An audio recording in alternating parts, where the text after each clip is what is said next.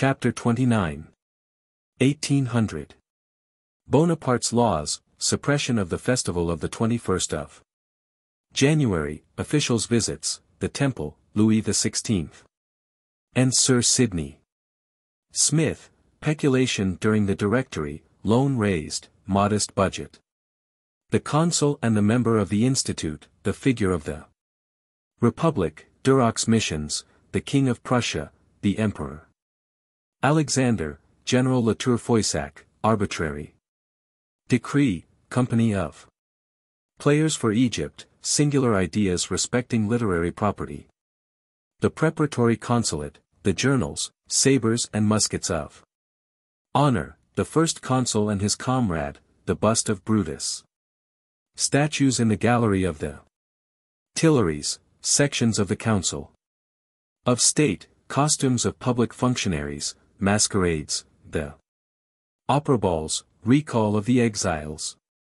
It is not my purpose to say much about the laws, decrees, and senatus consults, which the first consul either passed, or caused to be passed, after his accession to power. What were they all, with the exception of the civil code?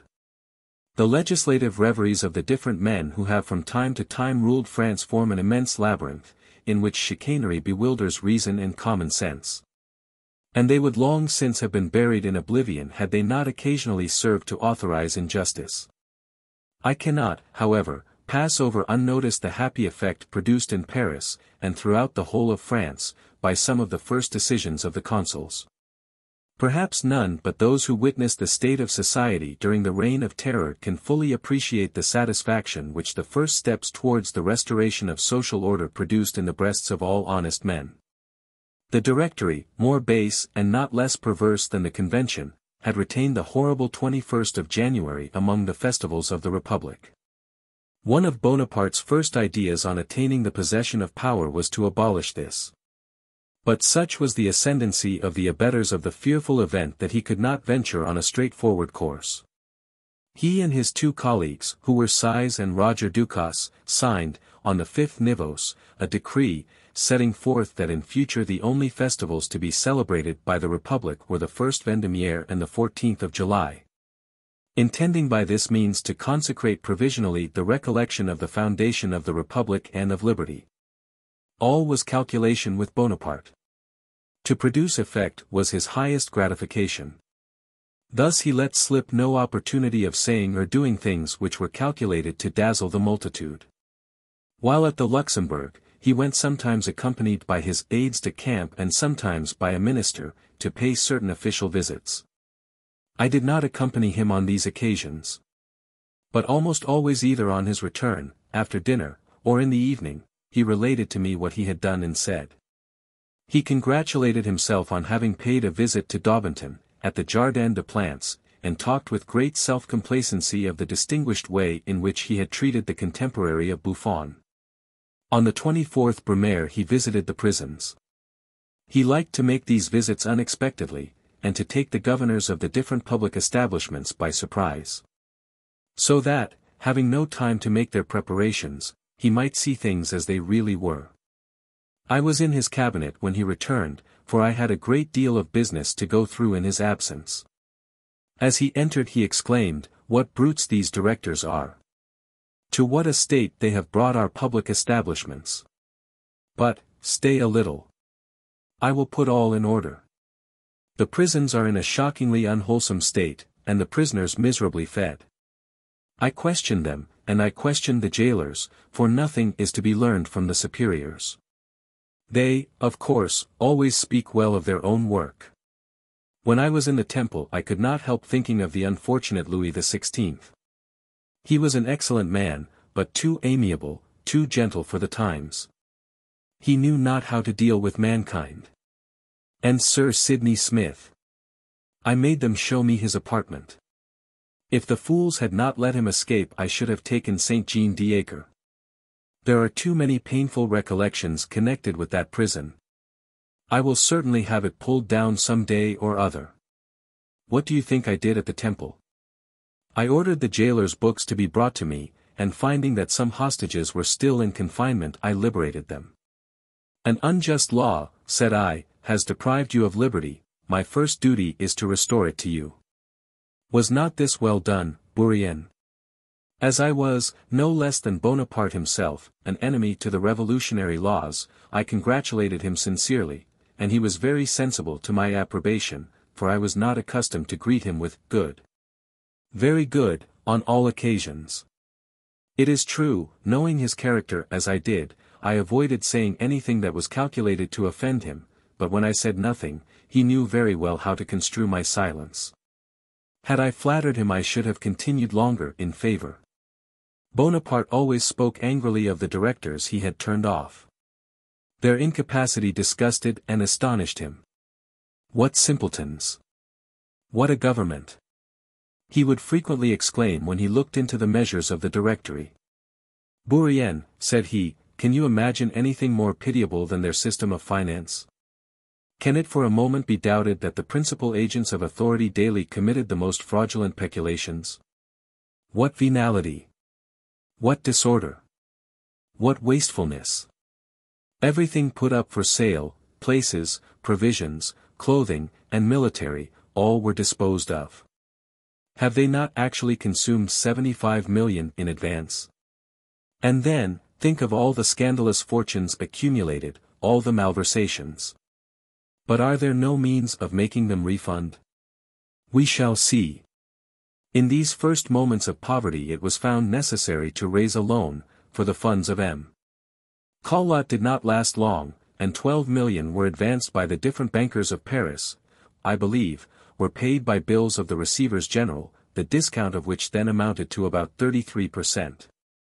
The salaries of the first offices were not very considerable, and did not amount to anything like the exorbitant stipends of the empire. Bonaparte's salary was fixed at 500,000 francs. What a contrast to the 300 million in gold which were reported to have been concealed in 1811 in the cellars of the Tuileries. In mentioning Bonaparte's nomination to the Institute, and his affectation in putting at the head of his proclamation his title of member of that learned body before that of General-in-Chief, I omitted to state what value he really attached to that title. The truth is that, when young and ambitious, he was pleased with the proffered title, which he thought would raise him in public estimation. How often have we laughed together when he weighed the value of his scientific titles. Bonaparte, to be sure, knew something of mathematics, a good deal of history, and, I need not add, possessed extraordinary military talent, but he was nevertheless a useless member of the Institute. On his return from Egypt he began to grow weary of a title which gave him so many colleagues. Do you not think, said he one day to me, that there is something mean and humiliating in the words, I have the honor to be, my dear colleague? I am tired of it. Generally speaking, all phrases which indicated equality displeased him. It will be recollected how gratified he was that I did not address him in the second person singular on our meeting at Leoben, and also what befell M. de Cummings at Bale because he did not observe the same precaution. The figure of the Republic seated and holding a spear in her hand, which at the commencement of the consulate was stamped on official letters, was speedily abolished. Happy would it have been if Liberty herself had not suffered the same treatment as her emblem. The title of First Consul made him despise that of member of the Institute. He no longer entertained the least predilection for that learned body, and subsequently he regarded it with much suspicion. It was a body, an authorized assembly. These were reasons sufficient for him to take umbrage at it, and he never concealed his dislike of all bodies possessing the privilege of meeting and deliberating. While we were at the Luxembourg, Bonaparte dispatched Duroc on a special mission to the King of Prussia. This happened, I think, at the very beginning of the year 1800. He selected Duroc because he was a man of good education and agreeable manners, and one who could express himself with elegance and reserve, qualities not often met with at that period. Duroc had been with us in Italy, in Egypt, and on board the Muiron, and the consul easily guessed that the King of Prussia would be delighted to hear from an eyewitness the events of Bonaparte's campaigns, especially the siege of Asti, Jean d'Acre, and the scenes which took place during the months of March and May at Jaffa. Besides, the first consul considered it indispensable that such circumstantial details should be given in a way to leave no doubt of their correctness. His intentions were fully realized, for Duroc told me, on his return, that nearly the whole of the conversation he had with the king turned upon Saint Jean d'Acre and Jaffa. He stayed nearly 2 whole hours with His Majesty, who, the day after, gave him an invitation to dinner. When this intelligence arrived at the Luxembourg, I could perceive that the chief of the Republic was flattered that one of his aides-de-camp should have sat at table with a king, who some years after was doomed to wait for him in his antechamber at Tilsit.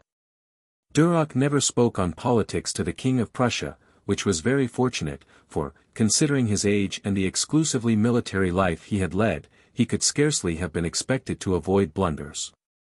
Some time later, after the death of Paul I, he was sent to congratulate Alexander on his accession to the throne. Bonaparte's design in thus making choice of Duroc was to introduce to the courts of Europe, by confidential missions, a young man to whom he was much attached, and also to bring him forward in France. Duroc went on his 3rd mission to Berlin after the war broke out with Austria. He often wrote to me, and his letters convinced me how much he had improved himself within a short time. Another circumstance which happened at the commencement of the consulate affords an example of Bonaparte's inflexibility when he had once formed a determination. In the spring of 1799, when we were in Egypt, the Directory gave to General Latour-Foissac, a highly distinguished officer, the command of Mantua, the taking of which had so powerfully contributed to the glory of the conqueror of Italy. Shortly after Latour's appointment to this important post the Austrians besieged Mantua. It was well known that the garrison was supplied with provisions and ammunition for a long resistance.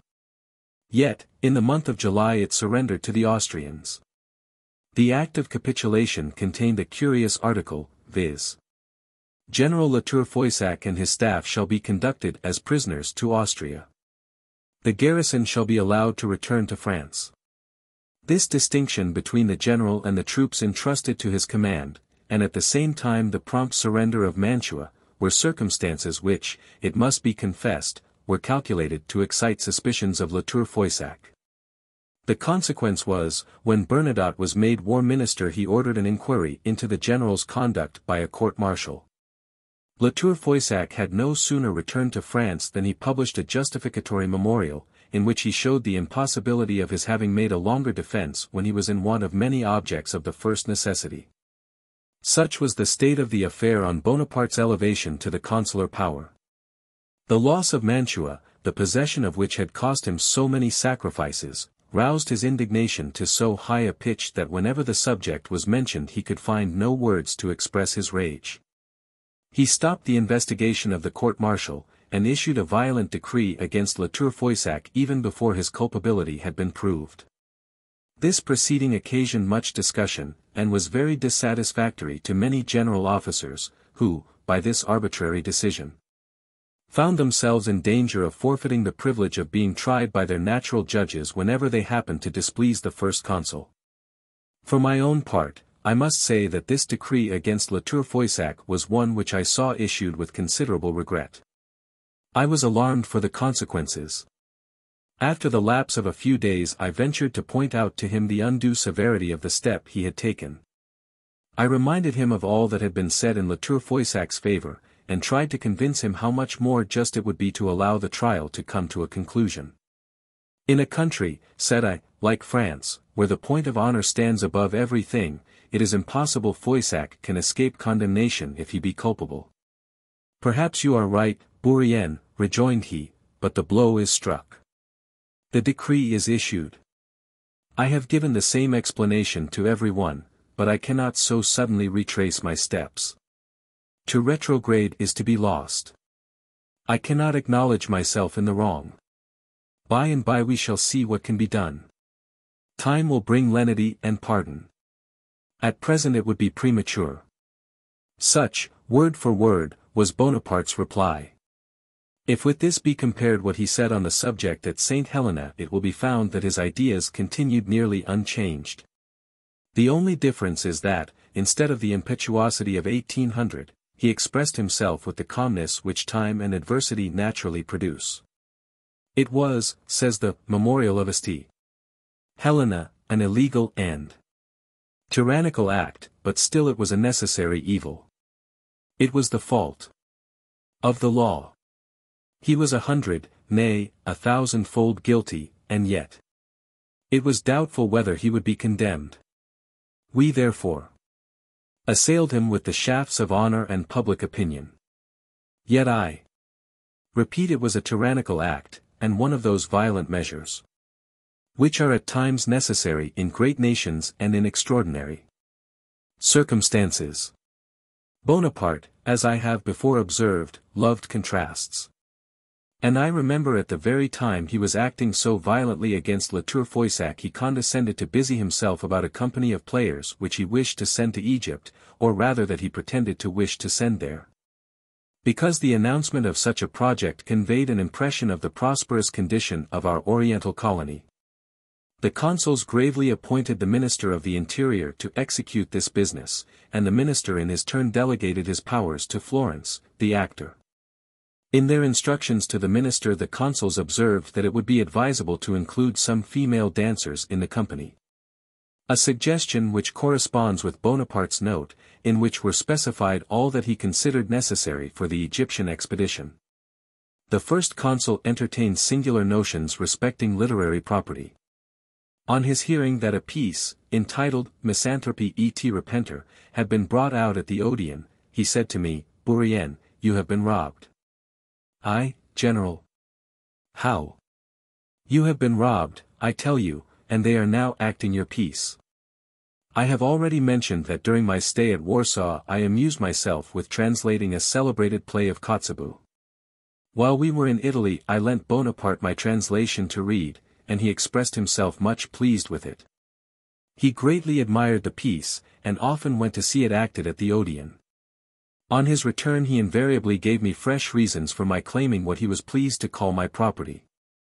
I represented to him that the translation of a foreign work belonged to anyone who chose to execute it.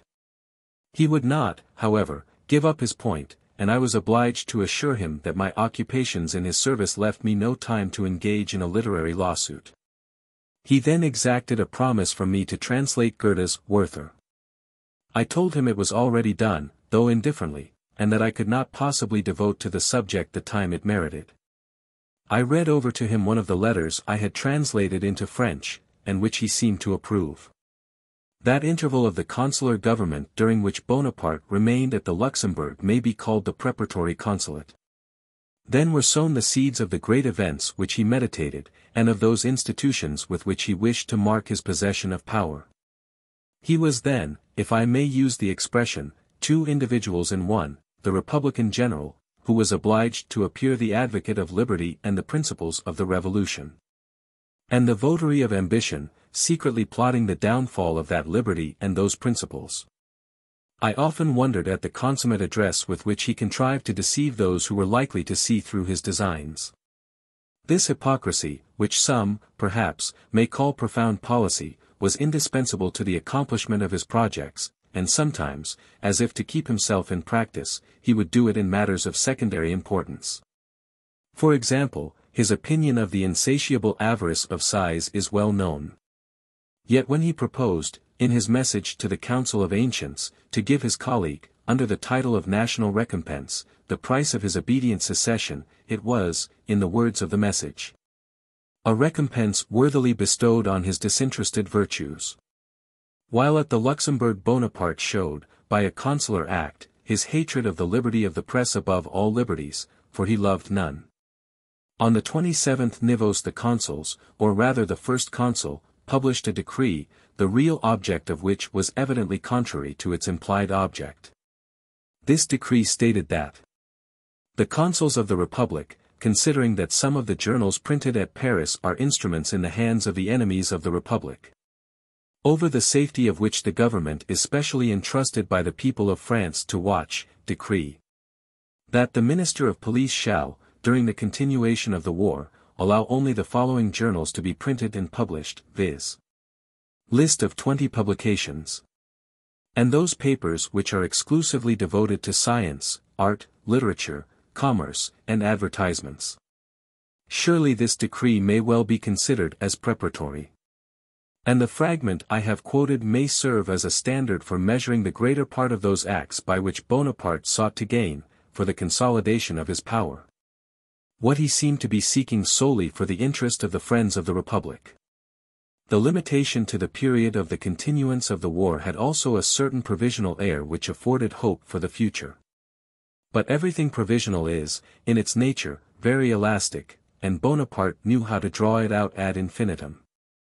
The decree, moreover, enacted that if any of the uncondemned journals should insert articles against the sovereignty of the people they would be immediately suppressed. In truth, great indulgence was shown on this point, even after the emperor's coronation. The presentation of swords and muskets of honor also originated at the Luxembourg. And this practice was, without doubt, a preparatory step to the foundation of the Legion of Honor. Arms d'honneur, decreed December 25, 1799. Muskets for infantry, carbines for cavalry, grenades for artillery, swords for the officers. Gouvion Saint-Cyr received the first sword, Thiers. Tome I, page 126. A grenadier sergeant, named Lyon On, who had been included in the first distribution, easily obtained permission to write to the first consul to thank him. Bonaparte, wishing to answer him in his own name, dictated to me the following letter for On. I have received your letter, my brave comrade. You needed not to have told me of your exploits, for you are the bravest grenadier in the whole army since the death of Benazet. You received one of the 100 sabres I distributed to the army, and all agreed you most deserved it. I wish very much again to see you. The war minister sends you an order to come to Paris.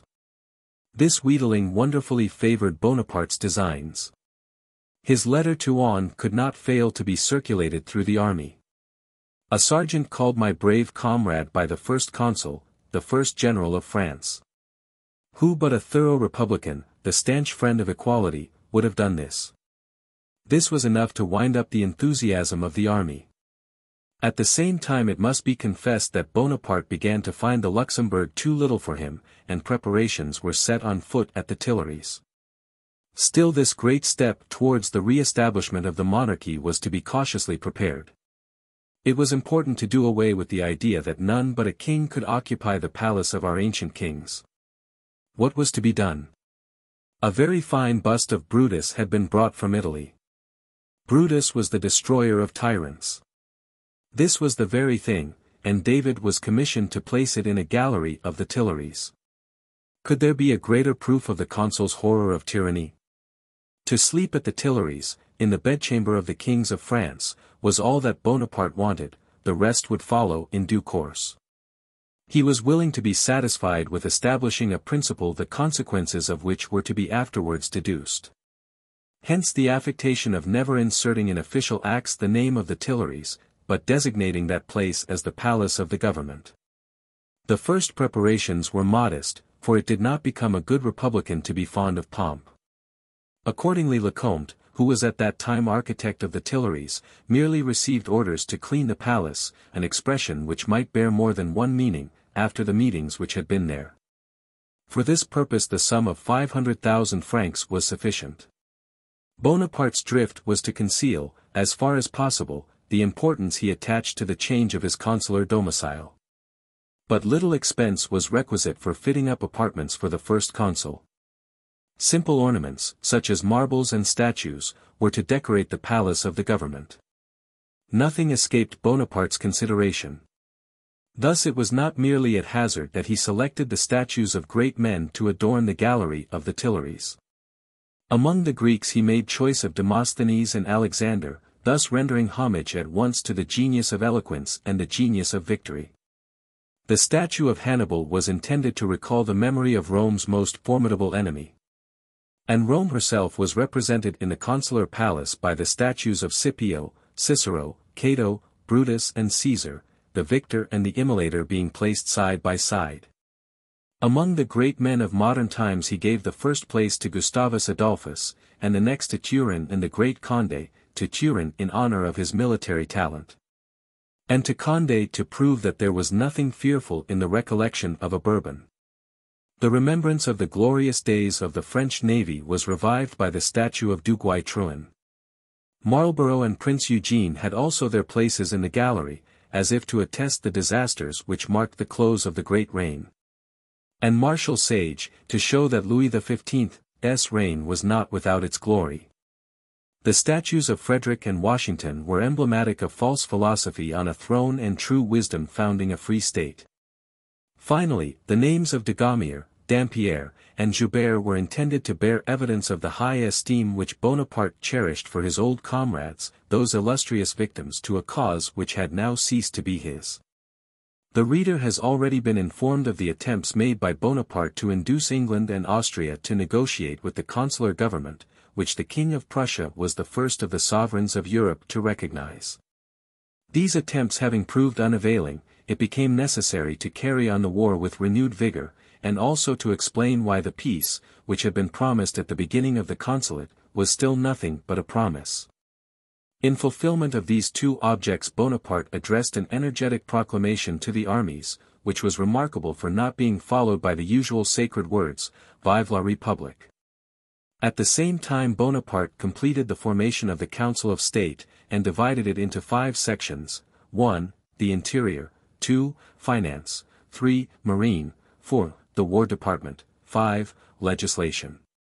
He fixed the salaries of the councillors of the state at 25,000 francs, and that of the presidents of sections at 30,000. He settled the costume of the consuls, the ministers, and the different bodies of the state.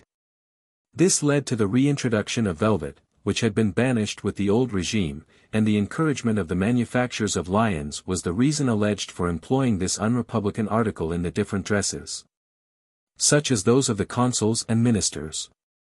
It was Bonaparte's constant aim to efface the republic, even in the utmost trifles, and to prepare matters so well that the customs and habits of monarchy being restored, there should only then remain a word to be changed. I never remember to have seen Bonaparte in the consular dress, which he detested, and which he wore only because duty required him to do so at public ceremonies. The only dress he was fond of, and in which he felt at ease, was that in which he subjugated the ancient Eridanus and the Nile, namely, the uniform of the guides, to which corps Bonaparte was always sincerely attached. The masquerade of official dresses was not the only one which Bonaparte summoned to the aid of his policy.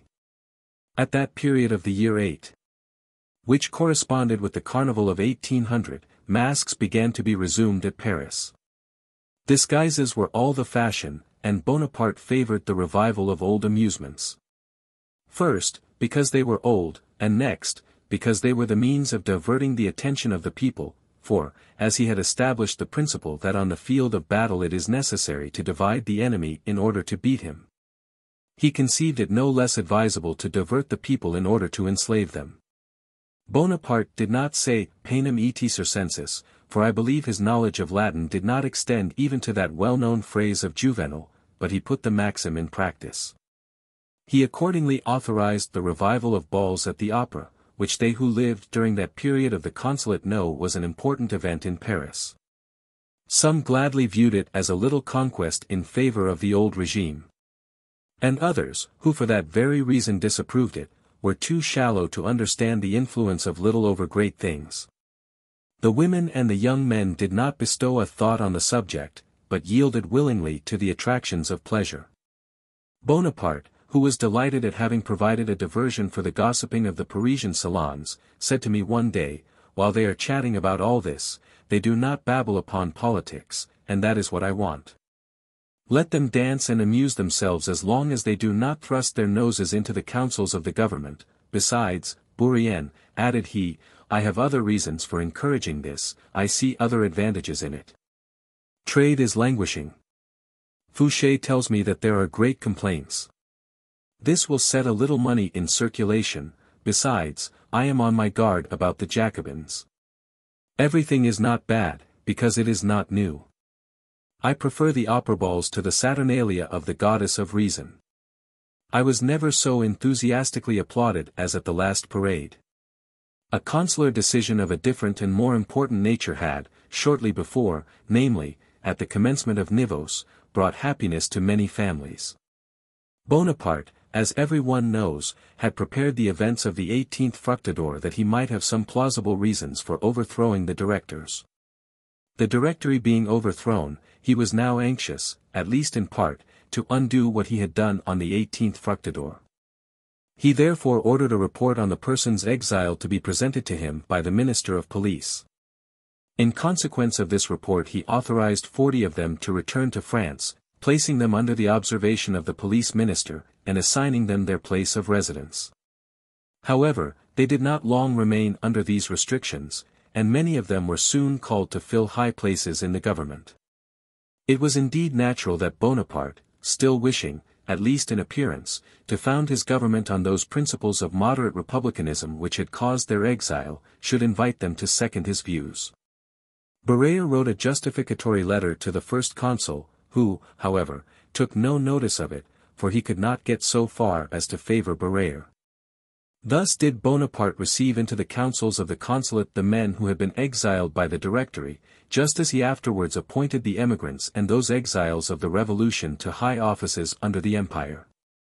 The time and the men alone differed, the intention in both cases was the same. Chapter 30. 1800. Bonaparte and Paul I. Lord Whitworth, Baron Sprengporten's arrival. At Paris, Paul's admiration of Bonaparte, their close connection and correspondence, the royal challenge, General Mack, the road to Malmaison, attempts at assassination, death of Washington, national mourning, ambitious calculation, M. de Fontenelle, the skillful orator. Fate at the Temple of Mars, Murat's marriage with Caroline. Bonaparte, Madame Bonaparte's pearls. The first communications between Bonaparte and Paul I commenced a short time after his accession to the consulate. Affairs then began to look a little less unfavorable for France. Already vague reports from Switzerland and the banks of the Rhine indicated a coldness existing between the Russians and the Austrians. And at the same time, symptoms of a misunderstanding between the courts of London and St. Petersburg began to be perceptible. The first consul, having in the meantime discovered the chivalrous and somewhat eccentric character of Paul I, thought the moment a propitious one to attempt breaking the bonds which united Russia and England. He was not the man to allow so fine an opportunity to pass, and he took advantage of it with his usual sagacity. The English had some time before refused to include in a cartel for the exchange of prisoners 7,000 Russians taken in Holland. Bonaparte ordered them all to be armed, and clothed in new uniforms appropriate to the corps to which they had belonged, and sent them back to Russia, without ransom, without exchange, or any condition whatever. This judicious munificence was not thrown away. Paul I showed himself deeply sensible of it, and closely allied as he had lately been with England, he now, all at once, declared himself her enemy. This triumph of policy delighted the first consul. Thenceforth the consul and the Tsar became the best friends possible. They strove to outdo each other in professions of friendship, and it may be believed that Bonaparte did not fail to turn this contest of politeness to his own advantage. He so well worked upon the mind of Paul that he succeeded in obtaining a direct influence over the cabinet of St. Petersburg. Lord Whitworth, at that time the English ambassador in Russia, was ordered to quit the capital without delay, and to retire to Riga, which then became the focus of the intrigues of the north which ended in the death of Paul. The English ships were seized in all the ports, and, at the pressing instance of the Tsar, a Prussian army menaced Hanover. Bonaparte lost no time, and, profiting by the friendship manifested towards him by the inheritor of Catherine's power, determined to make that friendship subservient to the execution of the vast plan which he had long conceived, he meant to undertake an expedition by land against the English colonies in the East Indies. The arrival of Baron Sprengporten at Paris caused great satisfaction among the partisans of the consular government, that is to say, almost every one in Paris. Sprengporten was a native of Swedish Finland. He had been appointed by Catherine Chamberlain and Lieutenant General of her forces, and he was not less in favor with Paul, who treated him in the most distinguished manner. He came on an extraordinary mission, being ostensibly clothed with the title of plenipotentiary, and at the same time appointed confidential minister to the consul. Bonaparte was extremely satisfied with the ambassador whom Paul had selected, and with the manner in which he described the emperor's gratitude for the generous conduct of the first consul. M. Sprengporten did not conceal the extent of Paul's dissatisfaction with his allies. The bad issue, he said, of the war with France had already disposed the Tsar to connect himself with that power, when the return of his troops at once determined him. We could easily perceive that Paul placed great confidence in M. Sprengporten. As he had satisfactorily discharged the mission with which he had been entrusted, Paul expressed pleasure at his conduct in several friendly and flattering letters, which Sprengporten always allowed us to read. No one could be fonder of France than he was, and he ardently desired that his first negotiations might lead to a long alliance between the Russian and French governments. The autograph and very frequent correspondence between Bonaparte and Paul passed through his hands. I read all Paul's letters, which were remarkable for the frankness with which his affection for Bonaparte was expressed. His admiration of the first consul was so great that no courtier could have written in a more flattering manner. This admiration was not feigned on the part of the Emperor of Russia, it was no less sincere than ardent, and of this he soon gave proofs. The violent hatred he had conceived towards the English government induced him to defy to single combat every monarch who would not declare war against England and shut his ports against English ships. He inserted a challenge to the King of Denmark in the St. Petersburg Court Gazette, but not choosing to apply officially to the Senate of Hamburg to order its insertion in the Correspondent, conducted by M. Stoves, he sent the article, through Count Paulin, to M. Schramm, a Hamburg merchant. The Count told him, Schramm, that the Emperor would be much pleased to see the article of the St. Petersburg Court Gazette copied into the Correspondent. And that if it should be inserted, he wished to have a dozen copies of the paper printed on vellum, and sent to him by an extraordinary courier. It was Paul's intention to send a copy to every sovereign in Europe. But this piece of folly, after the manner of Charles XII, led to no further results. Bonaparte never felt greater satisfaction in the whole course of his life than he experienced from Paul's enthusiasm for him. The friendship of a sovereign seemed to him a step by which he was to become a sovereign himself. At the same time the affairs of Lavater began to assume a better aspect, and he hoped soon to effect that pacification in the interior which he so ardently desired. It was during the first consul's residence at the Luxembourg that the first report on the civil code was made to the legislative body. It was then, also, that the regulations for the management of the Bank of France were adopted, and that establishment so necessary to France was founded. There was at this time in Paris a man who has acquired an unfortunate celebrity, the most unlucky of modern generals, in a word, General Mack. I should not notice that person here were it not for the prophetic judgment which Bonaparte then pronounced on him. Mack had been obliged to surrender himself at Championnet some time before our landing at Fréjus. He was received as a prisoner of war, and the town of Dijon had been appointed his place of residence, and there he remained until after the 18th Brumaire. Bonaparte, now consul, permitted him to come to Paris, and to reside there on his parole. He applied for leave to go to Vienna, pledging himself to return again a prisoner to France if the Emperor Francis would not consent to exchange him for Generals Perignon and Grouchy, then prisoners in Austria. His request was not granted, but his proposition was forwarded to Vienna. The court of Vienna refused to accede to it, not placing perhaps so much importance on the deliverance of Mack as he had flattered himself it would. Bonaparte speaking to me of him one day said, Mack is a man of the lowest mediocrity I ever saw in my life, he is full of self-sufficiency and conceit, and believes himself equal to anything. He has no talent. I should like to see him opposed some day to one of our good generals, we should then see fine work. He is a boaster, and that is all. He is really one of the most silly men existing, and, besides all that, he is unlucky. Was not this opinion of Bonaparte, formed on the past, fully verified by the future? It was at Malmaison that Bonaparte thus spoke of General Mack. That place was then far from resembling what it afterwards became, and the road to it was neither pleasant nor sure. There was not a house on the road. And in the evening, during the season when we were there, it was not frequented all the way from Street Germain.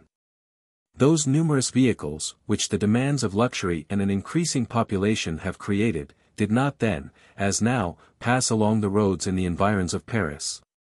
Everywhere the road was solitary and dangerous. And I learned with certainty that many schemes were laid for carrying off the first consul during one of his evening journeys. They were unsuccessful, and orders were given to enclose the quarries, which were too near to the road. On Saturday evening Bonaparte left the Luxembourg, and afterwards the Tuileries, to go to Malmaison, and I cannot better express the joy he then appeared to experience than by comparing it to the delight of a schoolboy on getting a holiday. Before removing from the Luxembourg to the Tuileries Bonaparte determined to dazzle the eyes of the Parisians by a splendid ceremony.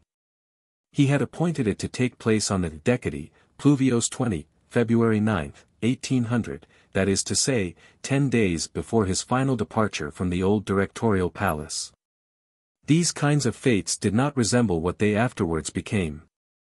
Their attraction consisted in the splendor of military dress, and Bonaparte was always sure that whenever he mounted his horse, surrounded by a brilliant staff from which he was to be distinguished by the simplicity of his costume, his path would be crowded and himself greeted with acclamations by the people of Paris.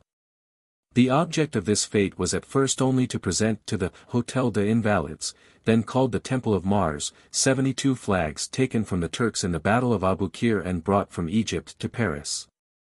But intelligence of Washington's death, who expired on the 14th of December, 1799, having reached Bonaparte, he eagerly took advantage of that event to produce more effect, and mixed the morning cypress with the laurels he had collected in Egypt.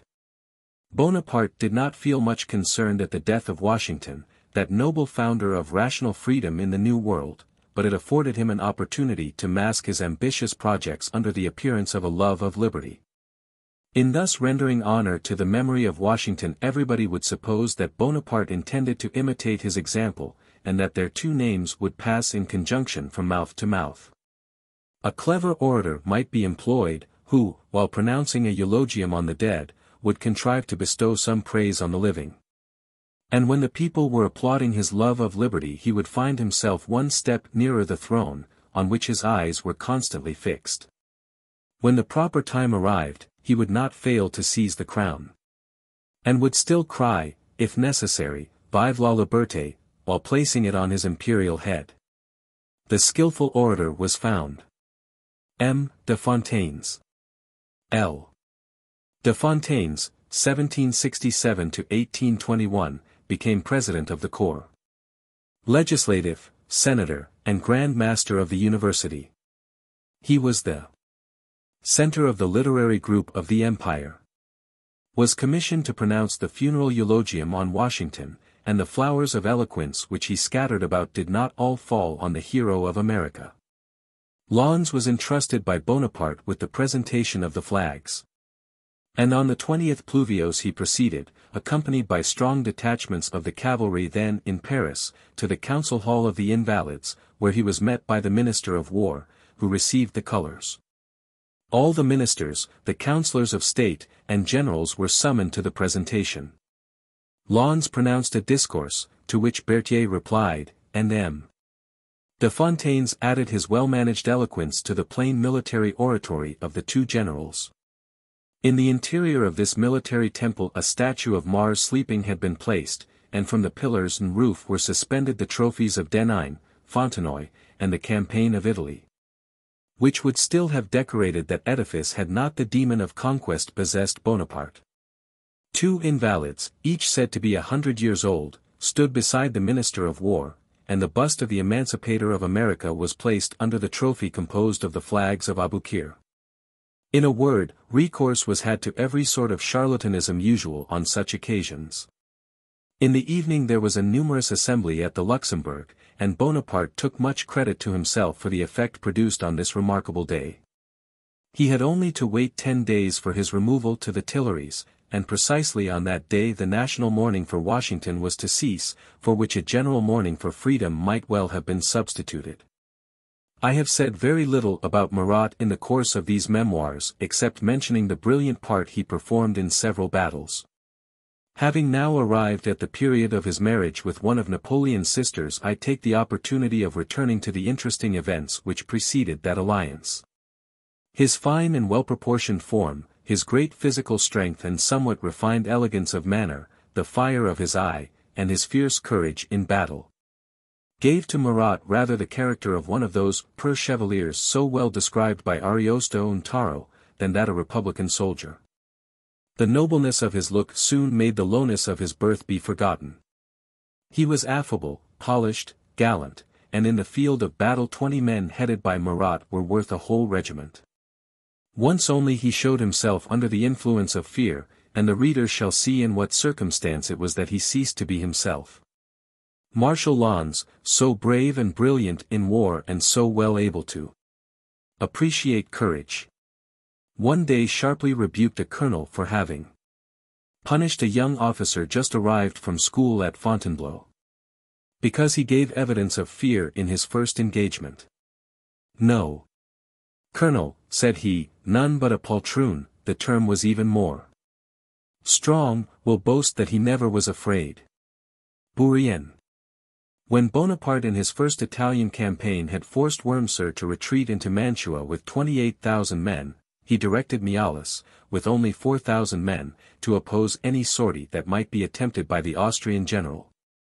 In one of these sorties Marat, who was at the head of a very weak detachment, was ordered to charge Wurmser. He was afraid, neglected to execute the order, and in a moment of confusion said that he was wounded. Marat immediately fell into disgrace with the general-in-chief, whose aide-de-camp he was. Marat had been previously sent to Paris to present to the Directory the first colours taken by the French army of Italy in the actions of Dago and Mondovi. And it was on this occasion that he got acquainted with Madame Tauline and the wife of his general. But he already knew the beautiful Caroline Bonaparte, whom he had seen at Rome in the residence of her brother Joseph, who was then discharging the functions of ambassador of the Republic. It appears that Caroline was not even indifferent to him, and that he was the successful rival of the Princess Santa Croce's son, who eagerly sought the honor of her hand. Madame Tauline and Madame Bonaparte received with great kindness the first aide-de-camp, and as they possessed much influence with the Directory, they solicited, and easily obtained for him, the rank of brigadier general. It was somewhat remarkable at that time Marat, notwithstanding his newly acquired rank, to remain Bonaparte's aide-de-camp, the regulations not allowing a general-in-chief an aide-de-camp of higher rank than chief of brigade, which was equal to that of colonel. This insignificant act was, therefore, rather a hasty anticipation of the prerogatives everywhere reserved to princes and kings. It was after having discharged this commission that Marat, on his return to Italy, fell into disfavor with the general-in-chief. He indeed looked upon him with a sort of hostile feeling, and placed him in Rieu's division, and afterwards Barregui de Hillier's. Consequently, when we went to Paris, after the Treaty of Campo Formio, Marat was not of the party. But as the ladies, with whom he was a great favourite, were not devoid of influence with the Minister of War, Marat was, by their interest, attached to the engineer corps in the expedition to Egypt. On board the Orient he remained in the most complete disgrace. Bonaparte did not address a word to him during the passage. And in Egypt the general-in-chief always treated him with coldness, and often sent him from the headquarters on disagreeable services. However, the general-in-chief having opposed him to Murad Bey, Marat performed such prodigies of valor in every perilous encounter that he effaced the transitory stain which a momentary hesitation under the walls of Mantua had left on his character. Finally, Marat so powerfully contributed to the success of the day at Aboukir that Bonaparte, glad to be able to carry another laurel plucked in Egypt to France, forgot the fault which had made so unfavorable an impression, and was inclined to efface from his memory other things that he had heard to the disadvantage of Marat. For I have good reasons for believing, though Bonaparte never told me so, that Marat's name, as well as that of Charles, escaped from the lips of Junot when he made his indiscreet communication to Bonaparte at the walls of Massoudia. The charge of grenadiers, commanded by Marat on the 19th Brumaire in the Hall of the 500, dissipated all the remaining traces of dislike. And in those moments when Bonaparte's political views subdued every other sentiment of his mind, the rival of the Prince Santa Croce received the command of the consular guard. Joachim Murat, 1771–1616, the son of an innkeeper, aide-de-camp to Napoleon in Italy, etc., Marshal, 1804, Prince in 1806, Grand Admiral, Grand Duc de Berg et de Clesves, 1808, King of Naples. 1808, shot by Bourbons October 13, 1815. Married Caroline Bonaparte, third sister of Napoleon, January 20, 1800. It may reasonably be supposed that Madame Bonaparte, in endeavoring to win the friendship of Murat by aiding his promotion, had in view to gain one partisan more to oppose to the family and brothers of Bonaparte. And of this kind of support she had much need. Their jealous hatred was displayed on every occasion, and the amiable Josephine, whose only fault was being too much of the woman, was continually tormented by sad presentiments. Carried away by the easiness of her character, she did not perceive that the coquetry which enlisted for her so many defenders also supplied her implacable enemies with weapons to use against her. In this state of things Josephine, who was well convinced that she had attached Murat to herself by the bonds of friendship and gratitude, and ardently desired to see him united to Bonaparte by a family connection, favored with all her influence his marriage with Caroline. She was not ignorant that a close intimacy had already sprung up at Milan between Caroline and Murat, and she was the first to propose a marriage. Murat hesitated, and went to consult M. Collot, who was a good adviser in all things, and whose intimacy with Bonaparte had initiated him into all the secrets of the family. M. Collot advised Murat to lose no time, but to go to the first consul and formally demand the hand of his sister. Murat followed his advice. Did he do well? It was to this step that he owed the throne of Naples. If he had abstained he would not have been shot at Pizzo. Sed ipside fata rumper non passant. However that might be, Bonaparte received, more in the manner of a sovereign than of a brother in arms, the proposal of Murat. He heard him with unmoved gravity, said that he would consider the matter, but gave no positive answer. This affair was, as may be supposed, the subject of conversation in the evening in the salon of the Luxembourg. Madame Bonaparte employed all her powers of persuasion to obtain the first consul's consent, and her efforts were seconded by Hortense, Eugene, and myself. Murat, said he, among other things, Murat is an innkeeper's son. In the elevated rank where glory and fortune have placed me, I never can mix his blood with mine. Besides, there is no hurry, I shall see by and by. We forcibly described to him the reciprocal affection of the two young people, and did not fail to bring to his observation Murat's devoted attachment to his person, his splendid courage and noble conduct in Egypt. Yes, said he, with warmth, I agree with you, Murat was superb at Aboukir. We did not allow so favorable a moment to pass by. We redoubled our entreaties, and at last he consented. When we were together in his cabinet in the evening, well, Bourrienne, said he to me, you ought to be satisfied, and so am I, too, everything considered. Murat is suited to my sister, and then no one can say that I am proud, or seek grand alliances. If I had given my sister to a noble, all your Jacobins would have raised a cry of counter-revolution. Besides, I am very glad that my wife is interested in this marriage, and you may easily suppose the cause. Since it is determined on, I will hasten it forward, we have no time to lose. If I go to Italy I will take Murat with me. I must strike a decisive blow there. Adieu. When I entered the first consul's chamber at 7 o'clock the next day he appeared even more satisfied than on the preceding evening with the resolution he had taken. I easily perceived that in spite of all his cunning, he had failed to discover the real motive which had induced Josephine to take so lively an interest respecting Murat's marriage with Caroline. Still Bonaparte's satisfaction plainly showed that his wife's eagerness for the marriage had removed all doubt in his mind of the falsity of the calumnious reports which had prevailed respecting her intimacy with Murat. The marriage of Murat and Caroline was celebrated at the Luxembourg, but with great modesty. The first consul did not yet think that his family affairs were affairs of state. But previously to the celebration a little comedy was enacted in which I was obliged to take a part, and I will relate how. At the time of the marriage of Murat Bonaparte had not much money, and therefore only gave his sister a dowry of 30,000 francs. Still, Thinking it necessary to make her a marriage present, and not possessing the means to purchase a suitable one, he took a diamond necklace which belonged to his wife and gave it to the bride. Josephine was not at all pleased with this robbery, and taxed her wits to discover some means of replacing her necklace. Josephine was aware that the celebrated jeweler Foncier possessed a magnificent collection of fine pearls which had belonged, as he said, to the late Queen, Marie Antoinette.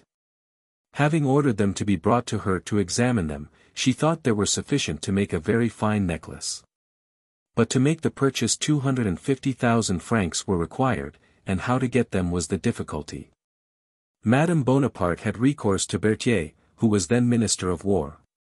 Berthier, after biting his nails according to his usual habit, set about the liquidation of the debts due for the hospital service in Italy with as much speed as possible. And as in those days the contractors whose claims were admitted overflowed with gratitude towards their patrons, through whom they obtained payment, the pearls soon passed from Foncier's shop to the casket of Madame Bonaparte. The pearls being thus obtained, there was still another difficulty, which Madame Bonaparte did not at first think of. How was she to wear a necklace purchased without her husband's knowledge? Indeed, it was the more difficult for her to do so as the first consul knew very well that his wife had no money, and being, if I may be allowed the expression, something of the busybody, he knew, or believed he knew, all Josephine's jewels. The pearls were therefore condemned to remain more than a fortnight in Madame Bonaparte's casket without her daring to use them. What a punishment for a woman! At length her vanity overcame her prudence, and being unable to conceal the jewels any longer, she one day said to me, "Bourrienne, there is to be a large party here tomorrow, and I absolutely must wear my pearls.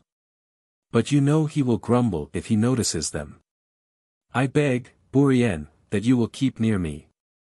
If he asks me where I got my pearls I must tell him, without hesitation, that I have had them a long time." Everything happened as Josephine feared and hoped. Bonaparte, on seeing the pearls, did not fail to say to Madame, "What is it you have got there? How fine you are today! Where did you get these pearls? I think I never saw them before. Oh! Mon Dieu! You have seen them a dozen times. It is the necklace which the Cisalpine Republic gave me, and which I now wear in my hair. But I think, stay, ask Bourrienne, he will tell you." "Well, Bourrienne, what do you say to it? Do you recollect the necklace?" "Yes, General, I recollect very well seeing it before." This was not untrue, for Madame Bonaparte had previously shown me the pearls. Besides, she had received a pearl necklace from the Cisalpine Republic, but of incomparably less value than that purchased from Foncier. Josephine performed her part with charming dexterity, and I did not act amiss the character of accomplice assigned me in this little comedy. Bonaparte had no suspicions. When I saw the easy confidence with which Madame Bonaparte got through this scene, I could not help recollecting Suzanne's reflection on the readiness with which well-bred ladies can tell falsehoods without seeming to do so. Chapter 31. 1800. Police on police, false information, dexterity of Fouché, police. Agents deceived, money ill applied, inutility of political police. Bonaparte's opinion, general considerations, my appointment to the Prefecture of Police. Before taking up his quarters in the Tuileries, the first consul organized his secret police, which was intended, at the same time, to be the rival or check upon Fouché's police. Duroc and Moncey were at first the director of this police. Afterwards Davoust and Junot. Madame Bonaparte called this business a vile system of espionage. My remarks on the inutility of the measure were made in vain. Bonaparte had the weakness at once to fear Fouché and to think him necessary. Fouché, whose talents at this trade are too well known to need my approbation, soon discovered this secret institution, and the names of all the subaltern agents employed by the chief agents. It is difficult to form an idea of the nonsense, absurdity, and falsehood contained in the bulletins drawn up by the noble and ignoble agents of the police. I do not mean to enter into details on this nauseating subject. And I shall only trespass on the reader's patience by relating, though it be in anticipation, one fact which concerns myself, and which will prove that spies and their wretched reports cannot be too much distrusted. During the second year of the consulate we were established at Malmaison. Junot had a very large sum at his disposal for the secret police of the capital. He gave 3,000 francs of it to a wretched manufacturer of bulletins. The remainder was expended on the police of his stable and his table. In reading one of these daily bulletins I saw the following lines. M. de Bourrienne went last night to Paris. He entered an hotel of the Faubourg St. Germain, Rue de Varennes, and there, in the course of a very animated discussion, he gave it to be understood that the first consul wished to make himself king. As it happens, I never had opened my mouth, either respecting what Bonaparte had said to me before we went to Egypt or respecting his other frequent conversations with me of the same nature, during this period of his consulship. I may here observe, too, that I never quitted, nor ever could quit Malmaison for a moment. At any time, by night or day, I was subject to be called for by the first consul, and, as very often was the case, it so happened that on the night in question he had dictated to me notes and instructions until 3 o'clock in the morning. Junot came every day to Malmaison at 11 o'clock in the morning. I called him that day into my cabinet, when I happened to be alone. "Have you not read your bulletin?" said I. "Yes, I have." "Nay, that is impossible." "Why?" "Because, if you had, you would have suppressed an absurd story which relates to me." "Ah," he replied, "I am sorry on your account, but I can depend on my agent, and I will not alter a word of his report." I then told him all that had taken place on that night, but he was obstinate, and went away unconvinced. Every morning I placed all the papers which the first consul had to read on his table, and among the first was Junot's report. The first consul entered and read it. On coming to the passage concerning me he began to smile. "Have you read this bulletin?" "Yes, General." "What an ass that Junot is! It is a long time since I have known that. How he allows himself to be entrapped! Is he still here?" "I believe so. I have just seen him, and made observations to him, all in good part, but he would hear nothing." "Tell him to come here." When Junot appeared Bonaparte began, "Imbecile that you are! How could you send me such reports as these? Do you not read them? How shall I be sure that you will not compromise other persons equally unjustly? I want positive facts, not inventions. It is some time since your agent displeased me, dismiss him directly." Junot wanted to justify himself, but Bonaparte cut him short. "Enough, it is settled." I related what had passed to Fouché, who told me that, wishing to amuse himself at Junot's expense, whose police agents only picked up what they heard related in coffee-houses, gaming-houses, and the Bourse. He had given currency to this absurd story, which Junot had credited and reported, as he did many other foolish tales. Fouché often caught the police of the palace in the snares he laid for them, and thus increased his own credit. This circumstance, and others of the same nature, induced the first consul to attach less importance than at first he had to his secret police, which seldom reported anything but false and silly stories. That wretched police!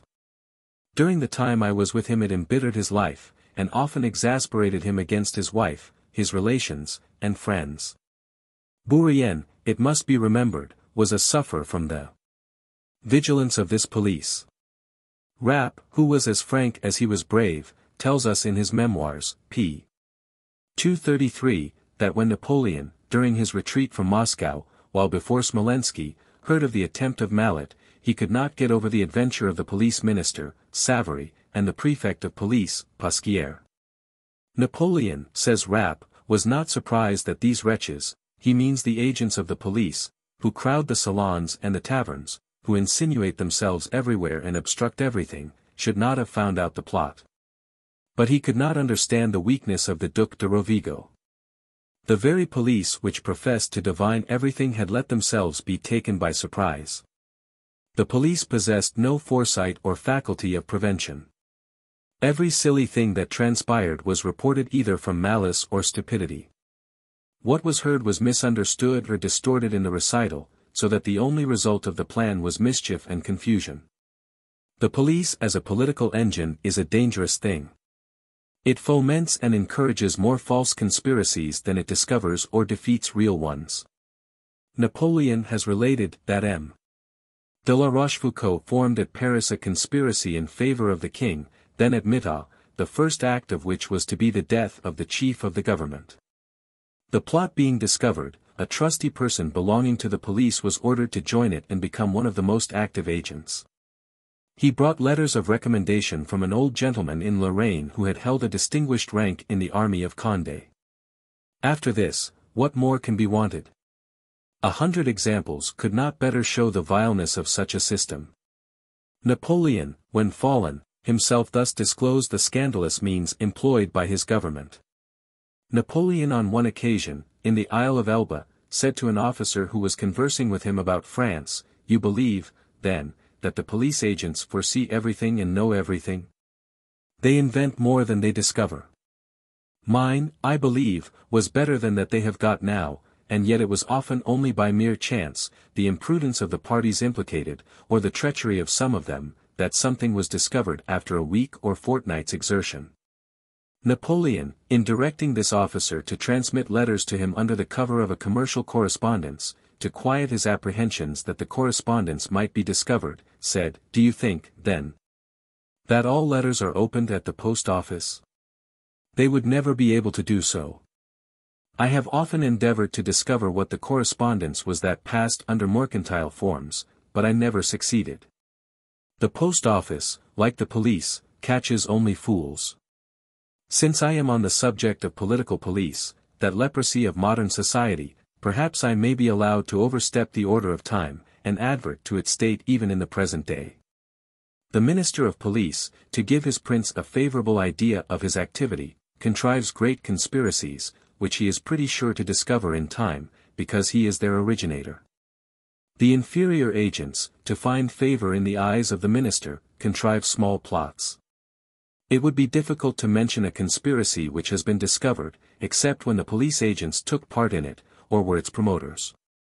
It is difficult to conceive how those agents can feed a little intrigue, the result at first, perhaps, of some petty ill humor and discontent which, thanks to their skill, soon becomes a great affair. How many conspiracies have escaped the boasted activity and vigilance of the police when none of its agents were parties? I may instance Babeuf's conspiracy, the attempt at the camp at Grenelle, the 18th Brumaire, the infernal machine, Mallet, the 20th of March, the affair of Grenoble, and many others. The political police, the result of the troubles of the Revolution, has survived them. The civil police for the security of property, health, and order, is only made a secondary object, and has been, therefore, neglected. There are times in which it is thought of more consequence to discover whether a citizen goes to mass or confession than to defeat the designs of a band of robbers. Such a state of things is unfortunate for a country. And the money expended on a system of superintendence over persons alleged to be suspected, in domestic inquisitions, in the corruption of the friends, relations, and servants of the man marked out for destruction might be much better employed.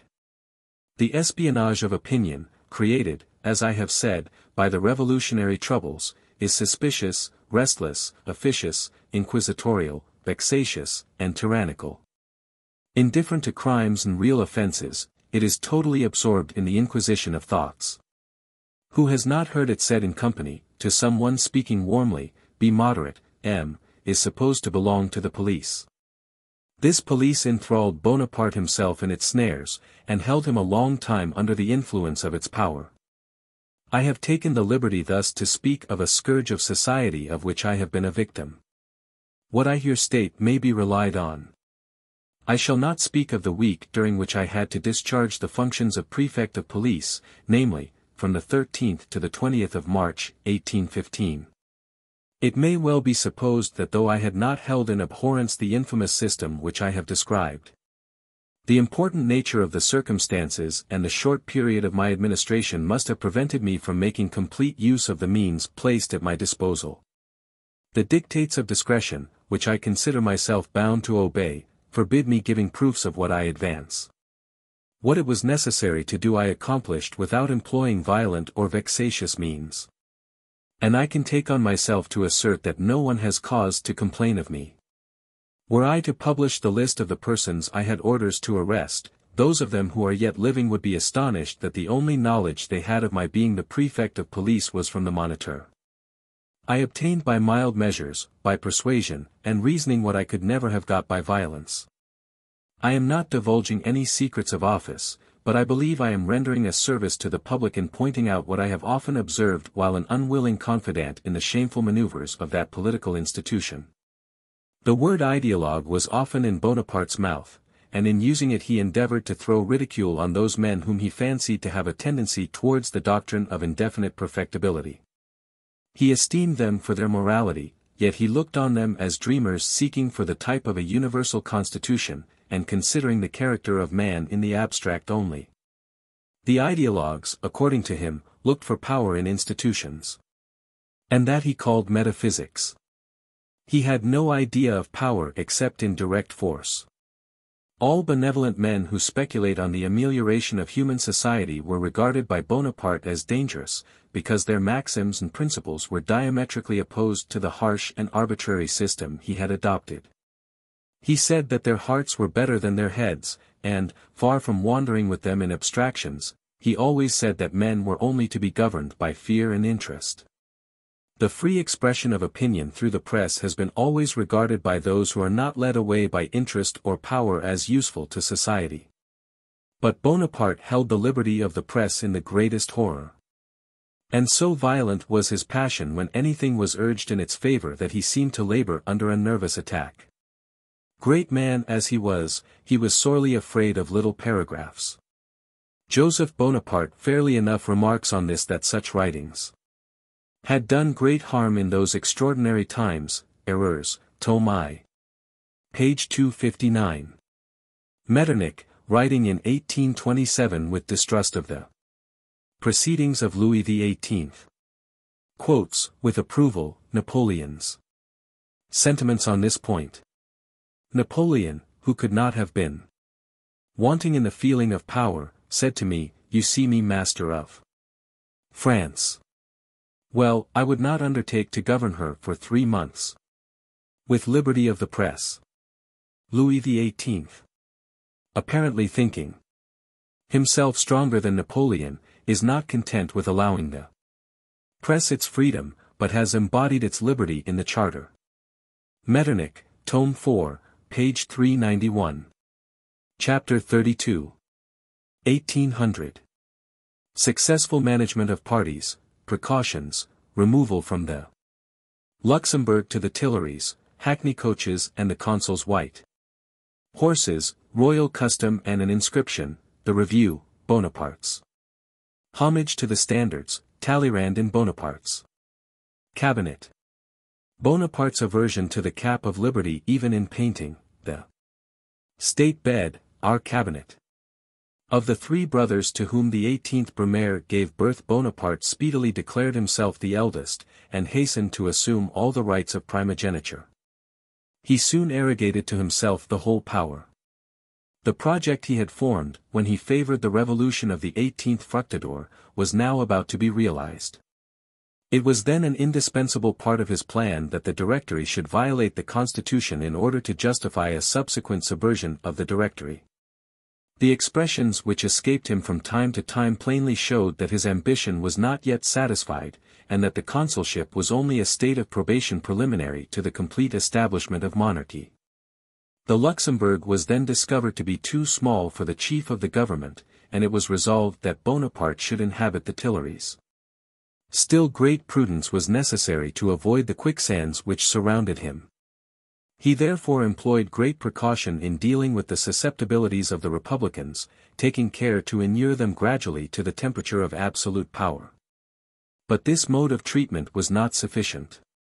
For such was Bonaparte's situation between the Jacobins and the Royalists that he could not strike a blow at one party without strengthening the other. He, however, contrived to solve this difficult problem, and weakened both parties by alternately frightening each. "You see, Royalists," he seemed to say, if you do not attach yourselves to my government the Jacobins will again rise and bring back the reign of terror and its scaffold. To the men of the revolution he, on the other hand, said, see, the counter-revolution appears, threatening reprisals and vengeance. It is ready to overwhelm you, my buckler can alone protect you from its attacks. Thus both parties were induced, from their mutual fear of each other, to attach themselves to Bonaparte. And while they fancied they were only placing themselves under the protection of the chief of the government, they were making themselves dependent on an ambitious man, who, gradually bending them to his will, guided them as he chose in his political career. He advanced with a firm step, but he never neglected any artifice to conceal, as long as possible, his designs. I saw Bonaparte put in motion all his concealed springs, and I could not help admiring his wonderful address. But what most astonished me was the control he possessed over himself, in repressing any premature manifestation of his intentions which might prejudice his projects. Thus, for instance, he never spoke of the Tuileries but under the name of the Palace of the Government, and he determined not to inhabit, at first, the ancient palace of the kings of France alone. He contented himself with selecting the royal apartments, and proposed that the third consul should also reside in the Tuileries, and in consequence he occupied the pavilion of Flora. This skillful arrangement was perfectly in accordance with the designation of Palace of the Government given to the Tuileries, and was calculated to deceive, for a time, the most clear-sighted. The moment for leaving the Luxembourg having arrived, Bonaparte still used many deceptive precautions. The day filed for the translation of the seat of government was the 30th Pluvios, the previous day having been selected for publishing the account of the votes taken for the acceptance of the new constitution. He had, besides, caused the insertion in the Moniteur of the eulogy on Washington, pronounced, by M. de Fontaines, the decade preceding, to be delayed for 10 days. He thought that the day when he was about to take so large a step towards monarchy would be well chosen for entertaining the people of Paris with grand ideas of liberty, and for coupling his own name with that of the founder of the free government of the United States. At 7 o'clock on the morning of the 30th Pluvios I entered, as usual, the chamber of the first consul. He was in a profound sleep, and this was one of the days on which I had been desired to allow him to sleep a little longer than usual. I have often observed that General Bonaparte appeared much less moved when on the point of executing any great design than during the time of projecting it, so accustomed was he to think that what he had resolved on in his mind, was already done. When I returned to Bonaparte he said to me, with a marked air of satisfaction, well, Bourrienne, tonight, at last, we shall sleep in the Tuileries. You are better off than I, you are not obliged to make a spectacle of yourself, but may go your own road there. I must, however, go in procession, that disgusts me, but it is necessary to speak to the eyes. That has a good effect on the people. The Directory was too simple, and therefore never enjoyed any consideration. In the army simplicity is in its proper place. But in a great city, in a palace, the chief of the government must attract attention in every possible way, yet still with prudence. Josephine is going to look out from Lebrun's apartments. Go with her, if you like. But go to the cabinet as soon as you see me alight from my horse. I did not go to the review, but proceeded to the Tuileries, to arrange in our new cabinet the papers which it was my duty to take care of, and to prepare everything for the first consul's arrival. It was not until the evening that I learned, from the conversation in the salon, where there was a numerous party, what had taken place in the course of the day. At 1 o'clock precisely Bonaparte left the Luxembourg. The procession was, doubtless, far from approaching the magnificent parade of the Empire, but as much pomp was introduced as the state of things in France permitted. The only real splendor of that period consisted in fine troops. 3,000 picked men, among whom was the superb regiment of the Guides, had been ordered out for the occasion, all marched in the greatest order, with music at the head of each corps. The generals and their staffs were on horseback, the ministers in carriages, which were somewhat remarkable, as they were almost the only private carriages then in Paris, for hackney coaches had been hired to convey the Council of State. And no trouble had been taken to alter them, except by pasting over the number a piece of paper of the same color as the body of the vehicle. The consul's carriage was drawn by 6 white horses. With the sight of those horses was associated the recollection of days of glory and of peace, for they had been presented to the General-in-Chief of the Army of Italy by the Emperor of Germany after the Treaty of Campo Formio. Bonaparte also wore the magnificent sabre given him by the Emperor Francis. With Cambaceres on his left, and Lebrun in the front of the carriage, the first consul traversed a part of Paris, taking the Rue de Thionville, and the Quai Voltaire to the Pont Royal. Everywhere he was greeted by acclamations of joy, which at that time were voluntary, and needed not to be commanded by the police. From the wicket of the Carrousel to the gate of the Tuileries the troops of the consular guard were formed in 2 lines, through which the procession passed, a royal custom, which made a singular contrast with an inscription in front of which Bonaparte passed on entering the courtyard. 2 guardhouses had been built, one on the right and another on the left of the center gate. On the one to the right were written these words: The 10th of August 1792. Royalty in France is abolished, and shall never be re-established. It was already re-established. In the meantime the troops had been drawn up in line in the courtyard. As soon as the consul's carriage stopped, Bonaparte immediately alighted, and mounted, or, to speak more properly, leaped on his horse, and reviewed his troops, while the other 2 consuls proceeded to the state apartments of the Tuileries, where the Council of State and the ministers awaited them. A great many ladies, elegantly dressed in Greek costume, which was then the fashion, were seated with Madame Bonaparte at the windows of the 3rd consul's apartments in the pavilion of Flora. It is impossible to give an idea of the immense crowds which flowed in from all quarters. The windows looking to the Carrousel were let for very large sums, and everywhere arose, as if from one voice, shouts of "Long live the first consul!" Who could help being intoxicated by so much enthusiasm? Bonaparte prolonged the review for some time, passed down all the ranks, and addressed the commanders of corps in terms of approbation and praise. He then took his station at the gate of the Tuileries, with Murat on his right, and Lens on his left, and behind him a numerous staff of young warriors, whose complexions had been browned by the sun of Egypt and Italy, and who had been engaged in more battles than they numbered years. When the colors of the 96th, 43d, and 34th demi-brigades, or rather their flagstaffs surmounted by some shreds, riddled by balls and blackened by powder, passed before him, he raised his hat and inclined his head in token of respect. Every homage thus paid by a great captain to standards which had been mutilated on the field of battle was saluted by 1,000 acclamations. When the troops had finished defiling before him, the first consul, with a firm step, ascended the stairs of the Tuileries. The general's part being finished for the day, that of the chief of the state began. And indeed it might already be said that the first consul was the whole consulate. At the risk of interrupting my narrative of what occurred on our arrival at the Tuileries, by a digression, which may be thought out of place, I will relate a fact which had no little weight in hastening Bonaparte's determination to assume a superiority over his colleagues. It may be remembered that when Roger Ducasse and Sise bore the title of consuls, the 3 members of the consular commission were equal, if not in fact at least in right. But when Cambaceres and Lebrun took their places, Talleyrand, who had at the same time been appointed to succeed M. Reinhardt as Minister of Foreign Affairs, obtained a private audience of the first consul in his cabinet, to which I was admitted. The observations of Talleyrand on this occasion were highly agreeable to Bonaparte, and they made too deep an impression on my mind to allow me to forget them. "Citizen Consul," said he to him, "you have confided to me the office of Minister for Foreign Affairs, and I will justify your confidence, but I must declare to you that from this moment, I will not transact business with any but yourself.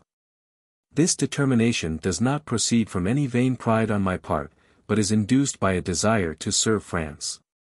In order that France may be well governed, in order that there may be a unity of action in the government, you must be first consul, and the first consul must have the control over all that relates directly to politics.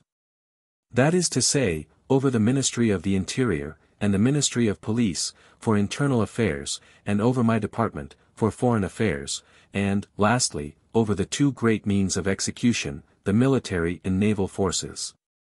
It will therefore be most convenient that the ministers of those 5 departments should transact business with you. The administration of justice and the ordering of the finances are objects certainly connected with state politics by numerous links, which, however, are not of so intimate a nature as those of the other departments.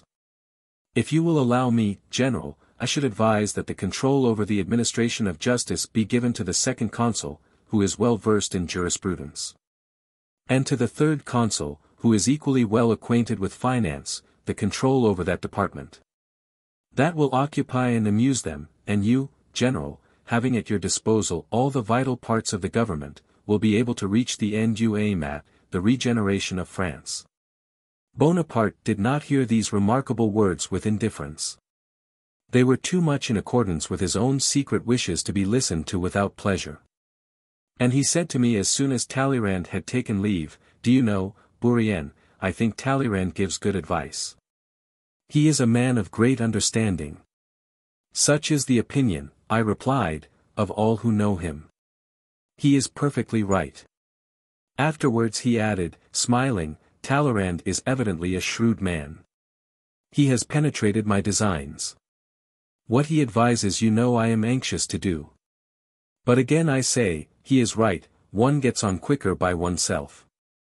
Lebrun is a worthy man, but he has no policy in his head, he is a bookmaker.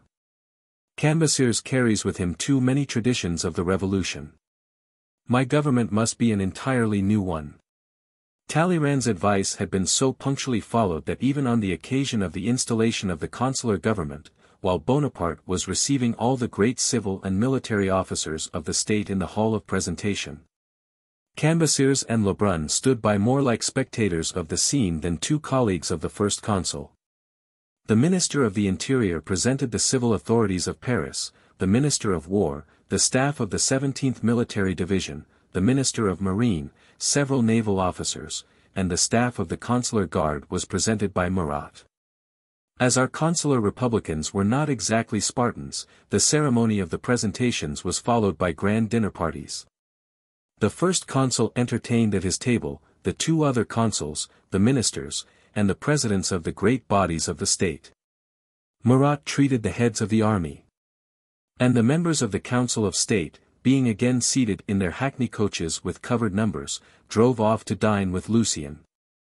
Before taking possession of the Tuileries we had frequently gone there to see that the repairs, or rather the whitewashing, which Bonaparte had directed to be done, was executed. On our first visit, seeing a number of red caps of liberty painted on the walls, he said to M. Lecomte, at that time the architect in charge, "Get rid of all these things, I do not like to see such rubbish." The first consul gave directions himself for what little alterations he wanted in his own apartments. A state bed, not that of Louis XVI, was placed in the chamber next his cabinet, on the south side, towards the grand staircase of the pavilion of Flora. I may as well mention here that he very seldom occupied that bed, for Bonaparte was very simple in his manner of living in private, and was not fond of state, except as a means of imposing on mankind. At the Luxembourg, at Malmaison, and during the first period that he occupied the Tuileries, Bonaparte, if I may speak in the language of common life, always slept with his wife.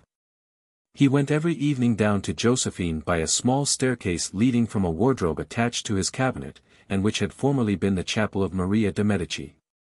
I never went to Bonaparte's bedchamber but by this staircase. And when he came to our cabinet it was always by the wardrobe which I have mentioned. The door opened opposite the only window of our room, and it commanded a view of the garden. As for our cabinet, where so many great, and also small events were prepared, and where I passed so many hours of my life, I can, even now, give the most minute description of it to those who like such details. There were 2 tables. The best, which was the first consul's, stood in the middle of the room, and his armchair was turned with its back to the fireplace, having the window on the right. To the right of this again was a little closet where Duroc sat, through which we could communicate with the clerk of the office and the grand apartments of the court. When the first consul was seated at his table in his chair, the arms of which he so frequently mutilated with his penknife, he had a large bookcase opposite to him. A little to the right, on one side of the bookcase, was another door, opening into the cabinet which led directly to the state bedchamber which I have mentioned. Thence we passed into the grand presentation saloon, on the ceiling of which Lebrun had painted a likeness of Louis XIV. A tricolored cockade placed on the forehead of the great king still bore witness of the imbecile turpitude of the convention. Lastly came the hall of the guards, in front of the grand staircase of the pavilion of Flora. My writing table, which was extremely plain, stood near the window, and in summer I had a view of the thick foliage of the chestnut trees. But in order to see the promenaders in the garden I was obliged to raise myself from my seat. My back was turned to the general side, so that it required only a slight movement of the head to speak to each other. Duroc was seldom in his little cabinet, and that was the place where I gave some audiences. The consular cabinet, which afterwards became the imperial, has left many impressions on my mind. And I hope the reader, in going through these volumes, will not think that they have been of too slight a description. Chapter 33. 1800. The Tuileries, Royalty in Perspective, Remarkable Observation. Presentations, Assumption of the Prerogative of Mercy, M. de Fuel. M. de Frot, Georges Cadoudal's Audience of Bonaparte, Raps. Precaution and Bonaparte's Confidence, The Dignity of France. Napper Tandy and Blackwell delivered up by the Senate of Hamburg. Contribution in the Egyptian Style, Valueless Bill, 15,000 francs in the drawer of a secrétaire, Josephine's Debts, Evening. Walks with Bonaparte. The morning after that ardently wished-for day on which we took possession of the palace of the kings of France, I observed to Bonaparte on entering his chamber, "Well, General, you have got here without much difficulty. And with the applause of the people. Do you remember what you said to me in the Rue Saint and nearly 2 years ago?" "Aye, true enough, I recollect. You see what it is to have the mind set on a thing. Only 2 years have gone by. Don't you think we have not worked badly since that time? Upon the whole I am very well content. Yesterday passed off well. Do you imagine that all those who came to flatter me were sincere? No, certainly not, but the joy of the people was real. They know what is right. Besides, consult the grand thermometer of opinion, the price of the funds, on the 17th Brumaire at 11 francs, on the 20th at 16 and today at 21. In such a state of things I may let the Jacobins prate as they like. But let them not talk too loudly either. As soon as he was dressed we went to look through the gallery of Diana and examine the statues which had been placed there by his orders. We ended our morning's work by taking complete possession of our new residence. I recollect Bonaparte saying to me, among other things, to be at the Tuileries, Bourrienne, is not all. We must stay here. Who, in heaven's name, has not already inhabited this palace? Ruffians, conventionalists. But hold. There is your brother's house.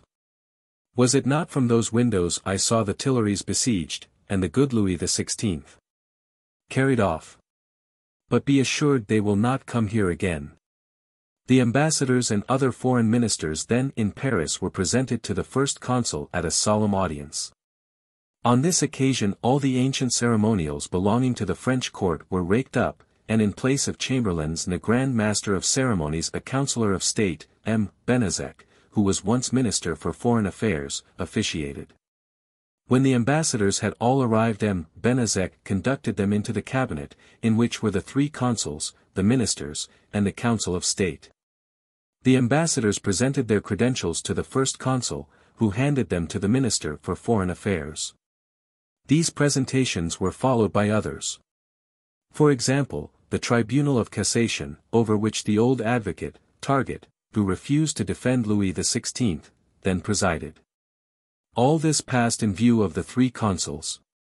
But the circumstance which distinguished the first consul from his colleagues was, that the official personages, on leaving the audience chamber, were conducted to Madame Bonaparte's apartments. In imitation of the old practice of waiting on the Queen after presentation to the King. Thus old customs of royalty crept by degrees into the former abodes of royalty. amongst the rights attached to the crown, and which the constitution of the year VIII did not give to the first consul, was one which he much desired to possess, and which, by the most happy of all usurpations, he arrogated to himself. This was the right of granting pardon. Bonaparte felt a real pleasure in saving men under the sentence of the law, and whenever the imperious necessity of his policy, to which, in truth, he sacrificed everything, permitted it, he rejoiced in the exercise of mercy. It would seem as if he were thankful to the persons to whom he rendered such service merely because he had given them occasion to be thankful to him. Such was the first consul. I do not speak of the emperor. Bonaparte, the first consul, was accessible to the solicitations of friendship in favor of persons placed under proscription. The following circumstance, which interested me much, affords an incontestable proof of what I state. Whilst we were still at the Luxembourg, M. de Few, a French emigrant, was taken in the Tyrol with arms in his hand by the troops of the Republic. He was carried to Grenoble, and thrown into the military prison of that town. In the course of January General Farino, then commanding at Grenoble, received orders to put the young emigrant on his trial. The laws against emigrants taken in arms were terrible, and the judges dared not be indulgent. To be tried in the morning, condemned in the course of the day, and shot in the evening, was the usual course of those implacable proceedings. One of my cousins, the daughter of M. Poitrancourt, came from Sens to Paris to inform me of the dreadful situation of M. de Few. She told me that he was related to the most respectable families of the town of Sens, and that everybody felt the greatest interest in his fate. I had escaped for a few moments to keep the appointment I made with Mademoiselle Poitrancourt. On my return I perceived the first consul surprised at finding himself alone in the cabinet, which I was not in the habit of quitting without his knowledge. "Where have you been?" said he. "I have been to see one of my relations, who solicits a favor of you." "What is it?" I then informed him of the unfortunate situation of M. de Few. His first answer was dreadful. "No pity. No pity for emigrants. Whoever fights against his country is a child who tries to kill his mother." This first burst of anger being over, I returned to the charge. I urged the youth of M. de Few, and the good effect which clemency would produce. "Well," said he, "write. The first consul orders the judgment on M. de Few to be suspended." He signed this laconic order, which I instantly dispatched to General Farino. I acquainted my cousin with what had passed, and remained at ease as to the result of the affair. Scarcely had I entered the chamber of the first consul the next morning when he said to me, "Well, Bourrienne, you say nothing about your M. de Few. Are you satisfied?" "General, I cannot find terms to express my gratitude." "Ah, bah! But I do not like to do things by halves. Write to Farino that I wish M. de Few to be instantly set at liberty. Perhaps I am serving one who will prove ungrateful. Well, so much the worse for him. As to these matters, Bourrienne, always ask them from me. When I refuse, it is because I cannot help it." I dispatched at my own expense an extraordinary courier, who arrived in time to save M. de Few's life. His mother, whose only son he was, and M. Blanchet, his uncle, came purposely from Sens to Paris to express their gratitude to me. I saw tears of joy fall from the eyes of a mother who had appeared to be destined to shed bitter drops, and I said to her as I felt, that I was amply recompensed by the success which had attended my efforts. Emboldened by this success, and by the benevolent language of the first consul, I ventured to request the pardon of M. de Fratte, who was strongly recommended to me by most honorable persons. Count Louis de Fratte had at first opposed all negotiation for the pacification of Lavade. At length, by a series of unfortunate combats, he was, towards the end of January, reduced to the necessity of making himself the advances which he had rejected when made by others. At this period he addressed a letter to General Guédou, in which he offered pacificatory proposals. A protection to enable him to repair to Alassa was transmitted to him. Unfortunately for M. de Fratte, he did not confine himself to writing to General Guédou, for whilst the safe conduct which he had asked was on the way to him, he wrote to his lieutenants, advising them not to submit or consent to be disarmed. This letter was intercepted. It gave all the appearance of a fraudulent stratagem to his proposal to treat for peace. Besides, this opinion appeared to be confirmed by a manifesto of M. de Fraat, anterior, it is true, to the offers of pacification, but in which he announced to all his partisans the approaching end of Bonaparte's criminal enterprise. I had more trouble than in M. Diffuse case to induce the first consul to exercise his clemency. However, I pressed him so much, I labored so hard to convince him of the happy effect of such indulgence, that at length I obtained an order to suspend the judgment. What a lesson I then experienced of the evil which may result from the loss of time. Not supposing that matters were so far advanced as they were, I did not immediately send off the courier with the order for the suspension of the judgment. Besides, the Minister of Police had marked his victim, and he never lost time when evil was to be done. Having, therefore, I know not for what motive, resolved on the destruction of M. de Fraat, he sent an order to hasten his trial. Count Louis de Fraat was brought to trial on the 28th Pluvios, condemned the same day, and executed the next morning, the day before we entered the Tuileries. The cruel precipitation of the minister rendered the result of my solicitations abortive. I had reason to think that after the day on which the first consul granted me the order for delay he had received some new accusation against M. de Fraat, for when he heard of his death he appeared to me very indifferent about the tardy arrival of the order for suspending judgment. He merely said to me, with unusual insensibility, "You should take your measures better. You see it is not my fault." Though Bonaparte put no faith in the virtue of men, he had confidence in their honor. I had proof of this in a matter which deserves to be recorded in history. When, during the first period of our abode at the Tuileries, he had summoned the principal chiefs of La Vade to endeavor to bring about the pacification of that unhappy country, he received Georges Cadoudal in a private audience. The disposition in which I beheld him the evening before the day appointed for this audience inspired me with the most flattering hopes. Rapp introduced Georges into the grand salon looking into the garden. Rapp left him alone with the first consul, but on returning to the cabinet where I was he did not close either of the two doors of the state bedchamber which separated the cabinet from the salon. We saw the first consul and Georges walk from the window to the bottom of the salon, then return, then go back again. This lasted for a long time. The conversation appeared very animated, and we heard several things, but without any connection. There was occasionally a good deal of ill humor displayed in their tone and gestures. The interview ended in nothing. The first consul, perceiving that Georges entertained some apprehensions for his personal safety, gave him assurances of security in the most noble manner, saying, "You take a wrong view of things, and are wrong in not coming to some understanding. But if you persist in wishing to return to your country you shall depart as freely as you came to Paris." When Bonaparte returned to his cabinet he said to Rapp, "Tell me, Rapp, why you left these doors open, and stopped with Bourrienne." Rapp replied, "If you had closed the doors I would have opened them again. Do you think I would have left you alone with a man like that? There would have been danger in it." "No, Rapp," said Bonaparte, "you cannot think so." When we were alone the first consul appeared pleased with Rapp's attachment, but very vexed at Georges' refusal. He said, "He does not take a correct view of things. But the extravagance of his principles has its source in noble sentiments, which must give him great influence over his countrymen. It is necessary, however, to bring this business soon to an end."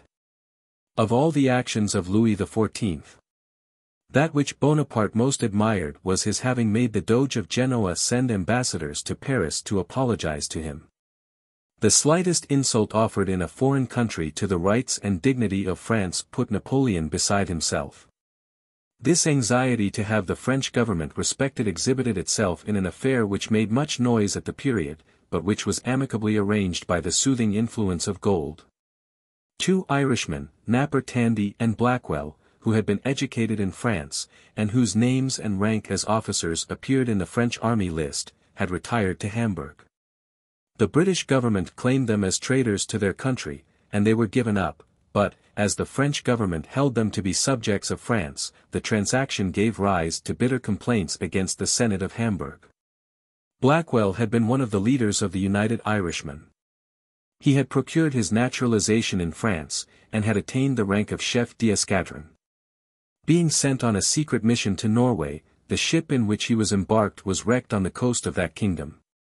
He then repaired to Hamburg, where the Senate placed him under arrest on the demand of Mr. Crawford, the English minister. After being detained in prison a whole year he was conveyed to England to be tried. The French government interfered, and preserved, if not his liberty, at least his life. Napper Tandy was also an Irishman. To escape the search made after him, on account of the sentiments of independence which had induced him to engage in the contest for the liberty of his country, he got on board a French brig, intending to land at Hamburg and pass into Sweden. Being exempted from the amnesty by the Irish Parliament, he was claimed by the British government. And the senators of Hamburg forgot honor and humanity in their alarm at the danger which at that moment menaced their little republic both from England and France. The Senate delivered up Napper Tandy, he was carried to Ireland, and condemned to death, but owed the suspension of his execution to the interference of France. He remained 2 years in prison, when M. Otto, who negotiated with Lord Hawkesbury the preliminaries of peace, obtained the release of Napper Tandy, who was sent back to France. The first consul spoke at first of signal vengeance. But the Senate of Hamburg sent him a memorial, justificatory of its conduct, and backed the apology with a sum of 4.5 millions, which mollified him considerably. This was in some sort a recollection of Egypt, one of those little contributions with which the general had familiarized the pashas, with this difference, that on the present occasion not a single sou went into the national treasury.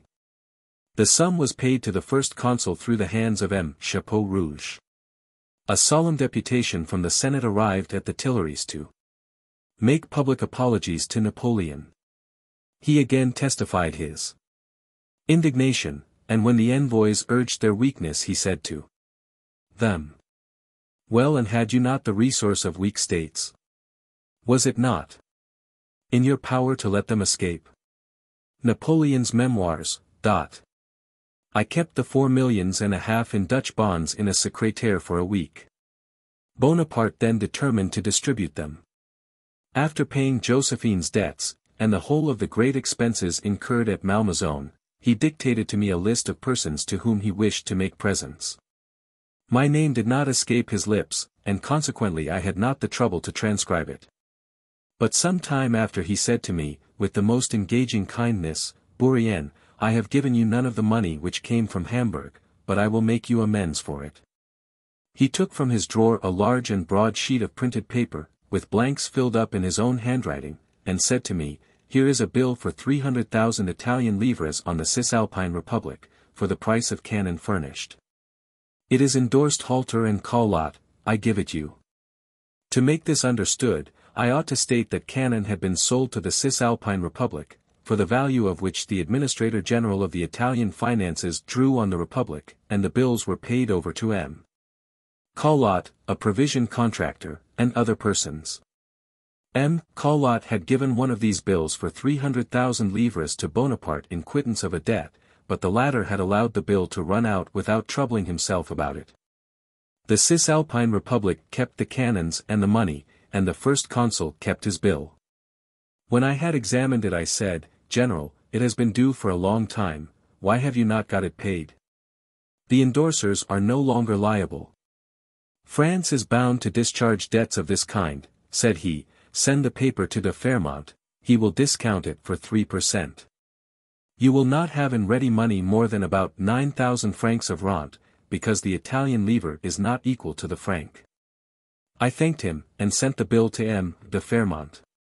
He replied that the claim was bad, and that the bill would not be liquidated because it did not come within the classifications made by the laws passed in the months the names of which terminated in er, os, al, and or. I showed M. de Fermont's answer to the first consul, who said, "Ah, bah. He understands nothing about it, he is wrong, right." He then dictated a letter, which promised very favorably for the discounting of the bill, but the answer was a fresh refusal. I said, General, M. de Fairmont does not attend to you any more than to myself. Bonaparte took the letter, read it, and said, in the tone of a man who knew beforehand what he was about to be informed of, well, what the devil would you have me do, since the laws are opposed to it? Persevere. Follow the usual modes of liquidation, and something will come of it. What finally happened was, that by a regular decree this bill was cancelled, torn, and deposited in the archives.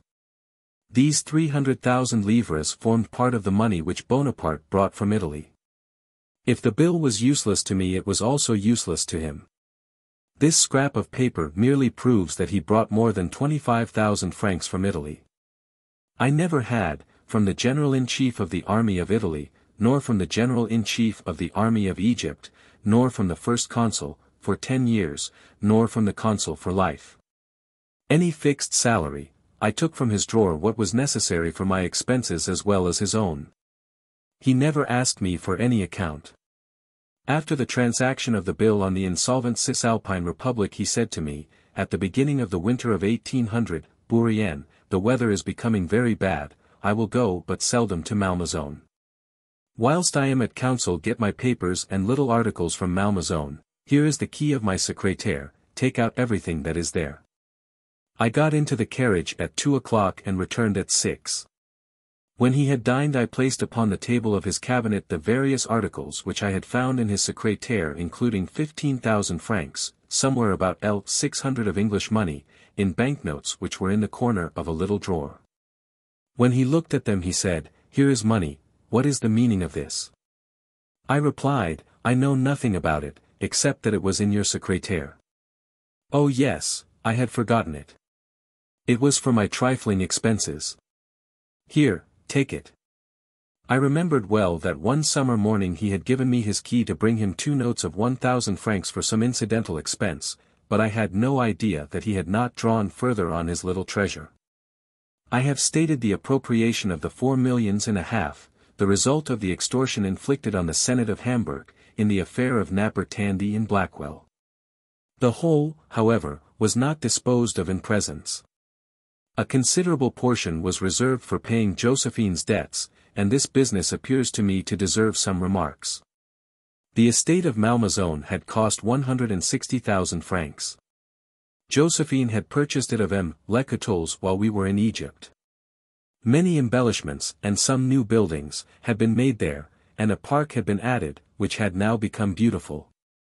All this could not be done for nothing, and besides, it was very necessary that what was due for the original purchase should be entirely discharged, and this considerable item was not the only debt of Josephine.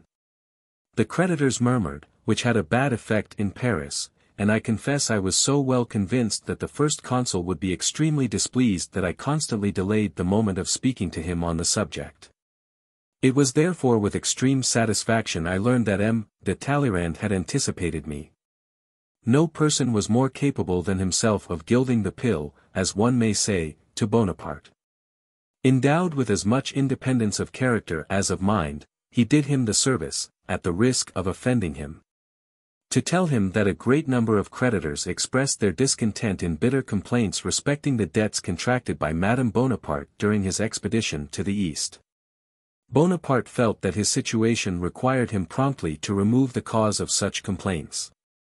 It was one night about 11:30 o'clock that M. Talleyrand introduced this delicate subject. As soon he was gone I entered the little cabinet. Bonaparte said to me, "Bourrienne, Talleyrand has been speaking to me about the debts of my wife. I have the money from Hamburg, ask her the exact amount of her debts, let her confess all. I wish to finish, and not begin again. But do not pay without showing me the bills of those rascals, they are a gang of robbers." Hitherto the apprehension of an unpleasant scene, the very idea of which made Josephine tremble, had always prevented me from broaching this subject to the First Consul. But, well pleased that Talleyrand had first touched upon it, I resolved to do all in my power to put an end to the disagreeable affair. The next morning I saw Josephine. She was at first delighted with her husband's intentions. But this feeling did not last long. When I asked her for an exact account of what she owed, she entreated me not to press it, but content myself with what she should confess. I said to her, Madam, I cannot deceive you respecting the disposition of the first consul. He believes that you owe a considerable sum, and is willing to discharge it. You will, I doubt not, have to endure some bitter reproaches, and a violent scene, but the scene will be just the same for the whole as for a part. If you conceal a large proportion of your debts at the end of some time murmurs will recommence, they will reach the ears of the first consul, and his anger will display itself still more strikingly. Trust to me, state all. The result will be the same, you will hear but once the disagreeable things he will say to you, by reservations you will renew them incessantly. Josephine said, I can never tell all, it is impossible. Do me the service to keep secret what I say to you. I owe, I believe, about 1,200,000 francs, but I wish to confess only 600,000, I will contract no more debts, and will pay the rest little by little out of my savings. Here, madam, my first observations recur. As I do not believe he estimates your debts at so high a sum as 600,000 francs, I can warrant that you will not experience more displeasure for acknowledging to 1,200,000 than to 600,000. And by going so far you will get rid of them forever. I can never do it, Bourrienne, I know him, I can never support his violence. After a quarter of an hour's further discussion on the subject I was obliged to yield to her earnest solicitation, and promised to mention only the 600,000 francs to the first consul. The anger and ill humor of Bonaparte may be imagined.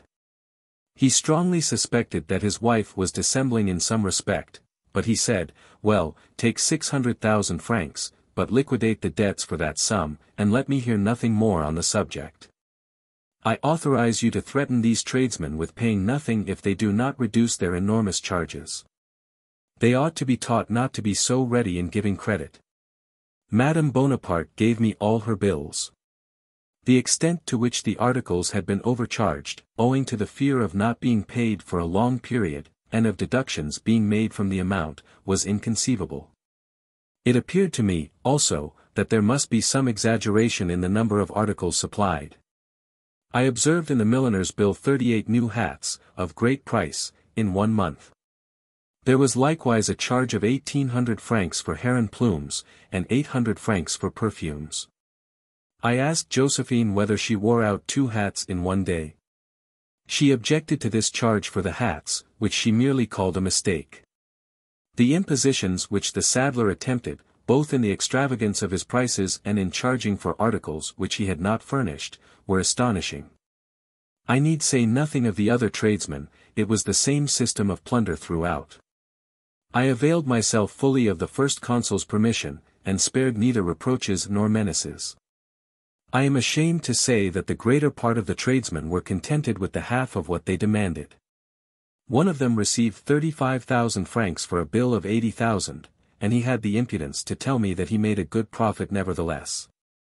Finally, I was fortunate enough, after the most vehement disputes, to settle everything for 600,000 francs.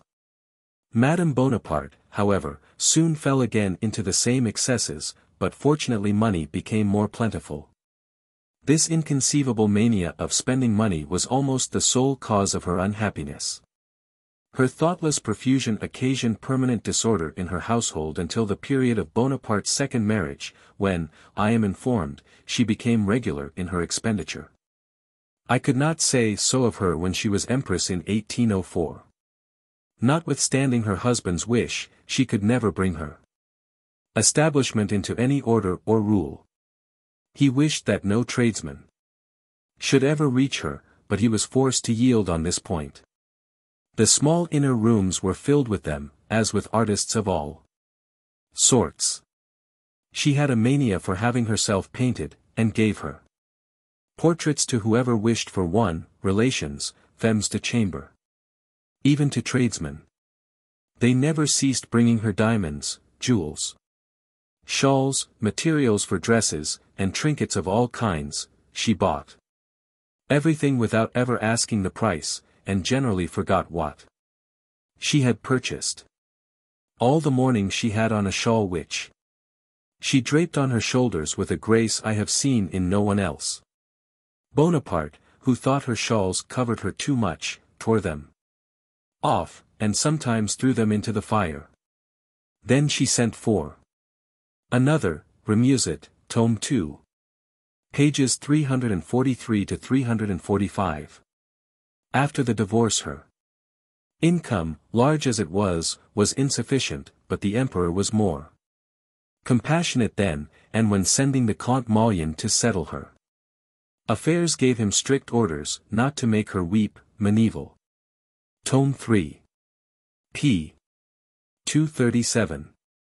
The amiable Josephine had not less ambition in little things than her husband had in great. She felt pleasure in acquiring and not in possessing. Who would suppose it? She grew tired of the beauty of the park of Malmaison, and was always asking me to take her out on the high road, either in the direction of Nanterre, or on that of Marly, in the midst of the dust occasioned by the passing of carriages. The noise of the high road appeared to her preferable to the calm silence of the beautiful avenues of the park, and in this respect Hortense had the same taste as her mother. This whimsical fancy astonished Bonaparte, and he was sometimes vexed at it. My intercourse with Josephine was delightful. For I never saw a woman who so constantly entered society with such an equable disposition, or with so much of the spirit of kindness, which is the first principle of amiability. She was so obligingly attentive as to cause a pretty suite of apartments to be prepared at Malmaison for me and my family. She pressed me earnestly, and with all her known grace, to accept it. But almost as much a captive at Paris as a prisoner of state, I wished to have to myself in the country the moments of liberty I was permitted to enjoy. Yet what was this liberty? I had bought a little house at Rouen, which I kept during 2 years and a half. When I saw my friends there, it had to be at midnight, or at 5 o'clock in the morning, and the first consul would often send for me in the night when couriers arrived. It was for this sort of liberty I refused Josephine's kind offer. Bonaparte came once to see me in my retreat at Rouen, but Josephine and Hortense came often. It was a favorite walk with these ladies. At Paris I was less frequently absent from Bonaparte than at Malmaison. We sometimes in the evening walked together in the garden of the Tuileries after the gates were closed. In these evening walks he always wore a grey greatcoat and a round hat. I was directed to answer, the first consul, to the sentinel's challenge of, "Who goes there?" These promenades, which were of much benefit to Bonaparte, and me also, as a relaxation from our labors, resembled those which we had at Malmaison. As to our promenades in the city, they were often very amusing. At the period of our first inhabiting the Tuileries, when I saw Bonaparte enter the cabinet at 8 o'clock in the evening in his grey coat, I knew he would say, "Bourrienne, come and take a turn." Sometimes, then, instead of going out by the garden arcade, we would take the little gate which leads from the court to the apartments of the Duc d'Angoulême. He would take my arm, and we would go to buy articles of trifling value in the shops of the Rue Saint-Honoré, but we did not extend our excursions farther than Rue de l'Arbre-Assisi. Whilst I made the shopkeeper exhibit before us the articles which I appeared anxious to buy, he played his part in asking questions. Nothing was more amusing than to see him endeavoring to imitate the careless and jocular tone of the young men of fashion. How awkward was he in the attempt to put on dandy airs when pulling up the corners of his cravat he would say, "Well, madam, is there anything new today? Citizen, what say they of Bonaparte? Your shop appears to be well supplied. You surely have a great deal of custom. What do people say of that buffoon, Bonaparte?" He was made quite happy one day when we were obliged to retire hastily from a shop to avoid the attacks drawn upon us by the irreverent tone in which Bonaparte spoke of the first consul. Chapter 34. 1800. War and Monuments, Influence of the Recollections of Egypt. First improvements in Paris, Malmaison too little, St. Cloud taken. The Pont des Arts, business prescribed for me by Bonaparte. Pecuniary remuneration, the first consul's visit to the Prytanée. His examination of the pupils, consular pensions, tragical death of Myxinski, introduction of vaccination, recall of the members of the Constituent Assembly, the Canary Volunteers, Tronchet and Target, liberation of the Austrian prisoners, Longchamps and sacred. Music. The destruction of men and the construction of monuments were two things perfectly in unison in the mind of Bonaparte. It may be said that his passion for monuments almost equaled his passion for war. Take pleasure, if you can, in reading your returns. The good condition of my armies is owing to my devoting to them 1 or 2 hours in every day.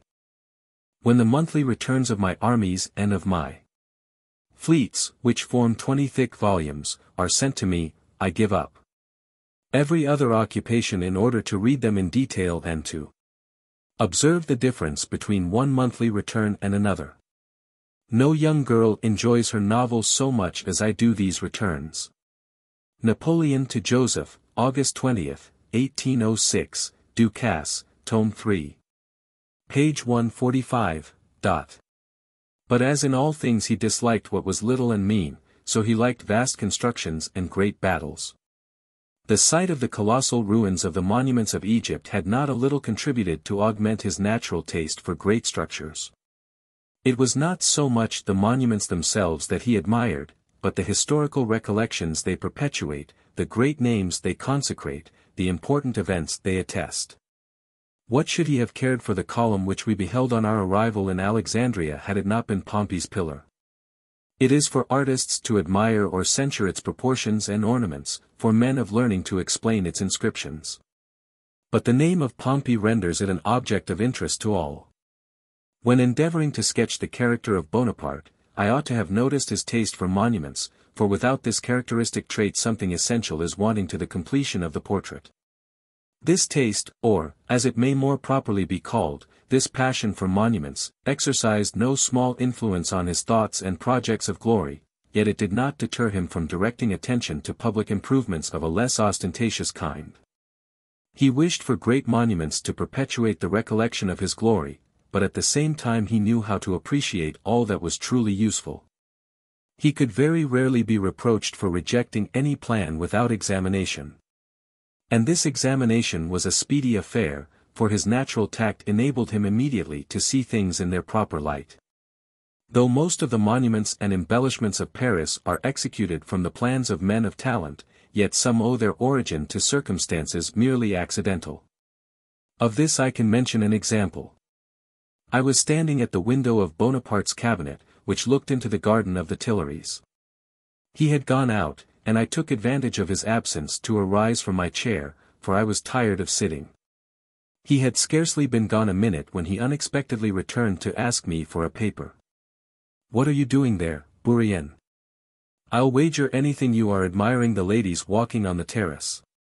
"Why, I must confess I do sometimes amuse myself in that way," replied I, "but I assure you, General, I was now thinking of something else. I was looking at that villainous left bank of the Seine, which always annoys me with the gaps in its dirty quay, and the floodings which almost every winter prevent communication with the Faubourg St. Germain. And I was thinking I would speak to you on the subject." He approached the window, and, looking out, said, "You are right, it is very ugly, and very offensive to see dirty linen washed before our windows. Here, write immediately. The quay of the École de Natation is to be finished during next campaign. Send that order to the Minister of the Interior." The quay was finished the year following. An instance of the enormous difference which frequently appears between the original estimates of architects and their subsequent accounts I may mention what occurred in relation to the Palace of St. Cloud. But I must first say a word about the manner in which Bonaparte originally refused and afterwards took possession of the Queen's pleasure house. Malmaison was a suitable country residence for Bonaparte as long as he remained content with his town apartments in the Little Luxembourg, but that consular bagatelle was too confined in comparison with the spacious apartments in the Tuileries. The inhabitants of St. Cloud, well advised, addressed a petition to the legislative body, praying that their deserted chateau might be made the summer residence of the first consul. The petition was referred to the government. But Bonaparte, who was not yet consul for life, proudly declared that so long as he was at the head of affairs, and, indeed, for a year afterwards, he would accept no national recompense.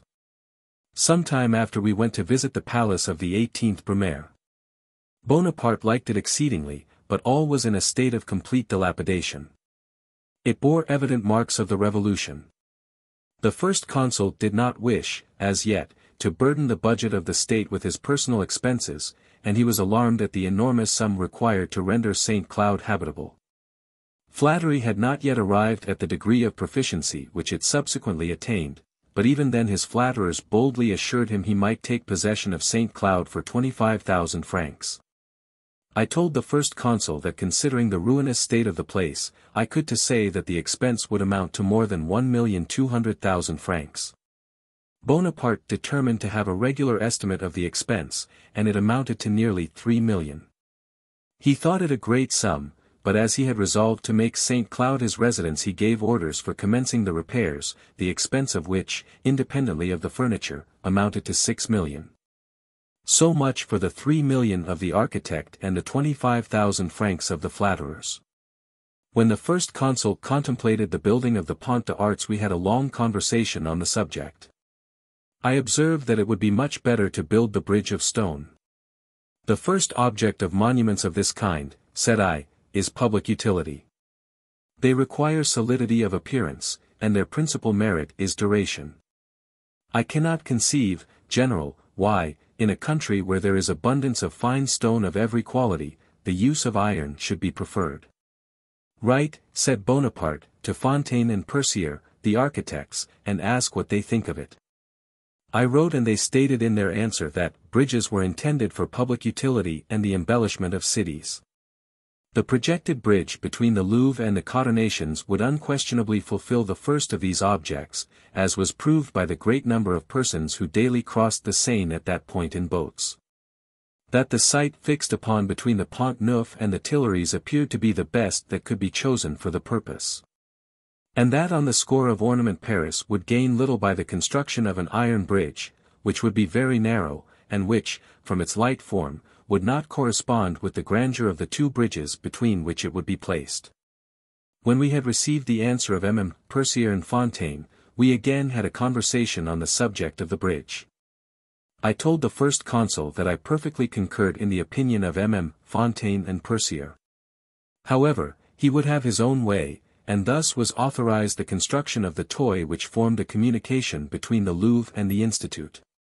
But no sooner was the Pont d'Arts finished than Bonaparte pronounced it to be mean and out of keeping with the other bridges above and below it.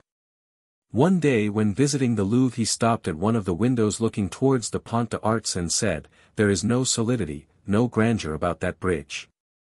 In England, where stone is scarce, it is very natural that iron should be used for arches of large dimensions. But the case is different in France, where the requisite material is abundant. The infernal machine of the 3D niveaus, of which I shall presently speak more at length, was the signal for vast changes in the quarter of the Tuileries. That horrible attempt was at least so far attended by happy results that it contributed to the embellishment of Paris. It was thought more advisable for the government to buy and pull down the houses which had been injured by the machine than to let them be put under repair. As an example of Bonaparte's grand schemes in building I may mention that, being one day at the Louvre, he pointed towards Saint-Germain-l'Auxerrois and said to me, "That is where I will build an imperial street. It shall run from here to the Barrière du Trône. It shall be 100 feet broad, and have arcades and plantations. This street shall be the finest in the world." The palace of the King of Rome, which was to face the Pont de Jena and the Champ de Mars, would have been in some measure isolated from Paris, with which, however, it was to be connected by a line of palaces. These were to extend along the quay, and were destined as splendid residences for the ambassadors of foreign sovereigns, at least as long as there should be any sovereigns in Europe except Napoleon. The Temple of Glory, too, which was to occupy the site of the Church of La Madeleine, was never finished.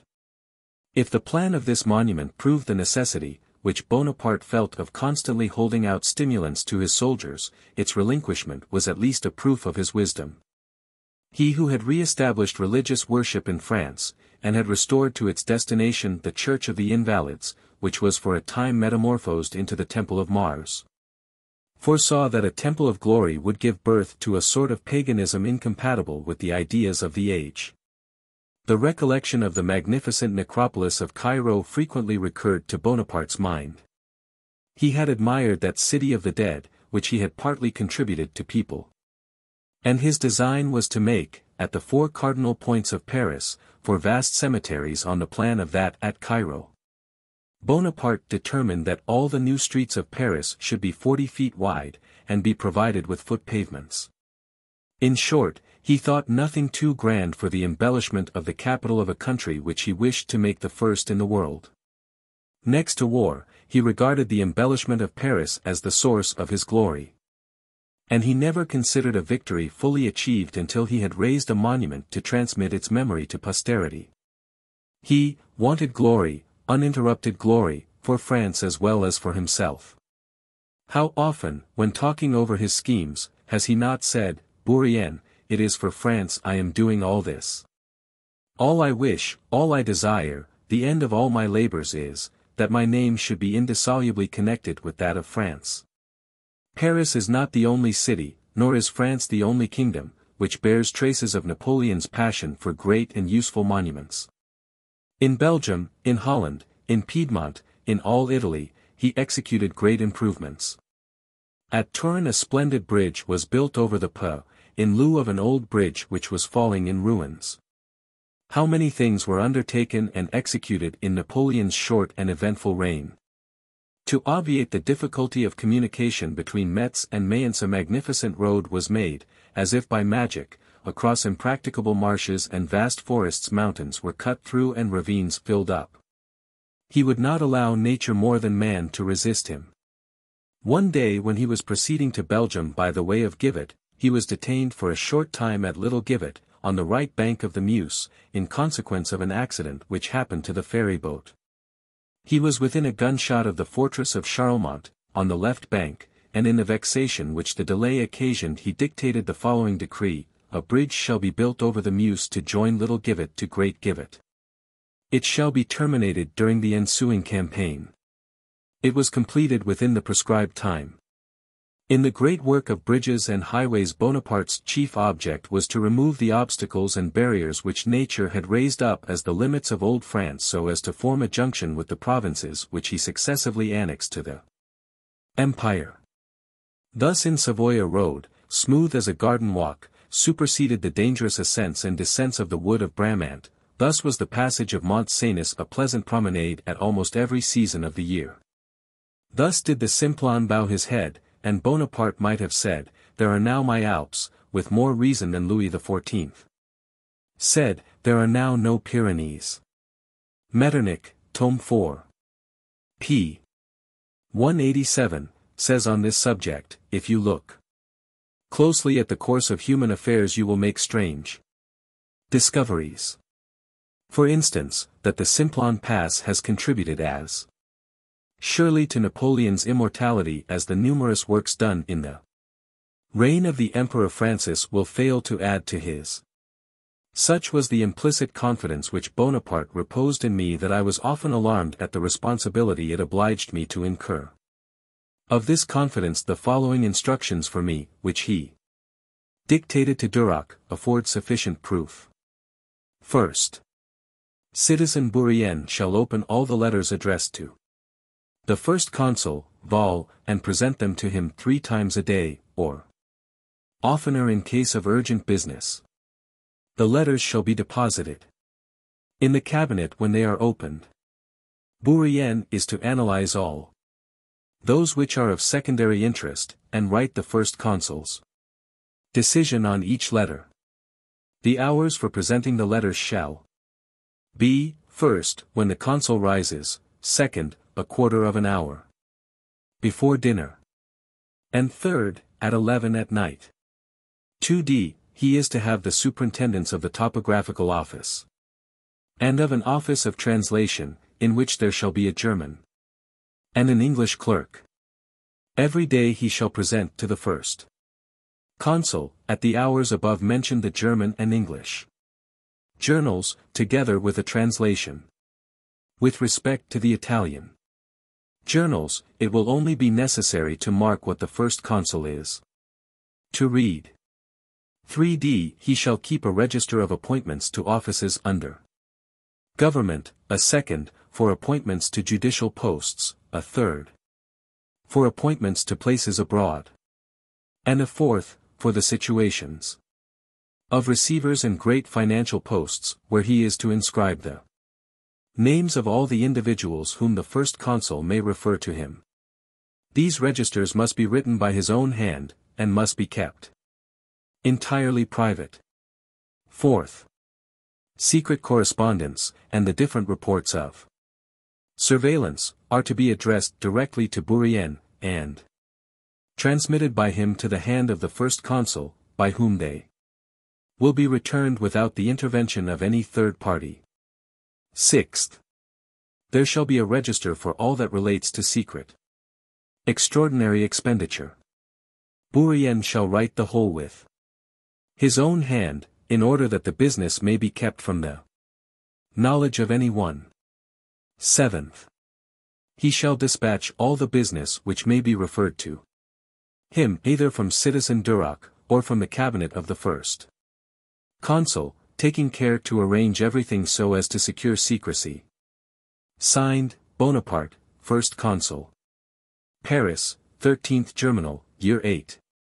3d. April 1800.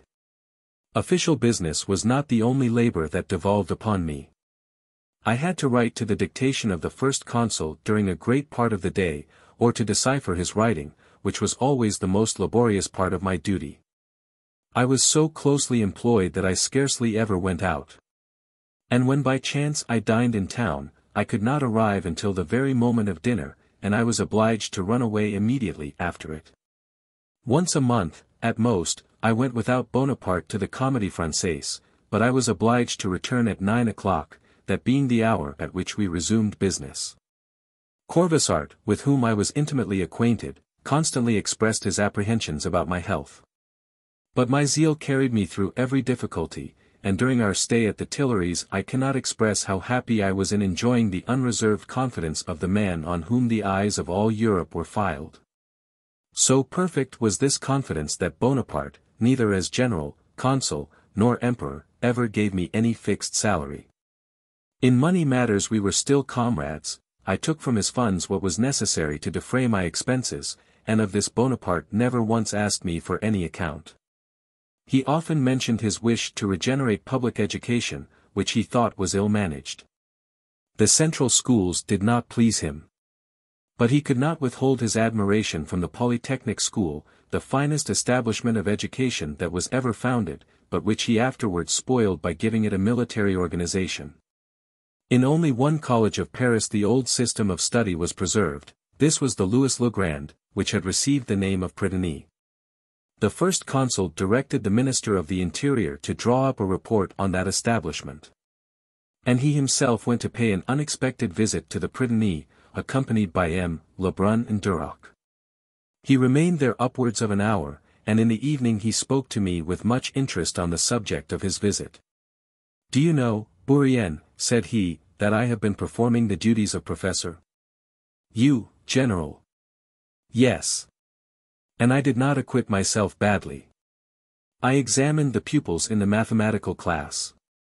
And I recollected enough of my Bezout to make some demonstrations before them. I went everywhere, into the bedrooms and the dining room.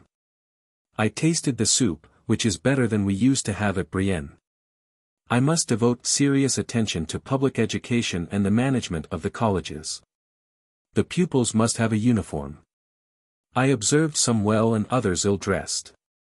That will not do. At college, above all places, there should be equality. But I was much pleased with the pupils of the Prytanée. I wish to know the names of those I examined, and I have desired Duroc to report them to me. I will give them rewards, that stimulates young people. I will provide for some of them." On this subject Bonaparte did not confine himself to an empty scheme.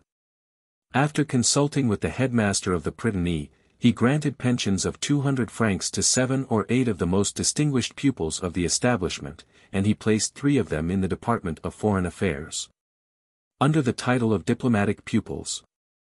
This institution of diplomatic pupils was originally suggested by M. de Talleyrand. What I have just said respecting the first consul's visit to the Prytanée reminds me of a very extraordinary circumstance which arose out of it. Among the pupils at the Prytanée there was a son of General Myexinski, who died fighting under the banners of the Republic.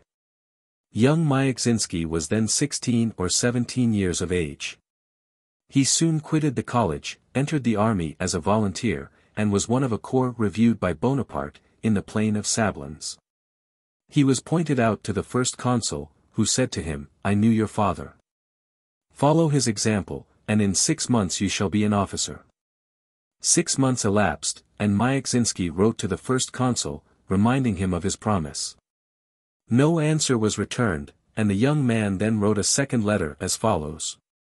"You desired me to prove myself worthy of my father, I have done so.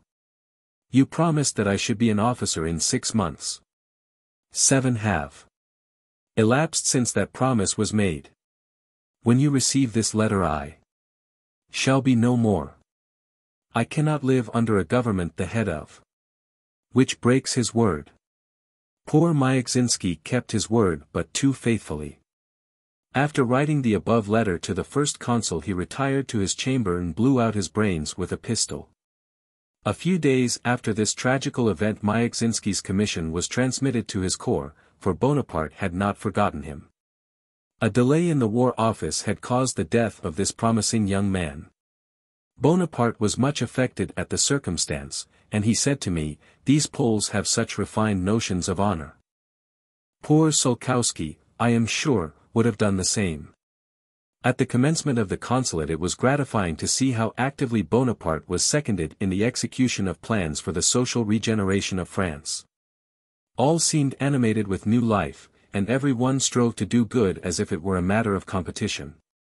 Every circumstance concurred to favor the good intentions of the first consul. Vaccination, which, perhaps, has saved as many lives as war has sacrificed, was introduced into France by M. de Liancourt, and Bonaparte, immediately appreciating the value of such a discovery, gave it his decided approbation. At the same time a council of prizes was established, and the old members of the Constituent Assembly were invited to return to France. It was for their sake and that of the royalists that the first consul recalled them, but it was to please the Jacobins, whom he was endeavoring to conciliate, that their return was subject to restrictions. At first the invitation to return to France extended only to those who could prove that they had voted in favor of the abolition of nobility. The lists of emigrants were closed, and committees were appointed to investigate their claims to the privilege of returning. From the commencement of the month of Germinal the reorganization of the Army of Italy had proceeded with renewed activity. The presence in Paris of the fine corps of the Consular Guard, added to the desire of showing themselves off in gay uniforms, had stimulated the military ardor of many respectable young men of the capital. Taking advantage of this circumstance the first consul created a corps of volunteers destined for the army of reserve, which was to remain at Dijon. He saw the advantage of connecting a great number of families with his cause, and imbuing them with the spirit of the army. This volunteer corps wore a yellow uniform which, in some of the salons of Paris where it was still the custom to ridicule everything, obtained for them the nickname of canaries. Bonaparte, who did not always relish a joke, took this in very ill part, and often expressed to me his vexation at it. However, he was gratified to observe in the composition of this corps a first specimen of privileged soldiers. An idea which he acted upon when he created the orderly gendarmes in the campaign of Jena, and when he organized the guards of honor after the disasters of Moscow. In every action of his life Bonaparte had some particular object in view. I recollect his saying to me one day, "Bourrienne, I cannot yet venture to do anything against the regicides, but I will let them see what I think of them. Tomorrow I shall have some business with Abriel respecting the organization of the Court of Cassation. Target, who is the president of that court, would not defend Louis XVI. Well, whom do you think I mean to appoint in his place? Tronchet, who did defend the king. They may say what they please, I care not." On this, as on many other occasions, the cynicism of Bonaparte's language does not admit of a literal translation.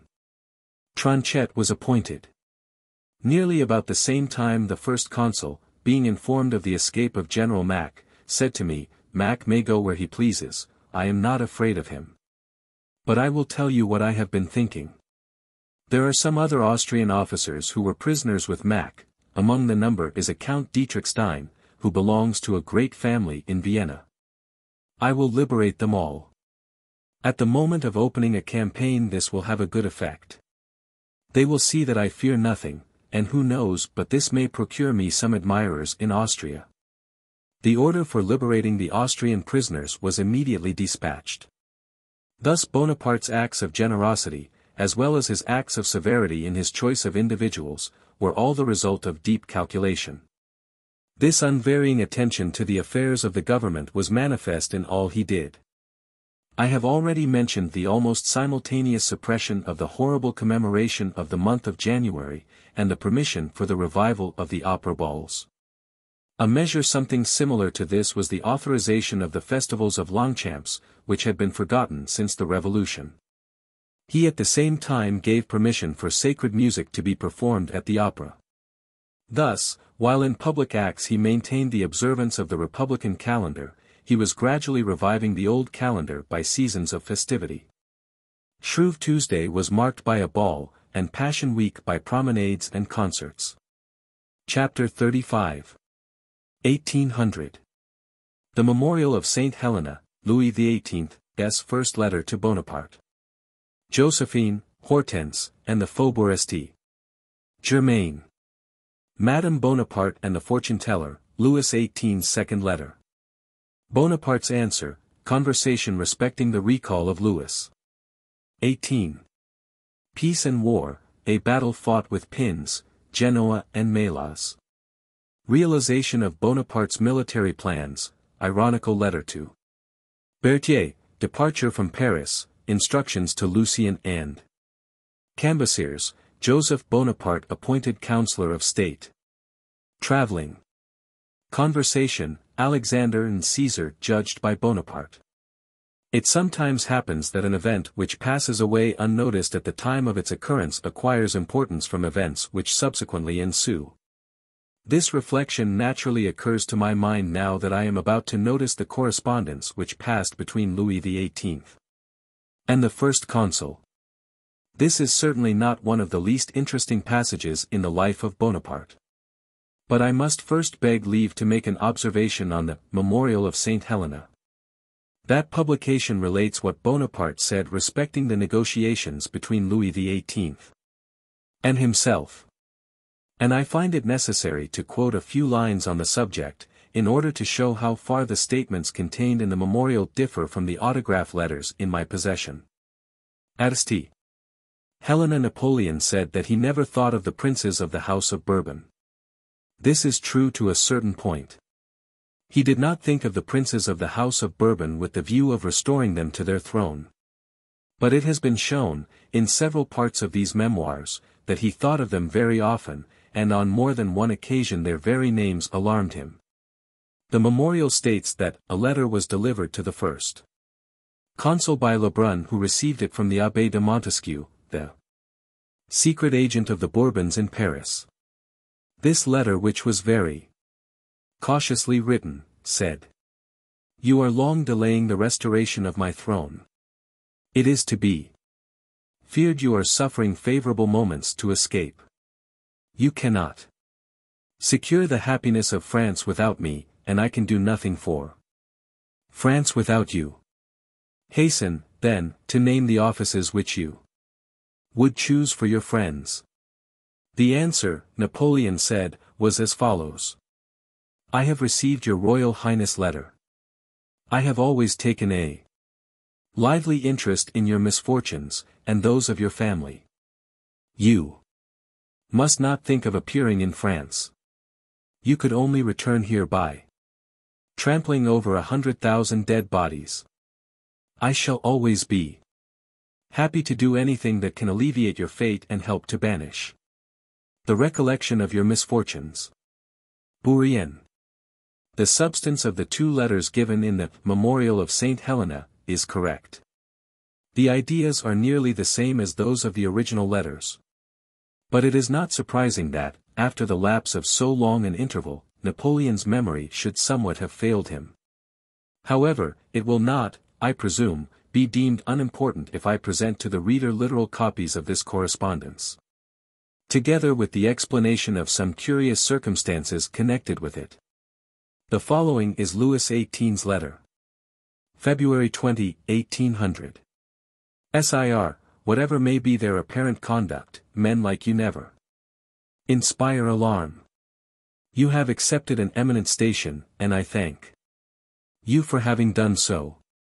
You know better than anyone how much strength and power are requisite to secure the happiness of a great nation. Save France from her own violence, and you will fulfill the first wish of my heart. Restore her king to her, and future generations will bless your memory. You will always be too necessary to the state for me ever to be able to discharge, by important appointments, the debt of my family and myself. Signed, Louis. The first consul was much agitated on the reception of this letter. Though he every day declared his determination to have nothing to do with the princes, yet he hesitated whether or no he should reply to this overture. The numerous affairs which then occupied his mind favored this hesitation. Josephine and Hortense conjured him to hold out hope to the king, as by so doing he would in no way pledge himself, and would gain time to ascertain whether he could not ultimately play a far greater part than that of monk. Their entreaties became so urgent that he said to me, "These devils of women are mad. The Faubourg Saint-Germain has turned their heads. They make the Faubourg the guardian angel of the royalists, but I care not, I will have nothing to do with them." Madame Bonaparte said she was anxious he should adopt the step she proposed in order to banish from his mind all thought of making himself king. This idea always gave rise to a painful foreboding which she could never overcome. In the first consul's numerous conversations with me he discussed with admirable sagacity Louis XVIII's proposition and its consequences. "The partisans of the Bourbons," said he, "are deceived if they suppose I am the man to play monk's part." Here the matter rested, and the king's letter remained on the table. In the interim Louis XVIII wrote a second letter, without any date. It was as follows. "You must have long since been convinced, General, that you possess my esteem. If you doubt my gratitude, fix your reward and mark out the fortune of your friends. As to my principles, I am a Frenchman, merciful by character, and also by the dictates of reason. No, the victor of Lodi, Castiglione, and Arcola, the conqueror of Italy and Egypt, cannot prefer vain celebrity to real glory. But you are losing precious time.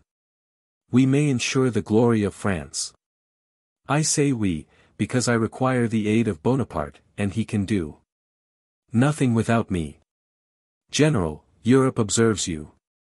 Glory awaits you, and I am impatient to restore peace to my people."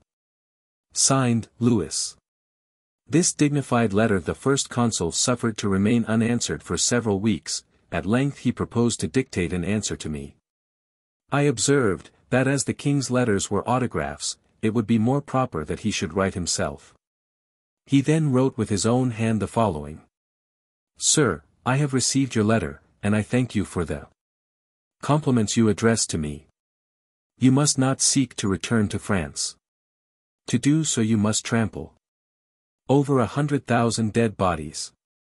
Sacrifice your interest to the repose and happiness of France, and history will render you justice. I am not insensible to the misfortunes of your family. I shall learn with pleasure, and shall willingly contribute to ensure the tranquility of your retirement." Signed, Bonaparte. He showed me this letter, saying, "What do you think of it? Is it not good?" He was never offended when I pointed out to him an error of grammar or style, and I therefore replied, "As to the substance, if such be your resolution, I have nothing to say against it, but," added I must make one observation on the style. "You cannot say that you shall learn with pleasure to ensure, etc." On reading the passage over again he thought he had pledged himself too far in saying that he would willingly contribute, etc. He therefore scored out the last sentence, and interlined, "I shall contribute with pleasure to the happiness and tranquility of your retirement." The answer thus scored and interlined could not be sent off, and it lay on the table with Bonaparte's signature affixed to it. Some time after he wrote another answer, the 3 first paragraphs of which were exactly alike that first quoted. But for the last paragraph he substituted the following: "I am not insensible to the misfortunes of your family, and I shall learn with pleasure that you are surrounded with all that can contribute to the tranquility of your retirement." By this means he did not pledge himself in any way, not even in words, for he himself made no offer of contributing to the tranquility of the retirement. Every day which augmented his power and consolidated his position diminished, he thought, the chances of the Bourbons. And 7 months were suffered to intervene between the date of the king's first letter and the answer of the first consul, which was written on the 2 de Vendemiaire, year 9. September 24, 1800, just when the Congress of Lunéville was on the point of opening. Some days after the receipt of Louis XVIII's letter we were walking in the gardens of Malmaison. He was in good humor, for everything was going on to his mind. "Has my wife been saying anything more to you about the Bourbons?" said he. "No, General. But when you converse with her you concur a little in her opinions. Tell me why you wish the Bourbons back. You have no interest in their return, nothing to expect from them. Your family rank is not high enough to enable you to obtain any great post. You would be nothing under them. Through the patronage of M. de Cambonas you got the appointment of Secretary of Legation at Stuttgart, but had it not been for the change you would have remained all your life in that or some inferior post. Did you ever know men rise by their own merit under kings? Everything depends on birth, connection, fortune, and intrigue. Judge things more accurately, reflect more maturely on the future." "General," replied I am quite of your opinion on one point. I never received gift, place, or favor from the Bourbons, and I have not the vanity to believe that I should ever have attained any important appointment. But you must not forget that my nomination as Secretary of Legation at Stuttgart preceded the overthrow of the throne only by a few days. And I cannot infer, from what took place under circumstances unfortunately too certain, what might have happened in the reverse case. Besides, I am not actuated by personal feelings, I consider not my own interests, but those of France. I wish you to hold the reins of government as long as you live, but you have no children, and it is tolerably certain that you will have none by Josephine. What will become of us when you are gone? You talk of the future. But what will be the future fate of France? I have often heard you say that your brothers are not. You are right," said he, abruptly interrupting me. "If I do not live 30 years to complete my work you will have a long series of civil wars after my death. My brothers will not suit France, you know what they are. A violent conflict will therefore arise among the most distinguished generals, each of whom will think himself entitled to succeed me. Well, General, why not take means to obviate the mischief you foresee? Do you imagine I do not think of it? But look at the difficulties that stand in my way. How are so many acquired rights and material results to be secured against the efforts of a family restored to power, and returning with 80,000 emigrants and the influence of fanaticism? What would become of those who voted for the death of the king, the men who acted a conspicuous part in the revolution, the national domains, and a multitude of things that have been done during 12 years? Can you see how far reaction would extend? General, need I remind you that Louis, in his letter, guarantees the contrary of all you apprehend? I know what will be your answer, but are you not able to impose whatever conditions you may think fit? Grant what is asked of you only at that price. Take 3 or 4 years, in that time you may ensure the happiness of France by institutions conformable to her wants. Custom and habit would give them a power which it would not be easy to destroy. And even supposing such a design were entertained, it could not be accomplished. I have heard you say it is wished you should act the part of monk. But you well know the difference between a general opposing the usurper of a crown, and one whom victory and peace have raised above the ruins of a subverted throne, and who restores it voluntarily to those who have long occupied it. You are well aware what you call ideology will not again be revived, and, I know what you are going to say, but it all amounts to nothing. Depend upon it, the Bourbons will think they have reconquered their inheritance, and will dispose of it as they please. The most sacred pledges, the most positive promises, will be violated. None but fools will trust them. My resolution is formed. Therefore let us say no more on the subject. But I know how these women torment you. Let them mind their knitting, and leave me to do what I think right. Every one knows the adage, si vis pacem para bellum. Had Bonaparte been a Latin scholar he would probably have reversed it and said, si vis bellum para pacem. While seeking to establish pacific relations with the powers of Europe, the first consul was preparing to strike a great blow in Italy. As long as Genoa held out, and Messina continued there, Bonaparte did not despair of meeting the Austrians in those fields which not 4 years before had been the scenes of his success. He resolved to assemble an army of reserve at Dijon. Where there was previously nothing he created everything. At that period of his life the fertility of his imagination and the vigor of his genius must have commanded the admiration of even his bitterest enemies. I was astonished at the details into which he entered. While every moment was engrossed by the most important occupations, he sent 24,000 francs to the hospital of Mont Saint Bernard. When he saw that his army of reserve was forming, and everything was going on to his liking, he said to me, I hope to fall on the rear of Melas before he is aware I am in Italy, that is to say, provided Genoa holds out. But Messina is defending it. On the 17th of March, in a moment of gaiety and good humor, he desired me to unroll Chaucer's great map of Italy. He lay down upon it, and desired me to do likewise. He then stuck into it pins, the heads of which were tipped with wax, some red and some black.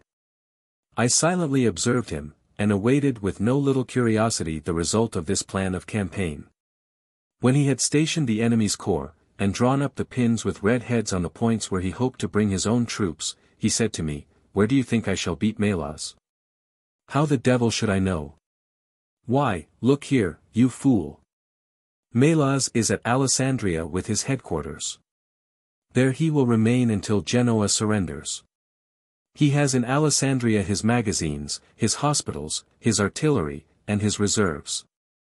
Crossing the Alps here, pointing to the great Monte Bernard, I shall fall upon Melas, cut off his communications with Austria, and meet him here in the plains of Scrivia, placing a red pin at San Giuliano. Finding that I looked on this maneuver of pins as mere pastime, he addressed to me some of his usual compliments, such as fool, ninny, etc., and then proceeded to demonstrate his plans more clearly on the map.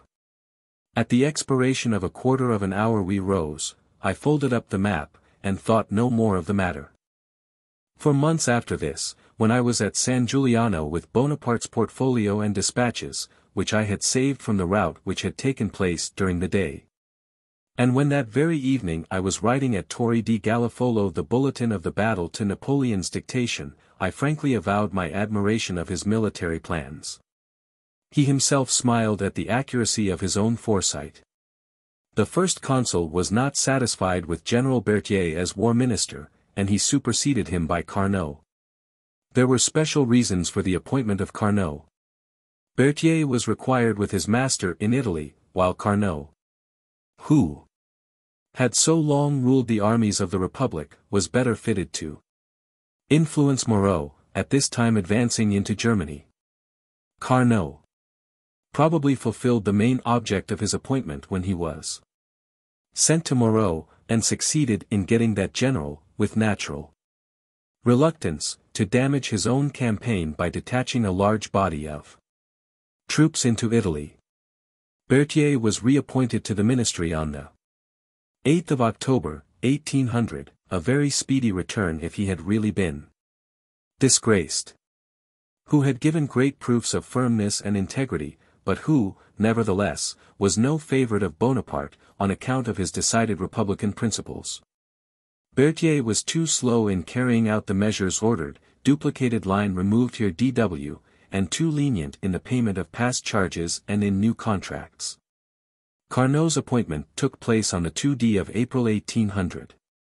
And to Consul Berthier, who, he knew, was more at home in the camp than in the office, he dictated to me the following letter for him. Paris, 2d April 1800. Citizen General, the military talents of which you have given so many proofs, and the confidence of the government, call you to the command of an army. During the winter you have reorganized the war department, and you have provided, as far as circumstances would permit, for the wants of our armies during the spring and summer. It must be your task to lead our troops to victory, which is the effectual means of obtaining peace and consolidating the Republic. Bonaparte laughed heartily while he dictated this epistle, especially when he uttered the word which I have marked in italics, caps. Berthier set out for Dijon, where he commenced the formation of the army of reserve. The consular constitution did not empower the first consul to command an army out of the territory of France. Bonaparte therefore wished to keep secret his long-projected plan of placing himself at the head of the army of Italy, which he then for the first time called the Grand Army. I observed that by his choice of Berthier nobody could be deceived, because it must be evident that he would have made another selection had he not intended to command in person. He laughed at my observation. Our departure from Paris was fixed for the 6th of May, or, according to the Republican calendar, the 16th Floreal. Bonaparte had made all his arrangements and issued all his orders. But still he did not wish it to be known that he was going to take the command of the army. On the eve of our departure, being in conference with the 2 other consuls and the ministers, he said to Lucien, "Prepare, tomorrow morning, a circular to the prefects, and you, Fouché, will publish it in the journals. Say I am gone to Dijon to inspect the army of reserve. You may add that I shall perhaps go as far as Geneva, but you must affirm positively that I shall not be absent longer than a fortnight. You, Cambaceres, will preside tomorrow at the Council of State. In my absence you are the head of the government. State that my absence will be but of short duration, but specify nothing. Express my approbation of the Council of State. It has already rendered great services, and I shall be happy to see it continue in the course it has hitherto pursued. Oh!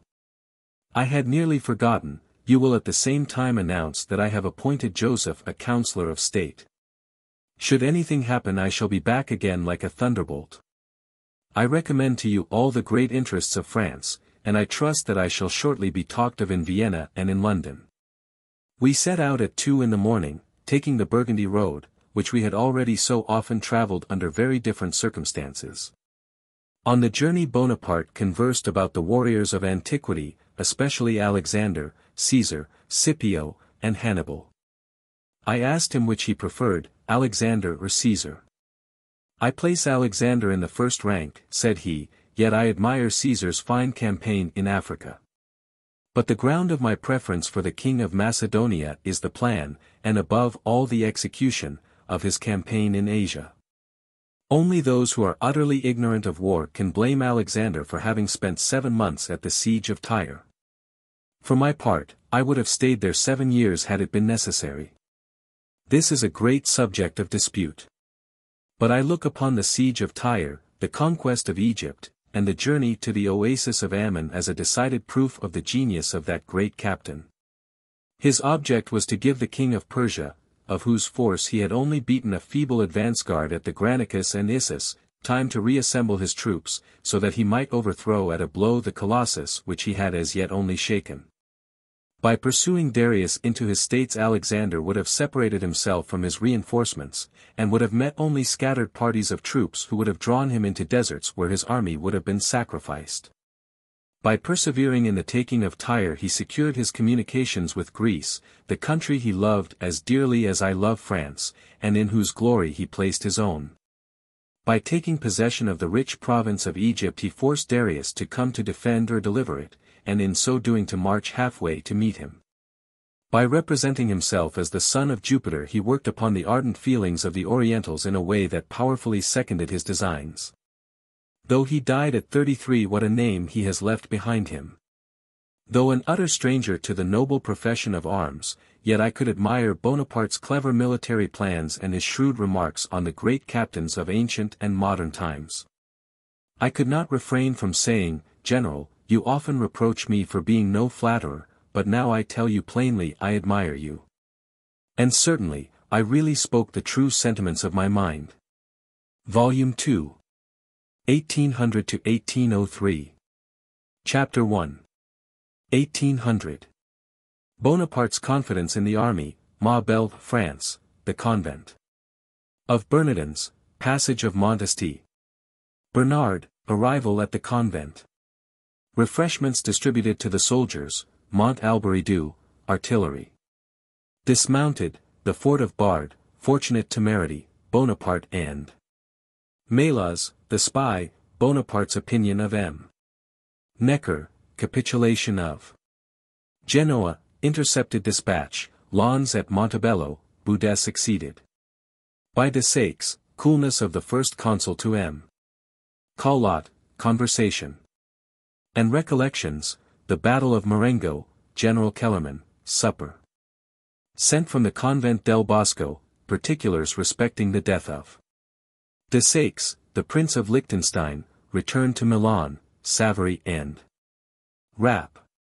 It cannot be denied that if, from the 18th Brumaire to the epoch when Bonaparte began the campaign, innumerable improvements had been made in the internal affairs of France, foreign affairs could not be seen with the same satisfaction. Italy had been lost, and from the frontiers of Provence the Austrian camp fires were seen. Bonaparte was not ignorant of the difficulties of his position, and it was even on account of these very difficulties that, whatever might be the result of his hardy enterprise, he wished to escape from it as quickly as possible. He cherished no illusions, and often said all must be staked to gain all. The army which the first consul was preparing to attack was numerous, well disciplined, and victorious. His, with the exception of a very small number of troops, was composed of conscripts, but these conscripts were commanded by officers whose ardor was unparalleled. Bonaparte's fortune was now to depend on the winning or losing of a battle. A battle lost would have dispelled all the dreams of his imagination, and with them would have vanished all his immense schemes for the future of France. He saw the danger, but was not intimidated by it. And trusting to his accustomed good fortune, and to the courage and fidelity of his troops, he said, I have, it is true, many conscripts in my army, but they are Frenchmen. For years ago did I not with a feeble army drive before me hordes of Sardinians and Austrians, and scour the face of Italy? We shall do so again. The sun which now shines on us is the same that shone at Arcola and Lodi. I rely on Messina. I hope he will hold out in Genoa. But should famine oblige him to surrender, I will retake Genoa in the plains of the Scrivia. With what pleasure shall I then return to my dear France? Ma belle France. At this moment, when a possible, nay, a probable chance, might forever have blasted his ambitious hopes, he for the first time spoke of France as his. Considering the circumstances in which we then stood. This use of the possessive pronoun, my, describes more forcibly than anything that can be said the flashes of divination which crossed Bonaparte's brain when he was wrapped up in his chimerical ideas of glory and fortune. In this favorable disposition of mind the first consul arrived at Martigny on the 20th of May. Martigny is a convent of Bernardines, situated in a valley where the rays of the sun scarcely ever penetrate. The army was in full march to the great St. Bernard. In this gloomy solitude did Bonaparte wait 3 days, expecting the fort of Bard, situated beyond the mountain and covering the road to Ivry, to surrender. The town was carried on the 21st of May, and on the 3rd day he learned that the fort still held out, and that there were no indications of its surrender. He launched into complaints against the commander of the siege, and said, I am weary of staying in this convent, those fools will never take Bard, I must go myself and see what can be done. They cannot even settle so contemptible an affair without me. He immediately gave orders for our departure. The grand idea of the invasion of Italy by crossing Mont Saint Bernard emanated exclusively from the first consul. This miraculous achievement justly excited the admiration of the world. The incredible difficulties it presented did not daunt the courage of Bonaparte's troops. His generals, accustomed as they had been to brave fatigue and danger, regarded without concern the gigantic enterprise of the modern Hannibal. A convent or hospice, which had been established on the mountain for the purpose of affording assistance to solitary travelers, sufficiently bespeaks the dangers of these stormy regions. But the St. Bernard was now to be crossed, not by solitary travelers, but by an army. Cavalry, baggage, limbers, and artillery were now to wend their way along those narrow paths where the goatherd cautiously picks his footsteps.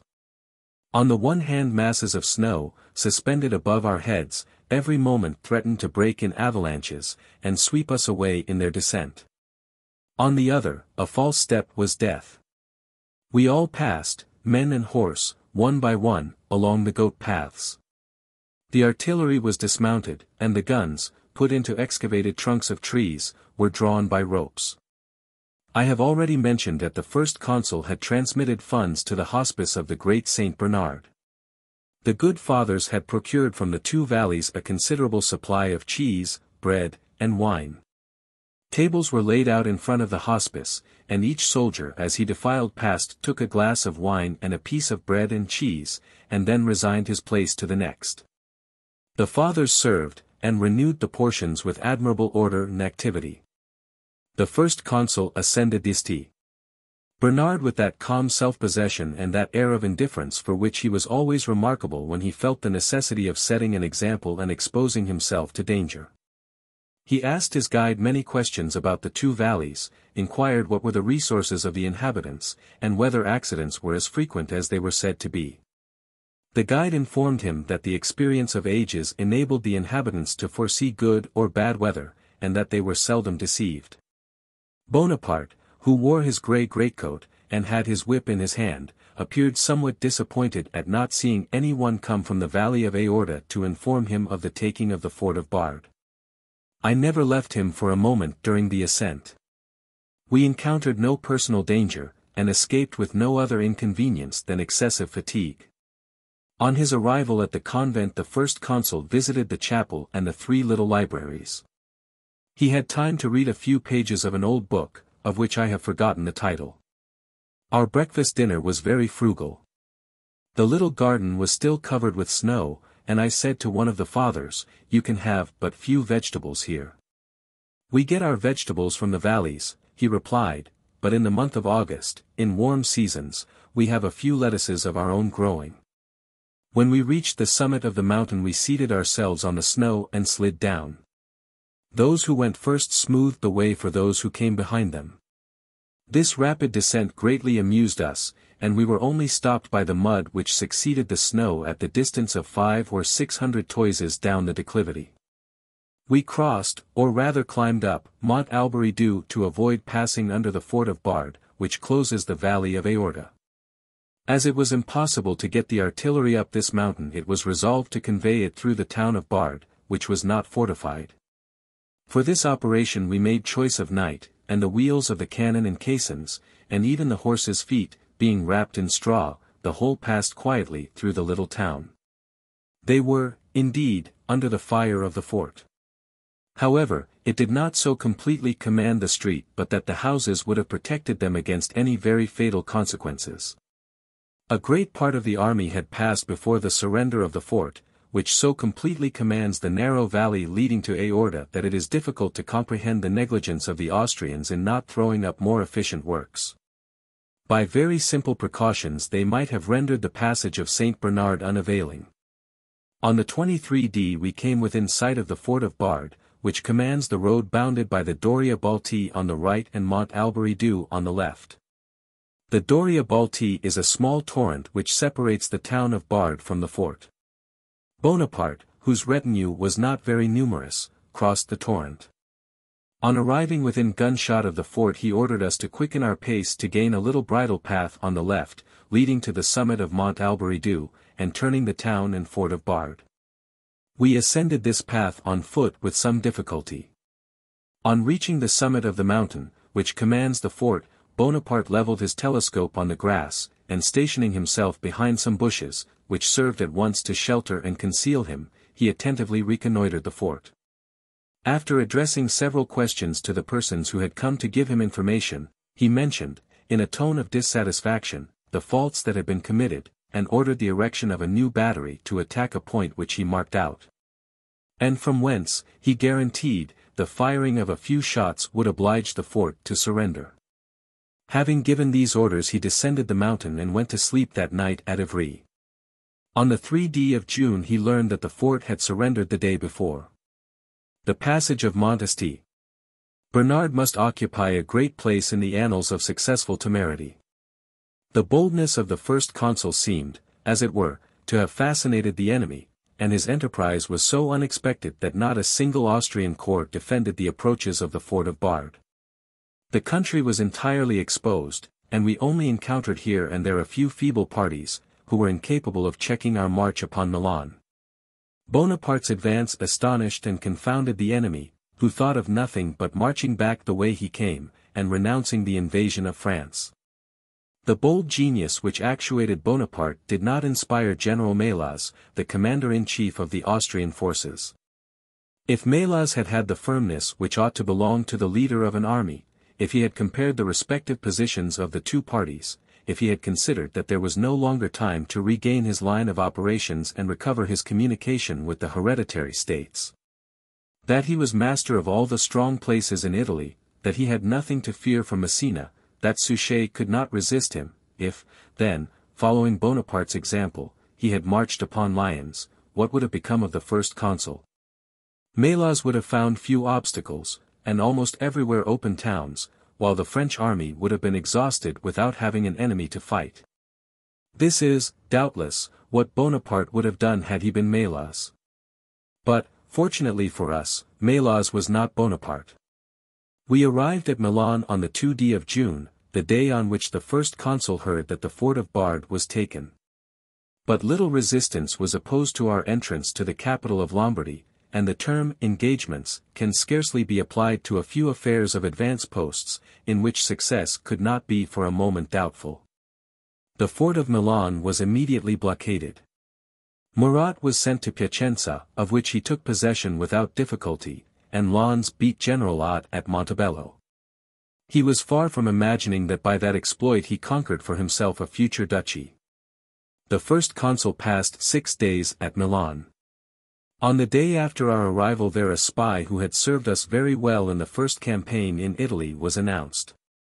The first consul recollected him, and ordered him to be shown into his cabinet. "What, are you here?" he exclaimed, "so you are not shot yet?" "General," replied the spy, "when the war recommenced I determined to serve the Austrians because you were far from Europe. I always follow the fortunate, but the truth is, I am tired of the trade. I wish to have done with it, and to get enough to enable me to retire. I have been sent to your lines by General Melas, and I can render you an important service. I will give an exact account of the force and the position of all the enemy's corps, and the names of their commanders. I can tell you the situation in which Alessandria now is. You know me, I will not deceive you. But, I must carry back some report to my general. You need not care for giving me some true particulars which I can communicate to him." "Oh! As to that," resumed the first consul, "the enemy is welcome to know my forces and my positions, provided I know his, and he be ignorant of my plans. You shall be satisfied. But do not deceive me, you ask for 1,000 louis, you shall have them if you serve me well."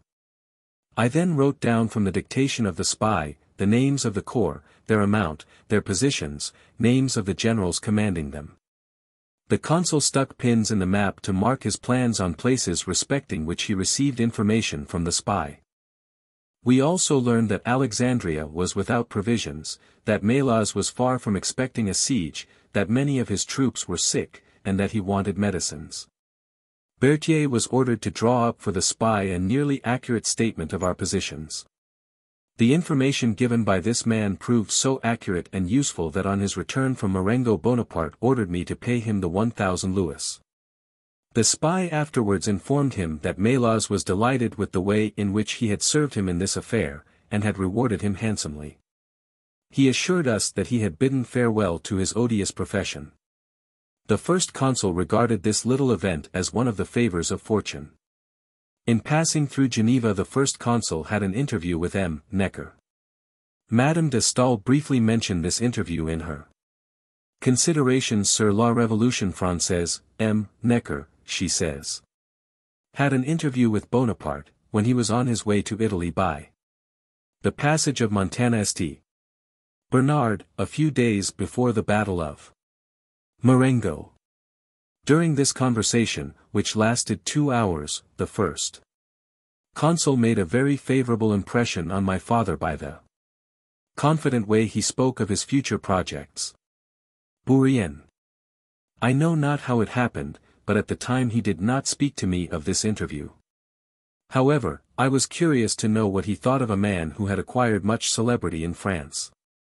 One evening, when we were talking of one thing and another, I managed to turn the conversation on that subject. M. Necker, said he, appears to me very far below his reputation. He did not equal the idea I had formed of him. I tried all I could to get him to talk, but he said nothing remarkable. He is an ideologist. This was a constant term of reproach with Bonaparte. He set all the metaphysicians of the continent against him by exclaiming, J.E. Univers point d'idéologues. A banker. It is impossible that such a man can have any but narrow views, and, besides, most celebrated people lose on a close view. Not always, General, observed I. Ah, said he, smiling, that is not bad, Bourrienne. You are improving. I see I shall make something of you in time. The day was approaching when all was to be lost or won. The first consul made all his arrangements, and sent off the different corps to occupy the points he had marked out. I have already mentioned that Murat's task was the occupation of Piacenza. As soon as he was in possession of that town he intercepted a courier of General Melas. The dispatch, which was addressed to the Aulic Council of Vienna, was delivered to us on the night of the 8th of June. It announced the capitulation of Genoa, which took place on the 4th, after the long and memorable defense which reflected so much honor on Messina. Melas in his dispatch spoke of what he called our pretended army of reserve with inconceivable contempt, and alluded to the presence of Bonaparte in Italy as a mere fabrication. He declared he was still in Paris. It was past 3 in the morning when Murat's courier arrived. I immediately translated the dispatch, which was in German. About 4 o'clock I entered the chamber of the first consul, whom I was obliged to shake by the arm in order to wake him.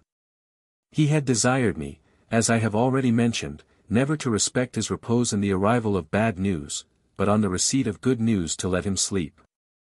I read to him the dispatch, and so much was he confounded by this unexpected event that his first exclamation was, Bah! You do not understand German. But hardly had he uttered these words when he arose, and by 8 o'clock in the morning orders were dispatched for repairing the possible consequences of this disaster, and countermanding the march of the troops on the Scrivia. He himself proceeded the same day to Stradella.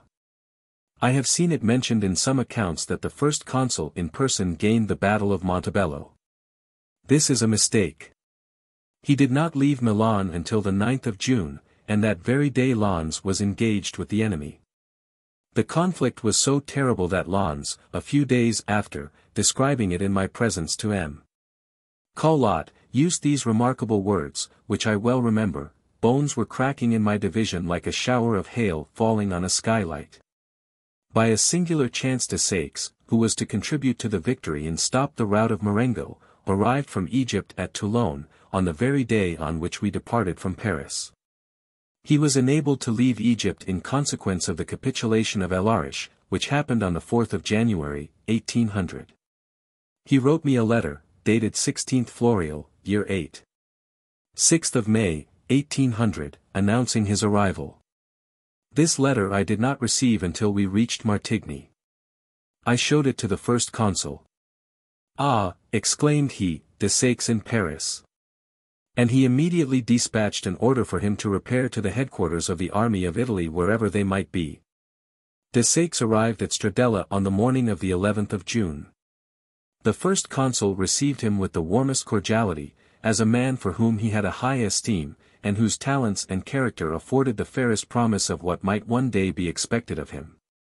Bonaparte was jealous of some generals, the rivalry of whose ambition he feared, but on this subject Desaix gave him no uneasiness.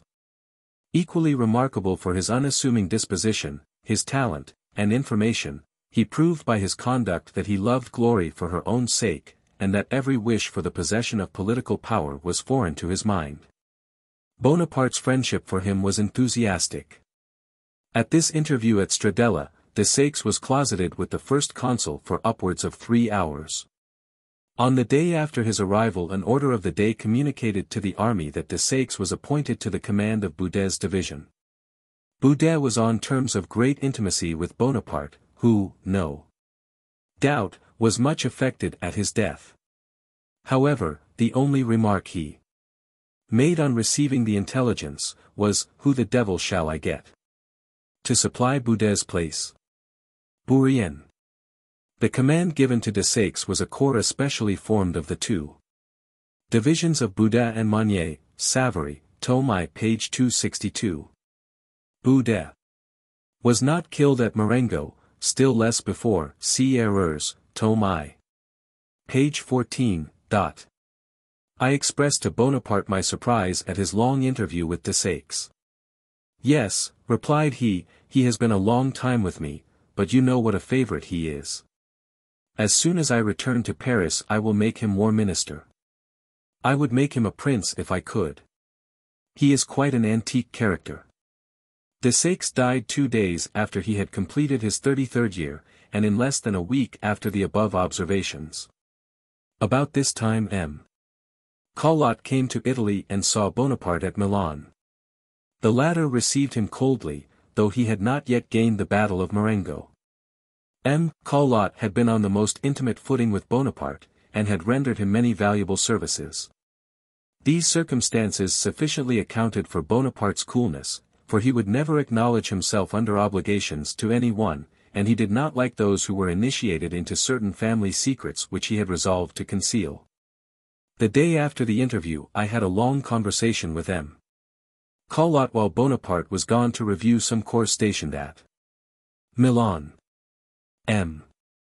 Collot perfectly understood the cause of the unkind treatment he had experienced, and of which he gave me the following explanation.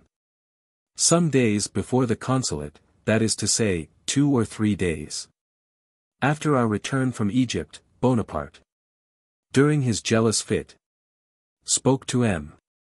Collot about his wife, her levities, and their publicity. "Henceforth," said Bonaparte, "I will have nothing to do with her." "What, would you part from her? Does not her conduct justify me in so doing?" "I do not know. But is this the time to think of such a thing, when the eyes of all France are fixed upon you? These domestic squabbles will degrade you in the eyes of the people, who expect you to be wholly devoted to their interests. And you will be laughed at, like one of Moliere's husbands, if you are displeased with your wife's conduct. You can call her to account when you have nothing better to do. Begin by raising up the state. After that you may find 1,000 reasons for your resentment when now you would not find one. You know the French people well enough to see how important it is that you should not commence with this absurdity." By these and other similar remarks M. Collot thought he had produced some impression, when Bonaparte suddenly exclaimed, "No, my determination is fixed, she shall never again enter my house. I care not what people say. They will gossip about the affair for 2 days, and on the 3rd it will be forgotten. She shall go to Malmaison, and I will live here. The public know enough, not to be mistaken as to the reasons of her removal." M. Collot vainly endeavored to calm his irritation. Bonaparte vented a torrent of reproaches upon Josephine. "All this violence," observed M. Collot, "proves that you still love her. Do but see She will explain the business to your satisfaction and you will forgive her. I forgive her. Never. Carlotte, you know me. If I were not sure of my own resolution, I would tear out this heart, and cast it into the fire. Here anger almost choked his utterance, and he made a motion with his hand as if tearing his breast. When this violent paroxysm had somewhat subsided, Carlotte withdrew. But before he went away, Bonaparte invited him to breakfast on the following morning. At 10 o'clock Carlotte was there, and as he was passing through the courtyard he was informed that Madame Bonaparte, who, as I have already mentioned, had gone to Lyons without meeting the general, had returned during the night. On Carlotte's entrance, Bonaparte appeared considerably embarrassed. He led him into a side room, not wishing to bring him into the room where I was writing. "Well," said Bonaparte to Carlotte, "she is here. I rejoice to hear it. You have done well for yourself as well as for us. But do not imagine I have forgiven her. As long as I live I shall suspect. The fact is, that on her arrival I desired her to be gone, but that fool Joseph was there. What could I do, Carlotte? I saw her descend the staircase followed by Eugene and Hortense. They were all weeping, and I have not a heart to resist tears. Eugene was with me in Egypt. I have been accustomed to look upon him as my adopted son. He is a fine brave lad. Hortense is just about to be introduced into society, and she is admired by all who know her. I confess, Carlotte, I was deeply moved. I could not endure the distress of the two poor children. Should they, thought I, suffer for their mother's faults? I called back Eugene and Hortense, and their mother followed them. What could I say? What could I do? I should not be a man without some weakness. Be assured they will reward you for this. They ought, Carlotte. They ought, for it has cost me a hard struggle. After this dialogue, Bonaparte and Carlotte entered the breakfast parlor, where I was then sitting. Eugene breakfasted with us, but neither Josephine nor Hortense. I have already related how I acted the part of mediator in this affair. Next day nothing was wanting to complete the reconciliation between the conqueror of Egypt and the charming woman who conquered Bonaparte. Bourrienne. On the 13th the first consul slept at Torre di Galafolo. During the evening he ordered a staff officer to ascertain whether the Austrians had a bridge across the Bormida. A report arrived very late that there was none. This information set Bonaparte's mind at rest, and he went to bed very well satisfied. But early next morning, when a firing was heard, and he learned that the Austrians had debouched on the plain, where the troops were engaged, he flew into a furious passion, called the staff officer a coward, and said he had not advanced far enough. He even spoke of bringing the matter to an investigation. From motives of delicacy I refrain from mentioning the name of the officer here alluded to. Bonaparte mounted his horse and proceeded immediately to the scene of action. I did not see him again until 6 in the evening. In obedience to his instructions, I repaired to San Giuliano, which is not above 2 leagues from the place where the engagement commenced. In the course of the afternoon I saw a great many wounded passing through the village, and shortly afterwards a multitude of fugitives. At San Giuliano nothing was talked of but a retreat, which, it was said, Bonaparte alone firmly opposed. I was then advised to leave San Giuliano, where I had just received a courier for the General-in-Chief. On the morning of the 14th General de Saix was sent towards Novi to observe the road to Genoa, which city had fallen several days before, in spite of the efforts of its illustrious defender, Messina. I returned with this division to San Giuliano. I was struck with the numerical weakness of the corps which was marching to aid an army already much reduced and dispersed. The battle was looked upon as lost, and so indeed it was. The first consul having asked Desaix what he thought of it, that brave general bluntly replied, "The battle is completely lost, but it is only 2 o'clock, we have time to gain another today." I heard this from Bonaparte himself the same evening. Who could have imagined that Desaix's little corps, together with the few heavy cavalry commanded by General Kellerman, would, about 5 o'clock, have changed the fortune of the day? It cannot be denied that it was the instantaneous inspiration of Kellerman that converted a defeat into a victory, and decided the Battle of Marengo. That memorable battle, of which the results were incalculable, has been described in various ways. Bonaparte had an account of it commenced no less than 3 times, and I must confess that none of the narratives are more correct than that contained in the Memoirs of the Duke of Rovigo. The Emperor Napoleon became dissatisfied with what had been said by the first consul Bonaparte. For my part, not having had the honor to bear a sword, I cannot say that I saw any particular movement executed this or that way. But I may mention here what I heard on the evening of the Battle of Marengo respecting the probable chances of that event. As to the part which the first consul took in it, the reader, perhaps, is sufficiently acquainted with his character to account for it. He did not choose that a result so decisive should be attributed to any other cause than the combinations of his genius. And if I had not known his insatiable thirst for glory, I should have been surprised at the sort of half-satisfaction evinced at the cause of the success amidst the joy manifested for the success itself. It must be confessed that in this he was very unlike Jourdan, Hoche, Kleber, and Moreau, who were ever ready to acknowledge the services of those who had fought under their orders. Within 2 hours of the time when the divisions commanded by Desaix left San Giuliano, I was joyfully surprised by the triumphant return of the army, whose fate, since the morning, had caused me so much anxiety. Never did fortune within so short a time show herself under 2 such various faces. At 2 o'clock all denoted the desolation of a defeat, with all its fatal consequences. At 5 victory was again faithful to the flag of Arcola. Italy was reconquered by a single blow, and the crown of France appeared in the perspective. At 7 in the evening, when I returned with the first consul to headquarters, he expressed to me his sincere regret for the loss of Desaix, and then he added, "Little Kellerman made a lucky charge. He did it at just the right moment. We are much indebted to him.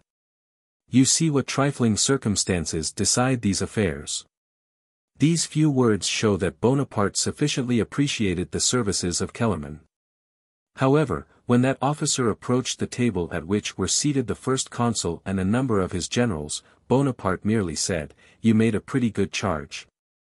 By way of counterbalancing this cool compliment he turned towards Bessières, who commanded the horse grenadiers of the guard, and said, "Bessières, the guard has covered itself with glory. Yet the fact is, that the guard took no part in the charge of Kellerman, who could assemble only 500 heavy cavalry.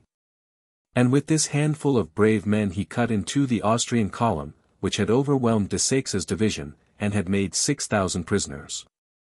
The guard did not charge at Marengo until nightfall. Next day it was reported that Kellerman, in his first feeling of dissatisfaction at the dry congratulation he had received, said to the first consul, "I have just placed the crown on your head." I did not hear this, and I cannot vouch for the truth of its having been said. I could only have ascertained that fact through Bonaparte, and of course I could not, with propriety, remind him of a thing which must have been very offensive to him. However, whether true or not, the observation was circulated about, verbally and in writing, and Bonaparte knew it. Hence the small degree of favor shown to Kellerman, who was not made a general of division on the field of battle as a reward for his charge at Marengo. If Savary's story be correct, and he was then aide-de-camp to Desaix, and Bourrienne acknowledges his account to be the best, the inspiration of the charge did not come from the young Kellerman. Savary says that Desaix sent him to tell Napoleon that he could not delay his attack, and that he must be supported by some cavalry. Savary was then sent by Napoleon to a spot where he was told he would find Kellerman, to order him to charge in support of Desaix. Desaix and Kellerman were so placed as to be out of sight of each other. Savary, Tome I, pages 279 to 279. Thiers, tome I, page 445. Follows Savary. It may here be mentioned that Savary, in his account of the battle, expressly states that he carried the order from Bonaparte to Kellerman to make this charge. He also makes the following observations on the subject. After the fall of the imperial government, some pretended friends of General Kellerman have presumed to claim for him the merit of originating the charge of cavalry. That general, whose share of glory is sufficiently brilliant to gratify his most sanguine wishes, can have no knowledge of so presumptuous a pretension. I the more readily acquit him from the circumstance that, as we were conversing one day respecting that battle, I called to his mind my having brought to him the first consul's orders, and he appeared not to have forgotten that fact. I am far from suspecting his friends of the design of lessening the glory of either General Bonaparte or General Desaix. They know as well as myself that theirs are names so respected that they can never be affected by such detractions, and that it would be as vain to dispute the praise due to the chief who planned the battle was to attempt to depreciate the brilliant share which General Kellerman had in its successful result. I will add to the above a few observations. From the position which he occupied, General Desaix could not see General Kellerman. He had even desired me to request the first consul to afford him the support of some cavalry. Neither could General Kellerman, from the point where he was stationed, perceive General Desaix's division. It is even probable that he was not aware of the arrival of that general, who had only joined the army 2 days before. Both were ignorant of each other's position, which the first consul was alone acquainted with. He alone could introduce harmony into their movements, he alone could make their efforts respectively conduce to the same object. The fate of the battle was decided by Kellerman's bold charge. Had it, however, been made previously to General Desaix's attack, in all probability it would have had a quite different result. Kellerman appears to have been convinced of it, since he allowed the Austrian column to cross our field of battle and extend its front beyond that of the troops we had still in line without making the least attempt to impede its progress. The reason of Kellerman's not charging it sooner was that it was too serious a movement, and the consequences of failure would have been irretrievable. That charge, therefore, could only enter into a general combination of plans to which he was necessarily a stranger. Memoirs of the Duke of Rovigo, tome I, pages 218 to 280. M. Delafort, the Postmaster General, sometimes transacted business with the first consul. The nature of this secret business may easily be guessed at. When M. Delafort was replaced soon after this by Lavalette, Napoleon ordered the discontinuance of the practice followed until then of allowing letters to be opened by subordinate officials. This right was restricted, as in England, to the minister. However bad this practice, it was limited, not extended, in his reign. See Mainval, tome 3, pages 60 to 62, and Lavalette, tome 2, page 10. On the occasion of one of their interviews, the first consul saw a letter from Kellerman to Lasalle, which contained the following passage: "Would you believe, my friend, that Bonaparte has not made me a general of division, though I have just placed the crown on his head?" The letter was sealed again and sent to its address, but Bonaparte never forgot its contents. Whether Kellerman did or did not give the crown of France to the first consul, it is very certain that on the evening of the Battle of Marengo he gave him a supper, of which his famishing staff and the rest of us partook. This was no inconsiderable service in the destitute condition in which we were. We thought ourselves exceeding fortunate in profiting by the precaution of Kellerman, who had procured provisions from one of those pious retreats which are always well supplied, and which soldiers are very glad to fall in with when campaigning. It was the Convent del Bosco which on this occasion was laid under contribution. And in return for the abundance of good provisions and wine with which they supplied the commander of the heavy cavalry, the Holy Fathers were allowed a guard to protect them against pillage and the other disastrous concomitants of war.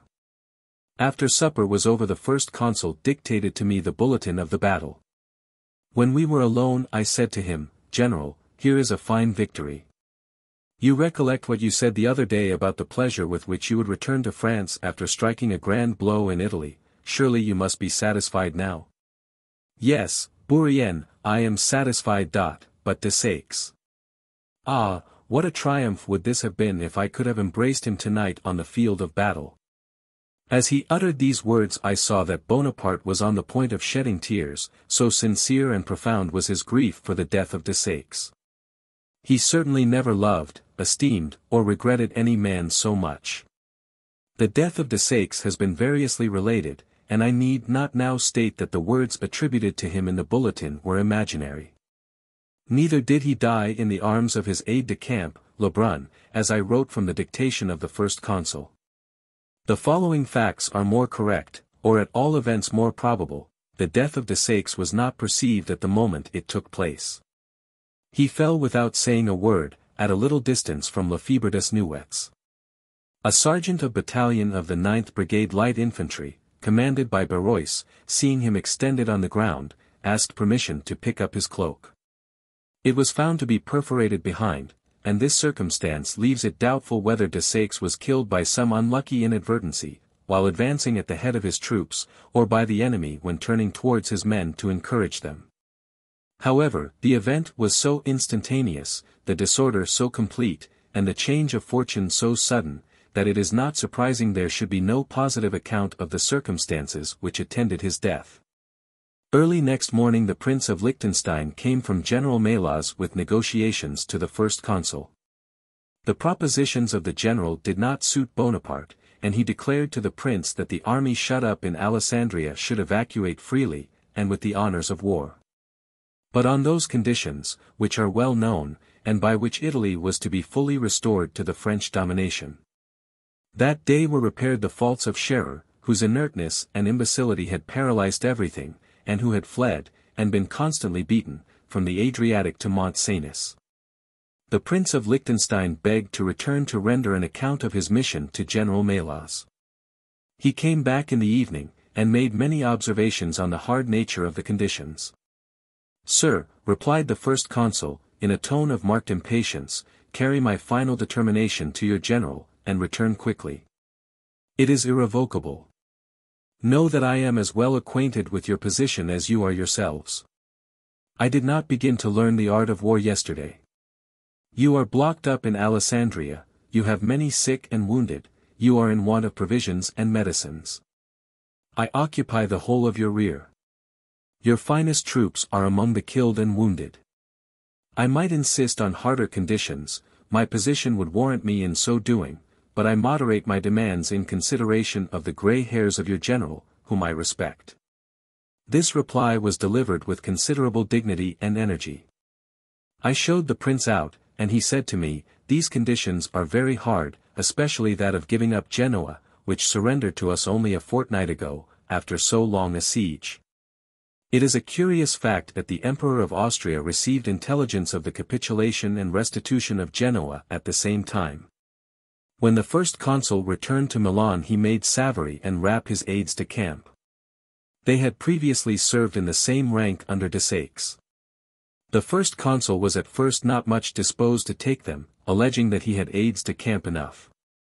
But his respect for the choice of XXXIX, added to a little solicitation on my part, soon removed every obstacle.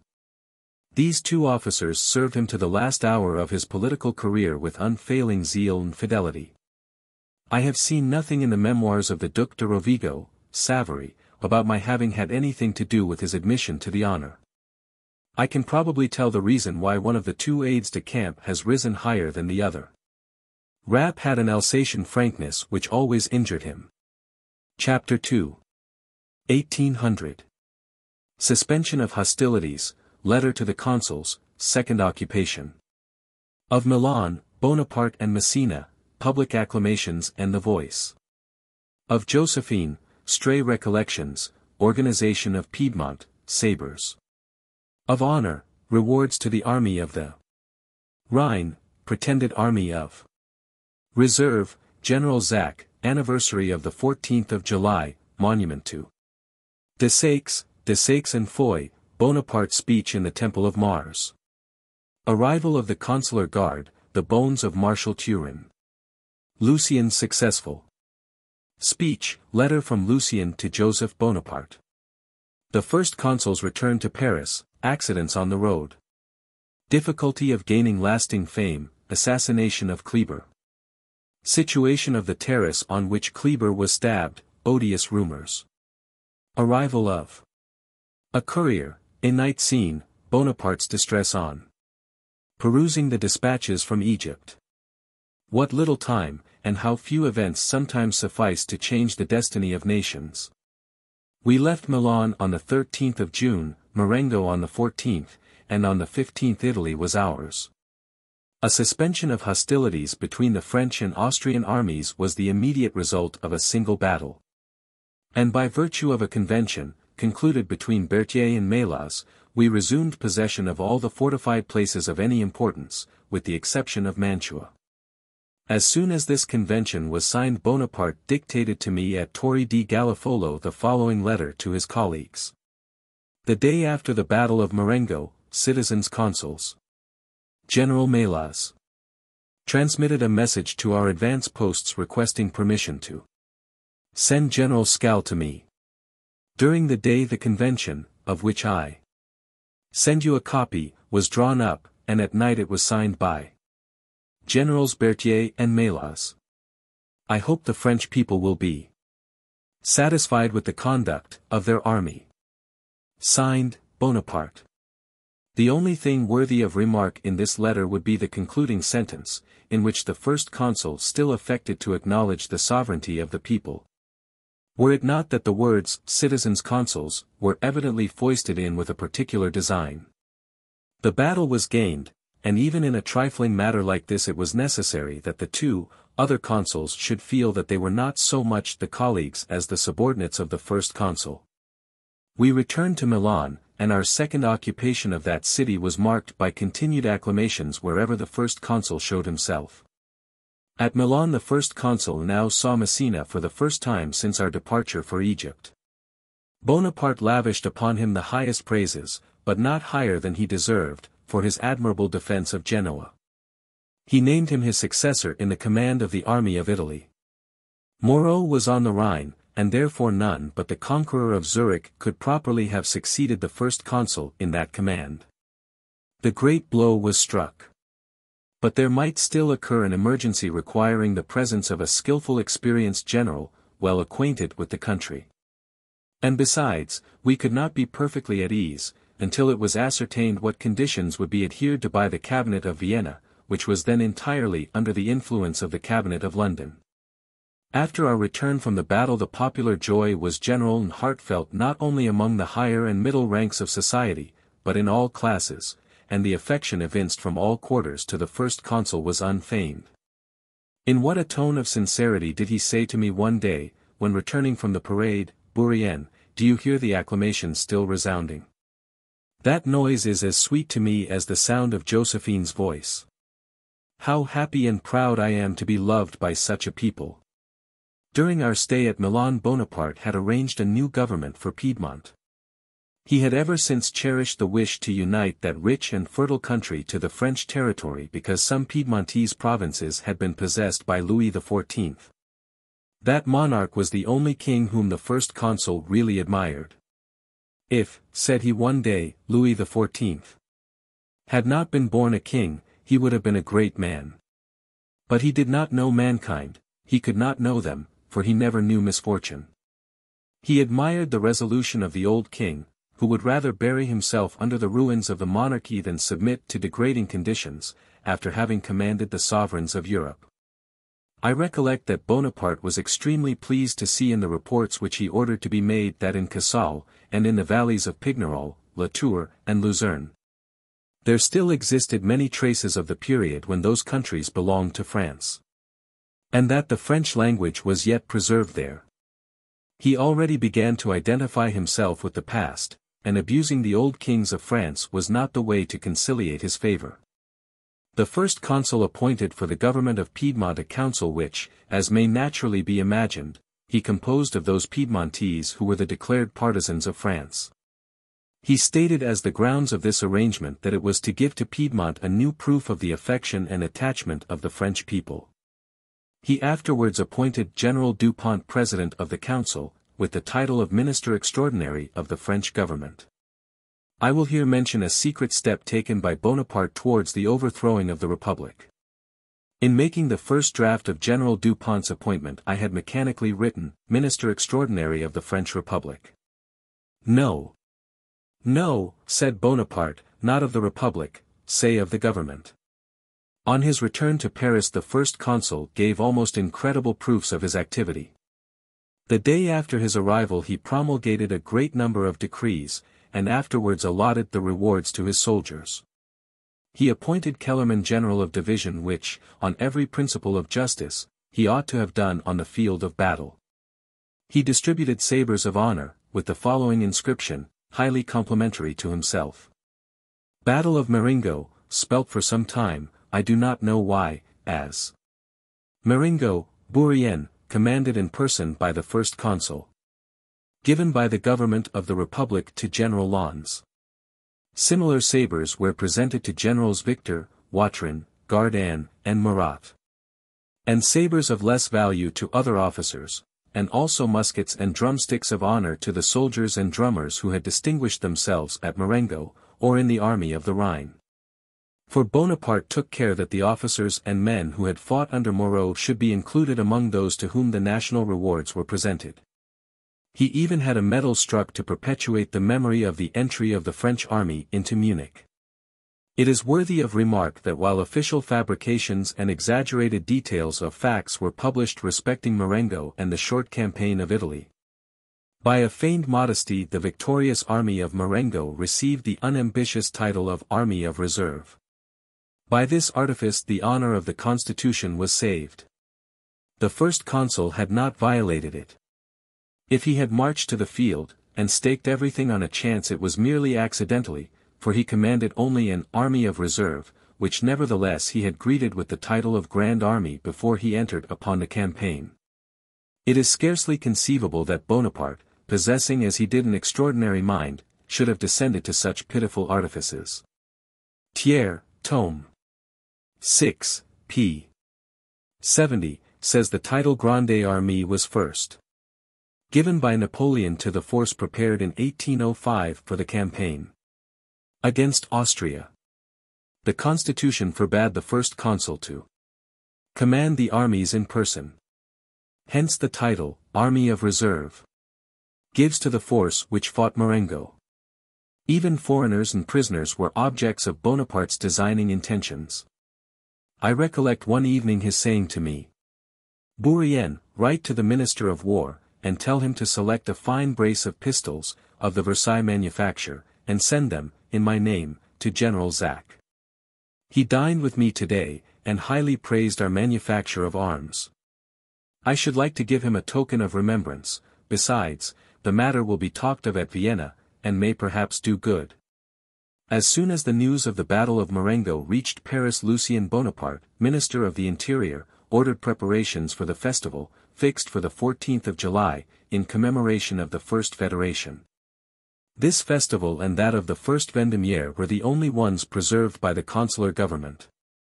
Indeed, in those memorable days, when the Revolution appeared in its fairest point of view, France had never known such joy as that to which the Battle of Marengo gave rise. Still, amidst all this popular transport there was a feeling of regret. The fame of Desaix, his heroic character, his death, the words attributed to him and believed to be true, caused mourning to be mingled with joy. It was agreed to open a subscription for erecting a national monument to his memory. A reflection naturally arises here upon the difference between the period referred to and the present time. France has endowed with nearly 1 million the children of one of her greatest orators and most eloquent defenders of public liberty, yet, for the monument to the memory of Desaix scarcely 20,000 francs were subscribed. Does not this form a singular contrast with the patriotic munificence displayed at the death of General Foy? The pitiful monument to Desaix, on the Place Dauphins, sufficiently attests the want of spirit on the part of the subscribers. Bonaparte, who was much dissatisfied with it, gave the name of Desaix to a new quay, the first stone of which was laid with great solemnity on the 14th of July. On that day the crowd was immense in the Champ de Mars and in the Temple of Mars, the name which at that the Church of the Invalids still preserved. Lucien delivered a speech on the encouraging prospects of France, and Lens made an appropriate address on presenting to the government the flags taken at Marengo. Two more followed. One from an aide-de-camp of Messina, and the other from an aide-de-camp of Lecourbe, and after the distribution of some medals the first consul then delivered the following address. Citizens. Soldiers. The flags presented to the government, in the presence of the people of this immense capital, attest at once the genius of the commanders-in-chief Moreau, Messina, and Berthier, the military talents of the generals, their lieutenants, and bravery of the French soldiers. On your return to the camp tell your comrades that for the first Vendemiaire, when we shall celebrate the anniversary of the Republic, the French people expect either peace or, if the enemy obstinately refuse it, other flags. The fruit of fresh victories. After this harangue of the first consul, in which he addressed to the military in the name of the people, and ascribed to Berthier the glory of Marengo, a hymn was chanted, the words of which were written by M. de Fontaines and the music composed by Méhul. But what was most remarkable in this fete was neither the poetry, music, nor even the panegyrical eloquence of Lucien, it was the arrival at the Champ de Mars, after the ceremony at the Invalids, of the consular guard returning from Marengo. I was at a window of the École Militaire, and I can never forget the commotion, almost electrical, which made the air resound with cries of enthusiasm at their appearance. These soldiers did not defile before the first consul in fine uniforms as at a review. Leaving the field of battle when the firing ceased, they had crossed Lombardy, Piedmont, Mont-Cenis, Savoy, and France in the space of 29 days. They appeared worn by the fatigue of a long journey, with faces browned by the summer sun of Italy, and with their arms and clothing showing the effects of desperate struggles. Do you wish to have an idea of their appearance? You will find a perfect type in the first grenadier put by Gerard at one side of his picture of the Battle of Austerlitz. At the time of this fete, that is to say, in the middle of the month of July, the first consul could not have imagined that the moderate conditions he had proposed after the victory would not be accepted by Austria. In the hope, therefore, of a peace which could not but be considered probable, he, for the first time since the establishment of the consular government, convoked the deputies of the departments, and appointed their time of assembling in Paris for the first Vendemiaire, a day which formed the close of one remarkable century and marked the commencement of another. The remains of Marshal Turenne, to which Louis XIV had awarded the honors of annihilation by giving them a place among the royal tombs in the vaults of St. Denis, had been torn from their grave at the time of the sacrilegious violation of the tombs. His bones, mingled indiscriminately with others, had long lain in obscurity in a garret of the College of Medicine when M. Lenore collected and restored them to the ancient tomb of Turenne in the Massif de Petit Augustins. Bonaparte resolved to enshrine these relics in that sculptured marble with which the glory of Turenne could so well dispense. This was however, intended as a connecting link between the past days of France and the future to which he looked forward. He thought that the sentiments inspired by the solemn honors rendered to the memory of Turenne would dispose the deputies of the departments to receive with greater enthusiasm the pacific communications he hoped to be able to make. However, the negotiations did not take the favorable turn which the first consul had expected, and, notwithstanding all the address of Lucien, the communication was not heard without much uneasiness. But Lucien had prepared a speech quite to the taste of the first consul. After dilating for some time on the efforts of the government to obtain peace, he deplored the tergiversations of Austria, accused the fatal influence of England, and added in a more elevated and solemn tone, at the very moment when The consuls were leaving the palace of the government. A courier arrived bearing dispatches which the first consul has directed me to communicate to you. He then read a note declaring that the Austrian government consented to surrender to France the 3 fortresses of Ulm, Philipsburg, and Ingolstadt. This was considered as a security for the preliminaries of peace being speedily signed. The news was received with enthusiasm, and that anxious day closed in a way highly gratifying to the first consul. Whilst victory confirmed in Italy the destinies of the first consul, his brothers were more concerned about their own interests than the affairs of France. They loved money as much as Bonaparte loved glory. A letter from Lucien to his brother Joseph, which I shall subjoin, shows how ready they always were to turn to their own advantage the glory and fortune of him to whom they were indebted for all their importance. I found this letter among my papers, but I cannot tell why and how I preserved it. It is interesting, inasmuch as it shows the opinion that family of future kings entertained of their own situation, and of what their fate would have been had Bonaparte, like Desaix, fallen on the field of Marengo. It is, besides, curious to observe the philosopher Lucien causing Te Deum to be chanted with the view of influencing the public funds. At all events I copy Lucien's letter as he wrote it, giving the words marked in italics, caps, and the numerous notes of exclamation which distinguish the original. My brother, I send you a courier. I particularly wish that the first consul would give me notice of his arrival 24 hours beforehand, and that he would inform me alone of the barrier by which he will enter. The city wishes to prepare triumphal arches for him, and it deserves not to be disappointed. At my request a Te Deum was chanted yesterday. There were 60,000 persons present. The intrigues of Auteuil continue.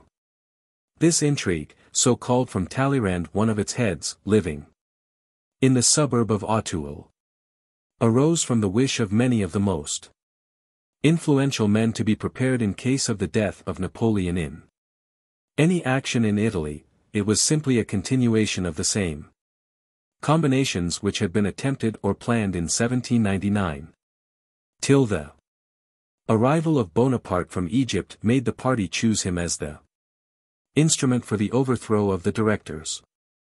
There was little secrecy about their plans. See Maillet de Melito, tome I page 276. Where Joseph Bonaparte tells his friends all that was being proposed. In case his brother fell, Carnot seems to have been the most probable choice as leader and replacer of Bonaparte. In the above letter, C stands for carat, La F, for Lafayette, the high priest is Size, and the friend of Auteuil is Talleyrand. See Young's Lucien, tome I page 411. The postscript seems to refer to a wretched scandal about Caroline and Lucien. See Young's Lucien. Tome I, pages 411, 432 to 433. The reader should remark the retention of this and other documents by Bourrienne, which forms one of the charges brought against him farther on. It has been found difficult to decide between C and La F. The latter has proposed his daughter in marriage to me. Intrigue has been carried to the last extreme. I do not know yet whether the high priest has decided for one party or the other. I believe that he would cheat them both for an Orleans, and your friend of Auteuil was at the bottom of all. The news of the Battle of Marengo petrified them, and yet next day the high priest certainly spent 3 hours with your friend of Auteuil. As to us, had the victory of Marengo closed the first consul's career, we should now have been proscribed. Your letters say nothing of what I expected to hear. I hope at least to be informed of the answer from Vienna before any one. I am sorry you have not paid me back for the Battle of Marengo. The festival of the 14th of July will be very gratifying. We expect peace as a certainty, and the triumphant return of the first consul. The family is all well. Your wife and all her family are at Mortefontaine. Ney is at Paris. Why do you return with the first consul? Peace. And Italy. Think of our last interview. I embrace you. Signed, Lucien. On the margin is written P.S. Read the letter addressed to the consul, and give it to him after you have carefully closed it. Forward the enclosed. Madame Murat never lodged in my house. Her husband is a fool, whom his wife ought to punish by not writing to him. For a month. Signed, Lucien Bonaparte. Bonaparte, confirmed in his power by the victory of Marengo, remained some days longer at Milan to settle the affairs of Italy. He directed one to furnish Madame Grassini with money to pay her expenses to Paris. We departed amidst the acclamations of the inhabitants, and took the road to Turin. The first consul stopped at Turin for some hours, and inspected the citadel, which had been surrendered to us in pursuance of the capitulation of Alessandria. In passing over Mont Cenis we observed the carriage of Madame Kellerman, who was going to meet her husband. Bonaparte on recognizing the lady stopped his carriage and congratulated her on the gallant conduct of her husband at the Battle of Marengo. On our arrival at Lyons we alighted at the Hôtel de Célestins, and the loud acclamations of a numerous multitude assembled round the hotel obliged Bonaparte to show himself on the balcony. Next day he proceeded to the square of Bellecour, where, amidst the plaudits of the people, he laid the first stone of some new buildings destined to efface one of the disasters of the Revolution. We left Lyons that evening and continued our journey by way of Dijon. On our arrival in that town the joy of the inhabitants was very great. I never saw a more graceful and captivating sight than that which was presented by a group of beautiful young females, crowned with flowers, who accompanied Bonaparte's carriage, and which at that period, when the Revolution had renewed all the republican recollections of Greece and Rome, looked like the chorus of females dancing around the victor at the Olympic Games. But all our journey was not so agreeable. Some accidents awaited us. The first consul's carriage broke down between Villeneuve-le-Roi and Senators. He sent a courier to inform my mother that he would stop at her house till his carriage was repaired. He dined there, and we started again at 7 in the evening. But we had other disasters to encounter. One of our off-wheels came off, and as we were driving at a very rapid pace the carriage was overturned on the bridge at a short distance from Montreuil-Feuillon. The first consul, who sat on my left, fell upon me, and sustained no injury. My head was slightly hurt by striking against some things which were in the pocket of the carriage, but this accident was not worth stopping for, and we arrived at Paris on the same night, the 2d of July. Duroc, who was the third in the carriage, was not hurt. I have already mentioned that Bonaparte was rather talkative when traveling. And as we were passing through Burgundy, on our return to Paris from Marengo, he said exultingly, "Well, a few more events like this campaign, and I may go down to posterity."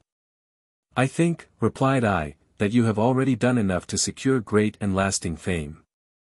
"Yes," resumed he, "I have done enough, it is true. In less than 2 years I have won Cairo, Paris, and Milan. But for all that, my dear fellow, were I to die tomorrow I should not at the end of 10 centuries occupy half a page of general history." On the very day when Desaix fell on the field of Marengo Kleber was assassinated by a fanatical Mussulman, named Solomon Haleby, who stabbed him with a dagger, and by that blow decided the fate of Egypt. This fellow was, at most, 18 or 20 years of age. He was a native of Damascus, and declared that he had quitted his native city by command of the Grand Vizier, who had entrusted him with the commission of repairing to Egypt and killing the Grand Sultan of the French, Bonaparte being probably intended that for this purpose alone he had left his family, and performed the whole journey on foot and had received from the Grand Vizier no other money than what was absolutely requisite for the exigencies of the journey. On arriving at Cairo he had gone forthwith to perform his devotions in the great mosque, and it was only on the eve of executing his project that he confided it to one of the Sherzifs of the mosque, Duc de Rovigo's Memoirs, Tome 1, p. 367. Thus was France, on the same day, and almost at the same hour, deprived of 2 of her most distinguished generals. Menil, as senior in command, succeeded Kleber, and the first consul confirmed the appointment. From that moment the loss of Egypt was inevitable. I have a few details to give respecting the tragical death of Kleber. The house of Elfi Bey, which Bonaparte occupied at Cairo, and in which Kleber lived after his departure, had a terrace leading from a salon to an old ruined cistern, from which, down a few steps, there was an entrance into the garden. The terrace commanded a view of the grand square of El Bigaya, which was to the right on coming out of the salon, while the garden was on the left. This terrace was Bonaparte's favorite promenade, especially in the evenings, when he used to walk up and down and converse with the persons about him. I often advised him to fill up the reservoir, and to make it level with the terrace. I even showed him, by concealing myself in it, and coming suddenly behind him, how easy it would be for any person to attempt his life and then escape either by jumping into the square, or passing through the garden. He told me I was a coward, and was always in fear of death, and he determined not to make the alteration I suggested, which, however, he acknowledged to be advisable. Kleber's assassin availed himself of the facility which I so often apprehended might be fatal to Bonaparte. I shall not attempt to refute all the infamous rumors which were circulated respecting Kleber's death. When the first consul received the unexpected intelligence he could scarcely believe it. He was deeply affected. And on reading the particulars of the assassination he instantly called to mind how often he had been in the same situation as that in which Kleber was killed. And all I had said respecting the danger of the reservoir, a danger from which it is inconceivable he should have escaped, especially after his Syrian expedition had excited the fury of the natives. Bonaparte's knowledge of Kleber's talents, the fact of his having confided to him the command of the army, and the aid which he constantly endeavored to transmit to him, repelled at once the horrible suspicion of his having had the least participation in the crime, and the thought that he was gratified to hear of it. It is very certain that Bonaparte's dislike of Kleber was as decided as the friendship he cherished for Desaix. Kleber's fame annoyed him, for he was weak enough to be annoyed at it. He knew the manner in which Kleber spoke of him, which was certainly not the most respectful. During the long and sanguinary siege of Asti, Jean d'Acre Kleber said to me, "That little scoundrel Bonaparte, who is no higher than my boot, will enslave France. See what a villainous expedition he has succeeded in involving us in." Kleber often made the same remark to others as well as to me. I am not certain that it was ever reported to Bonaparte, but there is reason to believe that those who found it their interest to accuse others did not spare Kleber. Kleber, who was a sincere republican, saw and dreaded for his country's sake the secret views and inordinate ambition of Bonaparte. He was a grumbler by nature, yet he never evinced discontent in the discharge of his duties as a soldier. He swore and stormed, but marched bravely to the cannon's mouth. He was indeed courage personified.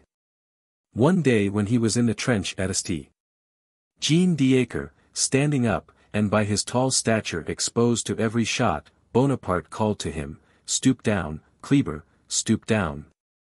"Why," replied he, "your confounded trench does not reach to my knees." He never regarded the Egyptian expedition with a favorable eye. He thought it too expensive, and utterly useless to France. He was convinced that in the situation in which we stood, without a navy or a powerful government, it would have been better to have confined our attention to Europe than to have wasted French blood and money on the banks of the Nile, and among the ruined cities of Syria. Kleber, who was a cool, reflecting man, judged Bonaparte without enthusiasm, a thing somewhat rare at that time, and he was not blind to any of his faults. Bonaparte alleged that Kleber said to him, "General, you are as great as the world." Such a remark is in direct opposition to Kleber's character. He was too sincere to say anything against his conviction. Bonaparte, always anxious to keep Egypt, of which the preservation alone could justify the conquest, allowed Kleber to speak because he acted at the same time. He knew that Kleber's sense of military duty would always triumph over any opposition he might cherish to his views and plans. Thus the death of his lieutenant, far from causing Bonaparte any feeling of satisfaction, afflicted him the more, because it almost totally deprived him of the hope of preserving a conquest which had cost France so dear, and which was his work. The news of the death of Kleber arrived shortly after our return to Paris. Bonaparte was anxiously expecting accounts from Egypt, none having been received for a considerable time. The arrival of the courier who brought the fatal intelligence gave rise to a scene which I may relate here. It was 2 o'clock in the morning when the courier arrived at the Tuileries. In his hurry the first consul could not wait to rouse anyone to call me up. I had informed him some days before that if he should want me during the night he should send for me to the corridor, as I had changed my bedchamber on account of my wife's accouchement. He came up himself and instead of knocking at my door knocked at that of my secretary. The latter immediately rose, and opening the door to his surprise saw the first consul with a candle in his hand, a madras handkerchief on his head, and having on his grey greatcoat. Bonaparte, not knowing of the little step down into the room, slipped and nearly fell. "Where is Bourrienne?" asked he. The surprise of my secretary at the apparition of the first consul can be imagined. "What, General, is it you? Where is Bourrienne?" Then my secretary, in his shirt, showed the first consul my door. After having told him that he was sorry at having called him up, Napoleon came to me. I dressed in a hurry, and we went downstairs to my usual room. We rang several times before they opened the door for us. The guards were not asleep, but having heard so much running to and fro feared we were thieves. At last they opened the door, and the first consul threw on the table the immense packet of dispatches which he had just received. They had been fumigated and steeped in vinegar. When he read the announcement of the death of Kleber the expression of his countenance sufficiently denoted the painful feelings which arose in his mind. I read in his face, "Egypt is lost." Chapter 3. Bonaparte's wish to negotiate with England and Austria. An emigrant's letter, domestic details, the Bell, conspiracy of Siraki, Arena, Harel, and others, Bonaparte's visit to the opera. Arrests, Rariel appointed commandant of Vincennes, the Duc d'Enghien foster sister, the 3D Nivois, first performance of Haydn's Creation, the Infernal Machine, congratulatory addresses. Arbitrary condemnations, M. Tizot erased from the list of the banished, M. Treguet, Bonaparte's hatred of the Jacobins explained. The real criminals discovered, justification of Fouché, execution of St. Regent in Carbon, Caesar, Cromwell, and Bonaparte, conversation between Bonaparte and Fouché, pretended anger, Fouché's dissimulation, Lucien's resignation, his embassy to Spain, war between Spain and Portugal, dinner at Fouché's, treachery of Joseph Bonaparte, a trick upon the first consul, a 3 days' coolness. Reconciliation. The happy events of the campaign of Italy had been crowned by the armistice, concluded on the 6th of July. This armistice was broken on the 1st of September, and renewed after the Battle of Hohenlinden. On his return from Marengo Bonaparte was received with more enthusiasm than ever. The rapidity with which, in a campaign of less than 2 months, he had restored the triumph of the French standard, excited universal astonishment. He then actively endeavored to open negotiations with England and Austria, but difficulties opposed him in every direction. He frequently visited the theatre, where his presence attracted prodigious throngs of persons, all eager to see and applaud him. The immense number of letters which were at this time addressed to the first consul is scarcely conceivable. They contained requests for places, protestations of fidelity, and, in short, they were those petitionary circulars that are addressed to all persons in power. These letters were often exceedingly curious, and I have preserved many of them. Among the rest was one from Duracell Beaumanoir, an emigrant who had fled to Jersey. This letter contains some interesting particulars relative to Bonaparte's family. It is dated Jersey, July 12, 1800, and the following are the most remarkable passages it contains. I trust, General, that I may, without indiscretion, intrude upon your notice, to remind you of what, I flatter myself, you have not totally forgotten, after having lived 18 or 19 years at Ajaccio. But you will, perhaps, be surprised that so trifling an Item should be the subject of the letter which I have the honor to address to you. You cannot have forgotten, General, that when your late father was obliged to take your brothers from the College of Autun, from whence he went to see you at Brienne, he was unprovided with money, and he asked me for 25 louis, which I lent him with pleasure.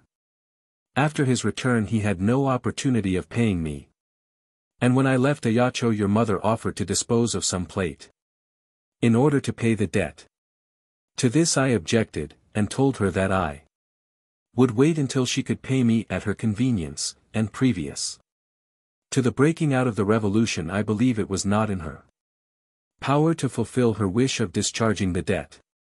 I am sorry, General, to be obliged to trouble you about such a trifle. But such is my unfortunate situation that even this trifle is of some importance to me. Driven from my country, and obliged to take refuge in this island, where everything is exceedingly expensive, the little sum I have mentioned, which was formerly a matter of indifference, would now be of great service to me. You will understand, General, that at the age of 86, after served my country well for 60 years, without the least interruption, not counting the time of emigration, chased from every place, I have been obliged to take refuge here, to subsist on the scanty succor given by the English government to the French emigrant. I say emigrant because I have been forced to be one. I had no intention of being one, but a horde of brigands, who came from Caen to my house to assassinate me, considered I had committed the great crime in being the senior general of the canton and in having the Grand Cross of St. Louis. This was too much for them. If it had not been for the cries of my neighbors, my door would have been broken open, and I should have been assassinated, and I had but time to fly by a door at the back, only carrying away what I had on me. At first I retired to Paris, but there they told me that I could do nothing but go into a foreign country, so great was the hate entertained for me by my fellow citizens, although I lived in retirement, never having any discussion with anyone.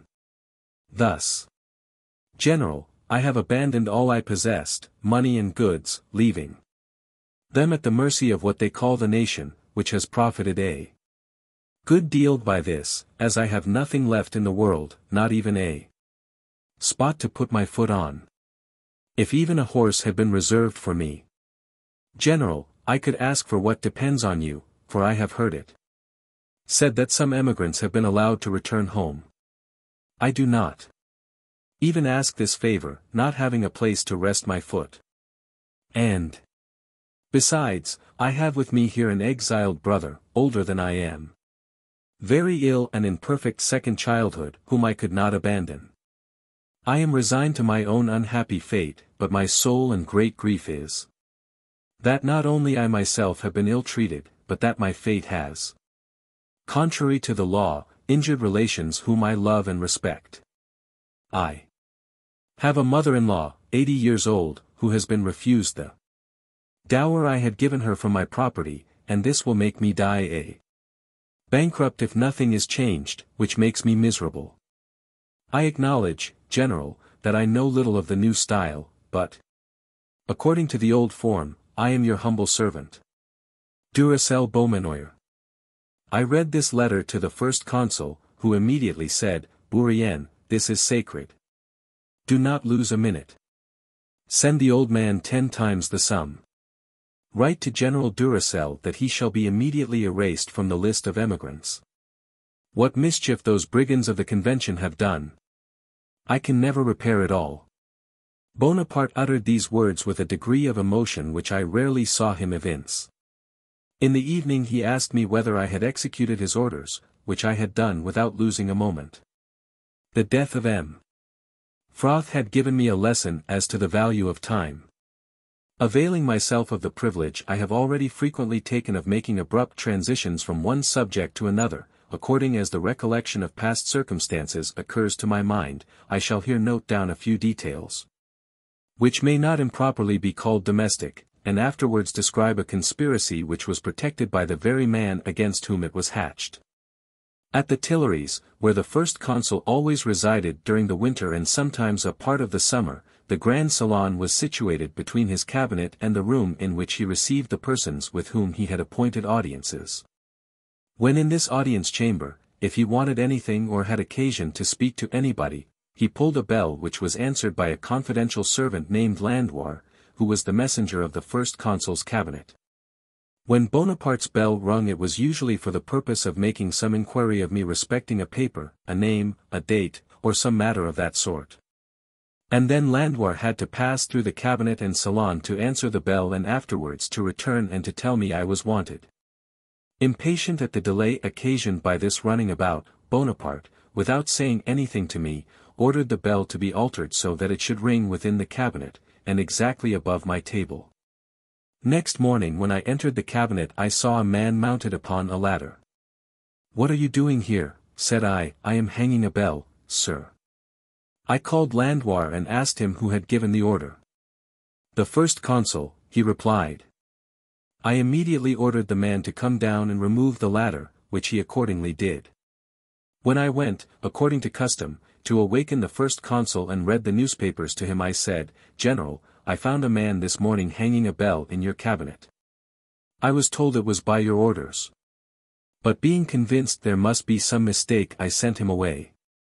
Surely the bell was not intended for you, and I cannot imagine it was intended for me. Who then could it be for?" "What a stupid fellow that Landois is," said Bonaparte. "Yesterday, when Cambyses was with me, I wanted you. Landois did not come when I touched the bell. I thought it was broken, and ordered him to get it repaired. I suppose the bell hanger was doing it when you saw him, for you know the wire passes through the cabinet." I was satisfied with this explanation, though I was not deceived by it. For the sake of appearance he reproved Landois, who, however, had done nothing more than execute the order he had received. How could he imagine I would submit to such treatment, considering that we had been friends since our boyhood, and that I was now living on full terms of confidence and familiarity with him? Before I speak of the conspiracy of Siraki, Brienne, Tepino Lebrun, and others, I must notice a remark made by Napoleon at St. Helena. He said, or is alleged to have said, "The two attempts which placed me in the greatest danger were those of the sculptor Siraki and of the fanatic of Schoenbrunn."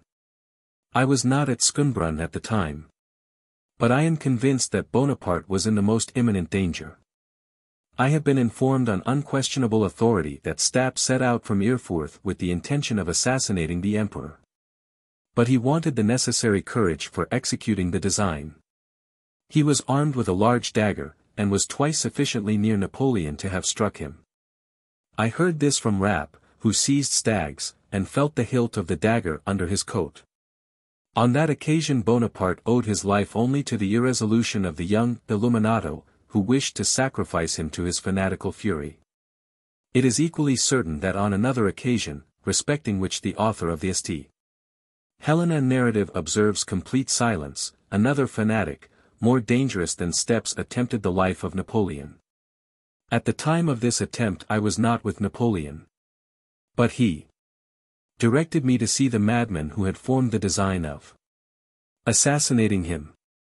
It will be seen in the course of these memoirs. What were his plans, and what was the result of them? Bourrienne. The following is a correct statement of the facts relative to Siraki's conspiracy. The plot itself was a mere shadow. But it was deemed advisable to give it substance, to exaggerate, at least in appearance, the danger to which the first consul had been exposed. There was at that time in Paris an idle fellow called Harel.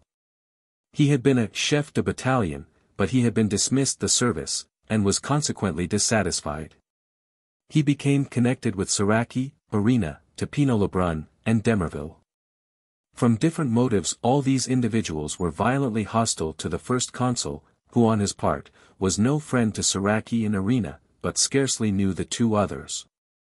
These four individuals formed, in conjunction with Harel, the design of assassinating the first consul, and the time fixed for the perpetration of the deed was one evening when Bonaparte intended to visit the opera. On the 20th of September, 1804 Harrel came to me at the Tuileries. He revealed to me the plot in which he was engaged, and promised that his accomplices should be apprehended in the very act if I would supply him with money to bring the plot to maturity. I knew not how to act upon this disclosure, which I, however, could not reject without incurring too great a responsibility. I immediately communicated the business to the first consul, who ordered me to supply Harrel with money.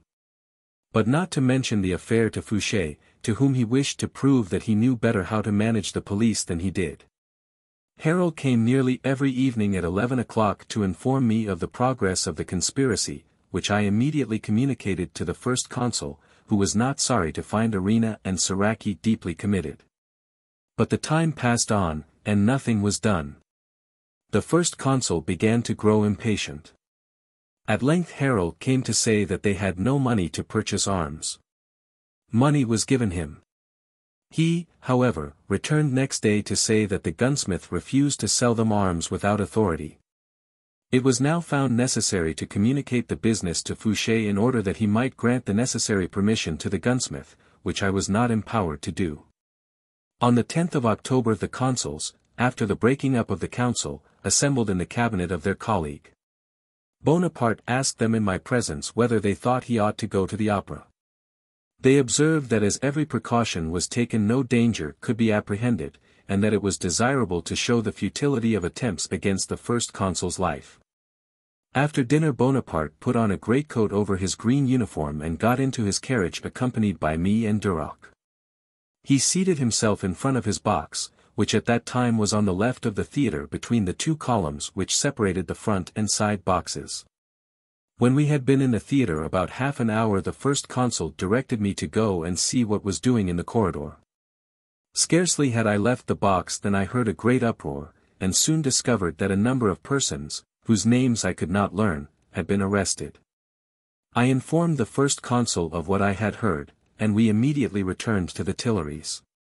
It is certain that the object of the conspiracy was to take the first consul's life, and that the conspirators neglected nothing which could further the accomplishment of their atrocious design.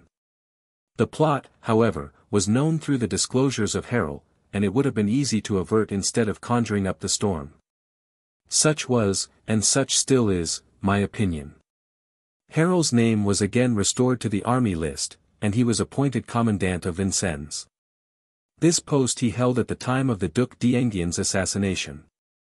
I was afterwards told that his wife was foster-sister to the unfortunate prince, and that she recognized him when he entered the prison which in a few short hours was to prove his grave. Carbonneau, one of the individuals condemned, candidly confessed the part he had taken in the plot, which he said was brought to maturity solely by the agents of the police, who were always eager to prove their zeal to their employers by some new discovery. Although 3 months intervened between the machinations of Saraki and Arena and the horrible attempt of the 3D Nivos, I shall relate these two events in immediate succession. For if they had no other points of resemblance they were at least alike in their object. The conspirators in the first affair were of the revolutionary faction. They sought Bonaparte's life as if with the view of rendering his resemblance to Caesar so complete that not even a Brutus should be wanting. The latter, it must with regret be confessed, were of the royalist party, and in their wish to destroy the first consul they were not deterred by the fear of sacrificing a great number of citizens. The police knew nothing of the plot of the 3D Nivos for 2 reasons: first, because they were no parties to it, and secondly, because 2 conspirators do not betray and sell each other when they are resolute in their purpose. In such cases the giving of information can arise only from 2 causes, the one excusable, the other infamous, viz. the dread of punishment, and the hope of reward. But neither of these causes influenced the conspirators of the 3D Nivos, the inventors and constructors of that machine which has so justly been denominated infernal. On the 3D Nivos, December 24, 1800, the first performance of Haydn's magnificent oratorio of the Creation took place at the opera, and the first consul had expressed his intention of being present. I did not dine with him that day, but as he left me he said, "Bourrienne, you know I am going to the opera tonight, and you may go too, but I cannot take you in the carriage, as Lons, Berthier, and Lauriston are going with me. I was very glad of this, for I much wished to hear one of the masterpieces of the German school of composition. I got to the opera before Bonaparte, who on his entrance seated himself, according to custom, in front of the box. The eyes of all present were fixed upon him, and he appeared to be perfectly calm and self-possessed. Lauriston, as soon as he saw me, came to my box, and told me that the first consul, on his way to the opera, had narrowly escaped being assassinated in the Rue St.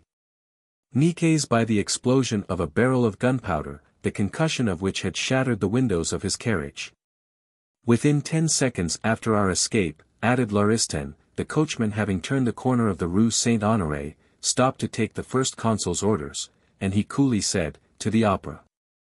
The following particulars respecting the affair of the infernal machine are related by Rapp, who attended Madame Bonaparte to the opera.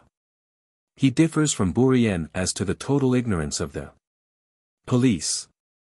The affair of the infernal machine has never been properly understood by the public. The police had intimated to Napoleon that an attempt would be made against his life and cautioned him not to go out. Madame Bonaparte, Mademoiselle Beauharnais, Madame Murat, Lons, Bessières, the aide-de-camp on duty, Lieutenant Lebrun, now Duke of Placenza, were all assembled in the salon, while the first consul was writing in his cabinet. Haydn's oratorio was to be performed that evening. The ladies were anxious to hear the music, and we also expressed a wish to that effect. The escort piquet was ordered out, and Lons requested that Napoleon would join the party. He consented. His carriage was ready, and he took along with him Bessières and the aide-de-camp on duty. I was directed to attend the ladies. Josephine had received a magnificent shawl from Constantinople, and she that evening wore it for the first time. Permit me to observe, said I, that your shawl is not thrown on with your usual elegance. She good-humoredly begged that I would fold it after the fashion of the Egyptian ladies. While I was engaged in this operation, we heard Napoleon depart. Come, sister, said Madame Murat, who was impatient to get to the theatre. Bonaparte is going. We stopped into the carriage. The first consul's equipage had already reached the middle of the Place du Carrousel. We drove after it, but we had scarcely entered the place when the machine exploded. Napoleon escaped by a singular chance. Saint Regent, or his servant François, had stationed himself in the middle of the Rue Nicaise. A grenadier of the escort, supposing he was really what he appeared to be, a water carrier, gave him a few blows with the flat of his sabre and drove him off. The cart was turned round, and the machine exploded between the carriages of Napoleon and Josephine. The ladies shrieked on hearing the report. The carriage windows were broken, and Mademoiselle Beauharnais received a slight hurt on her hand. I alighted and crossed the Rue Nicaise, which was strewed with the bodies of those who had been thrown down, and the fragments of the walls that had been shattered with the explosion. Neither the consul nor any individual of his suite sustained any serious injury. When I entered the theatre, Napoleon was seated in his box, calm and composed, and looking at the audience through his opera glass. Fouché was beside him. Josephine, said he as soon as he observed me.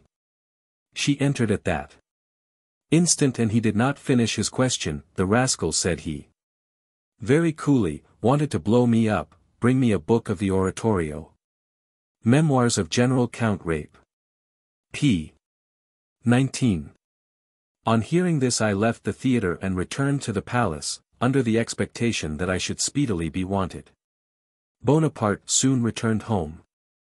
And as intelligence of the affair had spread through Paris, the grand salon on the ground floor was filled with a crowd of functionaries, eager to read in the eye of their master what they were to think and say on the occasion. He did not keep them long in suspense. This, exclaimed he vehemently, is the work of the Jacobins. they have attempted my life. There are neither nobles, priests, nor truants in this affair. I know what I am about, and they need not think to impose on me. These are the Septemberizers who have been in open revolt and conspiracy, and arrayed against every succeeding government. It is scarce 3 months since my life was attempted by Uraqui, Barina, Tepino Lebrun, and Demerville.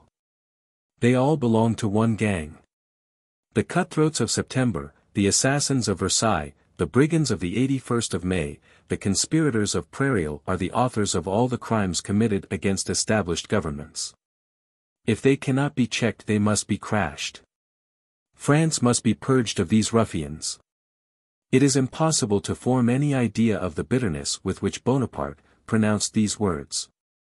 In vain did some of the councillors of state, and Fouché in particular, endeavour to point out to him that there was no evidence against any one, and that before he pronounced people to be guilty it would be right to ascertain the fact.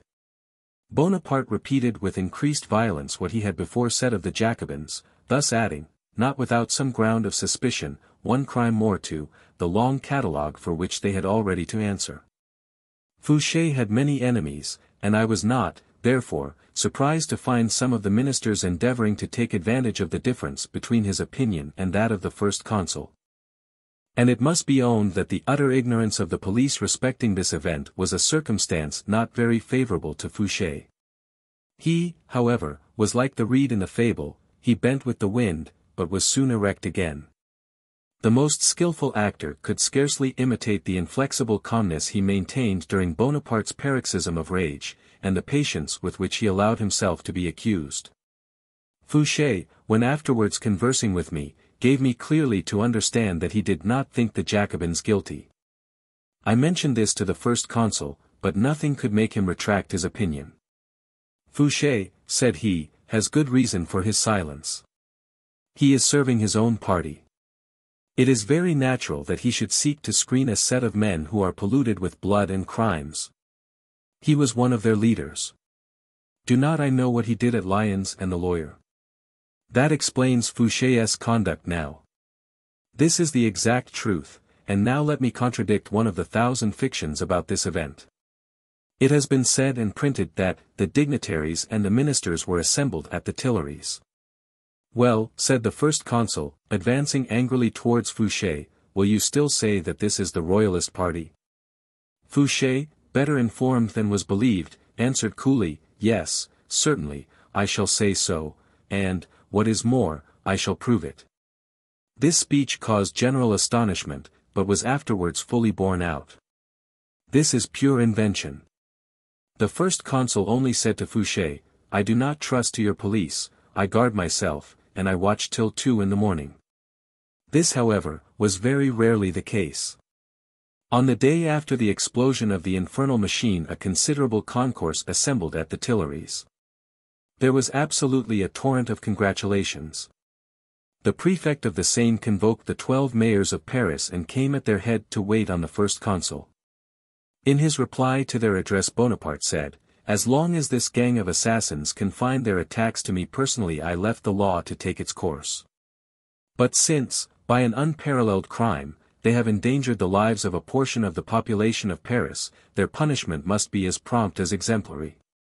100 of these wretches who have libelled liberty by perpetrating crimes in her name must be effectually prevented from renewing their atrocities. He then conversed with the ministers, the councillors of state, etc. On the event of the preceding day, and as all knew the first consul's opinion of the authors of the crime each was eager to confirm it.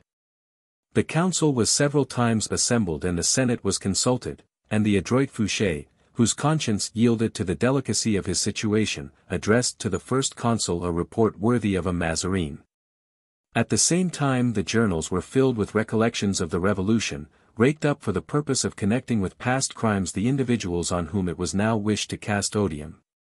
It was decreed that 100 persons should be banished, and the Senate established its character for complaisance by passing a senatus consult conformable to the wishes of the first consul. A list was drawn up of the persons styled Jacobins, who were condemned to transportation. I was fortunate enough to obtain the erasure of the names of several whose opinions had perhaps been violent, but whose education and private character presented claims to recommendation. Some of my readers may probably recollect them without my naming them, and I shall only mention M. Tizot, for the purpose of recording, not the service I rendered him, but an instance of grateful acknowledgment. When in 1815 Napoleon was on the point of entering Paris, M. Tizot came to the prefecture of police, where I then was, and offered me his house as a safe asylum, assuring me I should there run no risk of being discovered. Though I did not accept the offer, yet I gladly seize on this opportunity of making it known. It is gratifying to find that difference of political opinion does not always exclude sentiments of generosity and honor. I shall never forget the way in which the author of the essays on Virgil uttered the words, Domus mea. But to return to the fatal list. Even while I write this, I shudder to think of the way in which men utterly innocent were accused of a revolting crime without even the shadow of a proof. The name of an individual, his opinions, perhaps only assumed, were sufficient grounds for his banishment.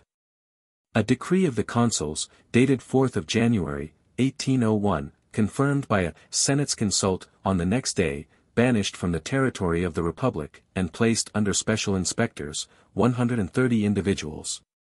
9 of whom were merely designated in the report as Septemberizers.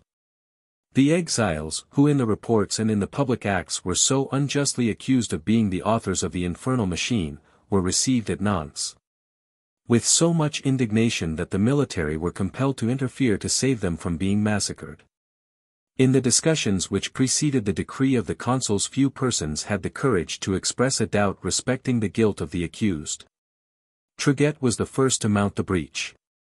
He observed that without denying the government the extraordinary means for getting rid of its enemies, he could not but acknowledge that the emigrants threatened the purchasers of national domains, that the public mind was corrupted by pamphlets. And that, here the first consul, interrupting him, exclaimed, "To what pamphlets do you allude?" "To pamphlets which are publicly circulated." "Name them." "You know them as well as I do. The parallel between Caesar, Cromwell, and Bonaparte, of which I shall speak a little farther on, is here alluded to. Bourrienne." After a long and angry ebullition, the first consul abruptly dismissed the council. He observed that he would not be duped, that the villains were known, that they were Septemberizers, the hatchers of every mischief. He had said at a sitting 3 days before, if proof should fail, we must take advantage of the public excitement. The event is to me merely the opportunity. They shall be banished for the 2d September, for the May 31st, for Babeuf's conspiracy, or anything else. On leaving one of the sittings of the council, at which the question of a special tribunal had been discussed, he told me that he had been a little ruffled, that he had said a violent blow must be struck, that blood must be spilt. And that as many of the guilty should be shot as there had been victims of the explosion, from 15 to 20, that 200 should be banished, and the Republic purged of these scoundrels. The arbitrariness and illegality of the proceeding were so evident that the Senatus Consult contained no mention of the transactions of the 3d Nivos, which was very remarkable. It was, however, declared that the measure of the previous day had been adopted with a view to the preservation of the Constitution. This was promising. The first consul manifested the most violent hatred of the Jacobins. For this he could not have been blamed if under the title of Jacobins he had not comprised every devoted advocate of public liberty. Their opposition annoyed him, and he could never pardon them for having presumed to condemn his tyrannical acts, and to resist the destruction of the freedom which he had himself sworn to defend, but which he was incessantly laboring to overturn. These were the true motives of his conduct, and, conscious of his own faults, he regarded with dislike those who saw and disapproved of them. For this reason he was more afraid of those whom he called Jacobins than of the Royalists. I am here recording the faults of Bonaparte, but I excuse him. Situated as he was, any other person would have acted in the same way. Truth now reached him with difficulty, and when it was not agreeable he had no disposition to hear it. He was surrounded by flatterers, and, the greater number of those who approached him, far from telling him what they really thought, only repeated what he had himself been thinking. Hence he admired the wisdom of his counselors. Thus Fouché, to maintain himself in favor, was obliged to deliver up to his master 130 names chosen from among his own most intimate friends as objects of proscription. Meanwhile Fouché, still believing that he was not deceived as to the real authors of the attempt of the 3D Nivos, set in motion with his usual dexterity all the springs of the police. His efforts, however, were for some time unsuccessful. But at length on Saturday, the January 31st, 1801, about 2 hours after our arrival at Malmaison, Fouché presented himself and produced authentic proofs of the accuracy of his conjectures. There was no longer any doubt on the subject. And Bonaparte saw clearly that the attempt of the 3D Nivos was the result of a plot hatched by the partisans of royalty. But as the act of proscription against those who were jumbled together under the title of the Jacobins had been executed, it was not to be revoked. Thus the consequence of the 3D Nivos was that both the innocent and guilty were punished. With this difference, however, that the guilty at least had the benefit of a trial. When the Jacobins, as they were called, were accused with such precipitation, Fouché had no positive proofs of their innocence. And therefore their illegal condemnation ought not to be attributed to him. Sufficient odium is attached to his memory without his being charged with a crime he never committed. Still, I must say that had he boldly opposed the opinion of Bonaparte in the first burst of his fury he might have averted the blow. Every time he came to the Tuileries, even before he had acquired any traces of the truth, Fouché always declared to me his conviction of the innocence of the persons first accused. But he was afraid to make the same observation to Bonaparte. I often mentioned to him the opinion of the Minister of Police, but as proof was wanting he replied to me with a triumphant air, "Bah! Bah! This is always the way with Fouché. Besides, it is of little consequence. At any rate we shall get rid of them. Should the guilty be discovered among the royalists they also shall be punished." The real criminals being at length discovered through the researches of Fouché, St. Regent and Carbon expiated their crimes by the forfeit of their heads. Thus the first consul gained his point, and justice gained hers. It was Saint Regent, or Saint Regent, who fired the infernal machine. The violence of the shock flung him against a post and part of his breastbone was driven in. He was obliged to resort to a surgeon, and it would seem that this man denounced him. Memoirs of Millet de Melito, tome I, page 264. The discussions which took place in the Council of State on this affair are remarkable, both for the violence of Napoleon and for the resistance made in the council, to a great extent successfully. 2. His views as to the plot being one of the Jacobin party. I have often had occasion to notice the multifarious means employed by Bonaparte to arrive at the possession of supreme power, and to prepare men's minds for so great change. Those who have observed his life must have so remarked how entirely he was convinced of the truth that public opinion wastes itself on the rumor of a project and possesses no energy at the moment of its execution. In order, therefore, to direct public attention to the question of hereditary power a pamphlet was circulated about Paris, and the following is the history of it. In the month of December 1800, while Fouché was searching after the real authors of the attempt of the 3D Nivos, a small pamphlet, entitled Parallel Between Caesar, Cromwell, and Bonaparte, was sent to the first consul. He was absent when it came. I read it, and perceived that it openly advocated hereditary monarchy. I then knew nothing about the origin of this pamphlet, but I soon learned that it issued from the office of the Minister of the Interior, Lucien Bonaparte, and that it had been largely circulated. After reading it I laid it on the table. In a few minutes Bonaparte entered, and taking up the pamphlet pretended to look through it. "Have you read this?" said he. "Yes, General." "Well.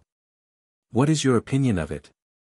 "I think it is calculated to produce an unfavorable effect on the public mind. It is ill-timed, for it prematurely reveals your views." The first consul took the pamphlet and threw it on the ground, as he did all the stupid publications of the day after having slightly glanced over them. I was not singular in my opinion of the pamphlet, for next day the prefects in the immediate neighborhood of Paris sent a copy of it to the first consul, complaining of its mischievous effect. And I recollect that in one of their letters it was stated that such a work was calculated to direct against him the poniards of new assassins. After reading this correspondence he said to me, Bourrienne, send for Fouché. He must come directly, and give an account of this matter. In half an hour Fouché was in the first consul's cabinet. No sooner had he entered than the following dialogue took place, in which the impetuous warmth of the one party was strangely contrasted with the phlegmatic and rather sardonic composure of the other. What pamphlet is this? What is said about it in Paris? General, there is but one opinion of its dangerous tendency. Well, then, why did you allow it to appear? General, I was obliged to show some consideration for the author. Consideration for the author. What do you mean? You should have sent him to the Temple. But, General, your brother Lucien patronizes this pamphlet. It has been printed and published by his order. In short, it comes from the office of the Minister of the Interior. No matter for that. Your duty as Minister of Police was to have arrested Lucien, and sent him to the Temple. The fool does nothing but contrive how he can commit me. With these words the first consul left the cabinet, shutting the door violently behind him. Being now alone with Fouché, I was eager to get an explanation of the suppressed smile which had more than once curled his lips during Bonaparte's angry expostulation. I easily perceived that there was something in reserve. Send the author to the Temple, said Fouché, that would be no easy matter. Alarmed at the effect which this parallel between Caesar, Cromwell, and Bonaparte was likely to produce, I went to Lucien to point out to him his imprudence. He made me no answer, but went and got a manuscript, which he showed me, and which contained corrections and annotations in the first consul's handwriting. When Lucien heard how Bonaparte had expressed his displeasure at the pamphlet, he also came to the Tuileries to reproach his brother with having thrust him forward and then abandoned him. "'Tis your own fault," said the first consul. "You have allowed yourself to be caught. So much the worse for you. Fouché is too cunning for you. You are a mere fool compared with him." Lucien tendered his resignation, which was accepted, and he departed for Spain. This diplomatic mission turned to his advantage. It was necessary that one should veil the Machiavellian invention of the parallel. The parallel has been attributed to different writers. Some phrases seemed the work of Lucien, but, says Thiers, tome 2 p. 210, its rare elegance of language and its classical knowledge of history should attribute it to its real anchor, Fontenelle, Joseph. Bonaparte, Errors tome I, p. 270, says that Fontenelle wrote it, and Lucien Bonaparte corrected it. See Meneval, tome 3. Page 105. Whoever wrote it, Napoleon certainly planned its issue.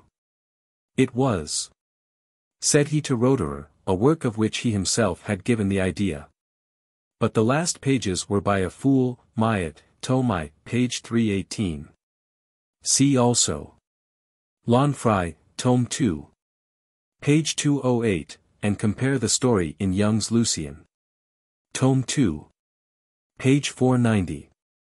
Maillet, then in the confidence of Joseph, says that Lucien's removal from office was the result of an angry quarrel between him and Fouché in the presence of Napoleon, when Fouché attacked Lucien, not only for the pamphlet, but also for the disorder of his public and his private life.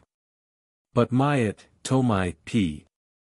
319, places the date of this as the 3d November, while Bourrienne dates the disapproval of the pamphlet in December.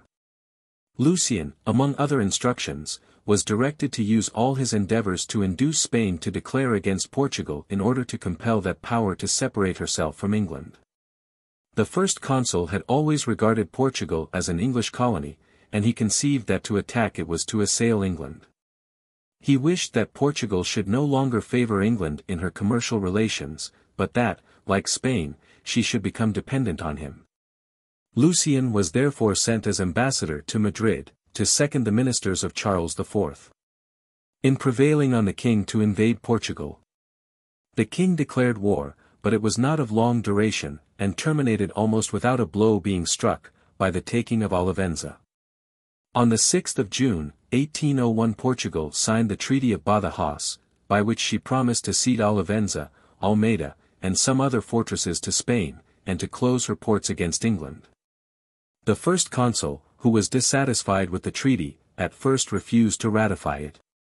He still kept his army in Spain, and this proceeding determined Portugal to accede to some slight alterations in the first treaty. This business proved very advantageous to Lucien and Godoy. The cabinet of the Tuileries was not the only place in which the question of hereditary succession was discussed. It was the constant subject of conversation in the salons of Paris, where a new dynasty was already spoken of. This was by no means displeasing to the first consul. But he saw clearly that he had committed a mistake in agitating the question prematurely. For this reason he waged war against the parallel, as he would not be suspected of having had any share in a design that had failed. One day he said to me, "I believe I have been a little too precipitate.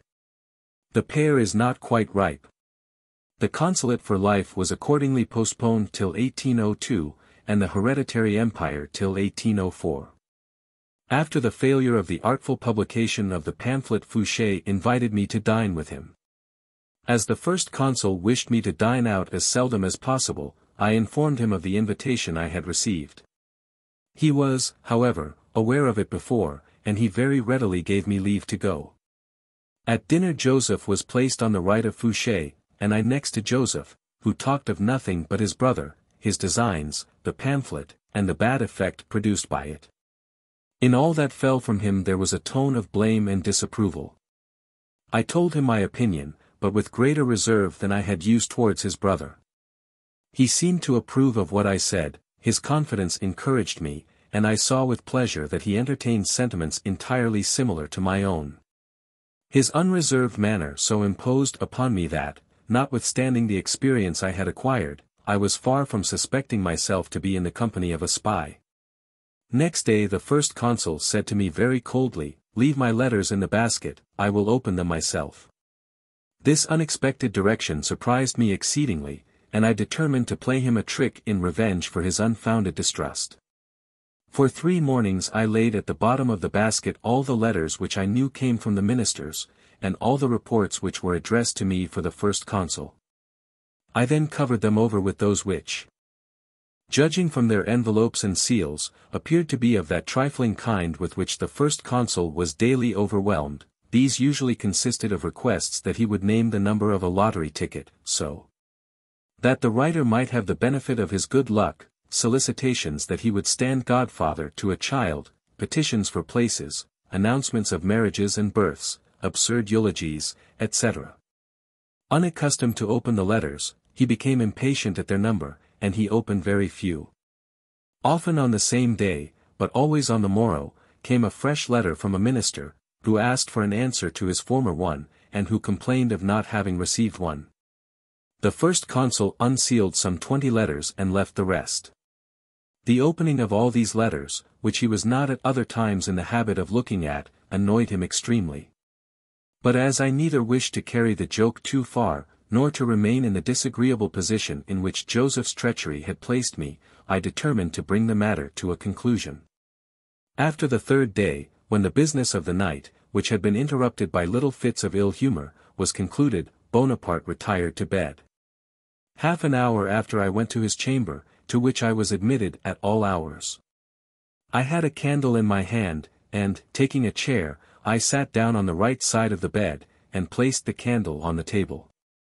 Both he and Josephine awoke. "What is the matter?" he asked with surprise. "General, I have come to tell you that I can no longer remain here, since I have lost your confidence. You know how sincerely I am devoted to you.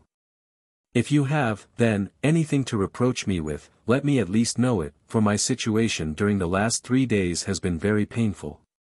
"What has Bourrienne done?" inquired Josephine earnestly. "That does not concern you," he replied.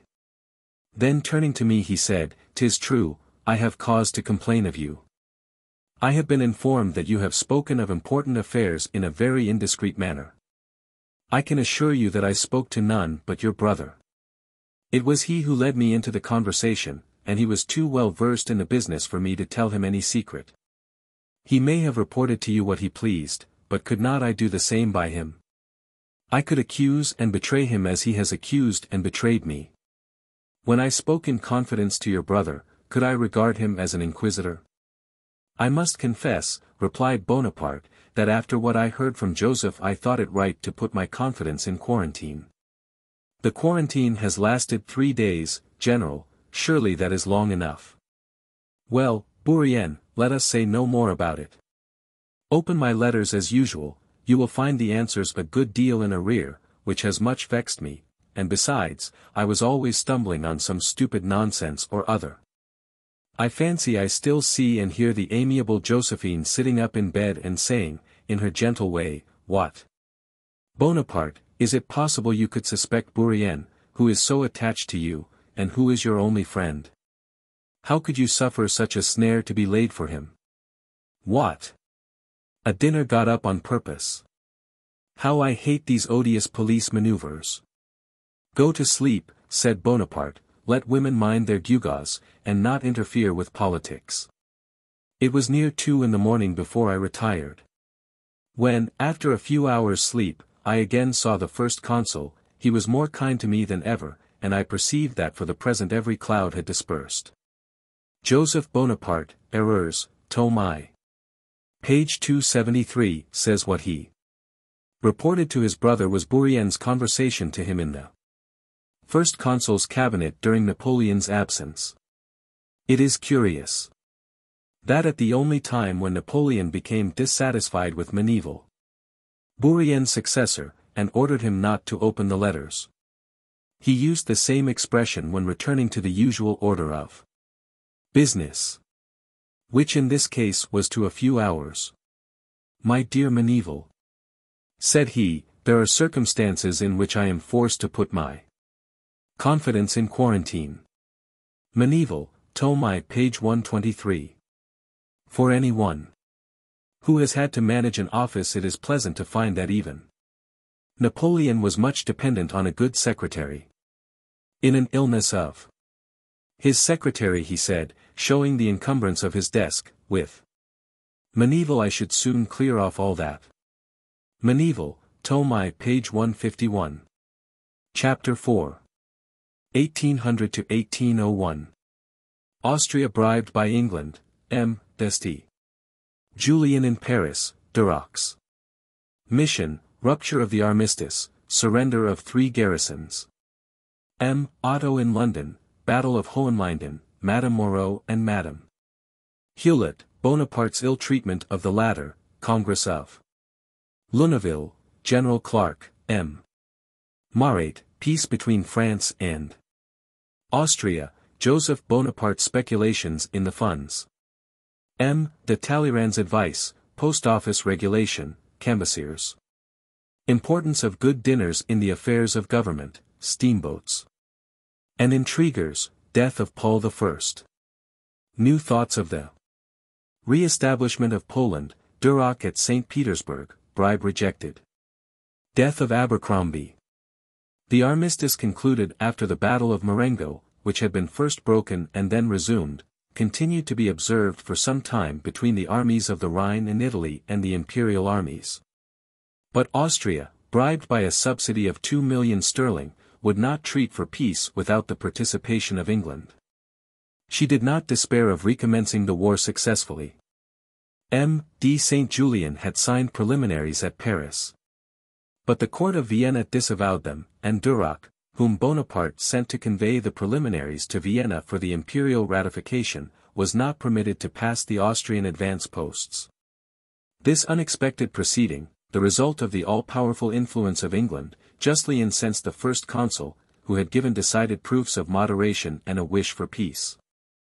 "I want peace," said he to me, "to enable me to organize the interior, the people also want it. You see the conditions I offer. Austria, though beaten, obtains all she got at Campo Formio. What can she want more?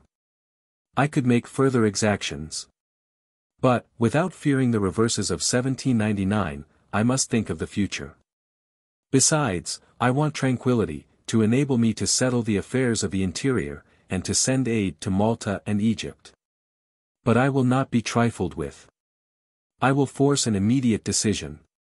In his irritation, the first consul dispatched orders to Moreau, directing him to break the armistice and resume hostilities unless he regained possession of the bridges of the Rhine and the Danube by the surrender of Philipsburg, Ulm, and Ingolstadt.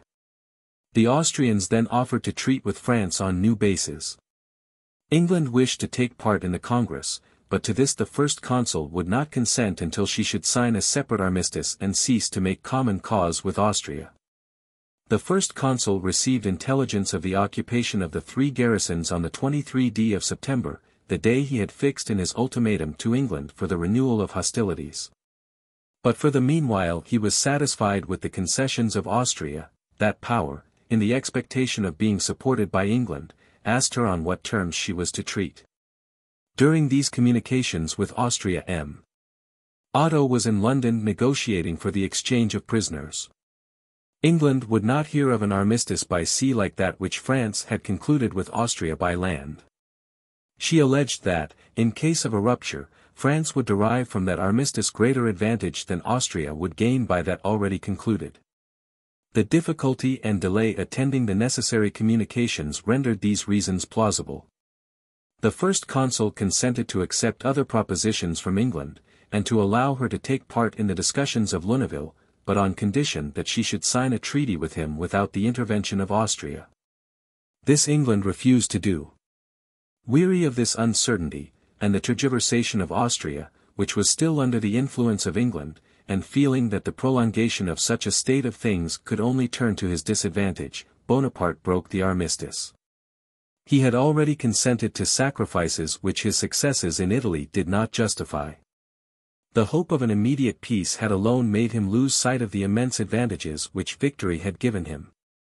Far from appearing sensible to the many proofs of moderation which the first consul evinced, the combined insolence of England and Austria seemed only to increase. Orders were immediately given for resuming the offensive in Germany and Italy, and hostilities then recommenced. The chances of fortune were long doubtful. After a reverse Austria made promises, and after an advantage she evaded them. But finally, fortune proved favorable to France. The French armies in Italy and Germany crossed the Mincio and the Danube, and the celebrated Battle of Hohenlinden brought the French advanced posts within 10 leagues of Vienna.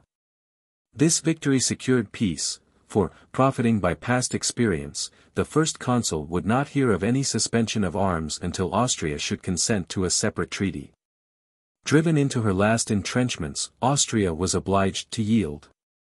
She abandoned England, and the English cabinet, in spite of the subsidy of 2 million sterling, consented to the separation.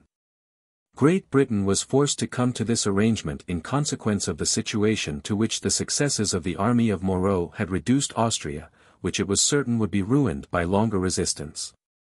England wished to enter into negotiations at Lunéville. To this the first consul acceded, but, as he saw that England was seeking to deceive him, he required that she should suspend hostilities with France, as Austria had done. Bonaparte very reasonably alleged that an indefinite armistice on the continent would be more to the disadvantage of France than a long armistice by sea would be unfavorable to England. All this adjourned the preliminaries to 1801 and the peace to 1802. The impatience and indignation of the first consul had been highly excited by the evasions of Austria and the plots of England, for he knew all the intrigues that were carrying on for the restoration of the Bourbons. His joy may be therefore conceived when the Battle of Hohenlinden balanced the scale of fortune in his favor. On the 3rd of December 1800 Moreau gained that memorable victory which at length put an end to the hesitations of the cabinet of Vienna. On the eve of the Battle of Hohenlinden Moreau was at supper with his aides-de-camp and several general officers, when a dispatch was delivered to him. After he had read it, he said to his guests, though he was far from being in the habit of boasting, I am here made acquainted with Baron Cray's movements. They are all I could wish. Tomorrow we will take from him 10,000 prisoners. Moreau took 40,000, besides a great many flags. Bourrienne On the 6th of December the first consul received intelligence of the Battle of Hohenlinden. It was on a Saturday, and he had just returned from the theatre when I delivered the dispatches to him. He literally danced for joy. I must say that he did not expect so important a result from the movements of the Army of the Rhine.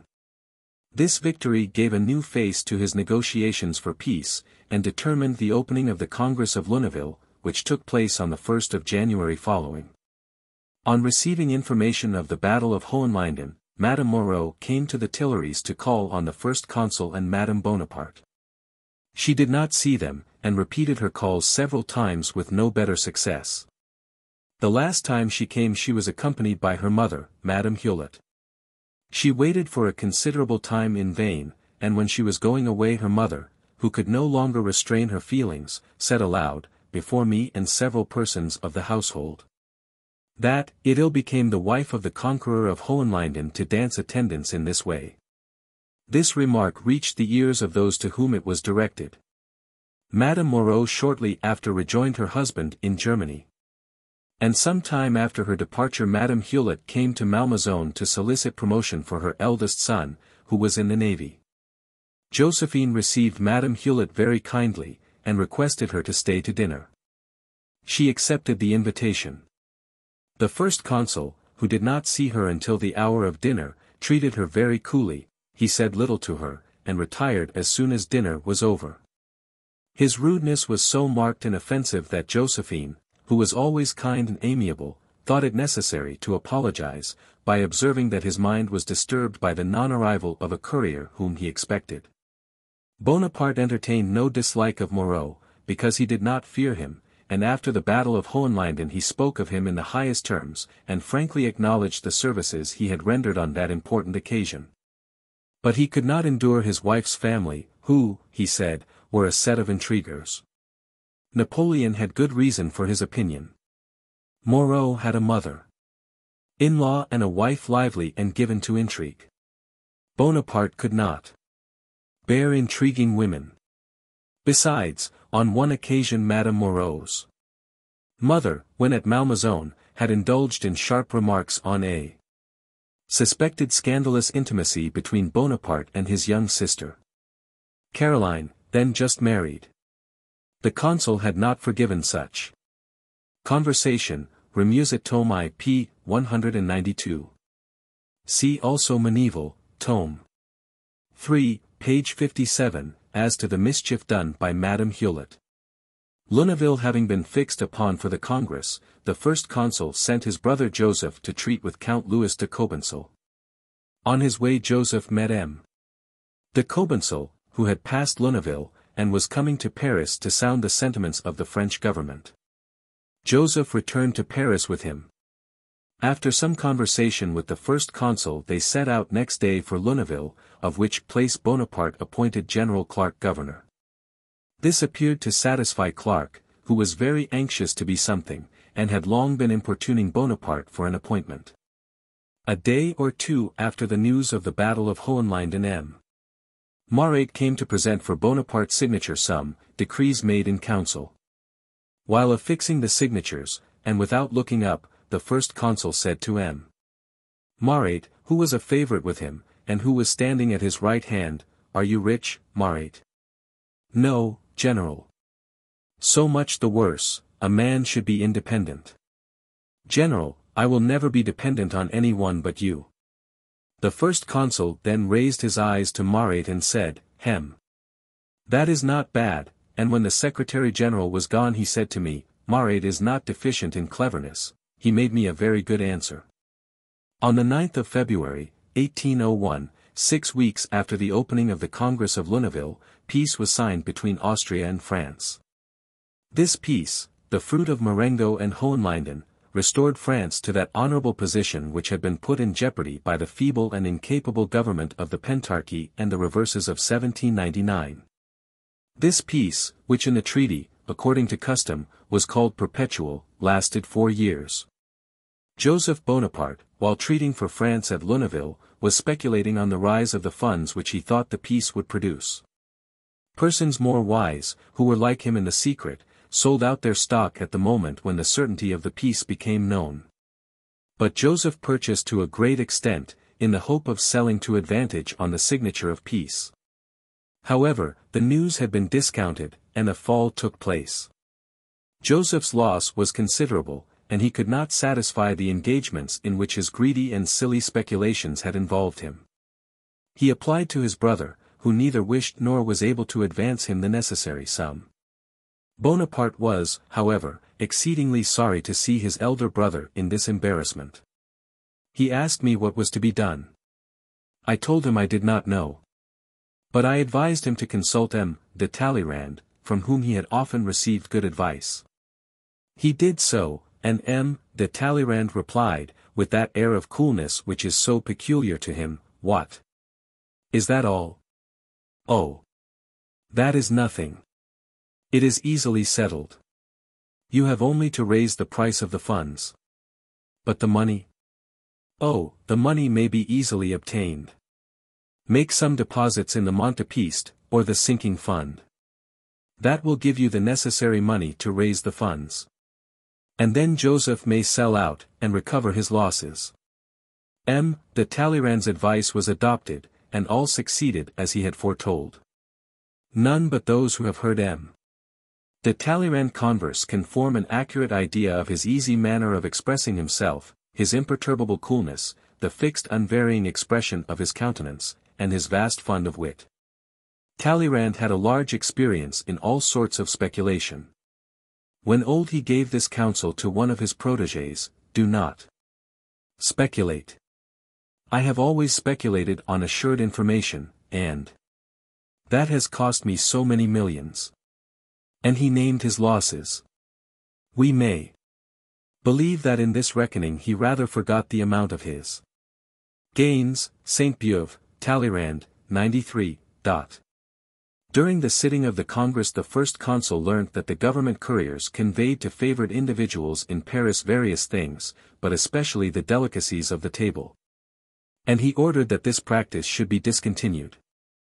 On the very evening on which this order was issued Cambyses entered the salon, where I was alone with the first consul, who had already been laughing at the mortification which he knew this regulation would occasion to his colleague. "Well, Cambyses, what brings you here at this time of night?" "I come to solicit an exception to the order which you have just given to the director of the posts." "How do you think a man can make friends unless he keeps a good table? You know very well how much good dinners assist the business of government."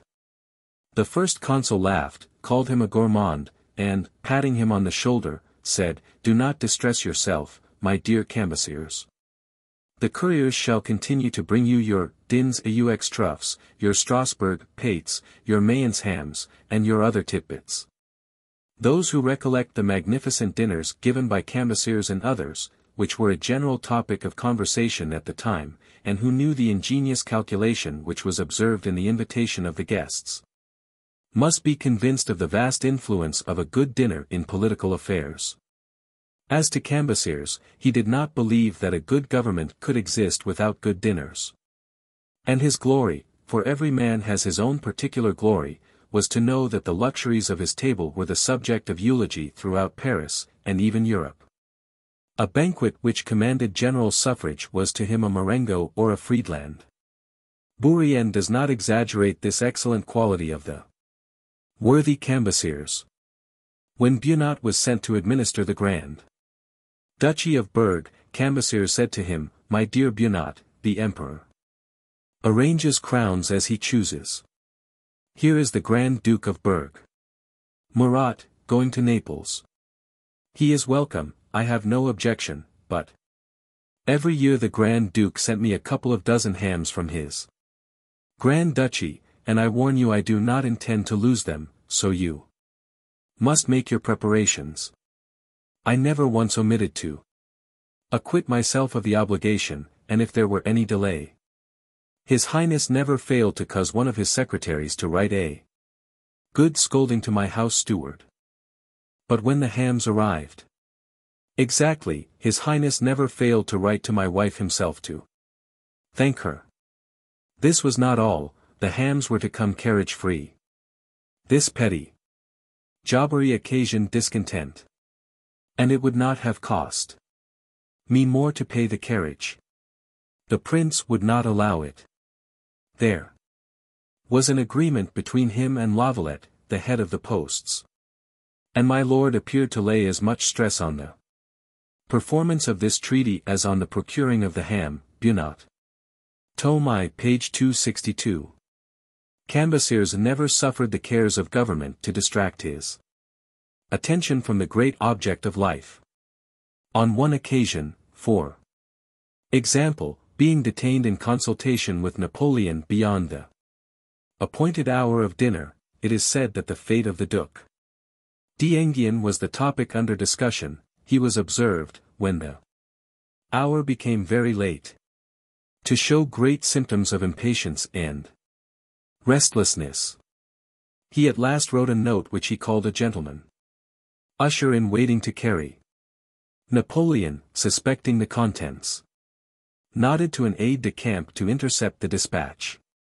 As he took it into his hands, Cambacérès begged earnestly that he would not read a trifling note upon domestic matters. Napoleon persisted, and found it to be a note to the cook containing only the following words: Gardez les entremeats, les rôtis sont perdus. When Napoleon was in good humor at the result of a diplomatic conference, he was accustomed to take leave of the plenipotentiaries with, "Go and dine, Cambacérès." His table was in fact an important state engine, as appears from the anecdote of the trout sent to him by the municipality of Geneva, and charged 300 francs in their accounts. The imperial Cour de Comptes, having disallowed the item, was interdicted from meddling with similar municipal affairs in future. Hayward's Art of Dining, page 20. At the commencement of 1801, Fulton presented to Bonaparte his memorial on steamboats. I urged a serious examination of the subject. "Bah," said he, "these projectors are all either intriguers or visionaries. Don't trouble me about the business." I observed that the man whom he called an intriguer was only reviving an invention already known, and that it was wrong to reject the scheme without examination. He would not listen to me. And thus was adjourned, for some time, the practical application of a discovery which has given such an important impulse to trade and navigation. Paul I fell by the hands of assassins on the night of the 24th of March, 1801. The first consul was much shocked on receiving the intelligence. In the excitement caused by this unexpected event, which had so important an influence on his policy, he directed me to send the following note to the Moniteur. Paul I died on the night of the 24th of March, and the English squadron passed the Sound on the 30th. History will reveal the connection which probably exists between these two events. Thus were announced the crime of the 24th of March and the not ill-founded suspicions of its authors. We do not attempt to rescue the fair name of our country. This is one among many instances in which Bourrienne was misled. Editor of 1886 edition. The amicable relations of Paul and Bonaparte had been daily strengthened. In concert with the Tsar, said Bonaparte, I was sure of striking a mortal blow at the English power in India. A palace revolution has overthrown all my projects. This resolution, and the admiration of the autocrat of Russia for the head of the French Republic, may certainly be numbered among the causes of Paul's death. The individuals generally accused at the time were those who were violently and perseveringly threatened, and who had the strongest interest in the succession of a new emperor. I have seen a letter from a northern sovereign which in my mind leaves no doubt on this subject, and which specified the reward of the crime, and the part to be performed by each actor. But it must also be confessed that the conduct and character of Paul I, his tyrannical acts, his violent caprices, and his frequent excesses of despotism, had rendered him the object of accumulated hatred, for patience has its limit. These circumstances did not probably create the conspiracy, but they considerably facilitated the execution of the plot which deprived the Tsar of his throne and his life. As soon as Alexander ascended the throne, the ideas of the first consul respecting the dismemberment of Poland were revived, and almost wholly engrossed his mind. During his first campaign in Italy, and several times when in Egypt, he told Sulkowski that it was his ardent wish to re-establish Poland, to avenge the iniquity of her dismemberment, and by that grand repertory act to restore the former equilibrium of Europe. He often dictated to me for the Monitor articles tending to prove, by various arguments, that Europe would never enjoy repose until those great spoliations were avenged and repaired. But he frequently destroyed these articles instead of sending them to press. His system of policy towards Russia changed shortly after the death of Paul. The thought of a war against that empire unceasingly occupied his mind, and gave birth to the idea of that fatal campaign which took place 11 years afterwards, and which had other causes than the re-establishment of Poland. That object was merely set forward as a pretext. Duroc was sent to St. Petersburg to congratulate the Emperor Alexander on his accession to the throne. He arrived in the Russian capital on the 24th of May. Duroc, who was at this time very young, was a great favorite of the first consul.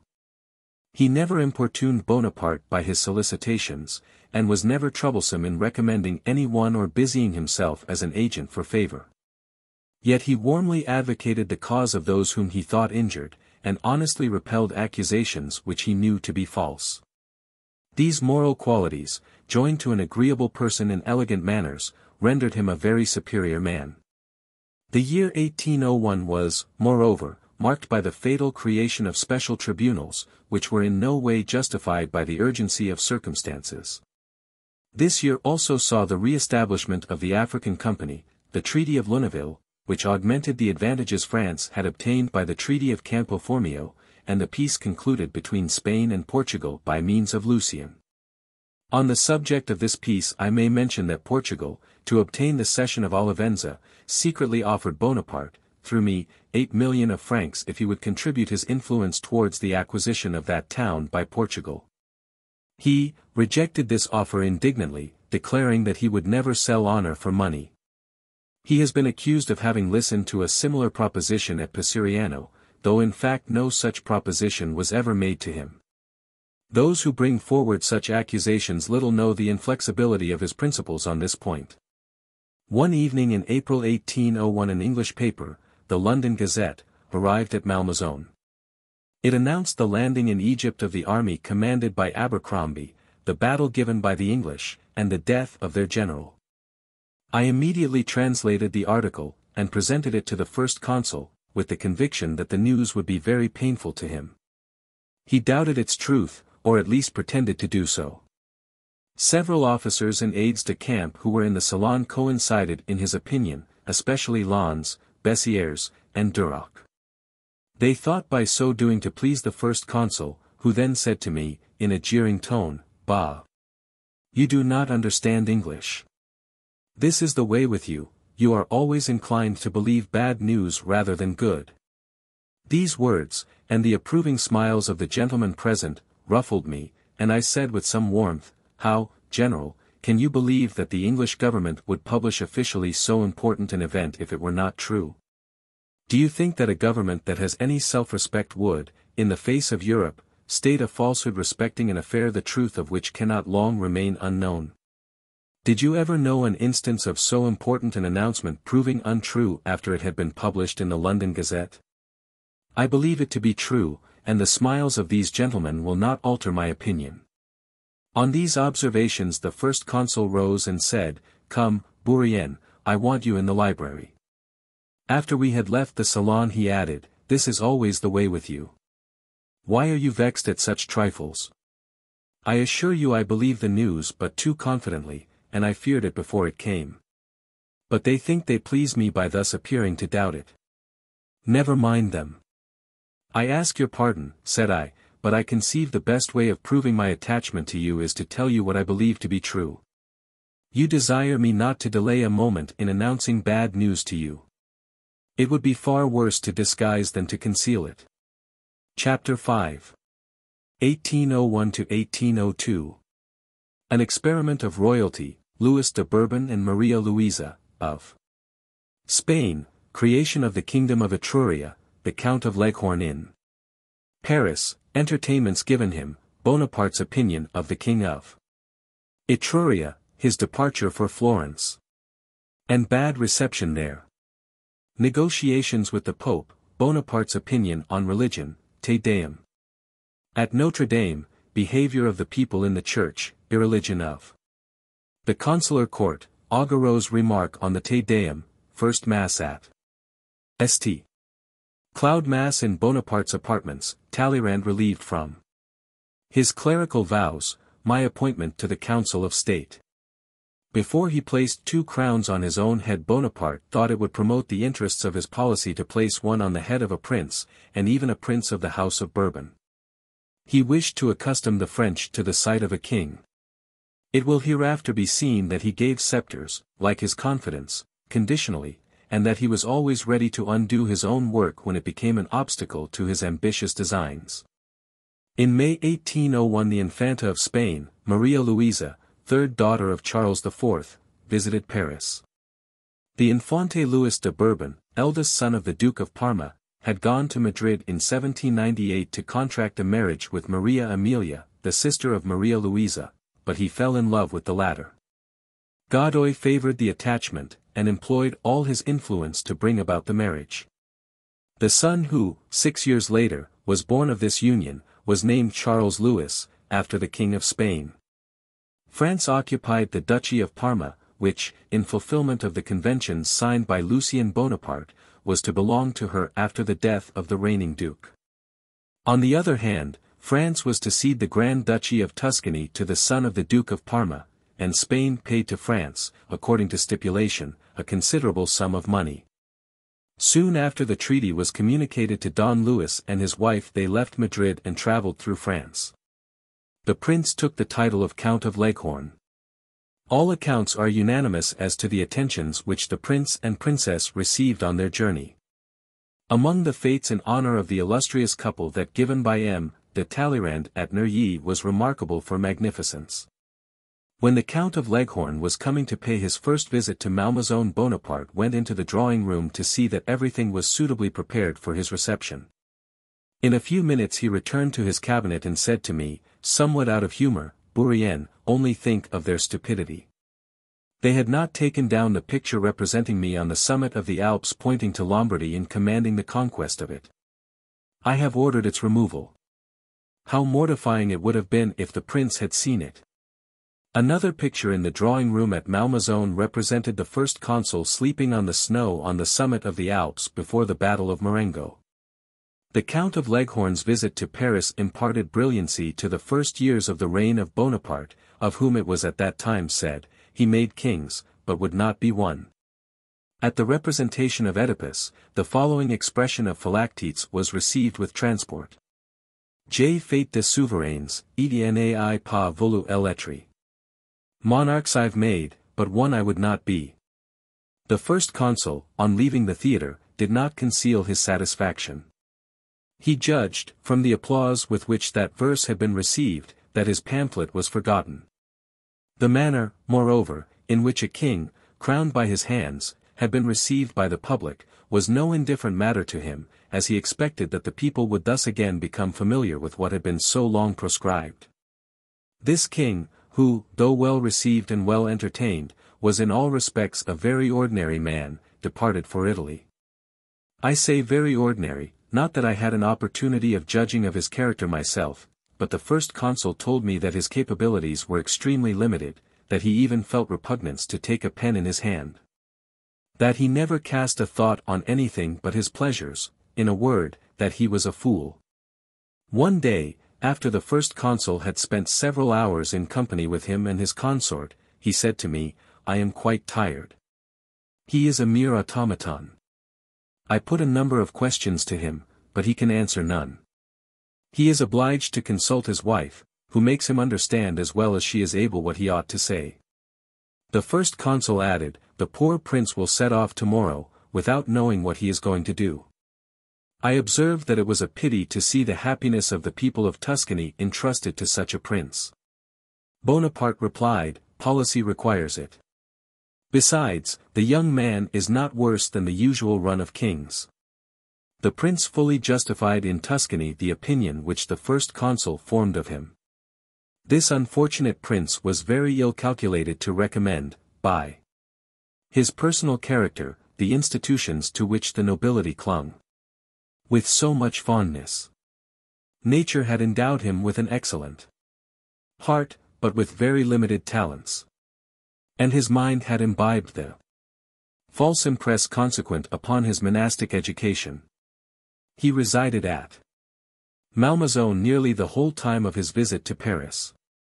Madame Bonaparte used to lead the queen to her own apartments. And as the first consul never left his closet except to sit down to meals, the aides-de-camp were under the necessity of keeping the king company, and of endeavoring to entertain him, so wholly was he devoid of intellectual resources. It required, indeed, a great share of patience to listen to the frivolities which engrossed his attention. His turn of mind being thus laid open to view, care was taken to supply him with the playthings usually placed in the hands of children. He was, therefore, never at a loss for occupation.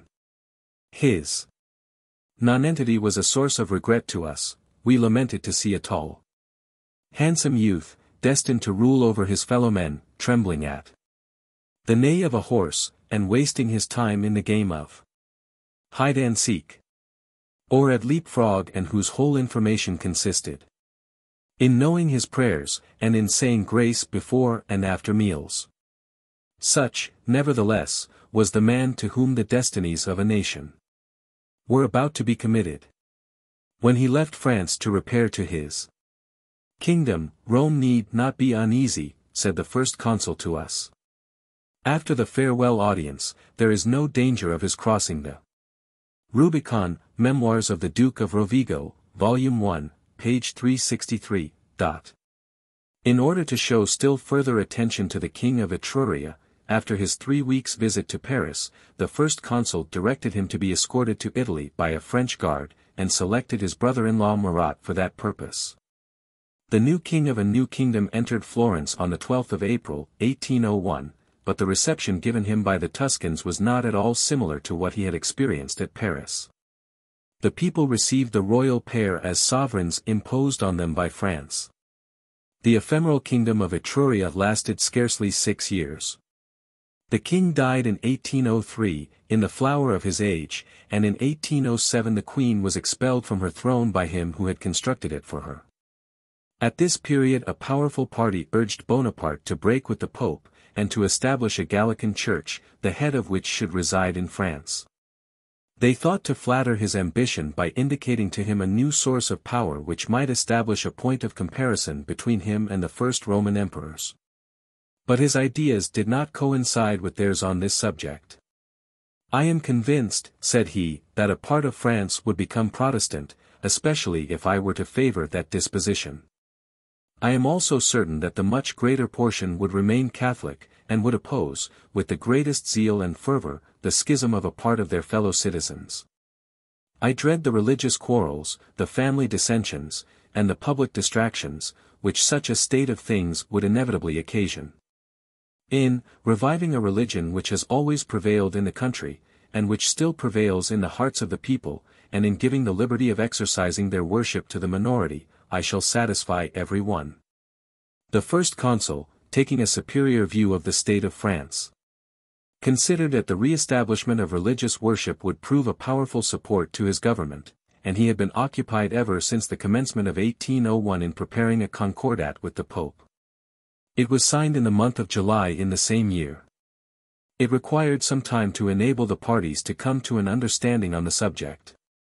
Cardinal Consalvi arrived, in the month of June 1801, at Paris, to arrange matters on the part of the Pope. Cardinal Caprera and M. de Spina also formed part of the embassy sent by the Holy Father. There were, besides, several able theologians, among whom Dr. C. was distinguished. That Dr. C. was Caselti, later Archbishop of Parma. Bonnier was Green, the bishopric of Orleans, not Versailles, see Erreurs. Tome I, page 276. The details of the surprise attempted at the last moment by putting before Cardinal Consalvi for his signature an altered copy of the Concordat should be read in his memoirs, Tome I. Page 355, or in Lanfrey, Tome II. Page 267. As for Napoleon's belief that part of the nation might become Protestant, Narbonne probably put the matter truly when he said there was not religion enough in France to stand a division. It should be noted that the Concordat did not so much restore the Catholic Church as destroy the old Gallican Church, with all its liberties, which might annoy either Pope or Emperor. But on this point see the Gallican Church and the Revolution, by Jervis, London, began Paul, Trench and Company. 1882, the clergy may, it is true, have shown wisdom in acceding to any terms of restoration. He was a member of the Pope's Chancery. His knowledge gave him so much influence over his colleagues that affairs advanced only as much as he pleased. However, he was gained over by honors conferred on him, and promises of money. Business then went on a little quicker. The Concordat was signed on the 15th of July, 1801, and made a law of the state in the following April. The plenipotentiaries on the part of Bonaparte were Joseph Bonaparte, Cretet, and the Abbé Bernier, afterwards Bishop of Versailles. Orleans not Versailles. D.W. A solemn Te Deum was chanted at the Cathedral of Notre Dame on Sunday, the 11th of April. The crowd was immense, and the greater part of those present stood during the ceremony, which was splendid in the extreme. But who would presume to say that the general feeling was in harmony with all this pomp? Was, then, the time for this innovation not yet arrived? Was it too abrupt a transition from the habits of the 12 preceding years? It is unquestionably true that a great number of the persons present at the ceremony expressed, in their countenances and gestures, rather a feeling of impatience and displeasure than of satisfaction or of reverence for the place in which they were. Here and there murmurs arose expressive of discontent. The whispering, which I might more properly call open conversation, often interrupted the divine service, and sometimes observations were made which were far from being moderate. Some would turn their heads aside on purpose to take a bit of chocolate cake, and biscuits were openly eaten by many who seemed to pay no attention to what was passing. The consular court was in general extremely irreligious.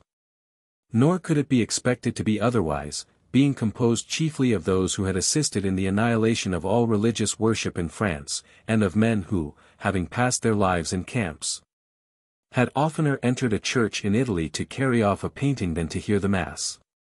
Those who, without being imbued with any religious ideas, possessed that good sense which induces men to pay respect to the belief of others, though it be one in which they do not participate, did not blame the first consul for his conduct, and conducted themselves with some regard to decency.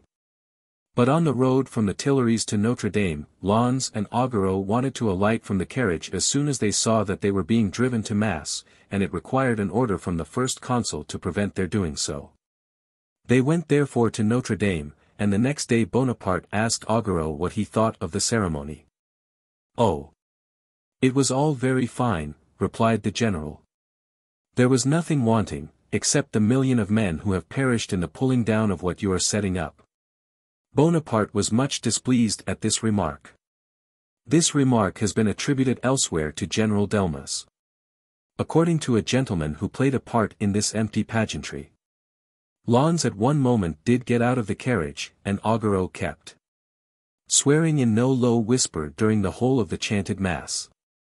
Most of the military chiefs who sprang out of the Revolution had no religion at all, but there were some who were Protestants, and who were irritated by the restoration of Catholicism as the national faith. Editor of 1896 edition. During the negotiations with the Holy Father, Bonaparte one day said to me, "In every country religion is useful to the government, and those who govern ought to avail themselves of it to influence mankind. I was a Mahometan in Egypt. I am a Catholic in France. With relation to the police of the religion of a state, it should be entirely in the hands of the sovereign. Many persons have urged me to found a Gallican church, and make myself its head, but they do not know France.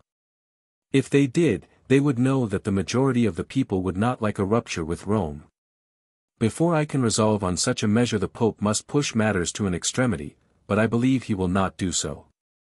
You are right, General, and you recall to my memory what Cardinal Consalvi said, the Pope will do all the First Consul desires. That is the best course for him. Let him not suppose that he has to do with an idiot. What do you think is the point his negotiations put most forward? The salvation of my soul. But with me immortality is the recollection one leaves in the memory of man. That idea prompts to great actions. It would be better for a man never to have lived than to leave behind him no traces of his existence.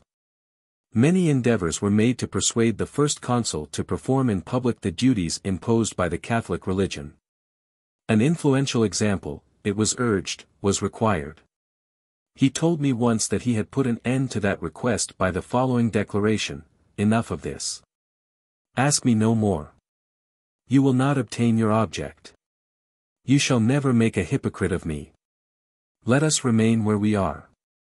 I have read in a work remarkable on many accounts that it was on the occasion of the Concordat of the July 15, 1801 that the First Consul abolished the Republican calendar and re-established the Gregorian. This is an error. He did not make the calendar a religious affair. The Senatus Consult, which restored the use of the Gregorian calendar, to commence in the French Empire from the 11th Nivos, year 14. January 1, 1806, was adopted on the 22d Fructidor, year 13. September 9, 1805, more than 4 years after the Concordat. The re-establishment of the ancient calendar had no other object than to bring us into harmony with the rest of Europe on a point so closely connected with daily transactions, which were much embarrassed by the decadary calendar. Bonaparte at length, however, consented to hear Mass, and St. Cloud was the place where this ancient usage was first re-established.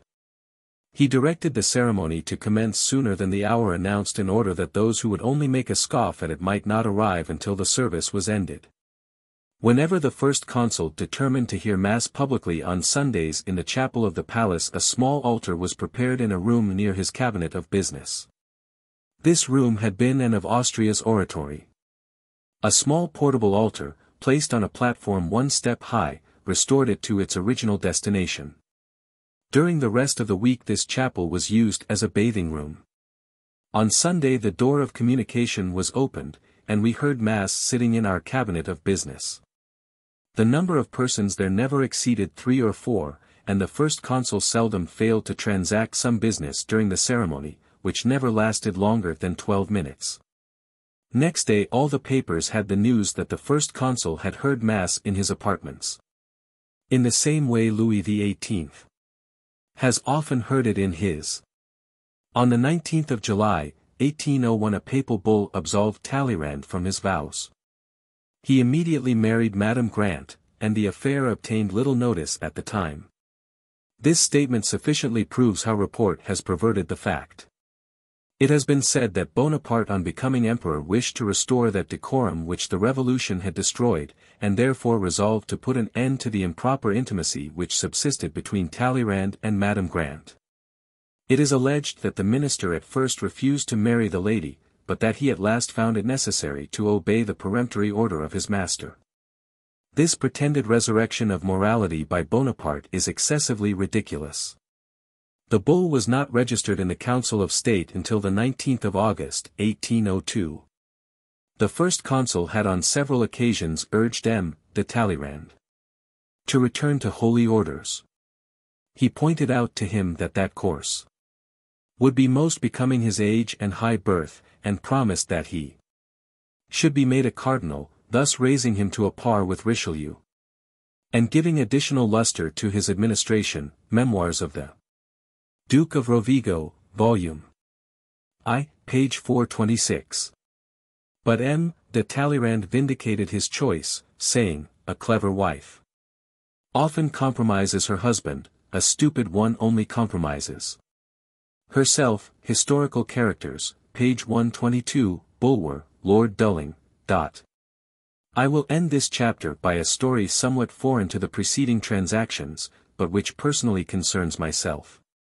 On the 20th of July, 1801 the First Consul, ex proprio motu, named me a Councillor of State Extraordinary. Madame Bonaparte kindly condescended to have an elegant but somewhat ideal costume made for me. It pleased the First Consul, however, and he had a similar one made for himself. He wore it a short time and then left it off. Never had Bonaparte since his elevation shown himself so amiable as on this occasion. Chapter 6. 1802.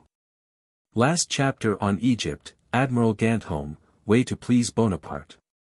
General Meneau's flattery in his reward, Davoust, Bonaparte regrets. Giving the command to Meneau, who is defeated by Abercrombie, Otto's. Negotiation in London, preliminaries of peace.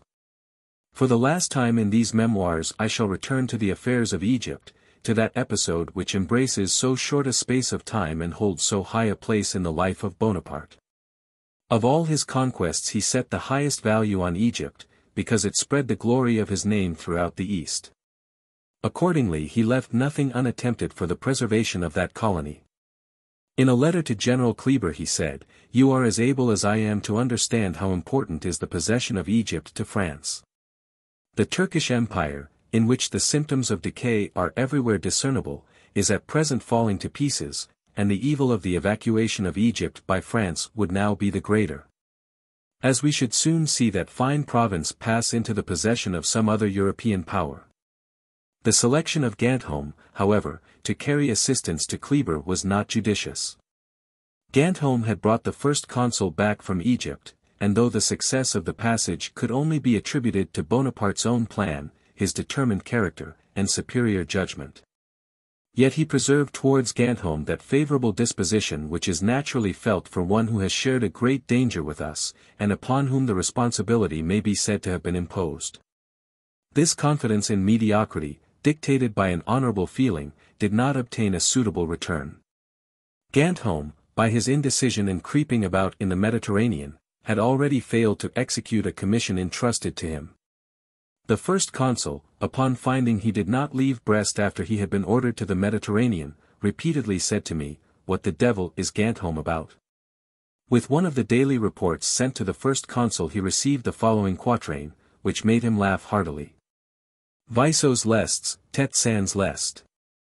Ainsi part l'amiral Ganteaume. Il s'en va de Brest à Berthaume. Edi revient de Berthaume à Brest. With ballast on board, but none in his brain. Away went our gallant Ganteaume. On a voyage from Brest to Berthaume. And then from Berthaume, to Brest back again. Ganteaume's hesitation, his frequent tergiversations, his arrival at Toulon, his tardy departure, and his return to that port on the 19th of February, 1801. Only 10 days prior to Admiral Keith's appearance with Sir Ralph Abercrombie off Alexandria, completely foiled all the plans which Bonaparte had conceived of conveying succor and reinforcements to a colony on the brink of destruction. Bonaparte was then dreaming that many French families would carry back civilization, science, and art to that country which was their cradle. But it could not be concealed that his departure from Egypt in 1799 had prepared the way for the loss of that country, which was hastened by Kleber's death and the choice of Meneau as his successor. A sure way of paying court to the First Consul and gaining his favour was to eulogize his views about Egypt, and to appear zealous for maintaining the possession of that country. By these means it was that Meneau gained his confidence. In the first year of the occupation of that country he laid before him his dreams respecting Africa. He spoke of the Negroes of Senegal, Mozambique, Mahidi, Marabou, and other barbarous countries which were all at once to assume a new aspect, and become civilized, in consequence of the French possession of Egypt. To Meneau's adulation is to be attributed the favorable reception given him by the First Consul, even after his return from Egypt, of which his foolish conduct had allowed the English to get possession. The First Consul appointed him governor of Piedmont, and at my request gave my elder brother the situation of Commissary General of Police in that country. But I am in candour obliged to confess that the First Consul was obliged to retract this mark of his favour in consequence of my brother's making an abuse of it. It was also by flattering the first consul on the question of the East that Davoust, on his return from Egypt in 1800 in consequence of the Convention of Elaria, insinuated himself into Bonaparte's good graces and, if he did not deserve, obtained his favor. At that time Davoust certainly had no title whatever to the good fortune which he suddenly experienced. He obtained, without first serving in a subordinate rank, the command-in-chief of the grenadiers of the consular guard. And from that time commenced the deadly hatred which Davoust bore towards me. Astonished at the great length of time that Bonaparte had been one day conversing with him, I said, as soon as he was gone, "How could you talk so long with a man whom you have always called a stupid fellow?" "Ah! But I did not know him well enough before. He is a better man, I assure you, than he is thought, and you will come over to my opinion." "I hope so." The first consul, who was often extremely indiscreet, told Davoust my opinion of him, and his hostility against me ceased but with his life. The first consul could not forget his cherished conquest in the East. It was constantly the object of his thoughts. He endeavored to send reinforcements to his army from Brest and Toulon, but without success. He soon had cause to repent having entrusted to the hands of Meneu the command-in-chief, to which he became entitled only by seniority, after the assassination of Kleber by Solomon Helaby. But Bonaparte's indignation was excited when he became acquainted with Meneu's neglect and mismanagement, when he saw him giving reins to his passion for reform, altering and destroying everything, creating nothing good in its stead, and dreaming about forming a land communication with the Hottentots and Congo instead of studying how to preserve the country. His pitiful plans of defense, which were useless from their want of combination, appeared to the first consul the height of ignorance. Forgetful of all the principles of strategy, of which Bonaparte's conduct afforded so many examples, he opposed to the landing of Abercrombie a few isolated corps, which were unable to withstand the enemy's attack. While the English army might have been entirely annihilated had all the disposable troops been sent against it. The great admiration which Meneu expressed at the expedition to Egypt, his excessive fondness for that country, the religion of which he had ridiculously enough embraced under the name of Abdullah. The efforts he made, in his sphere, to preserve the colony, his enthusiasm and blind attachment to Bonaparte. The flattering and encouraging accounts he gave of the situation of the army, at first had the effect of entirely covering Meneu's incapacity. For a ludicrous description of Meneu, see the Memoirs of Marmont. Clever and gay, he was an agreeable talker, but a great liar. He was not destitute of some education. His character, one of the oddest in the world, came very near to lunacy, constantly writing. Always in motion in his room, riding for exercise every day, he was never able to start on any necessary of useful journey. When, later, Bonaparte, then first consul, gave him by special favor the administration of Piedmont, he put off his departure from day to day for 6 months. And then he only did start because his friend Marat himself put him into his carriage, with post horses already harnessed to it. When he left this post they found in his cabinet 900 letters which he had not opened. He was an eccentric lunatic, amusing enough sometimes, but a curse to everything which depended on him. Memoirs of the Duc de Ragueus. Tome I, page 410. This alone can account for the first consul's preference of him. But I am far from concurring in what has been asserted by many persons, that France lost Egypt at the very moment when it seemed most easy of preservation. Egypt was conquered by a genius of vast intelligence, great capacity, and profound military science. Fatuity, stupidity, and incapacity lost it. What was the result of that memorable expedition? The destruction of one of our finest armies. The loss of some of our best generals, the annihilation of our navy, the surrender of Malta, and the sovereignty of England in the Mediterranean. What is the result at present? A scientific work. The gossiping stories and mystifications of Herodotus, and the reveries of the good Roland, are worth as much, and have not cost so dear. The first consul had long been apprehensive that the evacuation of Egypt was unavoidable. The last news he had received from that country was not very encouraging, and created a presentiment of the approach of the dreaded catastrophe. He, however, published the contrary. But it was then of great importance that, an account of the evacuation should not reach England until the preliminaries of peace were signed, for which purpose Otto was exerting all his industry and talent. We made a great merit of abandoning our conquests in Egypt. But the sacrifice would not have been considered great if the events which took place at the end of August had been known in London before the signing of the preliminaries on the 1st of October. The first consul himself answered Otto's last dispatch, containing a copy of the preliminaries ready to be adopted by the English ministry. Neither this dispatch nor the answer was communicated to de Talleyrand, then Minister for Foreign Affairs. The first consul, who highly appreciated the great talents and knowledge of that minister, never closed any diplomatic arrangement without first consulting him, and he was right in so doing. On this occasion, however, I told him that as de Talleyrand was, for his health, taking the waters of Bourbonnel Archambault, for days must elapse before his reply could be received, and that the delay might cause the face of affairs to change. I reminded him that Egypt was on the point of yielding. He took my advice, and it was well for him that he did, for the news of the compulsory evacuation of Egypt arrived in London the day after the signing of the preliminaries. Otto informed the first consul by letter that Lord Hawkesbury, ill communicating to him the news of the evacuation, told him he was very glad everything was settled. For it would have been impossible for him to have treated on the same basis after the arrival of such news. In reality we consented at Paris to the voluntary evacuation of Egypt, and that was something for England, while Egypt was at that very time evacuated by a convention made on the spot. The definitive evacuation of Egypt took place on the 30th of August, 1801, and thus the conquest of that country, which had cost so dear, was rendered useless, or rather injurious. Chapter 7. 1802.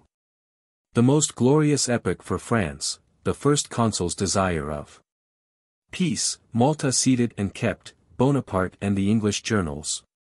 Mr. Addington's letter to the first consul, Bonaparte prosecutes. Peltier, Leclerc's expedition to St. Domingo, to Saint-Louverture. Death of Leclerc, Rochambeau, his successor, abandoned St. Domingo. First symptoms of Bonaparte's malady, Josephine's intrigues for the marriage of Hortense, falsehood contradicted. The epoch of the Peace of Amiens must be considered as the most glorious in the history of France, not excepting the splendid period of Louis XIV's victories and the more brilliant era of the Empire. The consular glory was then pure, and the opening prospect was full of flattering hope. Whereas those who were but little accustomed to look closely into things could discern mighty disasters lurking under the laurels of the empire. The proposals which the first consul made in order to obtain peace sufficiently prove his sincere desire for it. He felt that if in the commencement of his administration he could couple his name with so hoped for an act he should ever experience the affection and gratitude of the French. I want no other proof of his sentiments than the offer he made to give up Egypt to the Grand Seignior, and to restore all the ports of the Gulf of Venice and of the Mediterranean to the states to which they had previously belonged. To surrender Malta to the Order of the Knights of St. John, and even to raise its fortifications if England should think such a measure necessary for her interests. In the Indies, Ceylon was to be left to him. Ceylon belonged to Holland, but was retained by England under the Treaty of Amiens. And he required the surrender of the Cape of Good Hope and all the places taken by the English in the West Indies. England had firmly resolved to keep Malta, the Gibraltar of the Mediterranean, and the Cape of Good Hope, the caravanserai of the Indies. She was therefore unwilling to close with the proposition respecting Malta. And she said that an arrangement might be made by which it would be rendered independent both of Great Britain and France. We clearly saw that this was only a lure, and that, whatever arrangements might be entered into, England would keep Malta. Because it was not to be expected that the maritime power would willingly surrender an island which commands the Mediterranean. I do not notice the discussions respecting the American islands, for they were, in my opinion, of little consequence to us. It is strange that Bourrienne does not allude to one of the first arbitrary acts of Napoleon. The discussions on which formed part of those conversations between Napoleon and his brother Lucien of which Bourrienne complained to Josephine he knew nothing. In 1763 France had ceded to England the part of Louisiana on the east of the Mississippi, and the part on the west of that river, with New Orleans, to Spain. By the treaty negotiated with Spain by Lucien Bonaparte in 1800 her share was given back to France. On the 80th April 1803 Napoleon sold the whole to the United States for 80 million francs, L 3,260,000, to the intense anger of his brothers Joseph and Lucien. Lucien was especially proud of having obtained the cession for which Napoleon was, at that time, very anxious. But both brothers were horrified when Napoleon disclosed how little he cared for constitutional forms by telling them that if the legislature, as his brothers threatened, would not ratify the treaty, he would do without the ratification. See Young's letter. Tome 2. Page 128. Napoleon's most obvious motives were want of money and the certainty of the seizure of the province by England, as the rupture with her was now certain. But there was perhaps another cause. The States had already been on the point of seizing the province from Spain, which had interfered with their trade. Hinton's United States, p. 435, and Thiers Tome 4, page 320. Of the sum to be paid, 20 million were to go to the States, to cover the illegal seizures of American ships by the French Navy, a matter which was not settled for many years later. The remaining 80 million were employed in the preparations for the invasion of England. See Thiers, Tome 4. Pages 320 and 326, and Lanfray, Tome 3, page 48. The transaction is a remarkable one, as forming the final withdrawal of France from North America, with the exception of some islands on the Newfoundland coast, where she had once held such a proud position. It also eventually made an addition to the number of slave states. They cost more than they produce, and they will escape from us, some time or other, as all colonies ultimately do from the parent country. Our whole colonial system is absurd. It forces us to pay for colonial produce at a rate nearly double that for which it may be purchased from our neighbors. When Lord Hawkesbury consented to evacuate Malta, on condition that it should be independent of France and Great Britain, he must have been aware that such a condition would never be fulfilled. He cared little for the order of St. John, and he should have put, by way of postscript, at the bottom of his note, "We will keep Malta in spite of you." I always told the first consul that if he were in the situation of the English he would act the same part. And it did not require much sagacity to foretell that Malta would be the principal cause of the rupture of peace. He was of my opinion, but at that moment he thought everything depended on concluding the negotiations, and I entirely agreed with him. It happened, as was foreseen, that Malta caused the renewal of war. The English, on being called upon to surrender the island, eluded the demand, shifted about, and at last ended by demanding that Malta should be placed under the protection of the King of Naples, that is to say, under the protection of a power entirely at their command, and to which they might dictate what they pleased. This was really too cool a piece of irony. I will here notice the quarrel between the first consul and the English newspapers, and give a new proof of his views concerning the freedom of the press. However, liberty of the press did once contribute to give him infinite gratification, namely, when all the London journals mentioned the transports of joy manifested in London on the arrival of General Lauriston, the bearer of the ratification of the preliminaries of peace. The first consul was at all times the declared enemy of the liberty of the press, and therefore he ruled the journals with a hand of iron. An incident, illustrative of the great irritation which Bonaparte Felt that the plain speaking of the English press also shows the important character of Coleridge's writings in the Morning Post. In the course of a debate in the House of Commons, Fox asserted that the rupture of the Peace of Amiens had its origin in certain essays which had appeared in the Morning Post, and which were known to have proceeded from the pen of Coleridge. But Fox added an ungenerous and malicious hint that the writer was at Rome, within the reach of Bonaparte. The information reached the ears for which it was uttered, and an order was sent from Paris to compass the arrest of Coleridge. It was in the year 1806, when the poet was making a tour in Italy. The news reached him at Naples, through a brother of the illustrious Humboldt, as Mr. Gilman says, or in a friendly warning from Prince Jerome Bonaparte, as we have it on the authority of Mr. Cottle, and the Pope appears to have been reluctant to have a hand in the business, and, in fact, to have furnished him with a passport, if not with a carriage for flight. Coleridge eventually got to Leghorn, where he got a passage by an American ship bound for England.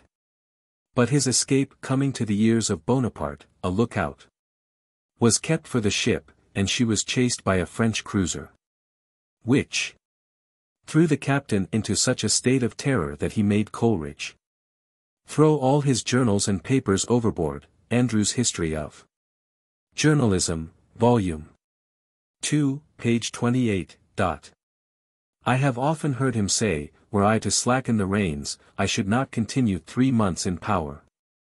He unfortunately held the same opinion respecting every other prerogative of public freedom. The silence he had imposed in France he wished, if he could, to impose in England. He was irritated by the calumnies and libels so liberally cast upon him by the English journals, and especially by one written in French, called L'Ambigu, conducted by Peltier, who had been the editor of the Actes des Apôtres in Paris. The Ambigu was constantly teeming with the most violent attacks on the First Consul and the French nation. Bonaparte could never, like the English, bring himself to despise newspaper libels, and he revenged himself by violent articles which he caused to be inserted in the Moniteur. He directed M. Otto to remonstrate, in an official note, against a system of calumny which he believed to be authorized by the English government. Besides this official proceeding he applied personally to Mr. Addington, the Chancellor of the Exchequer, requesting him to procure the adoption of legislative measures against the licentious writings complained of, and to take the earliest opportunity of satisfying his hatred against the liberty of the press. The First Consul seized the moment of signing the preliminaries to make this request. Mr. Addington wrote a long answer to the First Consul, which I translated for him. The English minister refuted, with great force, all the arguments which Bonaparte had employed against the press. He also informed the First Consul that, though a foreigner, it was competent in him to institute a complaint in the courts of law. But that in such case he must be content to see all the scandalous statements of which he complained republished in the report of the trial. He advised him to treat the libels with profound contempt, and do as he and others did, who attached not the slightest importance to them. I congratulate myself on having in some degree prevented a trial taking place at that time. Things remained in this state for the moment, but after the Peace of Amiens the First Consul prosecuted Petier, whose journal was always full of violence and bitterness against him. Petier was defended by the celebrated Mackintosh, who, according to the accounts of the time, displayed great eloquence on this occasion, yet, in spite of the ability of his counsel, he was convicted. The verdict, which public opinion considered in the light of a triumph for the defendant, was not followed up by any judgment, in consequence of the rupture of the peace occurring soon after.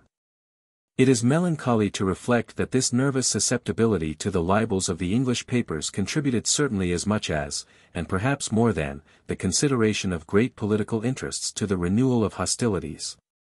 The public would be astonished at a great many things if they could only look under the cards.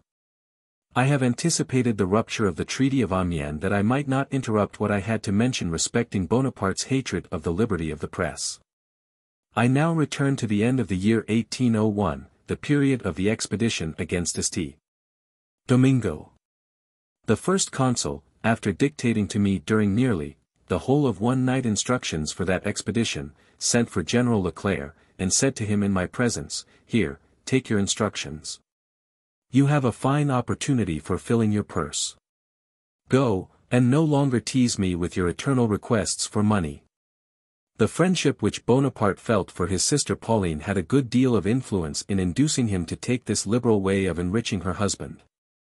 The expedition left the ports of France on the 14th of December, 1801, and arrived off Cape St. Domingo on the 1st of February, 1802. The fatal result of the enterprise is well known, but we are never to be cured of the folly of such absurd expeditions. In the instructions given to Leclerc everything was foreseen. But it was painful to know that the choice of one of the youngest and least capable of all the generals of the army left no hope of a successful result. The expedition to St. Domingo was one of Bonaparte's great errors. Almost every person whom he consulted endeavored to dissuade him from it. He attempted a justification through the medium of his historians of St. Helena. But does he succeed when he says, that he was obliged to yield to the advice of his Council of State? He, truly, was a likely man to submit a question of war to the discussion of the Council of State, or to be guided in such an affair by any council. We must believe that no other motive influenced the first consul but the wish, by giving him the means of enriching himself, to get rid of a brother-in-law who had the gift of specially annoying him. The first consul, who did not really much like this expedition, should have perhaps reflected longer on the difficulties of attempting to subdue the colony by force. He was shaken by this argument, which I often repeated to him, and he agreed with it, but the inconceivable influence which the members of his family exercised on him always overcame him. Bonaparte dictated to me a letter for Toussaint, full of sounding words and fine promises, informing him that his 2 children, who had been educated in Paris, were sent back to him, offering him the title of vice-governor, and stating that he ought readily to assist in an arrangement which would contribute to reconnect the colony with the mother country. Toussaint, who had at first shown a disposition to close with the bargain, yet feeling afraid of being deceived by the French, and probably induced by ambitious motives, resolved on war. He displayed a great deal of talent. But, being attacked before the climate had thinned the French ranks, he was unable to oppose a fresh army, numerous and inured to war. He capitulated, and retired to a plantation, which he was not to leave without Leclerc's permission. A feigned conspiracy on the part of the blacks formed a pretense for accusing Toussaint, and he was seized and sent to France. Toussaint was brought to Paris in the beginning of August. He was sent, in the first instance, to the Temple, whence he was removed to the Château de Dieu. His imprisonment was rigorous, few comforts were allowed him. This treatment, his recollection of the past, his separation from the world, and the effects of a strange climate, accelerated his death, which took place a few months after his arrival in France. The reports which spread concerning his death, the assertion that it was not a natural one, and that it had been caused by poison, obtained no credit. I should add that Toussaint wrote a letter to Bonaparte. But I never saw in it the expression attributed to him, the first man of the blacks to the first man of the whites. Bonaparte acknowledged that the black leader possessed energy, courage, and great skill. I am sure that he would have rejoiced if the result of his relations with St. Domingo had been something else than the kidnapping and transportation of Toussaint. Leclerc, after fruitless efforts to conquer the colony, was himself carried off by the yellow fever. Rochambeau succeeded him by right of seniority, and was as unsuccessful as Menou had been in Egypt. The submission of the blacks, which could only have been obtained by conciliation, he endeavored to compel by violence. At last, in December 1803, he surrendered to an English squadron, and abandoned the island to Dessalines. Bonaparte often experienced severe bodily pain, and I have now little doubt, from the nature of his sufferings, that they were occasioned by the commencement of that malady which terminated his life at St. Helena. These pains, of which he frequently complained, affected him most acutely on the night when he dictated to me the instructions for General Leclerc. It was very late when I conducted him to his apartment. We had just been taking a cup of chocolate, a beverage of which we always partook when our business lasted longer than 1 o'clock in the morning. He never took a light with him when he went up to his bedroom. I gave him my arm, and we had scarcely got beyond the little staircase which leads to the corridor, when he was rudely run against by a man who was endeavoring to escape as quickly as possible by the staircase. The first consul did not fall because I supported him. We soon gained his chamber, where we found Josephine, who, having heard the noise, awoke greatly alarmed. From the investigations which were immediately made it appeared that the uproar was occasioned by a fellow who had been keeping an assignation and had exceeded the usual hour for his departure. On the 7th of January, 1802 Mademoiselle Hortense was married to Louis Bonaparte. As the custom was not yet resumed of adding the religious ceremony to the civil contract, the nuptial benediction was on this occasion privately given by a priest at the house Rue de la Victoire.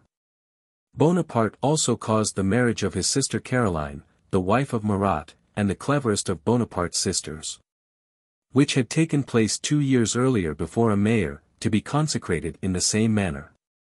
But he and his wife did not follow the example. Had he already, then, an idea of separating from Josephine, and therefore an unwillingness to render a divorce more difficult by giving his marriage a religious sanction? I am rather inclined to think, from what he said to me, that his neglecting to take a part in the religious ceremony arose from indifference. Bonaparte said at St. Helena, speaking of Louis and Hortense, that, they loved each other when they married, they desired to be united. The marriage was also the result of Josephine's intrigues, who found her account in it. I will state the real facts. Louis and Hortense did not love one another at all. That is certain. The first consul knew it, just as he well knew that Hortense had a great inclination for Duroc, who did not fully return it.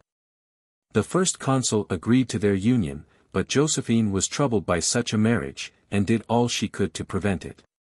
She often spoke to me about it, but rather late in the day. She told me that her brothers-in-law were her declared enemies, that I well knew their intrigues, and that I well knew there was no end to the annoyances they made her undergo. In fact, I did know all this perfectly. She kept on repeating to me that with this projected marriage she would not have any support, that Duroc was nothing except by the favor of Bonaparte. That he had neither fortune, fame, nor reputation, and that he could be no help to her against the well-known ill will of the brothers of Bonaparte. She wanted some assurance for the future. She added that her husband was very fond of Louis, and that if she had the good fortune to unite him to her daughter this would be a counterpoise to the calumnies and persecutions of her other brothers-in-law. I answered her that she had concealed her intentions too long from me, and that I had promised my services to the young people, and the more willingly as I knew the favorable opinion of the first consul, who had often said to me, "My wife has done well. They suit one another, they shall marry one another. I like Duroc, he is of good family. I have rightly given Caroline to Murat and Pauline to Leclerc, and I can well give Hortense to Duroc, who is a fine fellow. He is worth more than the others. He is now general of a division. There is nothing against this marriage. Besides, I have other plans for Louis." In speaking to Madame Bonaparte I added that her daughter burst into tears when spoken to about her marriage with Louis. The first consul had sent a brevet of general of division to Duroc by a special courier, who went to Holland, through which the newly made general had to pass on his return from St. Petersburg, where, as I have already said, he had been sent to compliment the Emperor Alexander on his accession to the throne. The first consul probably paid this compliment to Duroc in the belief that the marriage would take place. During Duroc's absence the correspondence of the lovers passed, by their consent, through my hands. Every night I used to make one in a party at billiards, at which Hortense played very well. When I told her, in a whisper, that I had got a letter for her, she would immediately leave off playing and run to her chamber, where I followed and gave her Duroc's epistle. When she opened it her eyes would fill with tears, and it was some time before she could return to the salon. All was useless for her. Josephine required a support in the family against the family.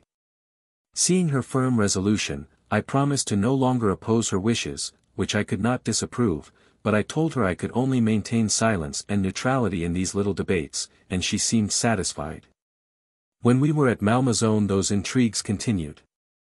At the Tuileries the same conduct was pursued, but then the probability of success was on Duroc's side.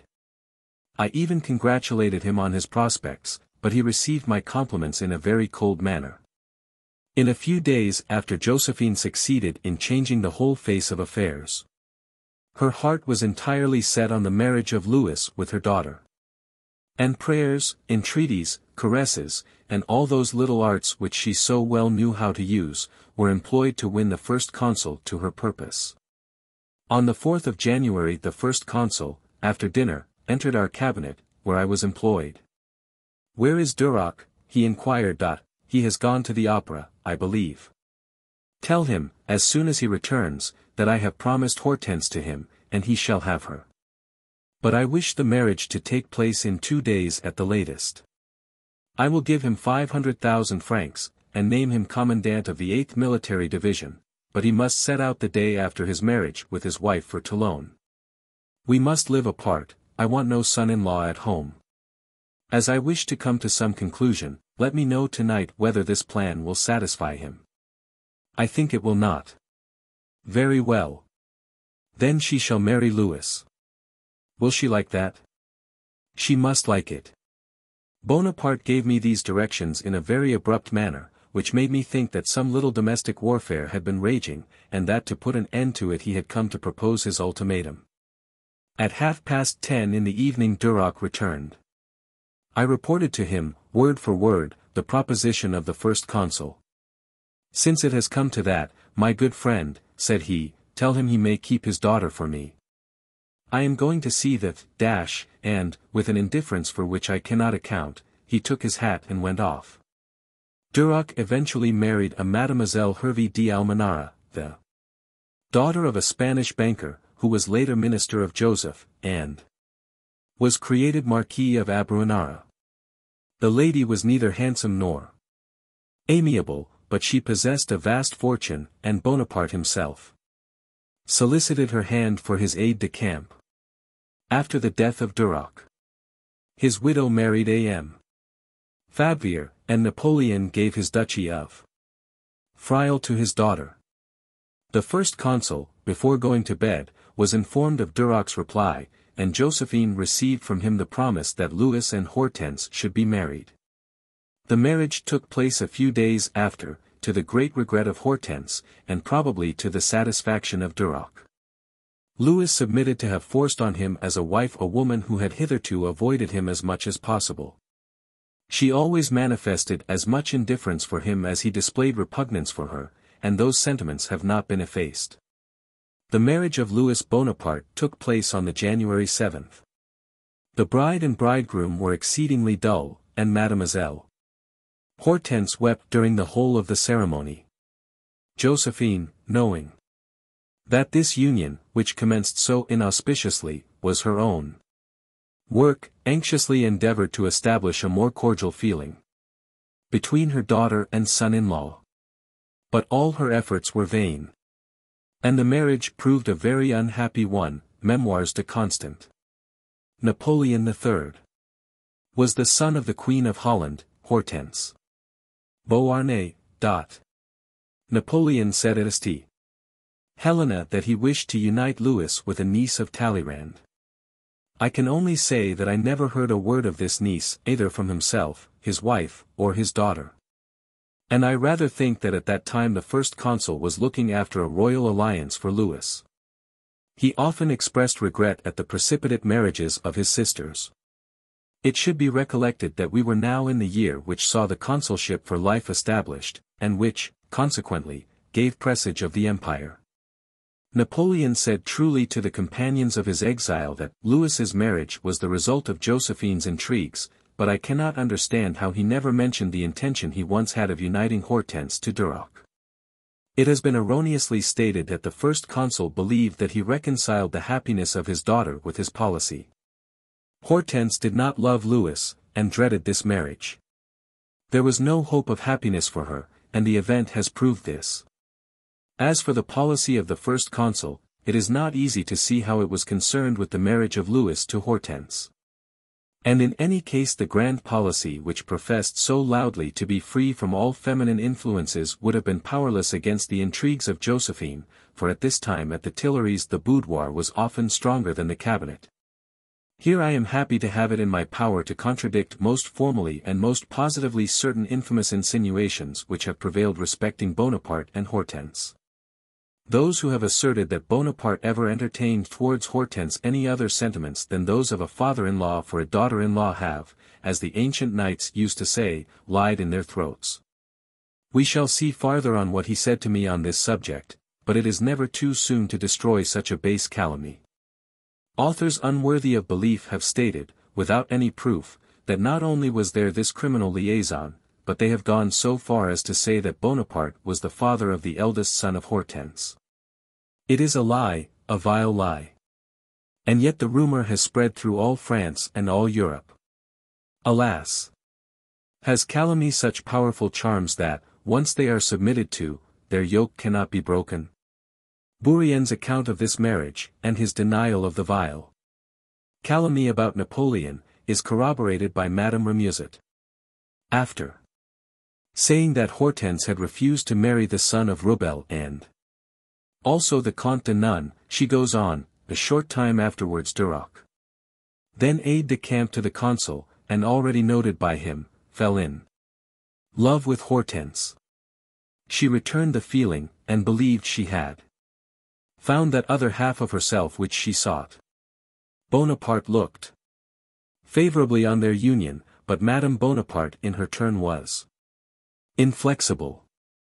My daughter, said she, must marry a gentleman or a Bonaparte. Louis was then thought of.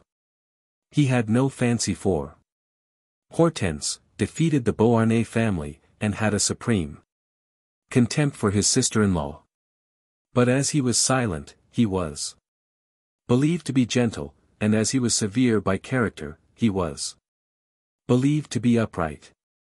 Madame Louis told me afterwards that at the news of this arrangement she experienced violent grief. Not only was she forbidden to think of the man she loved, but she was about to be given to another of whom she had a secret distrust. Remusat. Tome I, page 156. For the cruel treatment of Hortense by Louis C. The succeeding pages of Remusat. As for the vile scandal about Hortense and Napoleon, there is little doubt that it was spread by the Bonapartist family for interested motives. Madame Louis became enceinte soon after her marriage. The Bonapartists, and especially Madame Murat, Caroline, had disliked this marriage because Joseph, having only daughters, it was foreseen that the first son of Louis and the grandson of Madame Bonaparte would be the object of great interest. They therefore spread the revolting story that this was the result of a connection of the first consul with his daughter-in-law, encouraged by the mother herself. The public willingly believed this suspicion.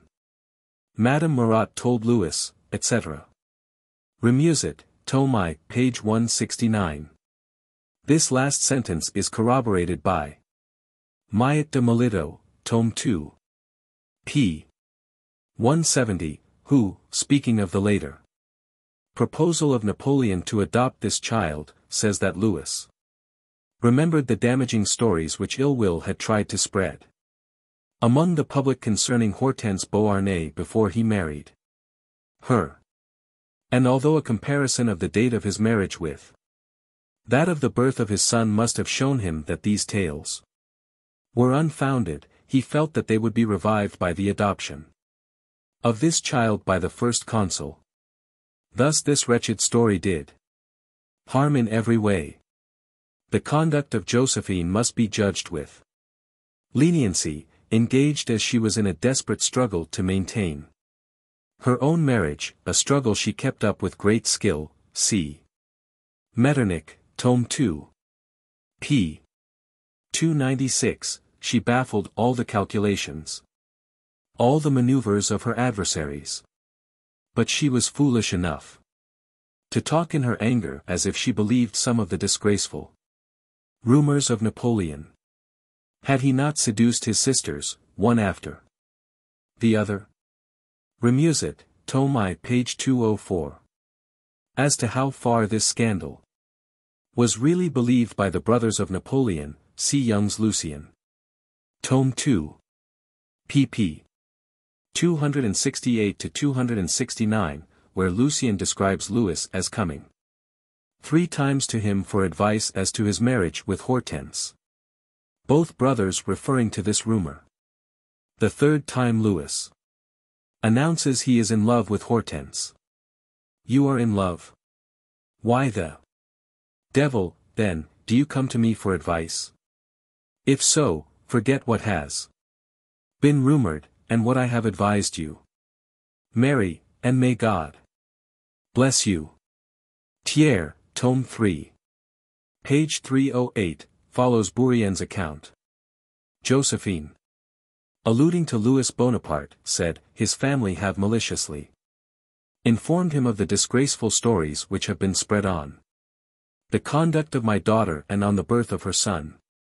Hate assigns this child to Napoleon. Remusat, Tome I, page 206. The child in question was Napoleon Charles, 1802–1807. Chapter 8. 1802–1803. Bonaparte President of the Cisalpine Republic, meeting of the Deputation at Lyons, Malta and the English, my immortality, fate. Given by Madame Murat, erasures from the emigrant list, restitution of property, General Sebastiani, Lord Whitworth, Napoleon's first symptoms of disease, Corvisart, influence of physical suffering on Napoleon's temper, articles for the Moniteur, General Andreassi. M. Talleyrand's pun, Jerome Bonaparte, extravagance of Bonaparte's brothers, M. Collot and the Navy contract. Bonaparte was anxious to place the Cisalpine Republic on a footing of harmony with the government of France. It was necessary to select a president who should perfectly agree with Bonaparte's views, and in this respect no one could be so suitable as Bonaparte himself. The 2 presidencies united would serve as a transition to the throne. Not wishing to be long absent from Paris, and anxious to avoid the trouble of the journey to Milan, he arranged to meet the deputation halfway at Lyons. Before our departure I said to him, is it possible that you do not wish to revisit Italy, the first scene of your glory, and the beautiful capital of Lombardy, where you were the object of so much homage? I certainly should, replied the first consul, but the journey to Milan would occupy too much precious time. I prefer that the meeting should take place in France. My influence over the deputies will be more prompt and certain at Lyons than at Milan, and then I should be glad to see the noble wreck of the army of Egypt, which is collected at Lyons. On the 8th of January, 1802 we set out. Bonaparte, who was now ready to ascend the throne of France, wished to prepare the Italians for one day crowning him King of Italy, in imitation of Charlemagne, of whom in anticipation he considered himself the successor. He saw that the title of President of the Cisalpine Republic was a great advance towards the sovereignty of Lombardy, as he afterwards found that the consulate for life was a decisive step towards the throne of France. He obtained the title of President without much difficulty on the 36th of January 1802. The journey to Lyons and the conferences were only matters of form, but high-sounding words and solemn proceedings were required for the public mind. The attempts which had been made on the life of the first consul gave rise to a report that he took extraordinary precautions for his safety during this journey to Lyons. I never saw those precautions, and Bonaparte was at all times averse to adopt any. He often repeated that whoever would risk his own life might take his. It is not true that guards preceded his carriage and watched the roads. The consul traveled like a private person, and very rarely had arms in his carriage. Bonaparte may have been careless of his own safety, but that he took great pains in regard to his brothers may be inferred from the following letter, written a few years later. Take care that your valets de chamber, your cooks, the guards that Sleep in your apartments, and those who come during the night to awaken you with dispatches, are all Frenchmen. No one should enter your room during the night except your aides de camp, who should sleep in the chamber that precedes your bedroom. Your door should be fastened inside, and you ought not to open it, even to your aide de camp, until you have recognized his voice. He himself should not knock at your door until he has locked that of the room which he is in, to make sure of being alone, and of being followed by no one. These precautions are important. They give no trouble, and they inspire confidence. Besides, they may really save your life. You should establish these habits immediately and permanently. You ought not to be obliged to have recourse to them on some emergency, which would hurt the feelings of those around you. Do not trust only to your own experience. The Neapolitan character has been violent in every age, and you have to do with a woman, Queen of Naples, who is the impersonation of crime. Napoleon to Joseph, May 31, 1806. Do. Cass, Tome 2. Page 260. At this time, when the ambition of Bonaparte every day took a farther flight, General Clarke took it into his head to go into the box of the first consul at the Francais, and to place himself in the front seat. By chance the first consul came to the theatre, but Clarke, hardly rising, did not give up his place. The first consul only stayed a short time, and when he came back he showed great discontent at this affectation of pride and of vanity. Wishing to get rid of a man whom he looked on as a blundering flatterer and a clumsy critic, he sent him away as charge d'affaires to the young extemporized king of Etruria, where Clarke expiated his folly in a sort of exile. This is all the great disfavor which has been so much spoken about. In the end General Clarke returned to favor. Berlin knows and regrets it. On the 25th of March of the same year England signed, at Amiens, a suspension of arms for 14 months, which was called a Treaty of Peace. The clauses of this treaty were not calculated to inspire the hope of a very long peace. It was evident, as I have already said, that England would not evacuate Malta, and that island ultimately proved the chief cause of the rupture of the Treaty of Amiens.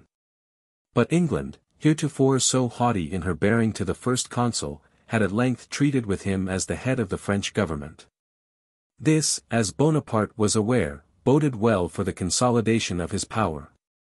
At that time, when he saw his glory and power augmenting, he said to me in one of our walks at Malmaison, in a moment of hilarity, and clapping me on the shoulder, "Well, Bourrienne, you also will be immortal." "Why, General? Are you not my secretary?" "Tell me the name of Alexander's," said I. Bonaparte did not know the name of Alexander's secretary, and I forgot at the moment to tell him it was Clalesthene's. He wrote Alexander's Memoirs, as I am writing Bonaparte's, but notwithstanding this coincidence, I neither expect nor desire the immortality of my name. Bourrienne. Bonaparte then turned to me and laughing, said, "Hem. That is not bad." There was, to be sure, a little flattery conveyed in my question, but that never displeased him, and I certainly did not in that instance deserve the censure he often bestowed on me for not being enough of a courtier and flatterer. Madame Murat gave a grand fête in honor of Bonaparte at her residence at Neuilly. At dinner Bonaparte sat opposite Madame Murat at the principal table, which was appropriated to the ladies. He ate fast, and talked but little. However, when the dessert was served, he put a question to each lady. This question was to inquire their respective ages. When Madame Bourrienne's turn came he said to her, "Oh, I know yours." This was a great deal for his gallantry, and the other ladies were far from being pleased at it. Next day, while walking with me in his favorite alley at Malmaison, he received one of those stupid reports of the police which were so frequently addressed to him. It mentioned the observations which had been made in Paris about a green livery he had lately adopted. Some said that green had been chosen because it was the color of the house of Artois. On reading that a slight sneer was observable in his countenance, and he said, what are these idiots dreaming of?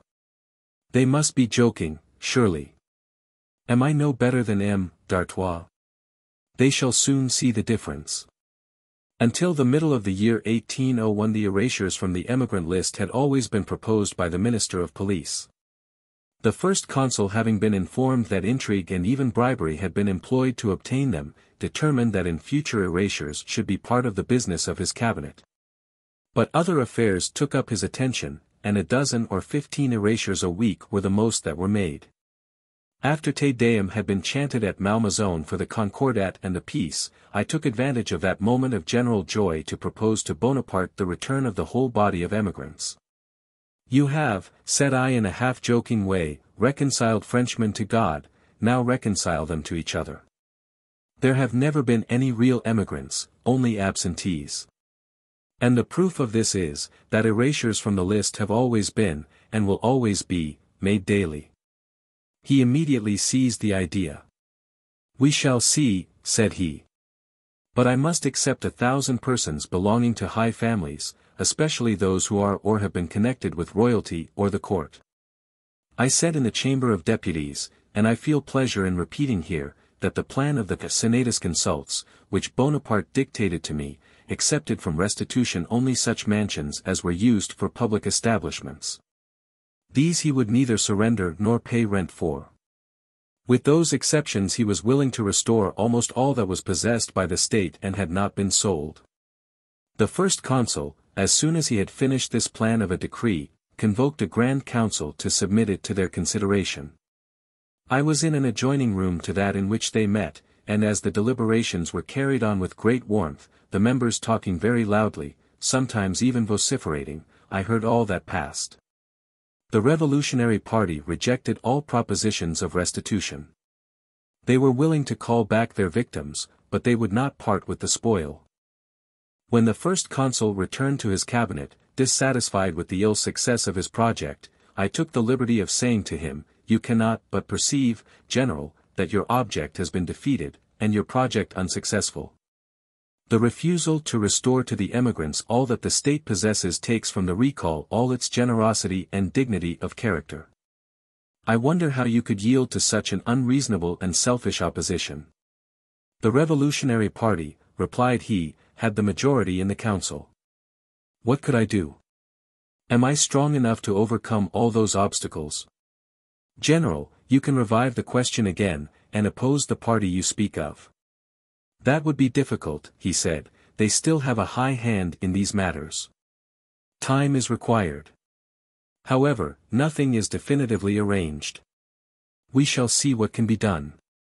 The Senatus Consult, published on the 6th Floreal, year X. 26th of April, 1802, a fortnight after the above conversation took place, is well known. Bonaparte was then obliged to yield to the revolutionary party, or he would have adhered to his first proposition. The Senatus Consult retained the woods and forests of the emigrants, and made their recall an amnesty.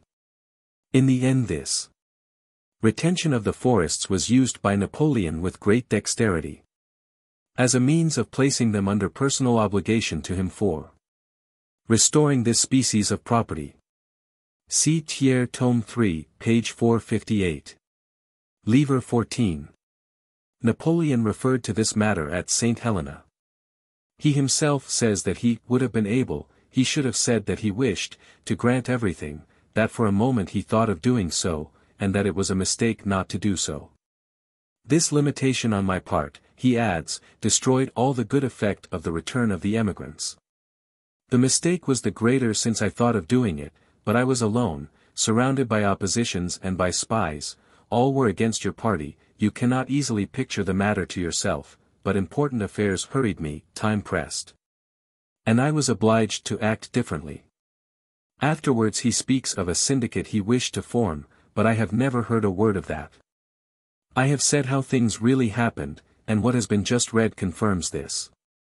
This was by no means the only time that Napoleon's wishes were opposed successfully in his Council of State. On such occasions he used to describe himself as repulsed with losses. See the interesting work of St. Hilaire, Napoleon au Conseil d'État. The royalists, dissatisfied with the state of political affairs, were not better pleased with the illiberal conditions of the recall of the emigrants. The friends of public liberty, on the other hand, were far from being satisfied with the other acts of the first consul, or with the conduct of the different public authorities, who were always ready to make concessions to him. Thus all parties were dissatisfied. Bonaparte was much pleased with General Sebastiani's conduct when he was sent to Constantinople, after the Peace of Amiens, to induce the Grand Seigneur to renew amicable relations with France. At the period here alluded to, namely, before the news of the evacuation of Egypt, that country greatly occupied Bonaparte's attention. He thought that to send a man like Sebastiani traveling through northern Africa, Egypt, and Syria might inspire the sovereigns of those countries with a more favorable idea of France than they now entertained, and might remove the ill impressions which England was endeavoring to produce. On this mission Sebastiani was accordingly dispatched. He visited all the Barbary states, Egypt, Palestine, and the Ionian Isles. Everywhere he drew a highly colored picture of the power of Bonaparte and depreciated the glory of England. This general, or Count Sebastian, was afterwards ambassador for Louis Philippe at our court. He strengthened old connections, and contracted new ones with the chiefs of each country. He declared to the authorities of the Ionian Isles that they might rely on the powerful protection of France.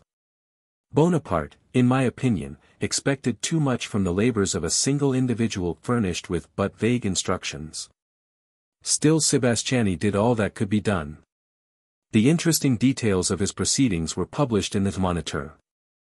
The secret information respecting the means of successfully attacking the English establishments in India was very curious, though not affording the hope of speedy success. The published abstract of General Sebastiani's report was full of expressions hostile to England. Among other things it was stated that Egypt might be conquered with 6,000 men, and that the Ionian Isles were disposed to throw off the yoke. There can be little doubt that this publication hastened the rupture of the Treaty of Amiens. England suspended all discussions respecting Malta, and declared that she would not resume them till the King of Great Britain should receive satisfaction for what was called an act of hostility. This was always put forward as a justification, good or bad, for breaking the Treaty of Amiens, which England had never shown herself very ready to execute. Bonaparte, waiving the usual forma of etiquette, expressed his wish to have a private conference with Lord Whitworth, the ambassador from London to Paris, and who had been the English ambassador at St. Petersburg previous to the rupture which preceded the death of Paul I. Bonaparte counted much on the effect he might produce by that captivating manner which he so well knew how to assume in conversation, but all was in vain. In signing the Treaty of Amiens the British minister was well aware that he would be the first to break it.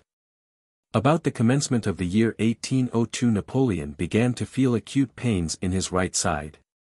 I have often seen him at Malmaison, when sitting up at night, lean against the right arm of his chair, and unbuttoning his coat and waistcoat exclaim, "What pain I feel!" I would then accompany him to his bedchamber, and have often been obliged to support him on the little staircase which led from his cabinet to the corridor. He frequently used to say at this time, "I fear that when I am 40 I shall become a great eater, I have a foreboding that I shall grow very corpulent." This fear of obesity, though it annoyed him very much, did not appear to have the least foundation, judging from his habitual temperance and spare habit of body. He asked me who was my physician. I told him M. Corvisart, whom his brother Louis had recommended to me. A few days after he called in Corvisart, who 3 years later was appointed first physician to the emperor. He appeared to derive much benefit from the prescriptions of Corvisart, whose open and good-humored countenance at once made a favorable impression on him. The pain which the first consul felt at this time increased his irritability. Perhaps many of the sets of this epoch of his life should be attributed to this illness. At the time in question his ideas were not the same in the evening as they had been in the morning. And often in the morning he would tear up, even without the least remark, notes he had dictated to me at night and which he had considered excellent. At other times I took on myself not to send to the Moniteur, as he wished me to do, notes which, dictated by annoyance and irascibility, might have produced a bad effect in Europe. When the next day he did not see the article, I attributed this to the note being too late, or to the late arrival of the courier. But I told him it was no loss, for it would be inserted the next day. He did not answer at once, but a quarter of an hour afterwards he said to me, "Do not send my note to the Moniteur without showing it to me." He took it and reread it. Sometimes he was astonished at what he had dictated to me, and amused himself by saying that I had not understood him properly. "That is not much good, is it?" "'Pon my word, I don't quite know." "Oh no, it is worthless, what say you?" Then he bowed his head a little, and tore up the paper. Once when we were at the Tuileries he sent me at 2 o'clock in the morning a small note in his own writing, in which was, to Bourrienne. "Write to Mare to make him erase from the note which Fleurieu has read to the tribunate the phrase, spelt phrase, concerning Costas, and to soften as much as possible what concerns the reporter of the tribunate." This change, after time for reflection, arose, as often happened with him, from observations I had made to him, and which he had at first angrily repulsed. After the peace of Amiens the first consul, wishing to send an ambassador to England, cast his eyes, for what reason I know not, on General Andreassi. I took the liberty of making some observation on a choice which did not appear to me to correspond with the importance of the mission. Bonaparte replied, "I have not determined on it, I will talk to Talleyrand on the subject." When we were at Malmaison in the evening M. de Talleyrand came to transact business with the first consul. The proposed appointment of an ambassador to England was mentioned. After several persons had been named the first consul said, "I believe I must send Andreassi." M. de Talleyrand, who was not much pleased with the choice, observed in a dry sarcastic tone, "You must send André Ossi, I pray. Who is this André?" I did not mention any André, I said Andreassi. "You know Andreassi, the general of artillery?" "Ah. True, Andreassi, I did not think of him, I was thinking only of the diplomatic men, and did not recollect any of that name." "Yes, yes. Andreassi is in the artillery." The general was appointed ambassador, and went to London after the Treaty of Amiens, but he returned again in a few months. He had nothing of consequence to do, which was very lucky for him. In 1802 Jerome was at Brest in the rank of ensign de vaisseau, a rank in the navy equivalent to that of our lieutenant. He launched into expenses far beyond what his fortune or his pay could maintain. He often drew upon me for sums of money which the first consul paid with much unwillingness. One of his letters in particular excited Napoleon's anger. The epistle was filled with accounts of the entertainments Jerome was giving and receiving, and ended by stating that he should draw on me for 17,000 francs. To this Bonaparte wrote the following reply. "I have read your letter, Monsieur l'Ensign de Vaisseau, and I am waiting to hear that you are studying on board your corvette A. Profession which you ought to consider as your road to glory. Die young, and I shall have some consolatory reflection, but if you live to 60 without having served your country, and without leaving behind you any honorable recollections, you had better not have lived at all." Jerome never fulfilled the wishes of his brother, who always called him a little profligate. From his earliest years his conduct was often a source of vexation to his brother and his family. Westphalia will not soon forget that he was her king. And his subjects did not without reason surname him Heliogabalus in miniature. The first consul was harassed by the continual demands for money made on him by his brothers. To get rid of Joseph, who expended large sums at Mortefontaine, as Lucien did at Neuilly, he gave M. Caulot the contract for victualling the navy, on the condition of his paying Joseph 1,600,000 francs a year out of his profits. I believe this arrangement answered Joseph's purpose very well, but it was anything but advantageous to M. Caulot. I think a whole year elapsed without his pocketing a single farthing. He obtained an audience of the first consul, to whom he stated his grievances. His outlays he showed were enormous, and he could get no payment from the Navy Office. Upon which the consul angrily interrupted him, saying, "Do you think I am a mere Capuchin? Decrès must have 100,000 crowns, Duroc 100,000, Bourrienne 100,000, you must make the payments, and don't come here troubling me with your long stories. It is the business of my ministers to give me accounts of such matters, I will hear decrets, and that's enough. Let me be teased no longer with these complaints, I cannot attend to them. Bonaparte then very unceremoniously dismissed M. Collot. I learned afterwards that he did not get a settlement of the business until after a great deal of trouble. M. Collot once said to me, if he had asked me for as much money as would have built a frigate he should have had it. All I want now is to be paid, and to get rid of the business. M. Collot had reason and honor on his side, but there was nothing but shuffling on the other. Chapter 9. 1802. Proverbial falsehood of bulletins, M. Doublet, creation of the Legion of Honor, opposition to it in the Council and other authorities of the state, the partisans of an hereditary system. The question of the consulship for life. The historian of these times ought to put no faith in the bulletins, dispatches, notes, and proclamations which have emanated from Bonaparte, or passed through his hands. For my part, I believe that the proverb, as great a liar as a bulletin, has as much truth in it as the axiom, 2 and 2 make 4. The bulletins always announced what Bonaparte wished to be believed true. But to form a proper judgment on any fact, counter-bulletins must be sought for and consulted. It is well known, too, that Bonaparte attached great importance to the place whence he dated his bulletins.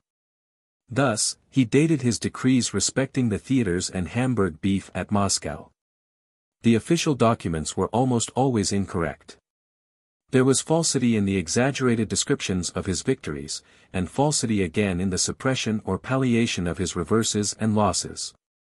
A writer, if he took his materials from the bulletins and the official correspondence of the time, would compose a romance rather than a true history.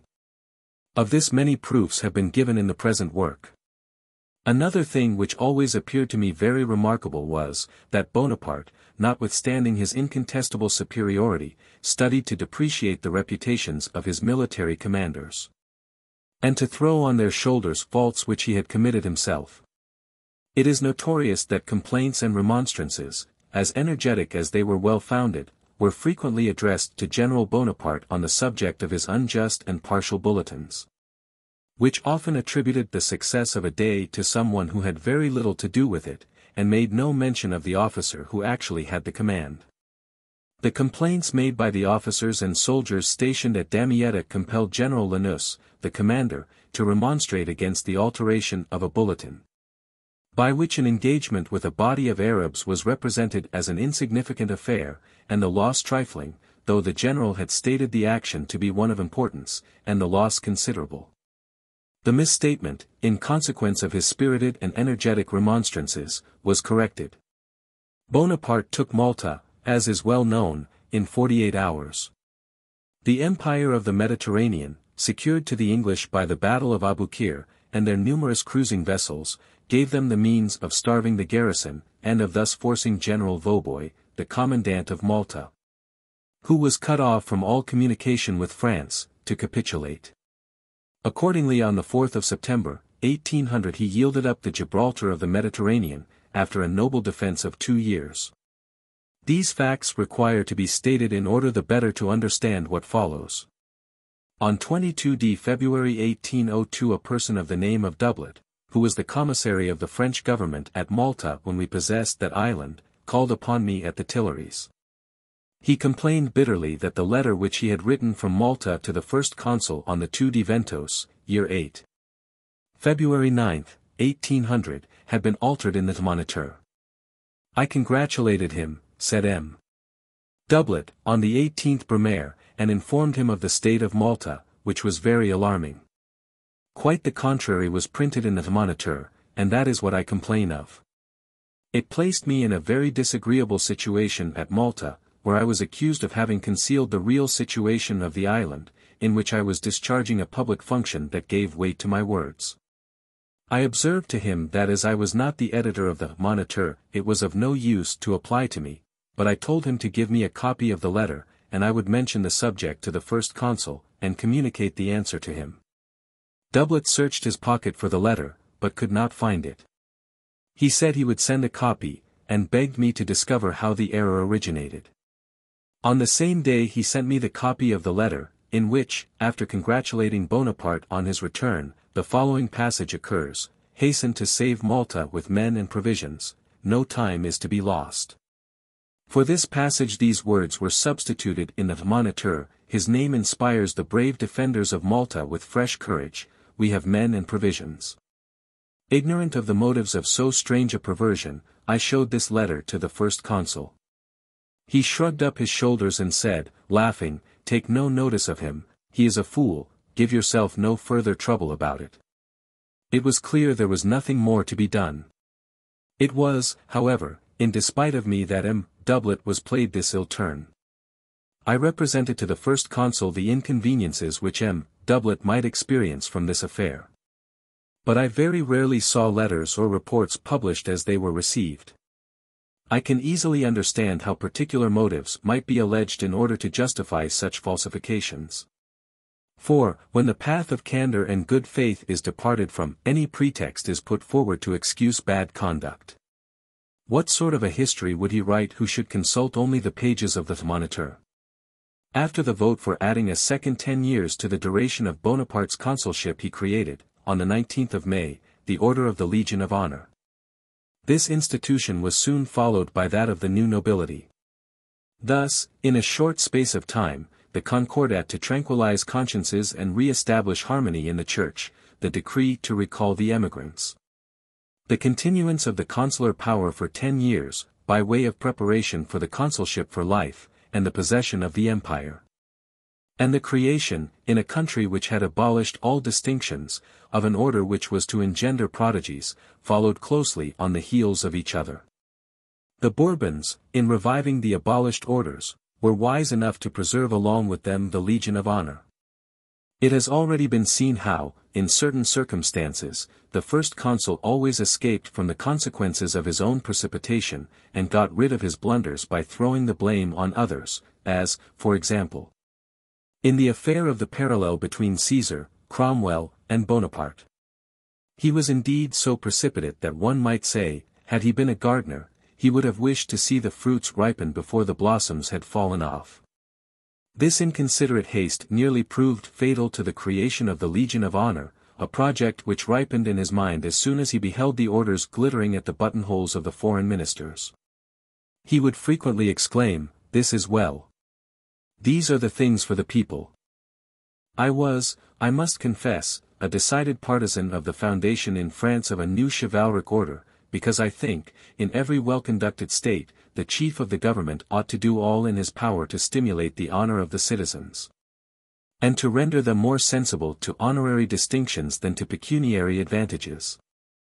I tried, however, at the same time to warn the first consul of his precipitancy. He heard me not. But I must with equal frankness confess that on this occasion I was soon freed from all apprehension with respect to the consequences of the difficulties he had to encounter in the council and in the other constituted orders of the state. On the 4th of May, 1801 he brought forward, for the first time officially, in the Council of State the question of the establishment of the Legion of Honor, which on the May 19, 1802 was proclaimed a law of the state. The opposition to this measure was very great, and all the power of the first consul, the force of his arguments, and the immense influence of his position, could procure him no more than 14 votes out of 24. The same feeling was displayed at the tribunate, where the measure only passed by a vote of 56 to 38. The balance was about the same in the legislative body, where the votes were 166 to 110. It follows, then, that out of the 394 voters in those three separate bodies a majority only of 78 was obtained. Surprised at so feeble a majority, the first consul said in the evening, "Ah! I see very clearly the prejudices are still too strong. You were right, I should have waited. It was not a thing of such urgency." But then, it must be owned, the speakers for the measure defended it badly. The strong minority has not judged me fairly. "Be calm," rejoined I, "without doubt it would have been better to wait, but the thing is done, and you will soon find that the taste for these distinctions is not near gone by. It is a taste which belongs to the nature of man. You may expect some extraordinary circumstances from this creation, you will soon see them. In April 1802 the first consul left no stone unturned to get himself declared consul for life. It is perhaps at this epoch of his career that he most brought into play those principles of duplicity and dissimulation which are commonly called Machiavellian. Never were trickery, falsehood, cunning, and affected moderation put into play with more talent or success. In the month of March hereditary succession and a dynasty were in everybody's mouths.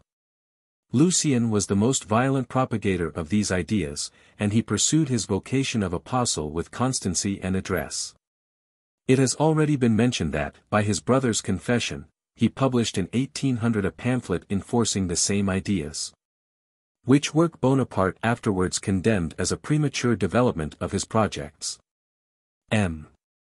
de Talleyrand, whose ideas could not be otherwise than favorable to the monarchical form of government, was ready to enter into explanations with the cabinets of Europe on the subject.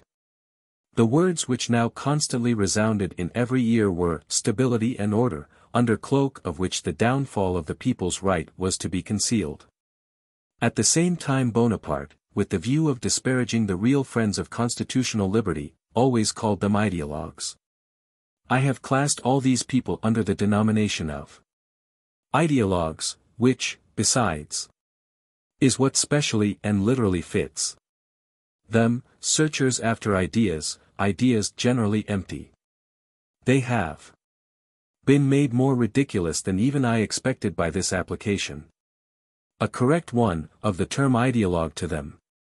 The phrase has been successful, I believe, because it was mine, Napoleon in Young's Lucien, Tome 2. p. 293. Napoleon welcomed every attack on this description of sage. Much pleased with a discourse by Royer Collard, he said to Talleyrand, "Do you know, Monsieur is grand electeur, that a new and serious philosophy is rising in my university, which may do us great honor and disembarrass us completely of the ideologues, slaying them on the spot by reasoning. It is with something of the same satisfaction that Renan, writing of 1898, says that the finer dreams had been disastrous when brought into the domain of facts, and that human concerns only began to improve when the ideologues ceased to meddle with them." Souvenirs, p. 122. Or terrorists. Madame Bonaparte opposed with fortitude the influence of counsels which she believed fatal to her husband. He indeed spoke rarely, and seldom confidentially, with her on politics or public affairs. "Mind your distaff or your needle," was with him a common phrase. The individuals who applied themselves with most perseverance in support of the hereditary question were Lucien, Roederer, Regnault de Saint-Jean d'Angely, and Fontenelle. Their efforts were aided by the conclusion of peace with England, which, by re-establishing general tranquility for a time, afforded the first consul an opportunity of forwarding any plan. While the first consul aspired to the throne of France, his brothers, especially Lucien, affected a ridiculous pride and pretension. Take an almost incredible example of which I was witness. On Sunday, the 9th of May, Lucien came to see Madame Bonaparte, who said to him, "Why did you not come to dinner last Monday?" "Because there was no place marked for me, the brothers of Napoleon ought to have the first place after him." "What am I to understand by that?" answered Madame Bonaparte. "If you are the brother of Bonaparte, recollect what you were. At my house all places are the same. Eugene would never have committed such a folly." On such points there was constant trouble with the Bonapartist family, as will be seen in Madame de Remusat's Memoirs. For an instance, in 1812, where Joseph insisted on his mother taking precedence of Josephine at a dinner in his house, when Napoleon settled the matter by seizing Josephine's arm and leading her in first, to the consternation of the party. But Napoleon, right in this case, had his own ideas on such points. The place of the Princess Elisa, the eldest of his sisters, had been put below that of Caroline, Queen of Naples. Elisa was then only Princess of Lucca. The emperor suddenly rose, and by a shift to the right, placed the Princess Elisa above the queen. "Now," said he, "do not forget that in the imperial family I am the only king." Young's Lucian, Tome 2. p. 251, this rule he seems to have adhered to. For when he and his brothers went in the same carriage to the Champ de Mai in 1815, Jerome, titular king of Westphalia, had to take the front seat, while his elder brother, Lucian, only bearing the Roman title of Prince de Canino, sat on one of the seats of honor, alongside Napoleon. Jerome was disgusted, and grumbled at a king having to give way to a mere Roman prince. See Young's Lucian, Tome 2, p. 190. At this period, when the consulate for life was only in embryo, flattering counsels poured in from all quarters, and tended to encourage the first consul in his design of grasping at absolute power. Liberty rejected an unlimited power, and set bounds to the means he wished and had to employ in order to gratify his excessive love of war and conquest. "The present state of things, this consulate of 10 years, said he to me, does not satisfy me. I consider it calculated to excite unceasing troubles." On the 7th of July, 1801, he observed, "The question whether France will be a republic is still doubtful, it will be decided in 5 or 6 years. It was clear that he thought this too long a term. Whether he regarded France as his property, or considered himself as the people's delegate and the defender of their rights, I am convinced the first consul wished the welfare of France.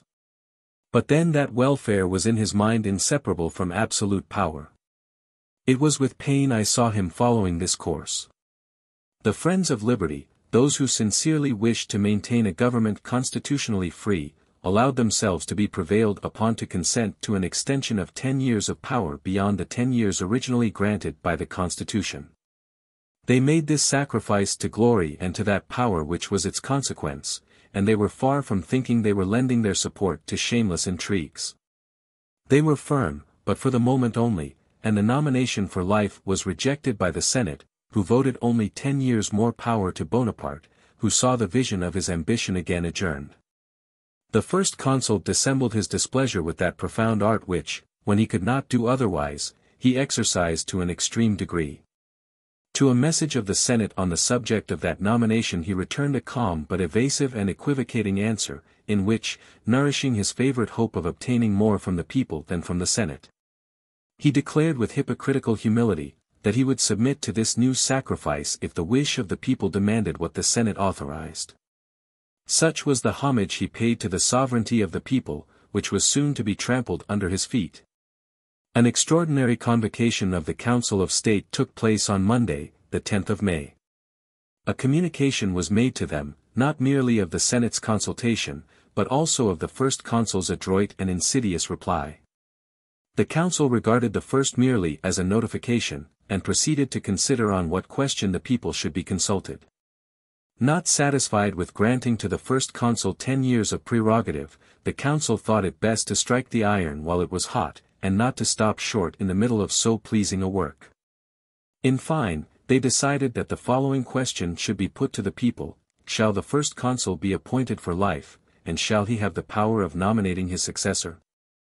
The reports of the police had besides much influence on the result of this discussion, for they one and all declared that the whole of Paris demanded a consul for life, with the right of naming a successor.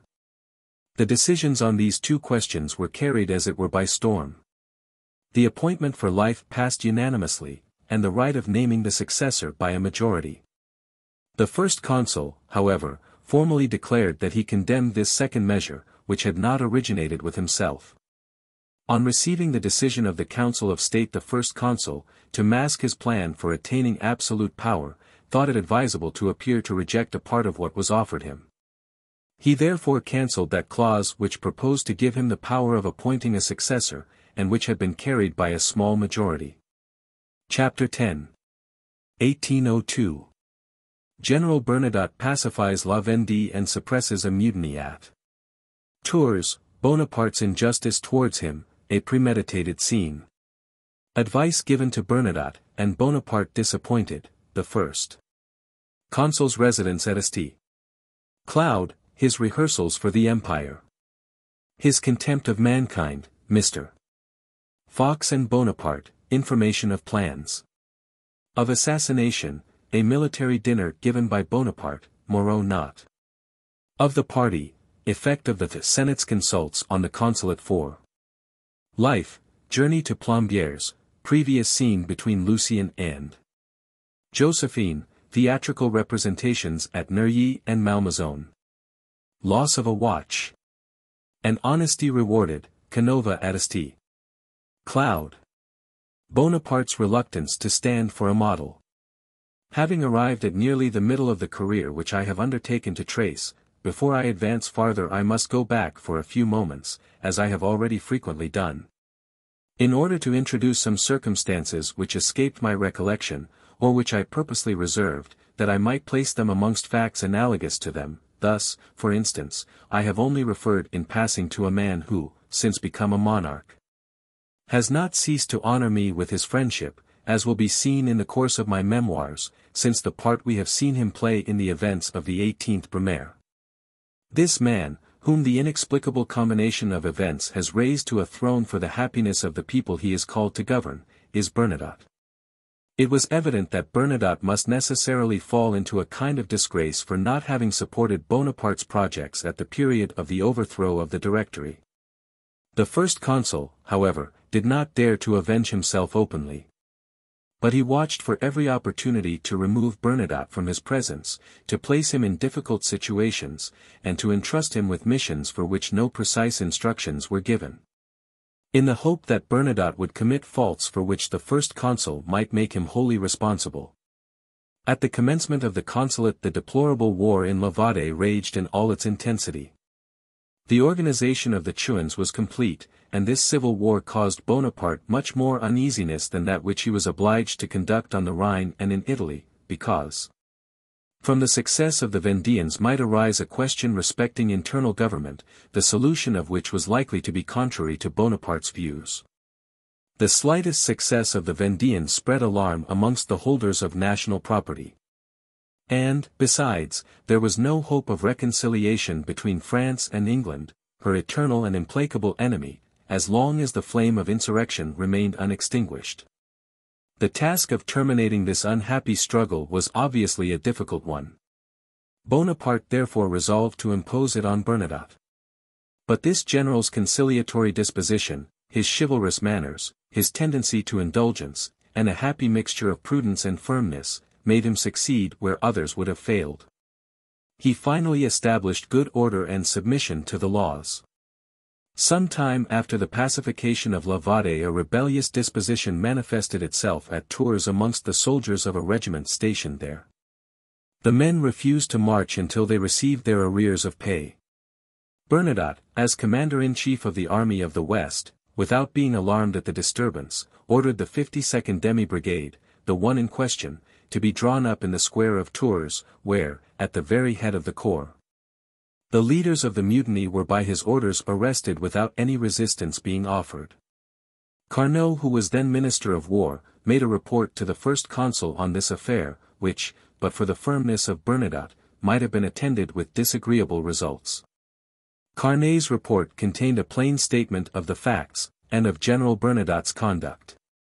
Bonaparte was, however, desirous to find in it some pretext for blaming him, and made me write these words on the margin of the report: General Bernadotte did not act discreetly in adopting such severe measures against the 52nd Demi-Brigade, he not having the means, if he had been unsuccessful, of re-establishing order in a town the garrison of which was not strong enough to subdue the mutineers.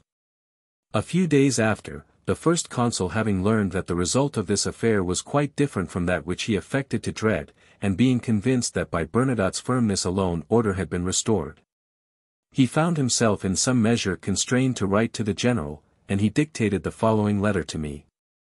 Paris, 11th Vendémiaire. Year 11. Citizen General, I have read with interest the account of what you did to re-establish order in the 52nd Demi-Brigade, and also the report of General Liebert, dated the 5th Vendemiaire. Tell that officer that the government is satisfied with his conduct. His promotion from the rank of colonel to that of general of brigade is confirmed. I wish that brave officer to come to Paris. He has afforded an example of firmness and energy which does honor to a soldier. Signed, Bonaparte. Thus in the same affair Bonaparte, in a few days, from the spontaneous expression of blame dictated by hate, was reduced to the necessity of declaring his approbation, which he did, as may be seen, with studied coldness. And even taking pains to make his praises apply to Colonel Liebert, and not to the General-in-Chief. Time only served to augment Bonaparte's dislike of Bernadotte.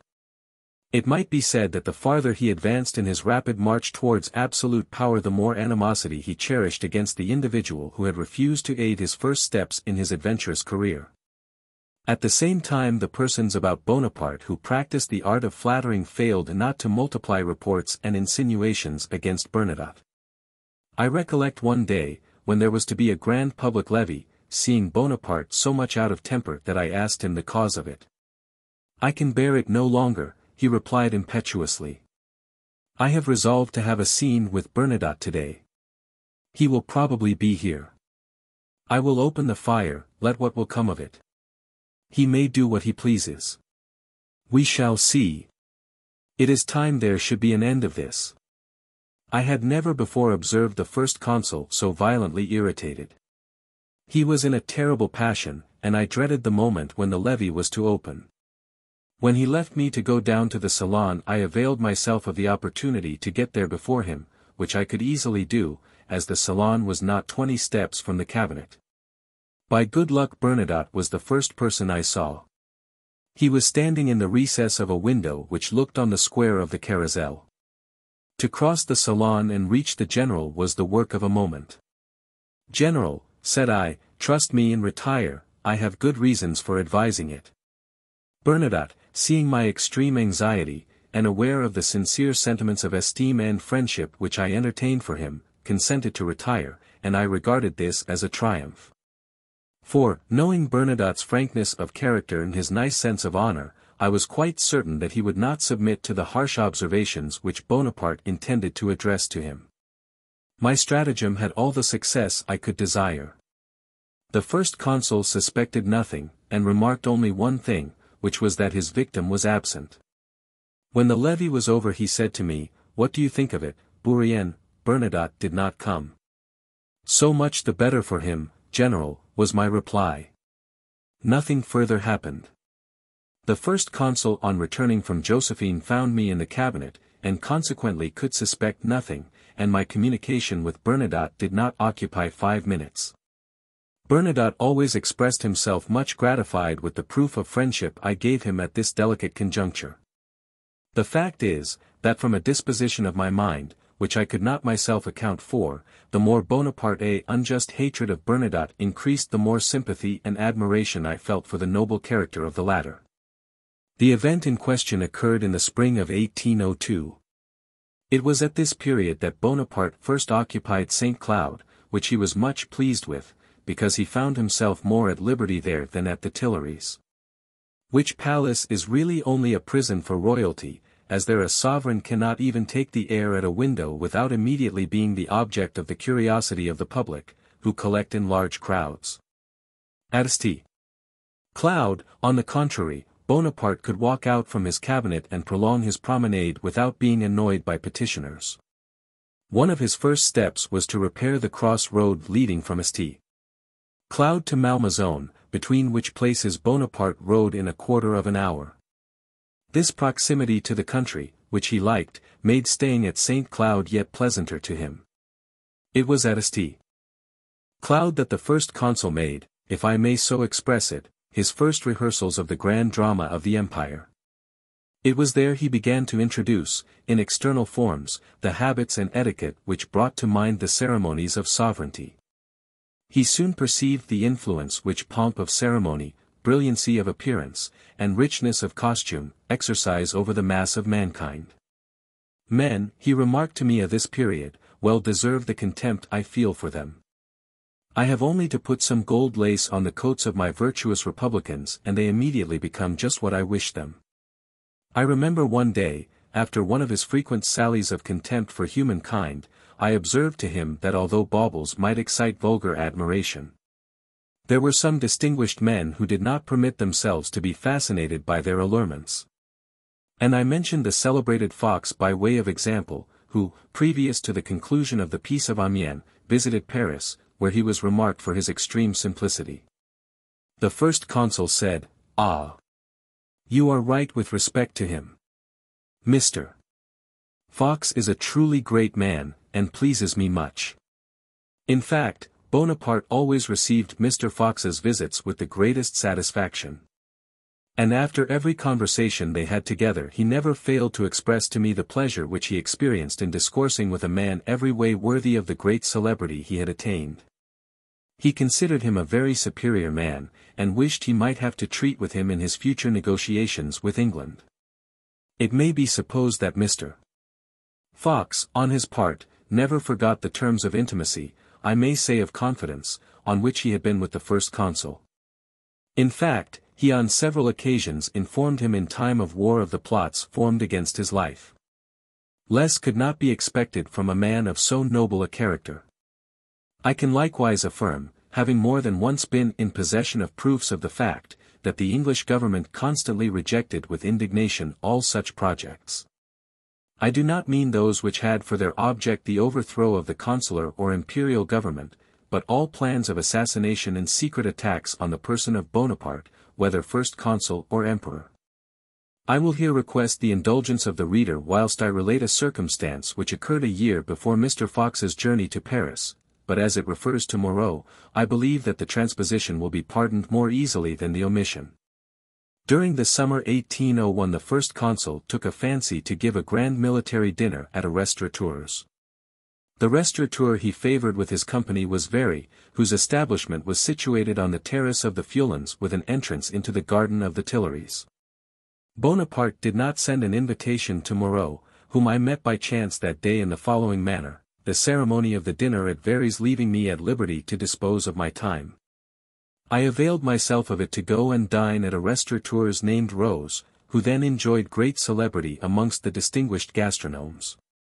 I dined in company with M. Carbonnet, a friend of Moreau's family, and 2 or 3 other persons. Whilst we were at table in the rotunda we were informed by the waiter who attended on us that General Moreau and his wife, with Lecuey and 2 other military men, were in an adjoining apartment. Suchet, who had dined at Very's, where he said everything was prodigiously dull, on rising from the table joined Moreau's party. These details we learned from M. Carbonnet, who left us for a few moments to see the General and Madame Moreau. Bonaparte's affectation in not inviting Moreau at the moment when the latter had returned a conqueror from the army of the Rhine, and at the same time the affectation of Moreau in going publicly the same day to dine at another restaurateur's, afforded ground for the supposition that the coolness which existed between them would soon be converted into enmity. The people of Paris naturally thought that the conqueror of Marengo might, without any degradation, have given the conqueror of Hohenlinden a seat at his table. By the commencement of the year 1802 the Republic had ceased to be anything else than a fiction, or an historical recollection. All that remained of it was a deceptive inscription on the gates of the palace. Even at the time of his installation at the Tuileries, Bonaparte had caused the 2 trees of liberty which were planted in the court to be cut down, thus removing the outward emblems before he destroyed the reality. But the moment the senatorial decisions of the 2d and 4th of August were published it was evident to the dullest perceptions that the power of the first consul wanted nothing but a name. After these consults Bonaparte readily accustomed himself to regard the principal authorities of the state merely as necessary instruments for the exercise of his power. Interested advisers then crowded round him. It was seriously proposed that he should restore the ancient titles, as being more in harmony with the new power which the people had confided to him than the republican forms. He was still of opinion, however, according to his phrase, that the pear was not yet ripe, and would not hear this project spoken of for a moment. All this, he said to me one day, will come in good time. But you must see, Bourrienne, that it is necessary I should, in the first place, assume a title, from which the others that I will give to everybody will naturally take their origin. The greatest difficulty is surmounted. There is no longer any person to deceive. Everybody sees as clear as day that it is only one step which separates the throne from the consulate for life. However, we must be cautious. There are some troublesome fellows in the tribunate, but I will take care of them. Whilst these serious questions agitated men's minds, the greater part of the residents at Malmaison took a trip to Plombières. Josephine, Bonaparte's mother, Madame Beauharnais-Lavalette, Hortense, and General Rapp, were of this party. It pleased the fancy of the Jacquin Company to address to me a bulletin of the pleasant and unpleasant occurrences of the journey. I insert this letter merely as a proof of the intimacy which existed between the writers and myself. It follows, precisely as I have preserved it, with the exception of the blots, for which it will be seen they apologized. An account of the journey to Plombières. To the inhabitants of Malmaison. The whole party left Malmaison in tears, which brought on such dreadful headaches that all the amiable persons were quite overcome by the idea of the journey. Madame Bonaparte, Mère, supported the fatigues of this memorable day with the greatest courage, but Madame Bonaparte, Consolesse, did not show any. The two young ladies who sat in the dormouse, Mademoiselle Hortense and Madame Lavalette, were rival candidates for a bottle of eau de Cologne, and every now and then the amiable M. Rapp made the carriage stop for the comfort of his poor little sick heart, which overflowed with bile. In fine, he was obliged to take to bed on arriving at Epernay, while the rest of the amiable party tried to drown their sorrows in champagne. The second day was more fortunate on the score of health and spirits, but provisions were wanting, and great were the sufferings of the stomach. The travellers lived on the hope of a good supper at Toul. But despair was at its height when, on arriving there, they found only a wretched inn, and nothing in it. We saw some odd-looking folks there, which indemnified us a little for spinach dressed in lamp oil, and red asparagus fried with curdled milk. Who would not have been amused to see the Malmaison gourmands seated at a table so shockingly served? In no record of history is there to be found a day passed in distress so dreadful as that on which we arrived at Plombières. On departing from Toul we intended to breakfast at Nancy, for every stomach had been empty for 2 days, but the civil and military authorities came out to meet us, and prevented us from executing our plan. We continued our route, wasting away, so that you might see us growing thinner every moment. To complete our misfortune, the dormouse, which seemed to have taken a fancy to embark on the Moselle for Metz, barely escaped an overturn. But at Plombières we have been well compensated for this unlucky journey, for on our arrival we were received with all kinds of rejoicings. The town was illuminated, the cannon fired, and the faces of handsome women at all the windows give us reason to hope that we shall bear our absence from Malmaison with the less regret. With the exception of some anecdotes, which we reserve for chit-chat on our return, you have here a correct account of our journey, which we, the undersigned, hereby certify. Josephine Bonaparte. Beauharnais-Lavalette. Hortense Beauharnais. Rapp. Bonaparte, Mère. The company ask pardon for the blots. 21st Messidor. It is requested that the person who receives this journal will show it to all who take an interest in the fair travellers. This journey to Plombières was preceded by a scene which I should abstain from describing if I had not undertaken to relate the truth respecting the family of the first consul. 2 or 3 days before her departure Madame Bonaparte sent for me. I obeyed the summons, and found her in tears. What a man is that Lucien, she exclaimed in accents of grief. If you knew, my friend, the shameful proposals he has dared to make to me. You are going to the waters, said he. You must get a child by some other person since you cannot have one by him. Imagine the indignation with which I received such advice. Well, he continued, if you do not wish it, or cannot help it, Bonaparte must get a child by another woman, and you must adopt it, for it is necessary to secure an hereditary successor. It is for your interest, you must know that. What, sir? I replied, do you imagine the nation will suffer a bastard to govern it? Lucien. Lucien. You would ruin your brother. This is dreadful. Wretched should I be, were anyone to suppose me capable of listening, without horror, to your infamous proposal. Your ideas are poisonous, your language horrible. Well, madam, retorted he, all I can say to that is, that I am really sorry for you. The amiable Josephine was sobbing whilst she described this scene to me, and I was not insensible to the indignation which she felt. The truth is, that at that period Lucien, though constantly affecting to despise power for himself, was incessantly laboring to concentrate it in the hands of his brother. And he considered 3 things necessary to the success of his views, namely, hereditary succession, divorce, and the imperial government.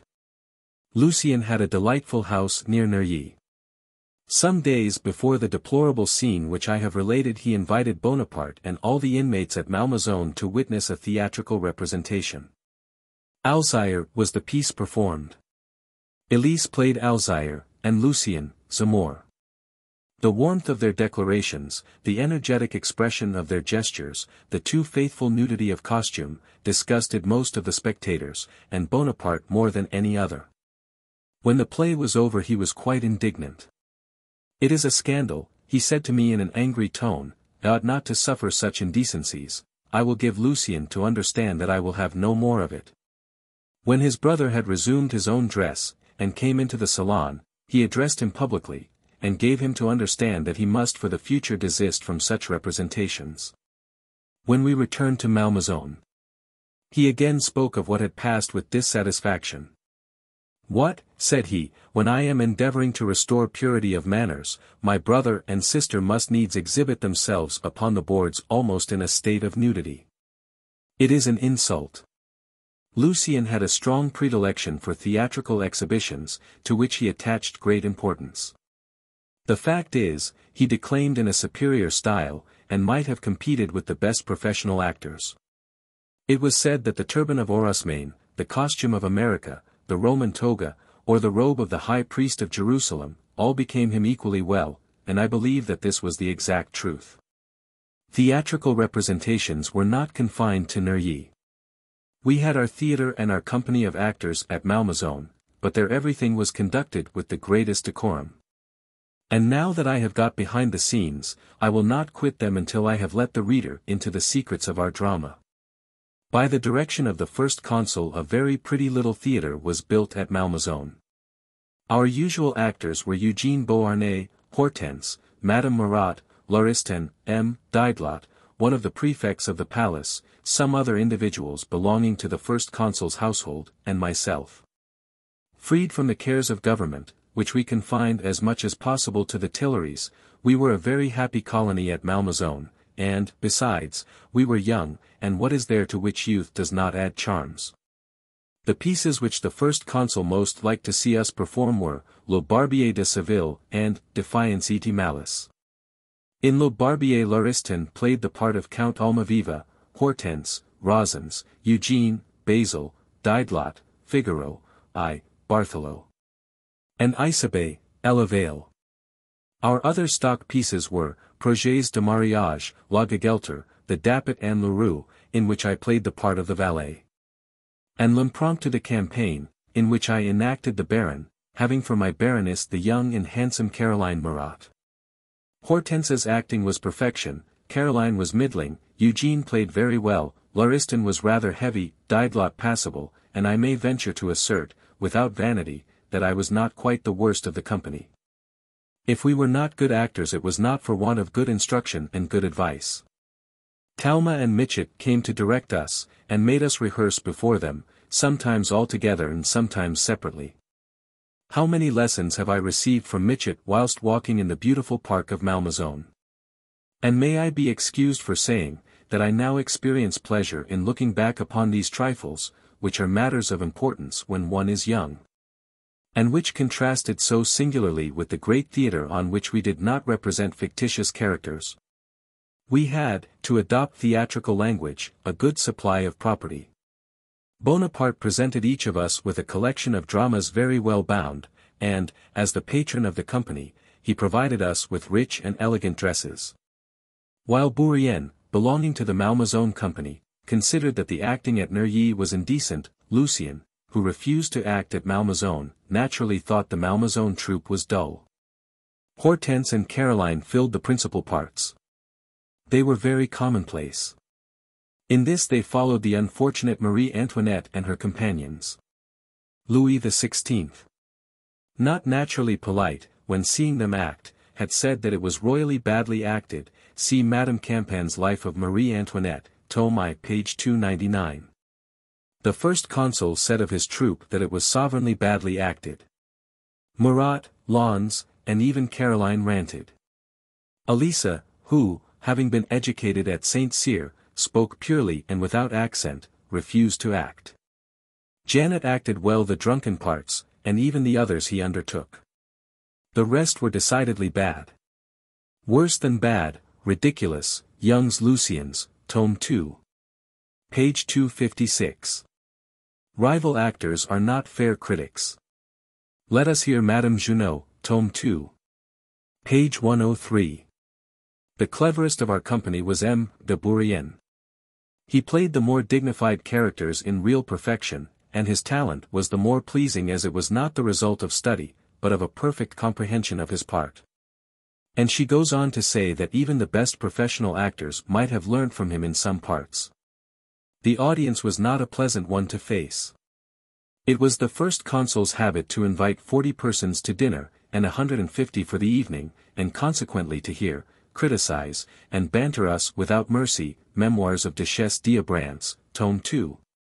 Page 108. Bonaparte took great pleasure in our performances. He liked to see plays acted by persons with whom he was familiar. Sometimes he complimented us on our exertions. Although I was as much amused with the thing as others, I was more than once obliged to remind him that my occupations left me but little time to learn my parts. Then he would assume his coaxing manner and say, "Come, do not vex me. You have such a memory. You know that it amuses me. You see that these performances render Malmaison gay and animated. Josephine takes much pleasure in them. Rise earlier in the morning. In fact, I sleep too much. Is not that the café? Come, Bourrienne, do oblige me. You make me laugh so heartily. Do not deprive me of this pleasure. I have not overmuch amusement, as you well know. All, truly. I would not deprive you of any pleasure.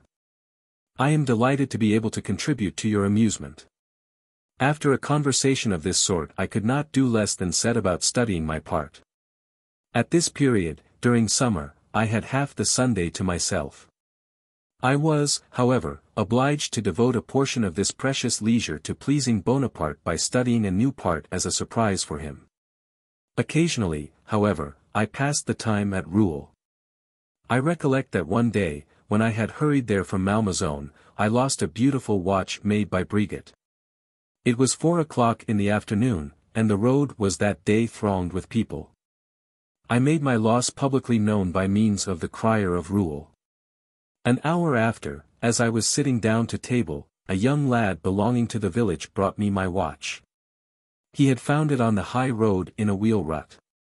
I was pleased with the probity of this young man, and rewarded both him and his father, who accompanied him. I reiterated the circumstance the same evening to the first consul, who was so struck with this instance of honesty that he directed me to procure information respecting the young man and his family. I learned that they were honest peasants. Bonaparte gave employment to 3 brothers of this family, and, what was most difficult to persuade him to, he exempted the young man who brought me the watch from the conscription. When a fact of this nature reached Bonaparte's ear, it was seldom that he did not give the principal actor in it some proof of his satisfaction. 2 qualities predominated in his character: kindness and impatience. Impatience, when he was under its influence, got the better of him. It was then impossible for him to control himself. I had a remarkable proof of it about this very period. Canova, having arrived in Paris, came to St. Cloud to model the figure of the first consul, of whom he was about to make a colossal statue. This great artist came often, in the hope of getting his model to stand in the proper attitude. But Bonaparte was so tired, disgusted, and fretted by the process, that he very seldom put himself in the required attitude, and then only for a short time. Bonaparte notwithstanding had the highest regard for Canova. Whenever he was announced, the first consul sent me to keep him company until he was at leisure to give him a sitting, but he would shrug up his shoulders and say, "More modelling. Good heavens, how vexatious." Canova expressed great displeasure at not being able to study his model as he wished to do, and the little anxiety of Bonaparte on the subject damped the ardor of his imagination. Everybody agrees in saying that he has not succeeded in the work, and I have explained the reason. The Duke of Wellington afterwards possessed this colossal statue, which was about twice his own height. Chapter 11. 1802. Bonaparte's principle as to the change of ministers, Fouché, his influence with the first consul, Fouché's dismissal, the departments of police and justice united under Régnier, Madame Bonaparte's regret for the dismissal of Fouché, family scenes, Madame Louis Bonaparte's pregnancy, false and infamous reports to Josephine, legitimacy and a bastard, Roederer reproached by Josephine, her visit to Rouen, long conversation with her, assertion at St. Helena. Respecting a great political fraud. It is a principle particularly applicable to absolute governments that a prince should change his ministers as seldom as possible, and never except upon serious grounds. Bonaparte acted on this principle when first consul, and also when he became emperor. He often allowed unjust causes to influence him, but he never dismissed a minister without cause. Indeed, he more than once, without any reason, retained ministers longer than he ought to have done in the situations in which he had placed them. Bonaparte's tenacity in this respect, in some instances, produced very opposite results. For instance, it afforded M. Gaudin time to establish a degree of order in the administration of finance which before his time had never existed, and on the other hand, it enabled M. Decrès to reduce the Ministry of Marine to an unparalleled state of confusion. Bonaparte saw nothing in men but helps and obstacles. On the 18th Brumaire Fouché was a help. The first consul feared that he would become an obstacle. It was necessary, therefore, to think of dismissing him. Bonaparte's most sincere friends had from the beginning been opposed to Fouché's having any share in the government. But their disinterested advice produced no other result than their own disgrace, so influential a person had Fouché become. How could it be otherwise? Fouché was identified with the Republic by the death of the king, for which he had voted. With the Reign of Terror by his sanguinary missions to Lyons and Nevers, with the Consulate by his real though perhaps exaggerated services, with Bonaparte by the charm with which he might be said to have fascinated him. With Josephine by the enmity of the first consul's brothers. Who would believe it? Fouché ranked the enemies of the revolution amongst his warmest partisans. They overwhelmed him with eulogy, to the disparagement even of the head of the state, because the cunning minister, practicing an interested indulgence, set himself up as the protector of individuals belonging to classes which, when he was proconsul, he had attacked in the mass. Director of public opinion, and having in his hands the means at his pleasure of inspiring fear or of entangling by inducements, it was all in his favor that he had already directed this opinion. The machinery he set in motion was so calculated that the police was rather the police of Fouché than that of the Minister of the General Police. Throughout Paris, and indeed throughout all France, Fouché obtained credit for extraordinary ability. And the popular opinion was correct in this respect, namely, that no man ever displayed such ability in making it be supposed that he really possessed talent. Fouché's secret in this particular is the whole secret of the greater part of those persons who are called statesmen.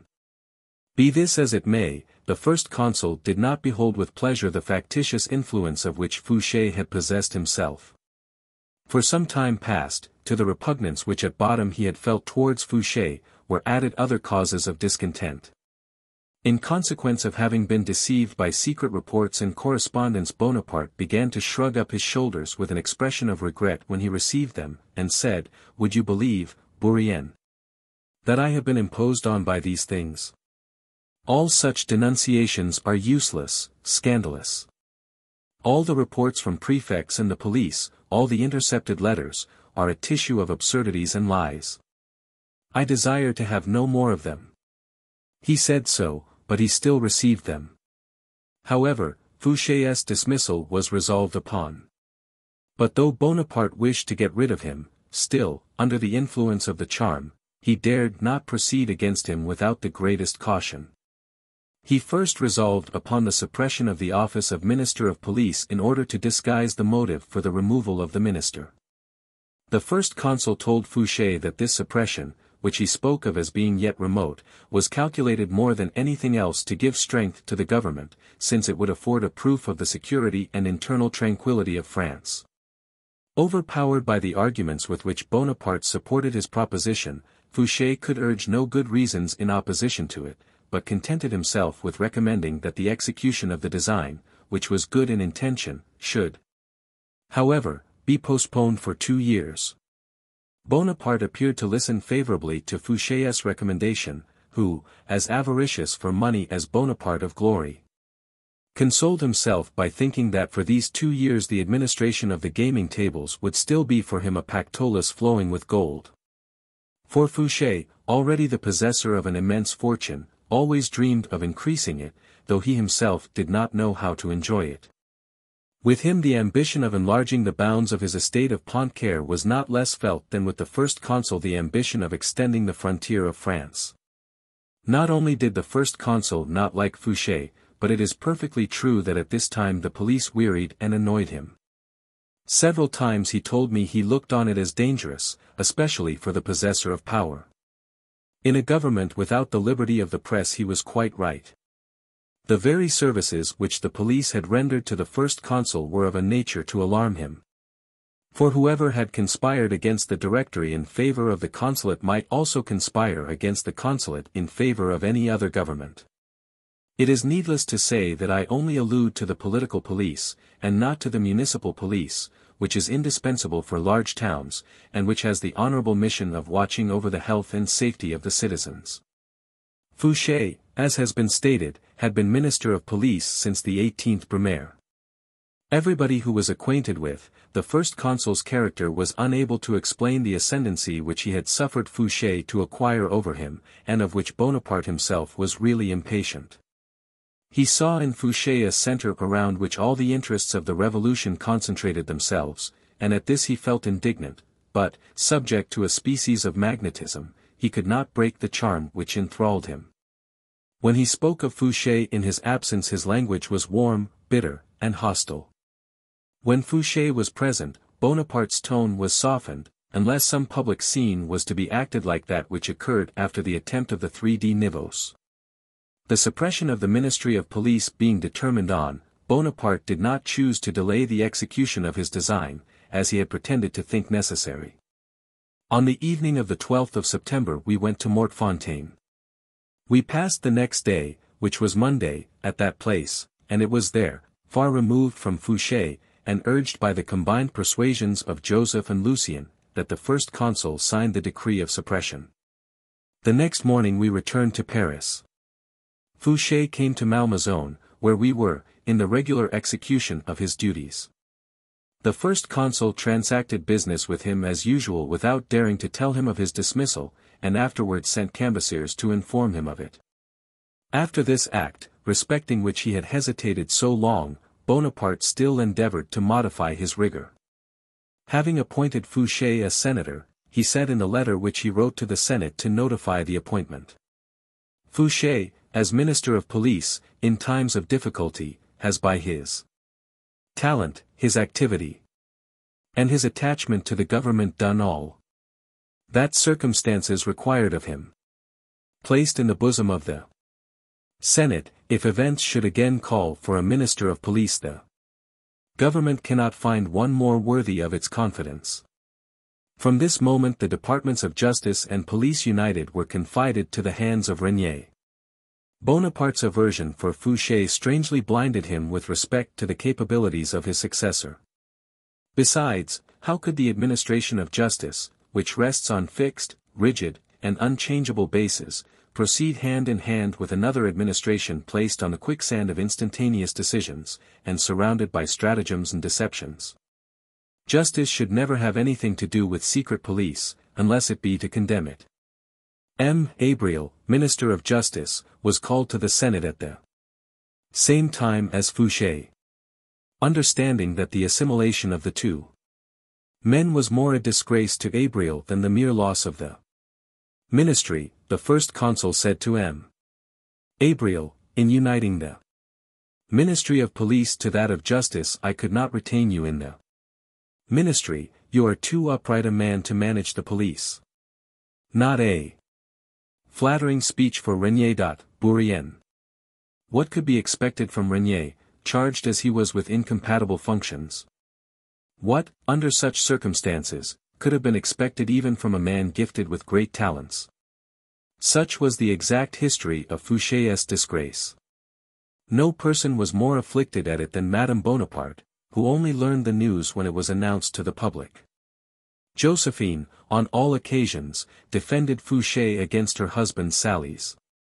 She believed that he was the only one of his ministers who told him the truth. She had such a high opinion of the way in which Fouché managed the police that the first time I was alone with her after our return from Mortefontaine she said to me, "My dear Bourrienne, speak openly to me. Will Napoleon know all about the plots from the police of Moncey, Duroc, Junot, and of Davoust? You know better than I do that these are only wretched spies.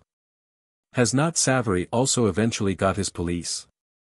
How all this alarms me. They take away all my supports, and surround me only with enemies. To justify your regrets we should be sure that Fouché has never been in agreement with Lucien in favor of the divorce." "Oh, I do not believe that. Bonaparte does not like him, and he would have been certain to tell me of it when I spoke favorably to him of Fouché. You will see that his brothers will end by bringing him into their plan. I have already spoken of Josephine's troubles, and of the bad conduct of Joseph, but more particularly of Lucien, towards her. I will therefore describe here, as connected with the disgrace of Fouché, whom Madame Bonaparte regretted as a support, some scenes which occurred about this period at Malmaison. Having been the confidant of both parties, and an involuntary actor in those scenes, now that 27 years have passed since they occurred, what motive can induce me to disguise the truth in any respect? Madame Louis Bonaparte was enceinte. Josephine, although she tenderly loved her children, did not seem to behold the approaching event which the situation of her daughter indicated with the interest natural to the heart of a mother. She had long been aware of the calumnious reports circulated respecting the supposed connection between Hortense and the first consul, and that base accusation cost her many tears. Poor Josephine paid dearly for the splendor of her station. As I knew how devoid of foundation these atrocious reports were, I endeavored to console her by telling her what was true, that I was exerting all my efforts to demonstrate their infamy and falsehood. Bonaparte, however, dazzled by the affection which was manifested towards him from all quarters, aggravated the sorrow of his wife by a silly vanity. He endeavored to persuade her that these reports had their origin only in the wish of the public that he should have a child, so that these seeming consolations offered by self-love to Josephine's grief gave force to existing conjugal alarms. And the fear of divorce returned with all its horrors. Under the foolish illusion of his vanity, Bonaparte imagined that France was desirous of being governed even by a bastard if supposed to be a child of his, a singular mode truly of founding a new legitimacy. Josephine, whose susceptibility appears to me even now excusable, well knew my sentiments on the subject of Bonaparte's founding a dynasty. And she had not forgotten my conduct when 2 years before the question had been agitated on the occasion of Louis XVIII's letters to the first consul. I remember that one day, after the publication of the Parallel of Caesar, Cromwell, and Bonaparte, Josephine having entered our cabinet without being announced, which she sometimes did when from the good humor exhibited at breakfast she reckoned upon its continuance, approached Bonaparte softly, seated herself on his knee, passed her hand gently through his hair and over his face, and thinking the moment favorable, said to him in a burst of tenderness, "I entreat of you, Bonaparte, do not make yourself a king. It is that wretch Lucien who urges you to it. Do not listen to him. Bonaparte replied, without anger, and even smiling as he pronounced the last words, "You are mad, my poor Josephine. It is your old dowagers of the Faubourg St. Germain, your Rochefoucaulds, who tell you all these fables. Come now, you interrupt me, leave me alone." What Bonaparte said that day good-naturedly to his wife I have often heard him declare seriously. I have been present at 5 or 6 altercations on the subject. That there existed, too, an enmity connected with this question between the family of Beauharnais and the family of Bonaparte cannot be denied. Fouché, as I have stated, was in the interest of Josephine, and Lucien was the most bitter of her enemies. One day Roederer inveighed with so much violence against Fouché in the presence of Madame Bonaparte that she replied with extreme warmth, "The real enemies of Bonaparte are those who feed him with notions of hereditary descent, of a dynasty, of divorce, and of marriage." Josephine could not check this exclamation, as she knew that Roederer encouraged those ideas, which he spread abroad by Lucien's direction. I recollect one day when she had been to see us at our little house at Rouen, as I walked with her along the high road to her carriage, which she had sent forward, I acknowledged too unreservedly my fears on account of the ambition of Bonaparte, and of the perfidious advice of his brothers. "Madam," said I, "if we cannot succeed in dissuading the general from making himself a king, I dread the future for his sake. If ever he re-establishes royalty he will in all probability labor for the Bourbons, and enable them one day to reascend the throne which he shall erect. No one, doubtless, without passing for a fool, can pretend to say with certainty what series of chances and events such a proceeding will produce. But common sense alone is sufficient to convince any one that unfavorable chances must long be dreaded. The ancient system being re-established, the occupation of the throne will then be only a family question, and not a question of government between liberty and despotic power. Why should not France, if it ceases to be free, prefer the race of her ancient kings? You surely know it. You had not been married 2 years when, on returning from Italy, your husband told me that he aspired to royalty. Now he is consul for life. Would he but resolve to stop there? He already possesses everything but an empty title. No sovereign in Europe has so much power as he has. I am sorry for it, madam, but I really believe that, in spite of yourself, you will be made queen or empress." Madame Bonaparte had allowed me to speak without interruption, but when I pronounced the words queen and empress she exclaimed, "My God! Bourrienne, such ambition is far from my thoughts. That I may always continue the wife of the first consul is all I desire. Say to him all that you have said to me. Try and prevent him from making himself king." "Madam," I replied, "times are greatly altered. The wisest men, the strongest minds, have resolutely and courageously opposed his tendency to the hereditary system. But advice is now useless. He would not listen to me. In all discussions on the subject he adheres inflexibly to the view he has taken. If he be seriously opposed his anger knows no bounds, his language is harsh and abrupt, his tone imperious, and his authority bears down all before him. Yet, Bourrienne, he has so much confidence in you that of you should try once more." "Madam, I assure you he will not listen to me. Besides, what could I add to the remarks I made upon his receiving the letters of Louis XVIII? When I fearlessly represented to him that being without children he would have no one to whom to bequeath the throne, that, doubtless, from the opinion which he entertained of his brothers, he could not desire to erect it for them?" Here Josephine again interrupted me by exclaiming, "My kind friend, when you spoke of children did he say anything to you? Did he talk of a divorce?" "Not a word, madam, I assure you. If they do not urge him to it, I do not believe he will resolve to do such a thing. You know how he likes Eugene, and Eugene behaves so well to him. How different is Lucien.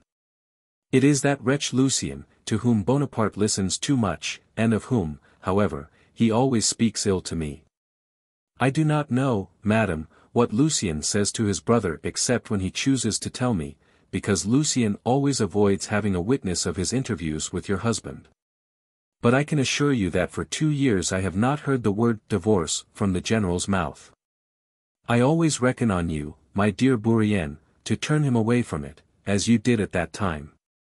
I do not believe he is thinking of it, but if it recurs to him, consider, madam, that it will be now from very different motives. He is now entirely given up to the interests of his policy and his ambition, which dominate every other feeling in him. There will not now be any question of scandal, or of a trial before a court, but of an act of authority which complaisant laws will justify and which the Church perhaps will sanction. That's true. You are right. Good God! How unhappy I am. When Bourrienne complains of not knowing what passed between Lucien and Napoleon, we can turn to Lucien's account of Bourrienne. Apparently about this very time. After a stormy interview with Napoleon, says Lucien, I at once went into the cabinet where Bourrienne was working, and found that unbearable busybody of a secretary, whose star had already paled more than once, which made him more prying than ever, quite upset by the time the first consul had taken to come out of his bath. He must, or at least might, have heard some noise, for enough had been made. Seeing that he wanted to know the cause from me, I took up a newspaper to avoid being bored by his conversation. Young's Lucien, Tome 2. p. 156. Such was the nature of one of the conversations I had with Madame Bonaparte on a subject to which she often recurred. It may not perhaps be uninteresting to endeavor to compare with this what Napoleon said at St. Helena, speaking of his first wife. According to the memorial, Napoleon there stated that when Josephine was at last constrained to renounce all hope of having a child, she often let fall allusions to a great political fraud, and at length openly proposed it to him. I make no doubt Bonaparte made use of words to this effect, but I do not believe the assertion. I recollect one day that Bonaparte, on entering our cabinet, where I was already seated, exclaimed in a transport of joy impossible for me to describe, "Well, Bourrienne, my wife is at last enceinte." I sincerely congratulated him, more, I own, out of courtesy than from any hope of seeing him made a father by Josephine, for I well remembered that Corvisart, who had given medicines to Madame Bonaparte, had nevertheless assured me that he expected no result from them. Medicine was really the only political fraud to which Josephine had recourse, and in her situation what other woman would not have done as much. Here, then, the husband and the wife are in contradiction, which is nothing uncommon. But on which side is truth? I have no hesitation in referring it to Josephine. There is indeed an immense difference between the statements of a woman, trusting her fears and her hopes to the sole confidant of her family's secrets, and the tardy declaration of a man who, after seeing the vast edifice of his ambition leveled with the dust, is only anxious, in his compulsory retreat, to preserve intact and spotless the other great edifice of his glory. Bonaparte should have recollected that Caesar did not like the idea of his wife being even suspected. Chapter 12. 1802. Citizen Fesch created Cardinal Fesch, Arts and Industry, Exhibition. In the Louvre, aspect of Paris in 1802, the Medicean Venus and the Velitrian Palace, signs of general prosperity, rise of the funds. Irresponsible ministers, the Bourbons, the military government. Annoying familiarity of Lens, plan laid for his disgrace. Indignation of Lens, his embassy to Portugal, the delayed dispatch, Bonaparte's rage, I resign my situation, Duroc. I breakfast with Bonaparte, Duroc's intercession, temporary reconciliation. Citizen Fesch, who, when we were forced to stop at Ajaccio on our return from Egypt, discounted at rather a high rate the General-in-Chief's Egyptian sequins, became again the Abbé Fesch. As soon as Bonaparte by his consular authority re-erected the altars which the revolution had overthrown. On the 15th of August, 1802 he was consecrated bishop, and the following year received the cardinal's hat. Thus Bonaparte took advantage of one of the members of his family being in orders to elevate him to the highest dignities of the church. He afterwards gave Cardinal Fesch the Archbishopric of Lyons, of which place he was long the titular. Like Cambyses, the cardinal was a bit of a gourmet, and on one occasion had invited a large party of clerical magnates to dinner. By a coincidence 2 turbots of singular beauty arrived as presents to his eminence on the very morning of the feast. To serve both would have appeared ridiculous, but the cardinal was most anxious to have the credit of both. He imparted his embarrassment to his chef. "Be of good faith, your eminence," was the reply, "both shall appear and enjoy the reception so justly their due." The dinner was served, one of the turbots relieved the soup. Delight was on every face, it was the moment of the épreuve positive. The maître d'hôtel advances, 2 attendants raise the turbot and carry him off to cut him up. But one of them loses his equilibrium, the attendants and the turbot roll together on the floor. At this sad sight the assembled cardinals became as pale as death, and a solemn silence reigned in the conclave. It was the moment of the épreuve negative. But the maître d'hôtel suddenly turns to one of the attendants. "Bring another turbot," said he, with the most perfect coolness. The second appeared, and the épreuve positive was gloriously renewed. Hayward's Art of Dining, p. 65. The first consul prided himself a good deal on his triumph, at least in appearance, over the scruples which the persons who surrounded him had manifested against the re-establishment of worship. He read with much self-satisfaction the reports made to him, in which it was stated that the churches were well frequented. Indeed, throughout the year 1802, all his attention was directed to the reformation of manners, which had become more dissolute under the Directory than even during the Reign of Terror. In his march of usurpation the first consul let slip no opportunity of endeavoring to obtain at the same time the admiration of the multitude and the approbation of judicious men. He was very fond of the arts, and was sensible that the promotion of industry ought to be the peculiar care of the head of the government. It must, however, at the same time be owned that he rendered the influence of his protection null and void by the continual violations he committed on that liberty which is the animating principle of all improvement.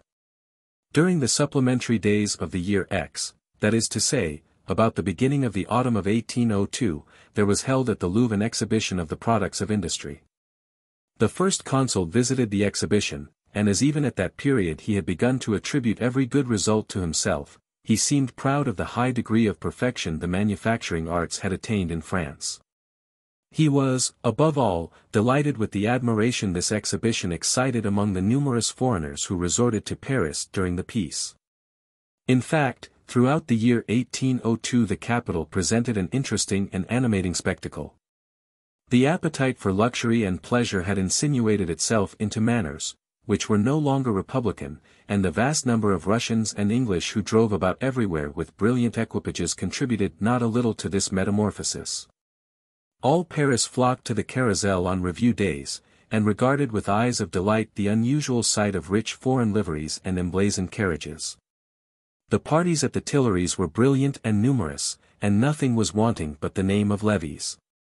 Count Markov, who succeeded M. de Kalatchev as Russian ambassador, the Marquis de Lucassini, the Prussian ambassador, and Lord Whitworth, the minister from England, made numerous presentations of their countrymen to the first consul, who was well pleased that the court he was forming should have examples set by foreign courtiers. Never since the meeting of the States General had the theatres been so frequented, or fêtes so magnificent, and never since that period had Paris presented so cheering an aspect. The first consul, on his part, spared no exertion to render the capital more and more worthy the admiration of foreigners. The statue of the Venus de Medicis, which had been robbed from the gallery of the Grand Duke of Tuscany, now decorated the gallery of the Louvre, and near it was placed that of the Velitrian Palace, a more legitimate acquisition, since it was the result of the researches of some French engineers at Velletri. Everywhere an air of prosperity was perceptible, and Bonaparte proudly put in his claim to be regarded as the author of it all. With what heartfelt satisfaction did he likewise cast his eye upon what he called the grand thermometer of opinion, the price of the funds.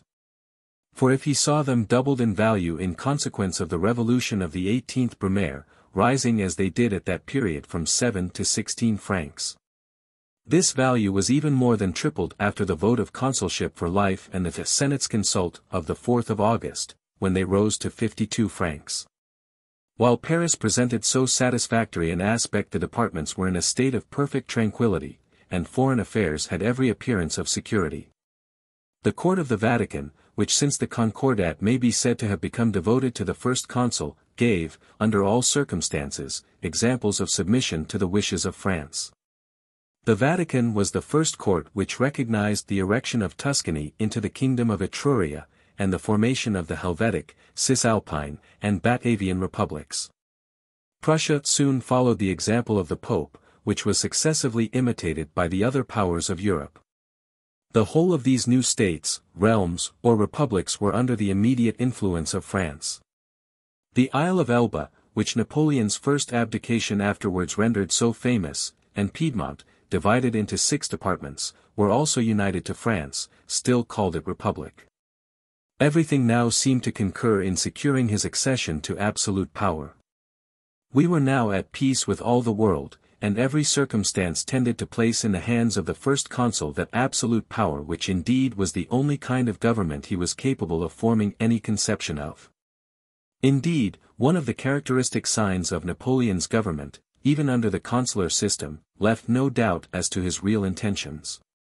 Had he wished to found a free government, it is evident that he would have made the ministers responsible to the country, whereas he took care that there should be no responsibility but to himself. He viewed them, in fact, in the light of instruments which he might break as he pleased. I found this single index sufficient to disclose all his future designs. In order to make the irresponsibility of his ministers to the public perfectly clear, he had all the acts of his government signed merely by M. Marat, Secretary of State. Thus the consulship for life was nothing but an empire in disguise, the usufruct of which could not long satisfy the first consul's ambition. His brothers influenced him, and it was resolved to found a new dynasty. It was not in the interior of France that difficulties were likely first to arise on Bonaparte's carrying his designs into effect, but there was some reason to apprehend that foreign powers, after recognizing and treating with the consular government, might display a different feeling, and entertain scruples with regard to a government which had resumed its monarchical form. The question regarding the Bourbons was in some measure kept in the background as long as France remained a republic, but the re-establishment of the throne naturally called to recollection the family which had occupied it for so many ages. Bonaparte fully felt the delicacy of his position, but he knew how to face obstacles, and had been accustomed to overcome them. He, however, always proceeded cautiously, as when obstacles induced him to defer the period of the consulship for life. Bonaparte labored to establish in France not only an absolute government, but, what is still worse, a military one. He considered a decree signed by his hand possessed of a magic virtue capable of transforming his generals into able diplomatists, and so he sent them on embassies, as if to show the sovereigns to whom they were accredited that he soon meant to take their thrones by assault. The appointment of Lons to the court of Lisbon originated from causes which probably will be read with some interest, since they serve to place Bonaparte's character in its true light, and to point out, at the same time, the means he disdained not to resort to, if he wished to banish his most faithful friends when their presence was no longer agreeable to him. Bonaparte had ceased to address Lons in the second person singular, but that general continued the familiarity of thee and thou in speaking to Napoleon. It is hardly possible to conceive how much this annoyed the first consul. Aware of the unceremonious candor of his old comrade, whose daring spirit he knew would prompt him to go as great lengths in civil affairs as on the field of battle, Bonaparte, on the great occasion of the 18th Brumaire, fearing his reproaches, had given him the command of Paris in order to ensure his absence from St. Cloud. After that time, notwithstanding the continually growing greatness of the first consul, which, as it increased, daily exacted more and more deference, Lons still preserved his freedom of speech, and was the only one who dared to treat Bonaparte as a comrade, and tell him the truth without ceremony. This was enough to determine Napoleon to rid himself of the presence of Lens. But under what pretext was the absence of the conqueror of Montebello to be procured? It was necessary to conjure up an excuse. And in the truly diabolical machination resorted to for that purpose, Bonaparte brought into play that crafty disposition for which he was so remarkable. Lens, who never looked forward to the morrow, was as careless of his money as of his blood. Poor officers and soldiers partook largely of his liberality. Thus he had no fortune, but plenty of debts when he wanted money, and this was not seldom. He used to come, as if it were a mere matter of course, to ask it of the first consul, who, I must confess, never refused him.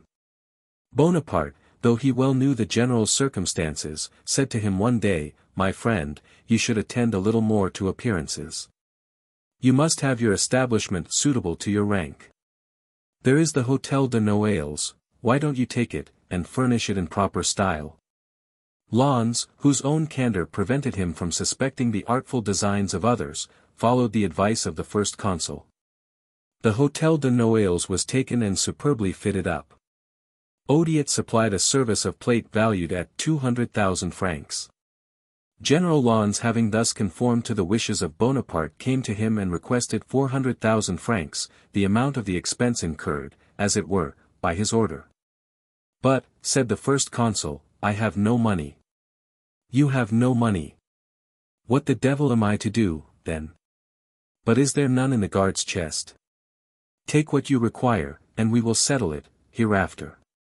Mistrusting nothing, Lens went to the treasurer of the guards, who made some objections at first to the advance required, but who soon yielded on learning that the demand was made with the consent of the first consul.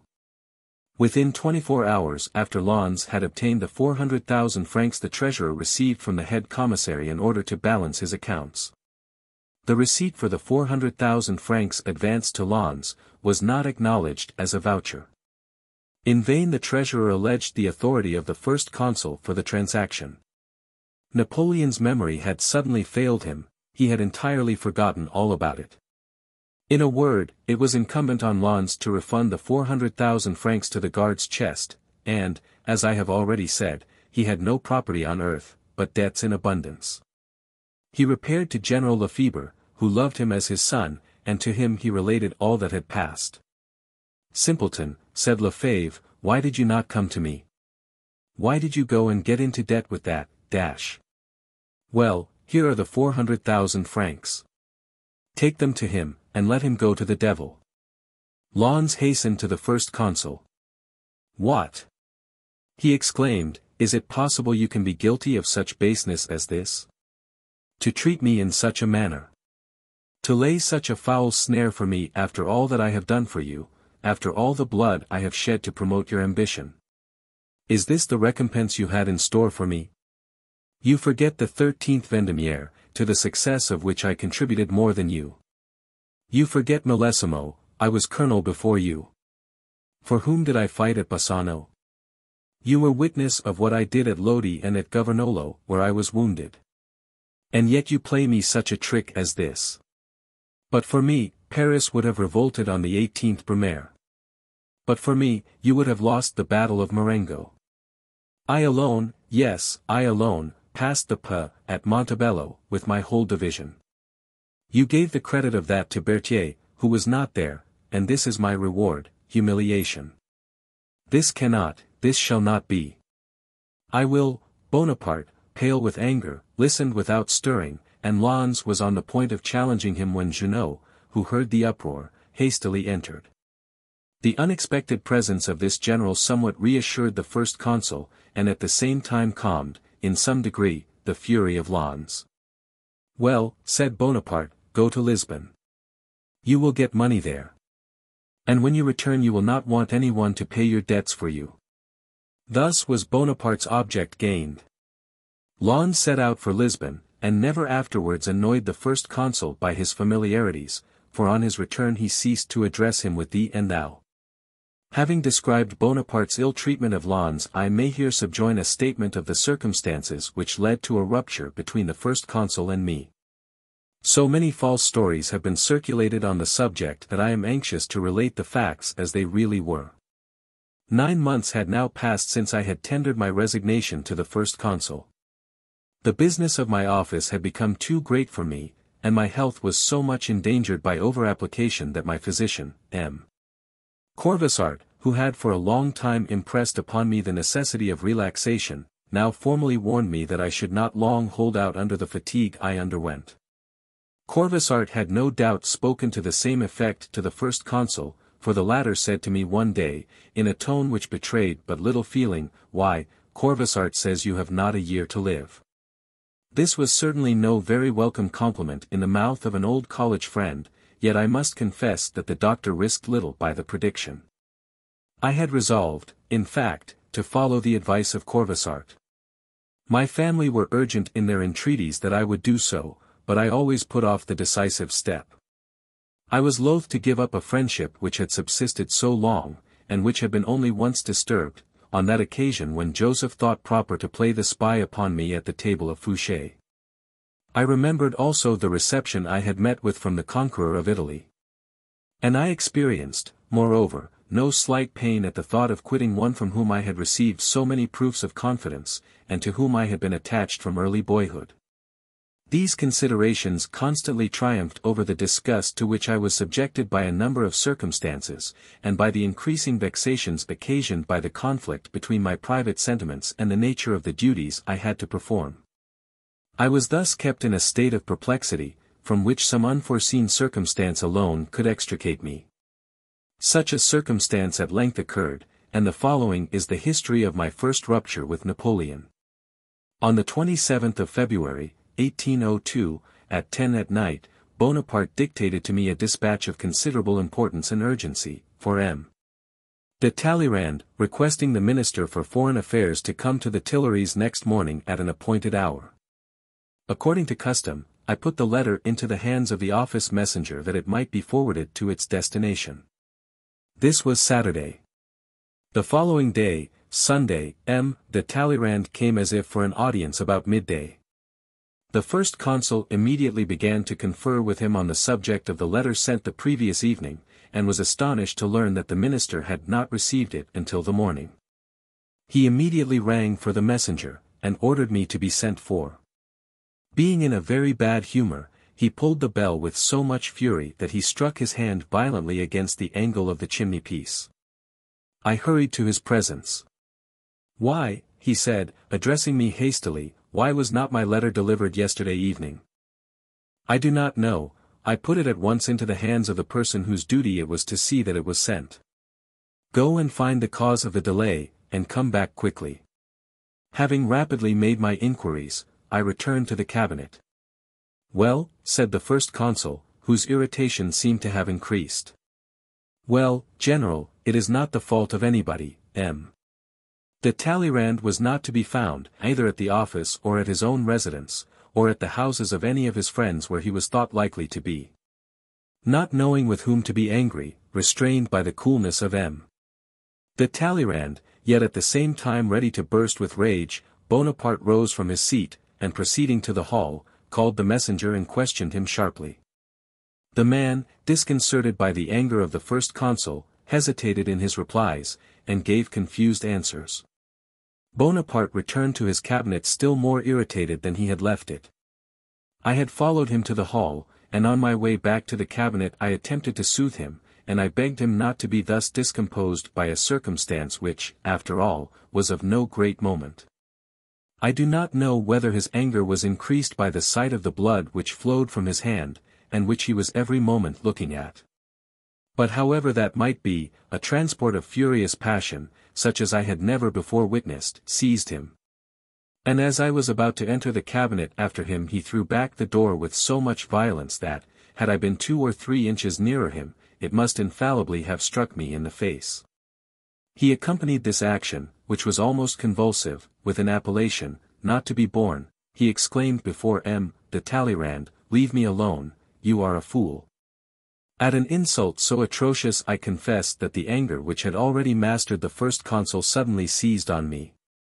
I thrust the door forward with as much impetuosity as he had used in throwing it back, and, scarcely knowing what I said, exclaimed, "You are 100-fold a greater fool than I am." I then banged the door and went upstairs to my apartment, which was situated over the cabinet. I was as far from expecting as from wishing such an occasion of separating from the first consul. But what was done could not be undone. And therefore, without taking time for reflection, and still under the influence of the anger that had got the better of me, I penned the following positive resignation. "General, the state of my health no longer permits me to continue in your service. I therefore beg you to accept my resignation. Bourrienne." Some moments after this note was written I saw Bonaparte's saddle horses brought up to the entrance of the palace. It was Sunday morning, and, contrary to his usual custom on that day, he was going to ride out. Duroc accompanied him. He was no sooner done than I went down into his cabinet, and placed my letter on his table. On returning at 4 o'clock with Duroc, Bonaparte read my letter. "Ah! Ah," said he, before opening it, "a letter from Bourrienne." And he almost immediately added, for the note was speedily perused, "He is in the sulks. Accepted." I had left the Tuileries at the moment he returned, but Duroc sent to me where I was dining the following billet. "The first consul desires me, my dear Bourrienne, to inform you that he accepts your resignation, and to request that you will give me the necessary information respecting your papers. Yours, Duroc. P.S. I will call on you presently." Duroc came to me at 8 o'clock the same evening. The first consul was in his cabinet when we entered it. I immediately commenced giving my intended successor the necessary explanations to enable him to enter upon his new duties. Piqued at finding that I did not speak to him, and at the coolness with which I instructed Duroc, Bonaparte said to me in a harsh tone, "Come, I have had enough of this. Leave me." I stepped down from the ladder on which I had mounted for the purpose of pointing out to Duroc the places in which the various papers were deposited, and hastily withdrew. I too had quite enough of it. I remained 2 more days at the Tuileries until I had suited myself with lodgings. On Monday I went down into the cabinet of the first consul to take my leave of him. We conversed together for a long time, and very amicably. He told me he was very sorry I was going to leave him, and that he would do all he could for me. I pointed out several places to him. At last I mentioned the tribunate. "That will not do for you," he said. "The members are a set of babblers and phrasemongers, whom I mean to get rid of. All the troubles of states proceed from such debatings. I am tired of them." He continued to talk in a strain which left me in no doubt as to his uneasiness about the tribunate, which, in fact, reckoned among its members many men of great talent and excellent character. In 1802 the first consul made a reduction of 50 members of the tribunate, and subsequently the whole body was suppressed. Bourrienne. The following day, Tuesday, the first consul asked me to breakfast with him. After breakfast, while he was conversing with some other person, Madame Bonaparte and Hortense pressed me to make advances towards obtaining a reinstallment in my office, appealing to me on the score of the friendship and kindness they had always shown me. They told me that I had been in the wrong, and that I had forgotten myself. I answered that I considered the evil beyond remedy, and that, besides, I had really need of repose. The first consul then called me to him, and conversed a considerable time with me, renewing his protestations of goodwill towards me. At 5 o'clock I was going downstairs to quit the Tuileries for good when I was met by the office messenger, who told me that the first consul wished to see me. Duroc, who was in the room leading to the cabinet, stopped me as I passed, and said, "He wishes you to remain. I beg of you not to refuse. Do me this favor." I have assured him that I am incapable of filling your office. It does not suit my habits. And besides, to tell you the truth, the business is too irksome for me. I proceeded to the cabinet without replying to Duroc. The first consul came up to me smiling, and pulling me by the ear, as he did when he was in the best of humors, said to me, "Are you still in the sulks?" and leading me to my usual seat he added, "Come, sit down. Only those who knew Bonaparte can judge of my situation at that moment. He had at times, and when he chose, a charm in his manners which it was quite impossible to resist. I could offer no opposition, and I resumed my usual office and my accustomed labors. 5 minutes afterwards it was announced that dinner was on table. "You will dine with me," he said. "I cannot. I am expected at the place where I was going when Duroc called me back. It is an engagement that I cannot break." "Well, I have nothing to say, then. But give me your word that you will be here at 8 o'clock." "I promise you." Thus I became again the private secretary of the first consul, and I believed in the sincerity of our reconciliation. Chapter 13. 1802 to 1803. The Concordat and the Legion of Honor, the Council of State and the Tribunate, discussion on the word subjects, Chenier, Chabauda. Laulier's proposition to the Tribunate, the marked proof of national gratitude, Bonaparte's duplicity and self-command, reply to the Senatus consult, the people consulted, consular decree. The most or the least, M. de Vanblanc's speech, Bonaparte's reply. The address of the Tribunate, hopes and predictions thwarted.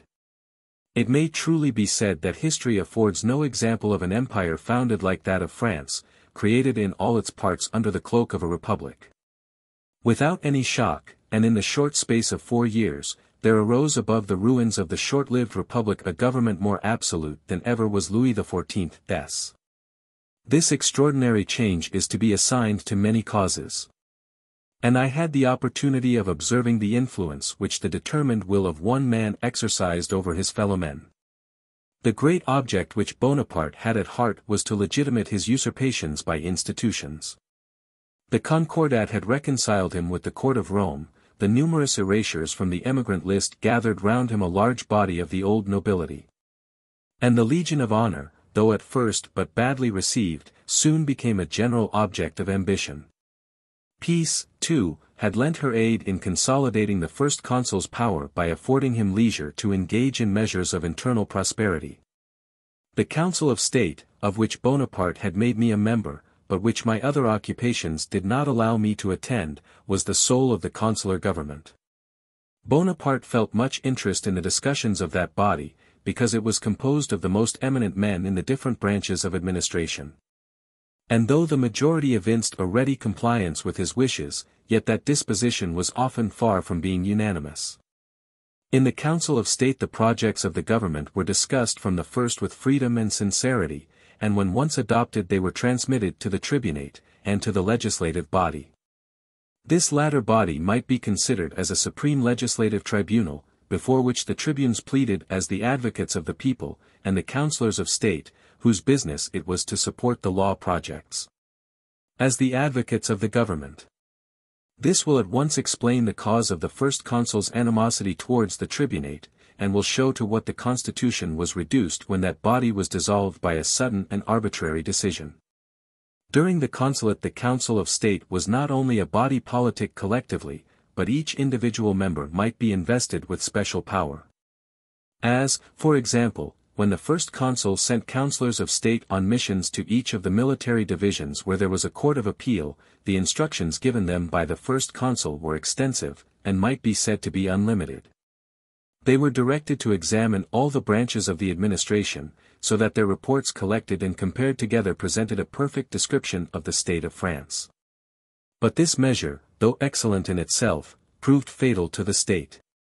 The reports never conveyed the truth to the first consul, or at least if they did, it was in such a disguised form as to be scarcely recognizable. For the councillors well knew that the best way to pay their court to Bonaparte was not to describe public feeling as it really was, but as he wished it to be. Thus the reports of the councillors of state only furnished fresh arguments in favor of his ambition. I must, however, observe that in the discussions of the Council of State Bonaparte was not at all averse to the free expression of opinion. He, indeed, often encouraged it, for although fully resolved to do only what he pleased, he wished to gain information. Indeed, it is scarcely conceivable how, in the short space of 2 years, Bonaparte adapted his mind so completely to civil and legislative affairs. But he could not endure in the tribunate the liberty of opinion which he tolerated in the council. And for this reason, that the sittings of the tribunate were public, while those of the Council of State were secret, and publicity was what he dreaded above all things. He was very well pleased when he had to transmit to the legislative body or to the tribunate any proposed law of trifling importance, and he used then to say that he had thrown them a bone to gnaw. Among the subjects submitted to the consideration of the council and the tribunate was one which gave rise to a singular discussion, the ground of which was a particular word, inserted in the third article of the Treaty of Russia with France. This word seemed to convey a prophetic allusion to the future condition of the French people, or rather an anticipated designation of what they afterwards became. The treaty spoke of the subjects of the two governments.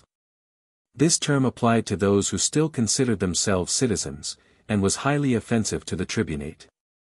Chenier most loudly remonstrated against the introduction of this word into the dictionary of the new government. He said that the armies of France had shed their blood that the French people might be citizens and not subjects. Chenier's arguments, however, had no effect on the decision of the tribunate, and only served to irritate the first consul. The treaty was adopted almost unanimously, there being only 14 dissentient voices, and the proportion of black balls in the legislative body was even less. Though this discussion passed off almost unnoticed, yet it greatly displeased the first consul, who expressed his dissatisfaction in the evening. "What is it," said he, "these babblers want? They wish to be citizens, why did they not know how to continue so? My government must treat on an equal footing with Russia. I should appear a mere puppet in the eyes of foreign courts were I to yield to the stupid demands of the tribunate. Those fellows tease me so that I have a great mind to end matters at once with them." I endeavored to soothe his anger, and observed, that one precipitate act might injure him. "You are right," he continued. "But stay a little, they shall lose nothing by waiting." The tribunate pleased Bonaparte better in the great question of the consulate for life, because he had taken the precaution of removing such members as were most opposed to the encroachments of his ambition. The tribunate resolved that a marked proof of the national gratitude should be offered to the first consul, and the resolution was transmitted to the Senate. Not a single voice was raised against this proposition, which emanated from Chabot de Lallier, the president of the tribunate. When the first consul came back to his cabinet after receiving the deputation of the tribunate, he was very cheerful, and said to me, "Bourrienne, it is a blank check that the tribunate has just offered me, I shall know how to fill it up. That is my business." The tribunate having adopted the indefinite proposition of offering to the first consul a marked proof of the national gratitude, it now only remained to determine what that proof should be. Bonaparte knew well what he wanted, but he did not like to name it in any positive way. Though in his fits of impatience, caused by the lingering proceedings of the legislative body in the indecision of some of its members, he often talked of mounting on horseback and drawing his sword. Yet he so far controlled himself as to confine violence to his conversations with his intimate friends. He wished it to be thought that he himself was yielding to compulsion, that he was far from wishing to usurp permanent power contrary to the Constitution. And that if he deprived France of liberty it was all for her good, and out of mere love for her. Such deep-laid duplicity could never have been conceived and maintained in any common mind, but Bonaparte's was not a mind of the ordinary cast. It must have required extraordinary self-command to have restrained so long as he did that daring spirit which was so natural to him, and which was rather the result of his temperament than his character. For my part, I confess that I always admired him more for what he had the fortitude not to do than for the boldest exploits he ever performed. In conformity with the usual form, the proposition of the tribunate was transmitted to the Senate. From that time the senators on whom Bonaparte most relied were frequent in their visits to the Tuileries. In the preparatory conferences which preceded the regular discussions in the Senate it has been ascertained that the majority was not willing that the marked proof of gratitude should be the consulate for life. It was therefore agreed that the reporter should limit his demand to a temporary prolongation of the dignity of first consul in favor of Bonaparte. The reporter, M. de Lacépède, acted accordingly, and limited the prolongation to 10 years, commencing from the expiration of the 10 years granted by the Constitution. I forget which of the senators first proposed the consulate for life. But I well recollect that Cambyses used all his endeavors to induce those members of the Senate whom he thought he could influence to agree to that proposition. Whether from flattery or conviction I know not, but the second consul held out to his colleague, or rather his master, the hope of complete success. Bonaparte on hearing him shook his head with an air of doubt, but afterward said to me, "They will perhaps make some wry faces, but they must come to it at last." It was proposed in the Senate that the proposition of the consulate for life should take the priority of that of the decennial prolongation, but this was not agreed to. And the latter proposition being adopted, the other, of course, could not be discussed. There was something very curious in the Senatus Consult published on the occasion. It spoke in the name of the French people, and stated that, in testimony of their gratitude to the consuls of the Republic, the consular reign was prolonged for 10 years, but that the prolongation was limited to the first consul only. Bonaparte, though much dissatisfied with the decision of the Senate, disguised his displeasure in ambiguous language. When Tronchet, then president of the Senate, read to him, in a solemn audience, at the head of the deputation, the Senatus Consult, determining the prorogation, he said in reply that he could not be certain of the confidence of the people unless his continuance in the consulship were sanctioned by their suffrages. "The interests of my glory and happiness," added he, "would seem to have marked the close of my public life at the moment when the peace of the world is proclaimed. But the glory and the happiness of the citizen must yield to the interests of the state and wishes of the public. You, senators, conceive that I owe to the people another sacrifice. I will make it if the voice of the people commands what your suffrage authorizes." The true meaning of these words was not understood by everybody, and was only manifest to those who were initiated in the secret of Bonaparte's designs. He did not accept the offer of the Senate, because he wished for something more. The question was to be renewed and to be decided by the people only. And since the people had the right to refuse what the Senate offered, they possessed, for the same reason, the right to give what the Senate did not offer. The moment now arrived for consulting the Council of State as to the mode to be adopted for invoking and collecting the suffrages of the people. For this purpose an extraordinary meeting of the Council of State was summoned on the 10th of May. Bonaparte wished to keep himself aloof from all ostensible influence, but his two colleagues labored for him more zealously than he could have worked for himself, and they were warmly supported by several members of the Council. A strong majority were of opinion that Bonaparte should not only be invested with the consulship for life, but that he should be empowered to nominate his successor. But he, still faithful to his plan, affected to venerate the sovereignty of the people, which he held in horror, and he promulgated the following decree, which was the first explanation of his reply to the Senate. The consuls of the Republic, considering that the resolution of the First Consul is an homage rendered to the sovereignty of the people, and that the people, when consulted on their dearest interests, will not go beyond the limits of those interests, decree as follows. First, that the French people shall be consulted on the question whether Napoleon Bonaparte is to be made consul for life, etc. The other articles merely regulated the mode of collecting the votes. This decree shows the policy of the first consul in a new point of view, and displays his art in its fullest extent. He had just refused the less for the sake of getting the greater, and now he had contrived to get the offer of the greater to show off his moderation by accepting only the less. The Council of State sanctioned the proposition for conferring on the first consul the right of nominating his successor, and, of his own accord, the first consul declined this. Accordingly the second consul, when he, the next day, presented the decree to the Council of State, did not fail to eulogize this extreme moderation, which banished even the shadow of suspicion of any ambitious afterthought. Thus the Senate found itself outmaneuvered, and the decree of the consuls was transmitted at once to the legislative body and to the tribunate. In the legislative body, M. de Vaublanc was distinguished among all the deputies who applauded the conduct of the government, and it was he who delivered the apologetic harangue of the deputation of the legislative body to the first consul. After having addressed the government collectively he ended by addressing the first consul individually, a sort of compliment which had not hitherto been put in practice, and which was far from displeasing him who was its object. As M. de Vaublanc's speech had been communicated beforehand to the first consul, the latter prepared a reply to it which sufficiently showed how much it had gratified him. Besides the flattering distinction which separated him from the government, the plenitude of praise was not tempered by anything like advice or comment. It was not so with the address of the tribunate. After the compliments which the occasion demanded, a series of hopes were expressed for the future, which formed a curious contrast with the events which actually ensued.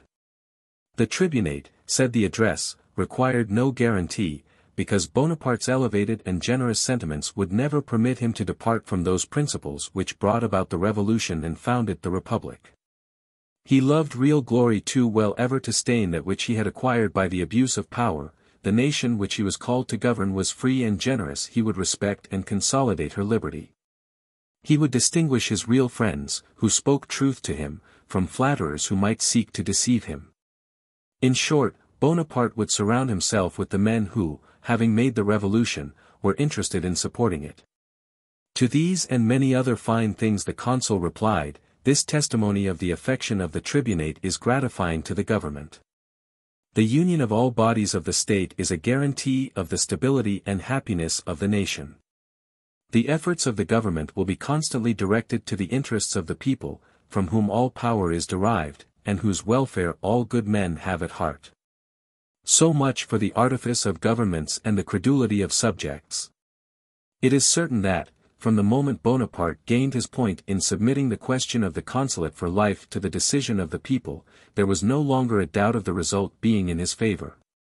This was evident, not only on account of the influential means which a government always has at its command, and of which its agents extend the ramifications from the center to the extremities, but because the proposition was in accordance with the wishes of the majority.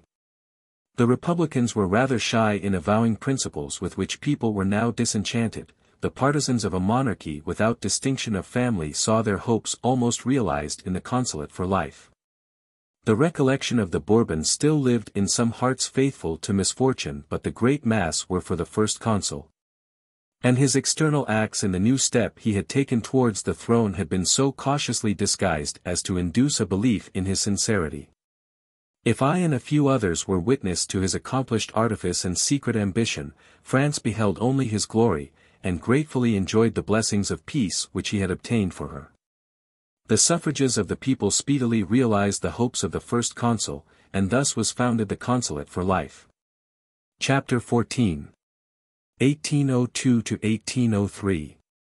Departure for Malmaison, unexpected question relative to the Bourbons, distinction between two opposition parties, new intrigues.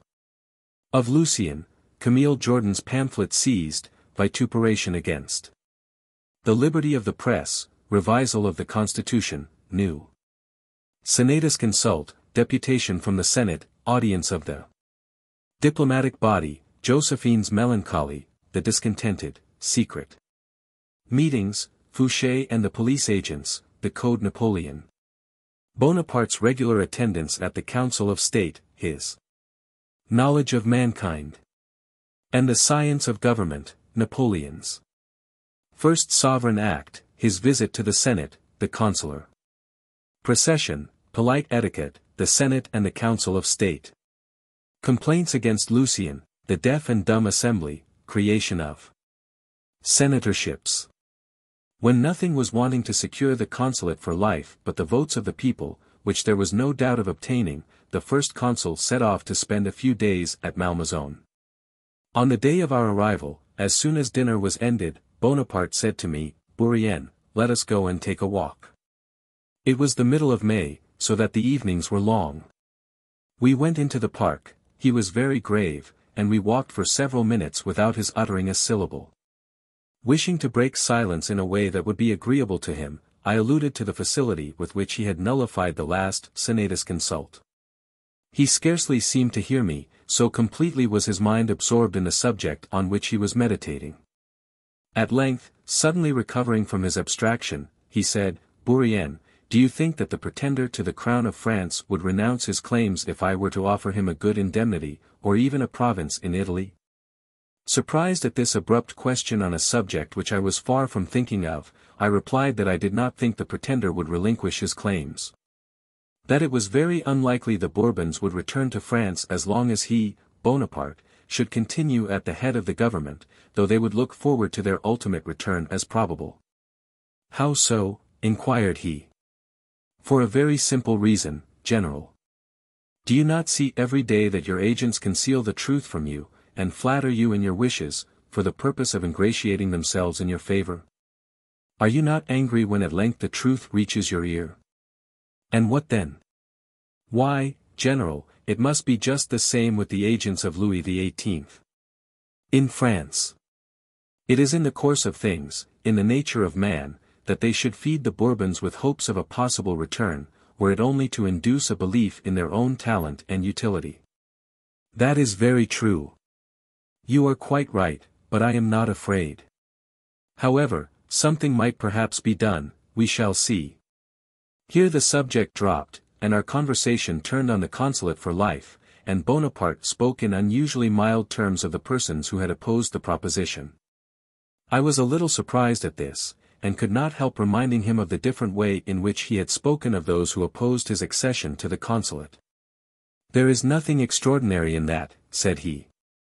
Worthy men may be attached to the Republic as I have made it. It is a mere question of form. I have nothing to say against that, but at the time of my accession to the consulate it was very different. Then, none but Jacobins, terrorists, and rogues resisted my endeavors to rescue France from the infamy into which the Directory had plunged her.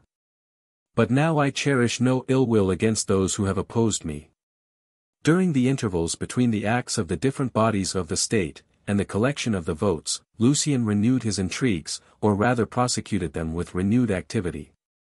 For the purpose of getting the question of hereditary succession included in the votes. Many prefects transmitted to M. Chaptal anonymous circulars which had been sent to them, all stated the ill effect produced by these circulars, which had been addressed to the principal individuals of their departments. Lucien was the originator of all this, though I cannot positively say whether his brother connived with him, as in the case of the pamphlet to which I have already alluded.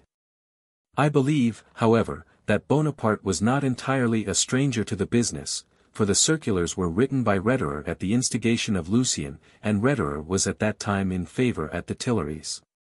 I recollect Bonaparte speaking to me one day very angrily about a pamphlet which had just been published by Camille Jordan on the subject of the national vote on the consulate for life.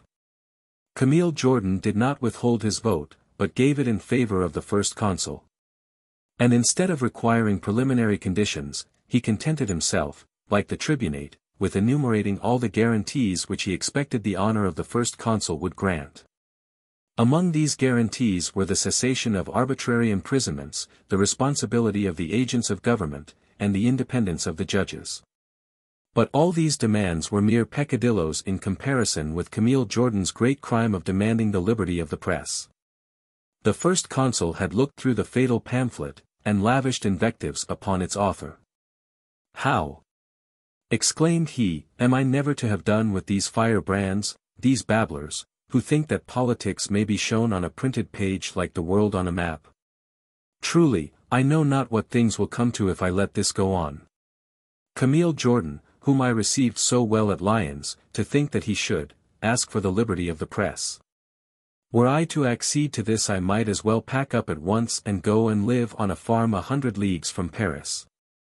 Bonaparte's first act in favor of the liberty of the press was to order the seizure of the pamphlet in which Camille Jordan had extolled the advantages of that measure.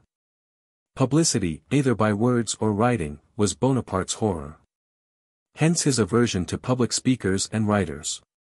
Camille Jordan was not the only person who made unavailing efforts to arrest Bonaparte in the first steps of his ambition. There were yet in France many men who, though they had hailed with enthusiasm the dawn of the French Revolution, had subsequently been disgusted by its crimes. And who still dreamed of the possibility of founding a truly constitutional government in France. Even in the Senate there were some men indignant at the usual compliance of that body, and who spoke of the necessity of subjecting the constitution to a revisal, in order to render it conformable to the consulate for life. The project of revising the constitution was by no means unsatisfactory to Bonaparte. It afforded him an opportunity of holding out fresh glimmerings of liberty to those who were too short-sighted to see into the future. He was pretty certain that there could be no change but to his advantage. Had anyone talked to him of the wishes of the nation, he would have replied, 3,577,259 citizens have voted. Of these, how many were for me? 3,368,185, compare the difference. There is but one vote in 45 against me. I must obey the will of the people.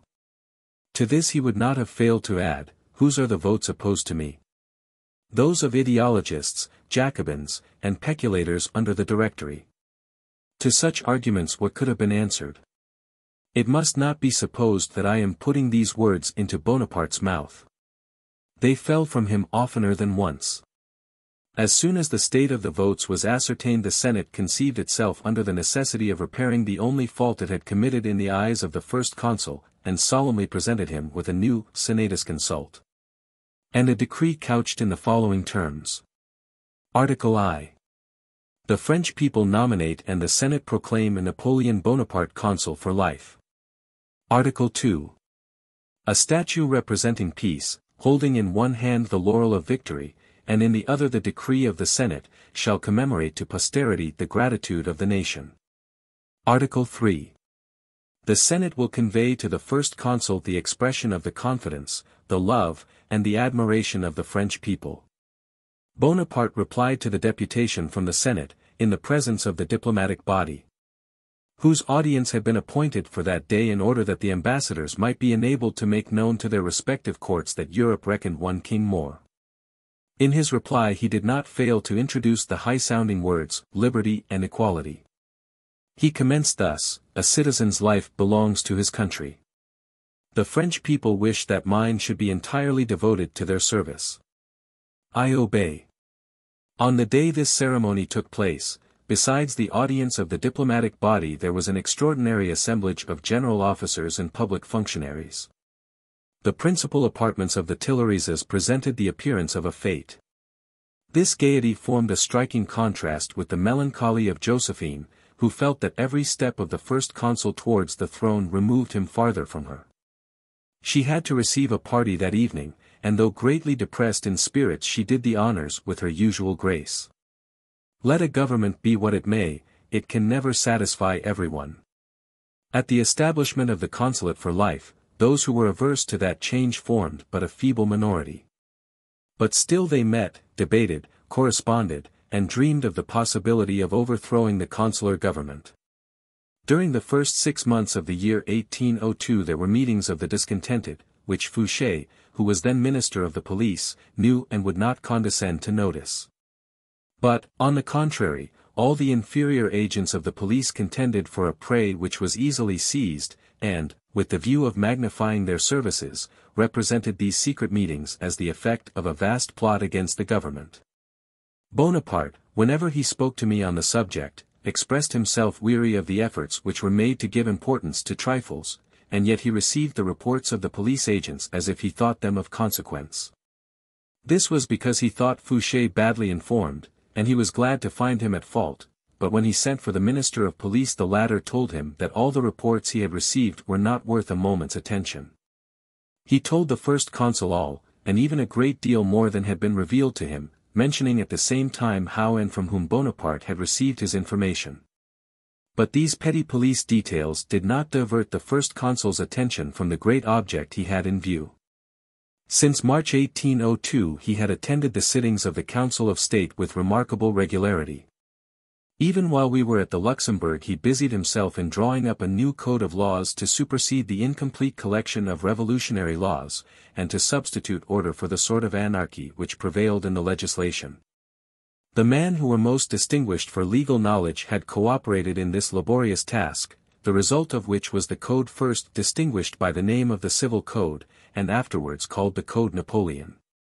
The labors of this important undertaking being completed, a committee was appointed for the presentation of the code. This committee, of which Cambyses was the president, was composed of MM. Portalis, Merlin de Douai, and Tronchet. During all the time the discussions were pending, instead of assembling as usual 3 times a week, the Council of State assembled every day, and the sittings, which on ordinary occasions only lasted 2 or 3 hours, were often prolonged to 5 or 6. The first consul took such interest in these discussions that, to have an opportunity of conversing upon them in the evening, he frequently invited several members of the council to dine with him. It was during these conversations that I most admired the inconceivable versatility of Bonaparte's genius, or rather, that superior instinct which enabled him to comprehend at a glance, and in their proper point of view, legislative questions to which he might have been supposed a stranger. Possessing as he did, in a supreme degree, the knowledge of mankind, ideas important to the science of government flashed upon his mind like sudden inspirations. Some time after his nomination to the consulate for life, anxious to perform a sovereign act, he went for the first time to preside at the Senate. Availing myself that day of a few leisure moments, I went out to see the consular procession. It was truly royal. The first consul had given orders that the military should be ranged in the streets through which he had to pass. On his first arrival at the Tuileries, Napoleon had the soldiers of the guard ranged in a single line in the interior of the court, but he now ordered that the line should be doubled, and should extend from the gate of the Tuileries to that of the Luxembourg. Assuming a privilege which old etiquette had confined exclusively to the kings of France, Bonaparte now for the first time rode in a carriage drawn by 8 horses. A considerable number of carriages followed that of the first consul, which was surrounded by generals and aides de camp on horseback. Louis XIV, going to hold a bed of justice at the Parliament of Paris, never displayed greater pomp than did Bonaparte in this visit to the Senate. He appeared in all the parade of royalty, and 10 senators came to meet him at the foot of the staircase of the Luxembourg. The object of the first consul's visit to the Senate was the presentation of 5 plans of senatus consults. The other 2 consuls were present at the ceremony, which took place about the middle of August. Bonaparte returned in the same style in which he went, accompanied by M. Lebrun, Cambyses remaining at the Senate, of which he was president. The 5 senatus consults were adopted, but a restriction was made in that which concerned the forms of the Senate. It was proposed that when the consuls visited the Senate they should be received by a deputation of 10 members at the foot of the staircase, as the first consul had that day been received. But Bonaparte's brothers Joseph and Lucien opposed this, and prevented the proposition from being adopted, observing that the second and third consuls being members of the Senate could not be received with such honors by their colleagues. This little scene of political courtesy, which was got up beforehand, was very well acted. Bonaparte's visit to the Senate gave rise to a change of rank in the hierarchy of the different authorities composing the government. Hitherto the Council of State had ranked higher in public opinion, but the Senate, on the occasion of its late deputation to the Tuileries, had for the first time, received the honor of precedency. This had greatly displeased some of the councillors of state, but Bonaparte did not care for that. He instinctively saw that the Senate would do what he wished more readily than the other constituted bodies, and he determined to augment its rights and prerogatives even at the expense of the rights of the legislative body. These encroachments of one power upon another, authorized by the first consul, gave rise to reports of changes in ministerial arrangements. It was rumored in Paris that the number of the ministers was to be reduced to 3, and that Lucien, Joseph, and M. de Talleyrand were to divide among them the different portfolios. Lucien helped to circulate these reports, and this increased the first consul's dissatisfaction at his conduct. The letters from Madrid, which were filled with complaints against him, together with some scandalous adventures, known in Paris, such as his running away with the wife of a limonadier, exceedingly annoyed Bonaparte, who found his own family more difficult to govern than France. France, indeed, yielded with admirable facility to the yoke which, the first consul wished to impose on her. How artfully did he undo all that the Revolution had done, never neglecting any means of attaining his object. He loved to compare the opinions of those whom he called the Jacobins with the opinions of the men of 1789, and even them he found too liberal. He felt the ridicule which was attached to the mute character of the legislative body, which he called his deaf and dumb assembly. But as that ridicule was favorable to him, he took care to preserve the assembly as it was, and to turn it into ridicule whenever he spoke of it. In general, Bonaparte's judgment must not be confounded with his actions. His accurate mind enabled him to appreciate all that was good, but the necessity of his situation enabled him to judge with equal shrewdness what was useful to himself. What I have just said of the Senate affords me an opportunity of correcting an error which has frequently been circulated in the chit-chat of Paris. It has erroneously been said of some persons that they refuse to become members of the Senate, and among the number have been mentioned M. Dussis, M. de Lafayette, and the Maréchal de Rochambeau. The truth is, that no such refusals were ever made. The following fact, however, may have contributed to raise these reports and give them credibility. Bonaparte used frequently to say to persons in his salon and in his cabinet, "You should be a senator, a man like you should be a senator." But these complimentary words did not amount to a nomination. To enter the Senate certain legal forms were to be observed. It was necessary to be presented by the Senate, and after that presentation no one ever refused to become a member of the body, to which Bonaparte gave additional importance by the creation of senatories. Districts presided over by a senator. This creation took place in the beginning of 1803. Chapter 15. 1802. The intoxication of great men, unlucky zeal, M. Marat, Champagny. And Savary, M. De Talleyrand's Real services, postponement of the execution of orders, Fouché and the Revolution, the Royalist Committee, the charter first planned during the consulate, mission to Coblentz, influence of the Royalists upon Josephine, the statue. And the pedestal, Madame de Genlis romance of Madame de la Valliere, the Legion of Honor and the Carnations, influence of the Faubouriste Germain, inconsiderate step taken by Bonaparte, Louis XVIII's indignation, prudent advice of the Abbé André, letter from Louis XVIII to Bonaparte, council held at Neuilly, the letter delivered, indifference of Bonaparte and satisfaction of the Royalists. Perhaps one of the happiest ideas that ever were expressed was that of the Athenian who said, "I appeal from Philip drunk to Philip sober." The drunkenness here alluded to is not of that kind which degrades a man to the level of a brute, but that intoxication which is occasioned by success, and which produces in the heads of the ambitious a sort of cerebral congestion. Ordinary men are not subject to this excitement, and can scarcely form an idea of it. But it is nevertheless true that the fumes of glory and ambition occasionally derange the strongest heads. And Bonaparte, in all the vigor of his genius, was often subject to aberrations of judgment, for though his imagination never failed him, his judgment was frequently at fault. This fact may serve to explain, and perhaps even to excuse the faults with which the first consul has been most seriously reproached. The activity of his mind seldom admitted of an interval between the conception and the execution of a design.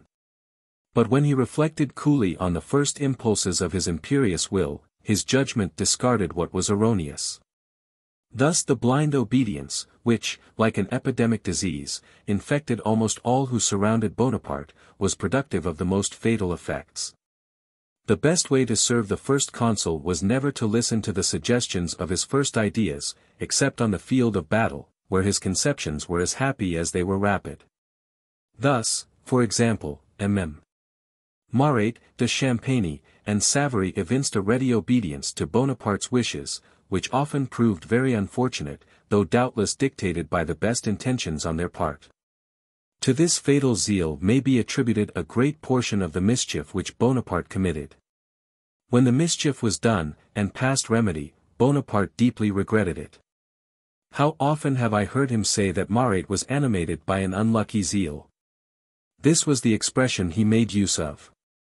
M. de Talleyrand was almost the only one among the ministers who did not flatter Bonaparte, and who really served both the first consul and the emperor. When Bonaparte said to M. de Talleyrand, "Write so, and send it off by a special courier," that minister was never in a hurry to obey the order.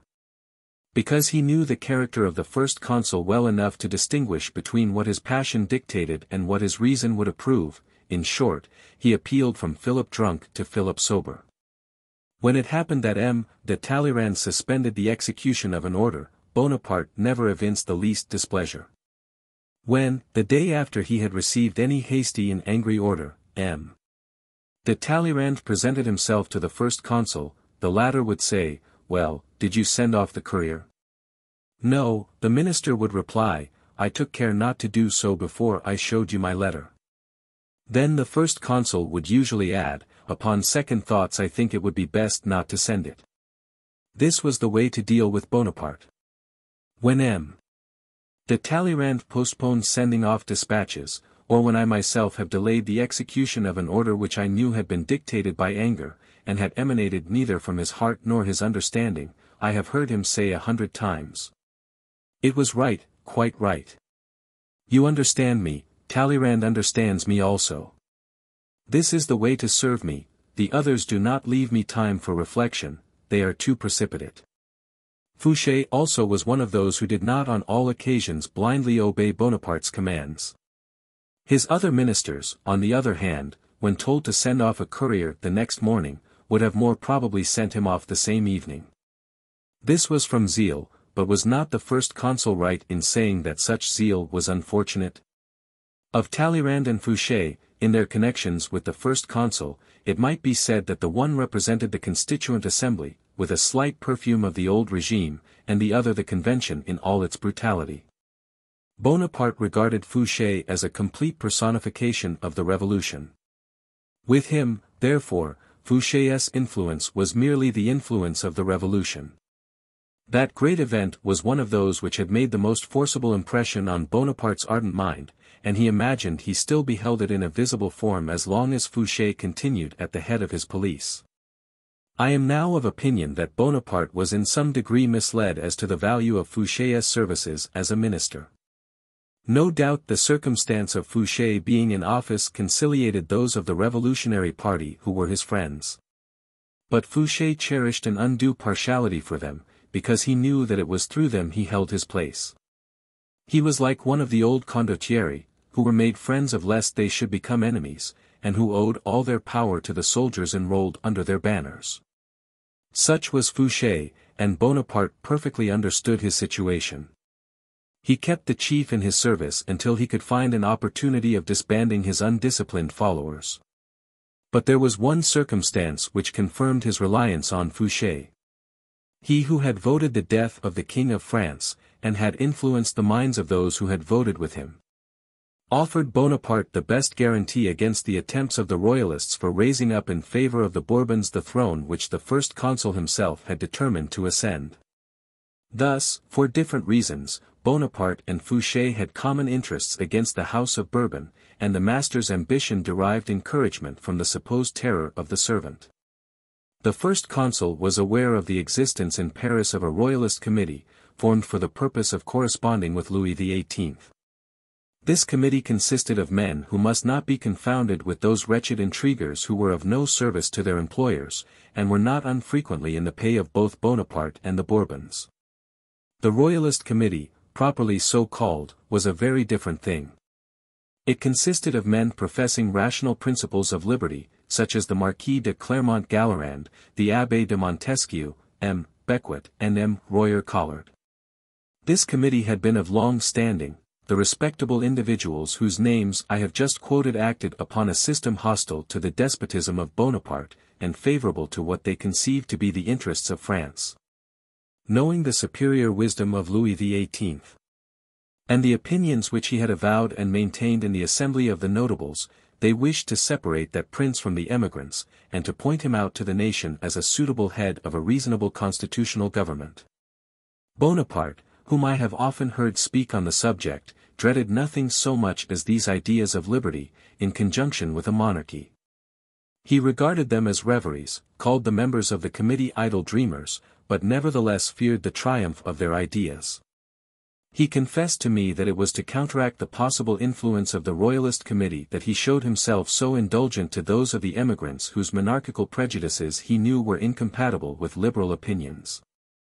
By the presence of emigrants who acknowledged nothing short of absolute power, he thought he might paralyze the influence of the royalists of the interior, he therefore granted all such emigrants permission to return. About this time I recollect having read a document, which had been signed, purporting to be a declaration of the principles of Louis XVIII. It was signed by M. d'André, who bore evidence to its authenticity. The principles contained in the declaration were in almost all points conformable to the principles which formed the basis of the Charter. Even so early as 1792, and consequently previous to the fatal 21st of January, Louis XVI, who knew the opinions of M. de Clermont-Gallerand, sent him on a mission to Coblentz to inform the princes from him, and the Queen, that they would be ruined by their emigration. I am accurately informed, and I state this fact with the utmost confidence. I can also add with equal certainty that the circumstance was mentioned by M. de Clermont-Gallerand in his Memoirs, and that the passage relative to his mission to Coblentz was cancelled before the manuscript was sent to press.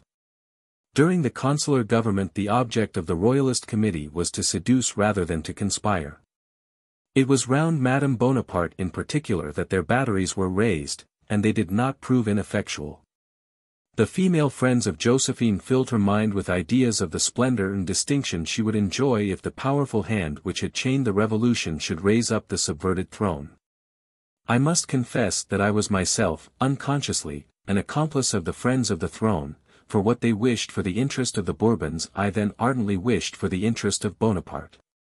While endeavors were thus made to gain over Madame Bonaparte to the interest of the royal family, brilliant offers were held out for the purpose of dazzling the first consul. It was wished to retemper for him the sword of the Constable de Guesclin. And it was hoped that a statue erected to his honor would at once attest to posterity his spotless glory and the gratitude of the Bourbons. But when these offers reached the ears of Bonaparte he treated them with indifference, and placed no faith in their sincerity. Conversing on the subject one day with M. de Lafayette he said, "They offer me a statue, but I must look to the pedestal. They may make it my prison." I did not hear Bonaparte utter these words, but they were reported to me from a source, the authenticity of which may be relied on. About this time, when so much was said in the royalist circles and in the Faubourg St. Germain, of which the Hôtel de Luynes was the headquarters, about the possible return of the Bourbons, the publication of a popular book contributed not a little to direct the attention of the public to the most brilliant period of the reign of Louis XIV. The book was the historical romance of Madame de la Valois, by Madame de Genlis, who had recently returned to France. Bonaparte read it, and I have since understood that he was very well pleased with it, but he said nothing to me about it. It was not until some time after that he complained of the effect which was produced in Paris by this publication, and especially by engravings representing scenes in the life of Louis XIV, and which were exhibited in the shop windows. The police received orders to suppress these prints, and the order was implicitly obeyed, but it was not Fouché's police. Fouché saw the absurdity of interfering with trifles. I recollect that immediately after the creation of the Legion of Honor, it being summer, the young men of Paris indulged in the whim of wearing a carnation in a buttonhole, which at a distance had rather a deceptive effect. Bonaparte took this very seriously. He sent for Fouché, and desired him to arrest those who presumed thus to turn the new order into ridicule. Fouché merely replied that he would wait till the autumn. And the first consul understood that trifles were often rendered matters of importance by being honored with too much attention. But though Bonaparte was piqued at the interest excited by the engravings of Madame de Genlis' romance he manifested no displeasure against that celebrated woman, who had been recommended to him by MM. de Fontaines and Fauvelet and who addressed several letters to him. As this sort of correspondence did not come within the routine of my business I did not see the letters. But I heard from Madame Bonaparte that they contained a prodigious number of proper names, and I have reason to believe that they contributed not a little to magnify, in the eyes of the first consul, the importance of the Faubourg St. Germain, which, in spite of all his courage, was a scarecrow to him. Bonaparte regarded the Faubourg St. Germain as representing the whole mass of royalist opinion. And he saw clearly that the numerous erasures from the emigrant list had necessarily increased dissatisfaction among the royalists, since the property of the emigrants had not been restored to its old possessors. Even in those cases in which it had not been sold. It was the fashion in a certain class to ridicule the unpolished manners of the great men of the Republic compared with the manners of the nobility of the old court. The wives of certain generals had several times committed themselves by their awkwardness. In many circles there was an affectation of treating with contempt what are called the parvenus, those people who, to use M. de Talleyrand's expression, do not know how to walk upon a carpet. All this gave rise to complaints against the Faubourg St. Germain. While, on the other hand, Bonaparte's brothers spared no endeavors to irritate him against everything that was calculated to revive the recollection of the Bourbons. Such were Bonaparte's feelings, and such was the state of society during the year 1802. The fear of the Bourbons must indeed have had a powerful influence on the first consul before he could have been induced to take a step which may justly be regarded as the most inconsiderate of his whole life. After suffering 7 months to elapse without answering the first letter of Louis XVIII.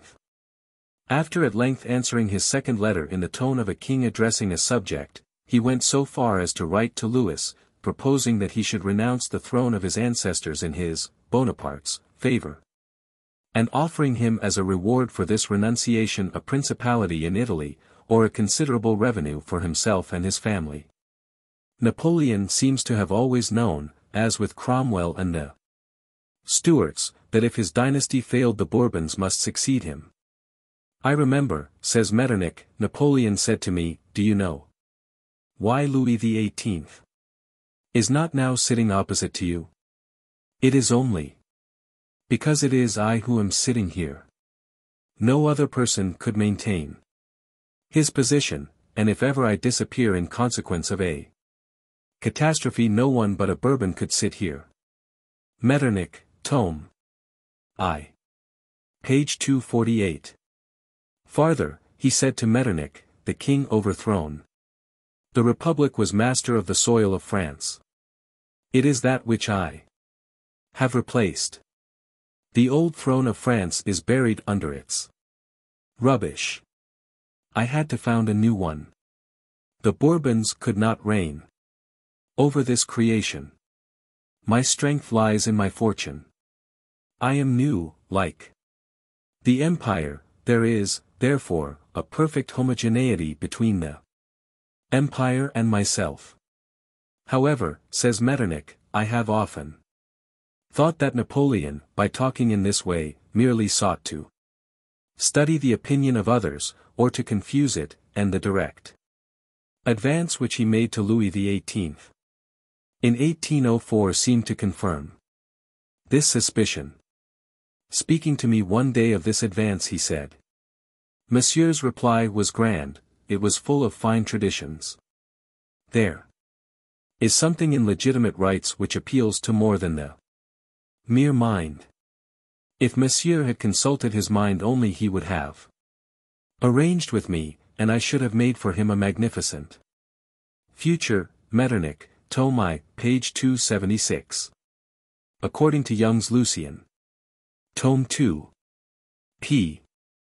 421, the letter written and signed by Napoleon, but never sent, another draft being substituted, is still in the French archives.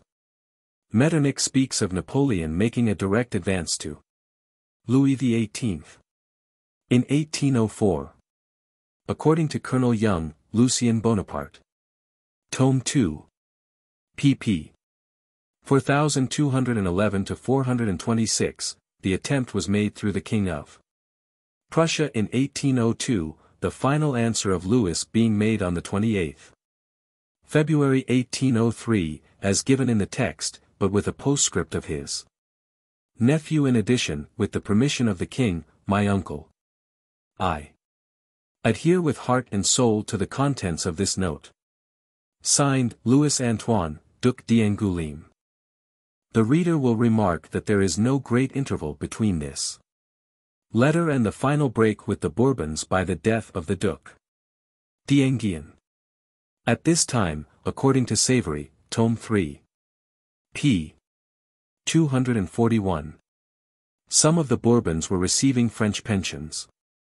The Prince de Conti, the Duchesse de Bourbon, and the Duchesse d'Orléans, when sent out of France by the Directory, were given pensions of from 20,000 to 26,000 francs each.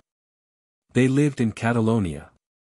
When the French troops entered Spain in 1808, General Canclox, a friend of the Prince de Conti, brought to the notice of Napoleon that the tiresome formalities insisted on by the pestilent clerks of all nations were observed towards these regal personages. Gaudin, the Minister of Finance, apparently on his own initiative, drew up a decree increasing the pensions to 80,000 francs, and doing away with the formalities. The Emperor signed at once, thanking the Minister of Finance. The reader, remembering the position of the French princes then, should compare this action of Napoleon with the failure of the Bourbons in 1814 to pay the sums promised to Napoleon. Notwithstanding the strong remonstrances made at Vienna to Talleyrand by Alexander and Lord Castlereagh. See Talleyrand's Correspondence with Louis XVIII, Tome 2. Pages 27, 28, or French edition, pages 285, 288. The reader will recollect the curious question which the first consul put to me on the subject of the Bourbons when we were walking in the park of Malmaison. To the reply which I made to him on that occasion I attribute the secrecy he observed towards me respecting the letter just alluded to. I am indeed inclined to regard that letter as the result of one of his private conferences with Lucien. But I know nothing positive on the subject, and merely mention this as a conjecture. However, I had an opportunity of ascertaining the curious circumstances which took place at Mittau, when Bonaparte's letter was delivered to Louis XVIII. That prince was already much irritated against Bonaparte by his delay in answering his first letter, and also by the tenor of his tardy reply. But on reading the first consul's second letter the dethroned king immediately sat down and traced a few lines forcibly expressing his indignation at such a proposition. The note, hastily written by Louis XVIII, in the first impulse of irritation, bore little resemblance to the dignified and elegant letter which Bonaparte received, and which I shall presently lay before the reader. This latter epistle closed very happily with the beautiful device of Francis I, "All is lost but honor." But the first letter was stamped with a more chivalrous tone of indignation. The indignant sovereign wrote it with his hand supported on the hilt of his sword, but the Abbé André, in whom Louis XVIII reposed great confidence, saw the note, and succeeded, not without some difficulty, in soothing the anger of the king, and prevailing on him to write the following letter. I do not confound M. Bonaparte with those who have preceded him. I esteem his courage and his military talents. I am grateful for some acts of his government, for the benefits which are conferred on my people will always be prized by me. But he errs in supposing that he can induce me to renounce my rights. So far from that, he would confirm them, if they could possibly be doubtful, by the step he has now taken. I am ignorant of the designs of heaven respecting me and my subjects, but I know the obligations which God has imposed upon me. As a Christian, I will fulfill my duties to my last breath. As the son of St. Louis, I would, like him, respect myself even in chains.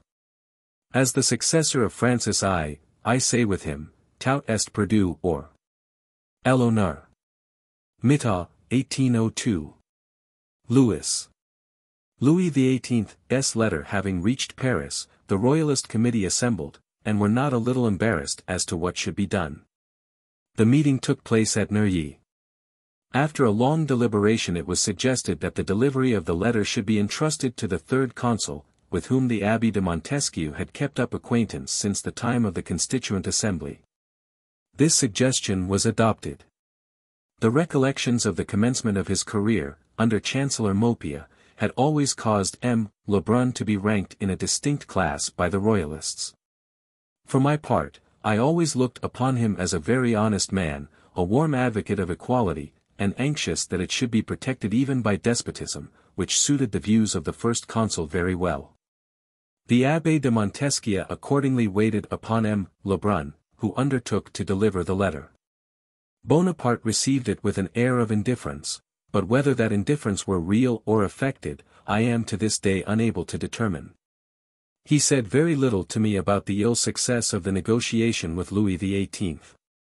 On this subject he dreaded, above all, the interference of his brothers, who created around him a sort of commotion which he knew was not without its influence, and which on several occasions had excited his anger. The letter of Louis XVIII is certainly conceived in a tone of dignity which cannot be too highly admired. And it may be said that Bonaparte on this occasion rendered a real service to Louis by affording him the opportunity of presenting to the world one of the finest pages in the history of a dethroned king. This letter, the contents of which were known in some circles of Paris, was the object of general approbation to those who preserved the recollection of the Bourbons, and above all, to the Royalist Committee. The members of that committee, proud of the noble spirit evinced by the unfortunate monarch, whose return they were generously laboring to effect, replied to him by a sort of manifesto, to which time has imparted interest, since subsequent events have fulfilled the predictions it contained. Chapter 16. 1802. The day after my disgrace, renewal of my duties, Bonaparte's affected regard for me, offer of an assistant, M. de Meneval, my second rupture with Bonaparte, the Duc de Rovigo's account of it. Letter from M. de Barbe Marbois, real causes of my separation from the first consul, postscript to the letter of M. de Barbe Marbois. The Black Cabinet, inspection of letters dining the consulate. I retire to St. Cloud, communications from M.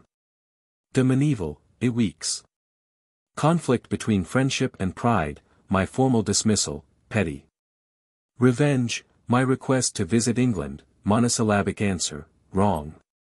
Suspicion, burial of my papers, communication from Duroc, my letter to the first consul, the truth acknowledged. I shall now return to the circumstances which followed my first disgrace, of which I have already spoken. The day after that on which I had resumed my functions I went as usual to awaken the first consul at 7 in the morning. He treated me just the same as if nothing had happened between us, and on my part one behaved to him just as usual, though I really regretted being obliged to resume labors which I found too oppressive for me.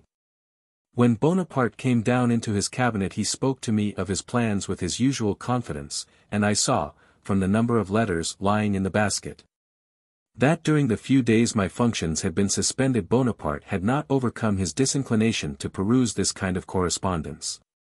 At the period of this first rupture and reconciliation the question of the consulate for life was yet unsettled. It was not decided until the 2d of August, and the circumstances to which I am about to refer happened at the end of February. I was now restored to my former footing of intimacy with the first consul, at least for a time, but I soon perceived that, after the scene which M. de Talleyrand had witnessed, my duties in the Tuileries were merely provisional, and might be shortened or prolonged according to circumstances. I saw at the very first moment that Bonaparte had sacrificed his wounded pride to the necessity, for such I may, without any vanity, call it, of employing my services. The forced preference he granted to me arose from the fact of his being unable to find any one able to supply my place, for Duroc, as I have already said, showed a disinclination to the business. I did not remain long in the dark respecting the new situation in which I stood.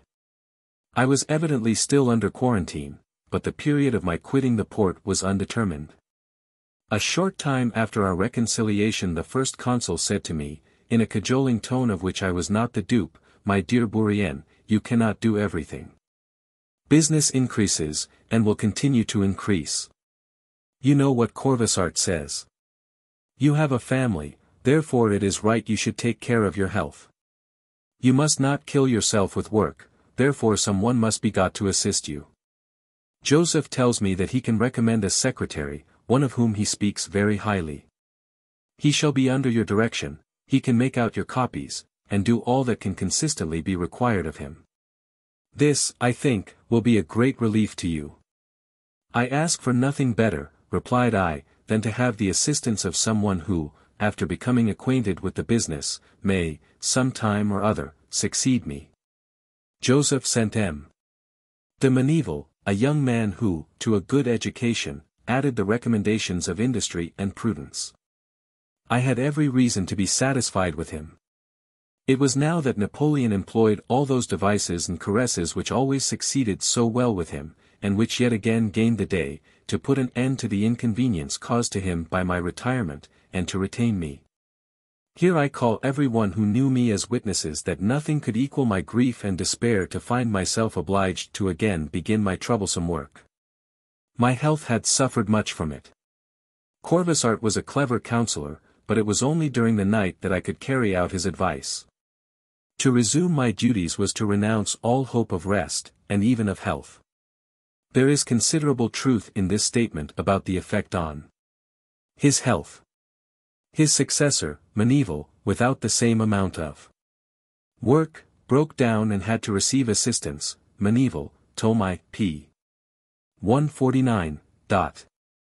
I soon perceived the first consul's anxiety to make M. de Meneval acquainted with the routine of business, and accustomed to his manner. Bonaparte had never pardoned me for having presumed to quit him after he had attained so high a degree of power. He was only waiting for an opportunity to punish me, and he seized upon an unfortunate circumstance as an excuse for that separation which I had previously wished to bring about. I will explain this circumstance, which ought to have obtained for me the consolation and assistance of the first consul rather than the forfeiture of his favor. My rupture with him has been the subject of various misstatements, all of which I shall not take the trouble to correct. I will merely notice what I have read in the Memoirs of the Duc de Rovigo, in which it is stated that I was accused of peculation. M. de Rovigo thus expresses himself. Ever since the first consul was invested with the supreme power his life had been a continued scene of personal exertion. He had for his private secretary M. de Bourrienne, a friend and companion of his youth, whom he now made the sharer of all his labors. He frequently sent for him in the dead of the night, and particularly insisted upon his attending him every morning at 7. Bourrienne was punctual in his attendance with the public papers, which he had previously glanced over. The first consul almost invariably read their contents himself. He then dispatched some business, and sat down to table just as the clock struck 9. His breakfast, which lasted 6 minutes, was no sooner over than he returned to his cabinet, only left it for dinner, and resumed his close occupation. Immediately after, until 10 at night, which was his usual hour for retiring to rest, Bourrienne was gifted with a most wonderful memory. He could speak and write many languages, and would make his pen follow as fast as words were uttered. He possessed many other advantages. He was well acquainted with the administrative departments, was versed in the law of nations, and possessed a zeal and activity which rendered his services quite indispensable to the first consul. I have known the several grounds upon which the unlimited confidence placed in him by his chief rested, but am unable to speak with equal assurance of the errors which occasioned his losing that confidence. Bourrienne had many enemies. Some were owing to his personal character, a greater number to the situation which he held. Others were jealous of the credit he enjoyed with the head of the government. Others, again, discontented at his not making that credit subservient to their personal advantage. Some even imputed to him the want of success that had attended their claims. It was impossible to bring any charge against him on the score of deficiency of talent or of indiscreet conduct. His personal habits were watched. It was ascertained that he engaged in financial speculations. An imputation could easily be founded on this circumstance. Peculation was accordingly laid to his charge. This was touching the most tender ground, for the first consul held Nothing in greater abhorrence than unlawful gains. A solitary voice, however, would have failed in an attempt to defame the character of a man for whom he had so long felt esteem and affection. Other voices, therefore, were brought to bear against him. Whether the accusations were well-founded or otherwise, it is beyond a doubt that all means were resorted to for bringing them to the knowledge of the first consul. The most effectual course that suggested itself was the opening a correspondence either with the accused party direct, or with those with whom it was felt indispensable to bring him into contact. This correspondence was carried on in a mysterious manner, and related to the financial operations that had formed the grounds of a charge against him.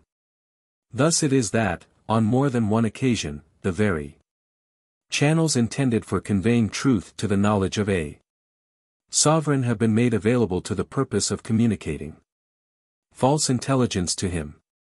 To give an instance. Under the reign of Louis XV, and even under the Regency, the post office was organized into a system of minute inspection, which did not indeed extend to every letter, but was exercised over all such as afforded grounds for suspicion. They were opened, and, when it was not deemed safe to suppress them, copies were taken, and they were returned to their proper channel without the least delay. Any individual denouncing another may, by the help of such an establishment, give great weight to his denunciation. It is sufficient for his purpose that he should throw into the post office any letter so worded as to confirm the impression which it is his object to convey. The worthiest man may thus be committed by a letter which he has never read, or the purport of which is wholly unintelligible to him. I am speaking from personal experience. It once happened that a letter addressed to myself, relating to an alleged fact which had never occurred, was opened. A copy of the letter so opened was also forwarded to me, as it concerned the duties which I had to perform at that time. But I was already in possession of the original, transmitted through the ordinary channel. Summoned to reply to the questions to which such productions had given rise, I took that opportunity of pointing out the danger that would accrue from placing a blind reliance upon intelligence derived from so hazardous a source. Accordingly, little importance was afterwards attached to this means of information, but the system was in operation at the period when M. de Bourrienne was disgraced. His enemies took care to avail themselves of it. They blackened his character with M. de Marbois, who added to their accusations all the weight of his unblemished character. The opinion entertained by this rigid public functionary, and many other circumstances, induced the first consul to part with his secretary. Tome I, page 418. Peculation is the crime of those who make a fraudulent use of the public money. But as it was not in my power to meddle with the public money, no part of which passed through my hands, I am at loss to conceive how I can be charged with peculation. The Duc de Rovigo is not the author, but merely the echo, of this calumny. But the accusation to which his memoirs gave currency afforded M. de Marbois an opportunity of adding one more to the many proofs he has given of his love of justice. I had seen nothing of the memoirs of the Duc de Rovigo except their announcement in the journals, when a letter from M. de Marbois was transmitted to me from my family. It was as follows. Sir, my attention has been called to the enclosed article in a recent publication. The assertion it contains is not true, and I conceive it to be a duty both to you and myself to declare that I then was, and still am, ignorant of the causes of the separation in question. I am, etc. Signed, Marbois. I need say no more in my justification. This unsolicited testimony of M. De Marbois is a sufficient contradiction to the charge of peculation which has been raised against me in the absence of correct information respecting the real causes of my rupture with the first consul. M. Le Duc de Rovigo also observes that my enemies were numerous. My concealed adversaries were indeed all those who were interested that the sovereign should not have about him, as his confidential companion, a man devoted to his glory and not to his vanity. In expressing his dissatisfaction with one of his ministers, Bonaparte had said, in the presence of several individuals, among whom was M. Marat, if I could find a second Bourrienne I would get rid of you all. This was sufficient to raise against me the hatred of all who envied the confidence of which I was in possession. The failure of a firm in Paris in which I had invested a considerable sum of money afforded an opportunity for envy and malignity to irritate the first consul against me. Bonaparte, who had not yet forgiven me for wishing to leave him, at length determined to sacrifice my services to a new fit of ill humor. A mercantile house, then one of the most respectable in Putna, had among its speculations undertaken some army contracts. With the knowledge of Berthier, with whom, indeed, the house had treated, I had invested some money in this business. Unfortunately the principals were, unknown to me, engaged in dangerous speculations in the funds, which in a short time so involved them as to occasion their failure for a heavy amount. This caused a rumor that a slight fall of the funds, which took place at that period, was occasioned by the bankruptcy, and the first consul, who never could understand the nature of the funds, gave credit to the report. He was made to believe that the business of the stock exchange was ruined. It was insinuated that I was accused of taking advantage of my situation to produce variations in the funds, though I was so unfortunate as to lose not only my investment in the bankrupt house, but also a sum of money for which I had become bound, by way of surety, to assist the house in increasing its business. I incurred the violent displeasure of the first consul, who declared to me that he no longer required my services. I might, perhaps, have cooled his irritation by reminding him that he could not blame me for purchasing an interest in a contract, since he himself had stipulated for a gratuity of 1,500 francs for his brother Joseph out of the contract for victualling the navy. But I saw that for some time past him, de Meneval had begun to supersede me, and the first consul only wanted such an opportunity as this for coming to a rupture with me. Such is a true statement of the circumstances which led to my separation from Bonaparte. I defy any one to adduce a single fact in support of the charge of peculation, or any transaction of the kind. I fear no investigation of my conduct. When in the service of Bonaparte I caused many appointments to be made, and many names to be erased from the emigrant list before the Senatus Consult of the 6th Floreal, year X. But I never counted upon gratitude, experience having taught me that it was an empty word. The Duc de Rovigo attributed my disgrace to certain intercepted letters which injured me in the eyes of the first consul. I did not know this at the time, and though I was pretty well aware of the machinations of Bonaparte's adulators, almost all of whom were my enemies, yet I did not contemplate such an act of baseness. But a spontaneous letter from M. de Marbois at length opened my eyes, and left little doubt on the subject. The following is the postscript to that noble peer's letter. I recollect that one Wednesday the first consul, while presiding at a council of ministers at St. Cloud, opened a note, and, without informing us what it contained, hastily left the board, apparently much agitated. In a few minutes he returned and told us that your functions had ceased. Whether the sudden displeasure of the first consul was excited by a false representation of my concern in the transaction which proved so unfortunate to me, or whether Bonaparte merely made that a pretense for carrying into execution a resolution which I am convinced had been previously adopted, I shall not stop to determine.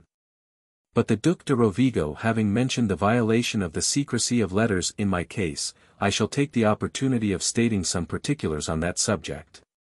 Before I wrote these memoirs, the existence in the post office of the cabinet, which had obtained the epithet of black, had been denounced in the Chamber of Deputies, and the answer was, that it no longer existed. Which of course amounted to an admission that it had existed. I may therefore, without indiscretion, state what I know respecting it. The Black Cabinet was established in the reign of Louis XV, merely for the purpose of prying into the scandalous gossip of the court and the capital. The existence of this cabinet soon became generally known to every one. The numerous postmasters who succeeded each other, especially in latter times, the still more numerous post office clerks, and that portion of the public who are ever on the watch for what is held up as scandalous, soon banished all the secrecy of the affair, and none but fools were taken in by it. All who did not wish to be committed by their correspondence chose better channels of communication than the post. But those who wanted to ruin an enemy or benefit a friend long continued to avail themselves of the Black Cabinet, which, at first intended merely to amuse a monarch's idle hours, soon became a medium of intrigue, dangerous from the abuse that might be made of it. Every morning, for 3 years, I used to peruse the portfolio containing the bulletins of the Black Cabinet, and I frankly confess that I never could discover any real cause for the public indignation against it, except inasmuch as it proved the channel of vile intrigue. Out of 30,000 letters, which daily left Paris to be distributed through France and all parts of the world, 10 or 12, at most, were copied, and often only a few lines of them.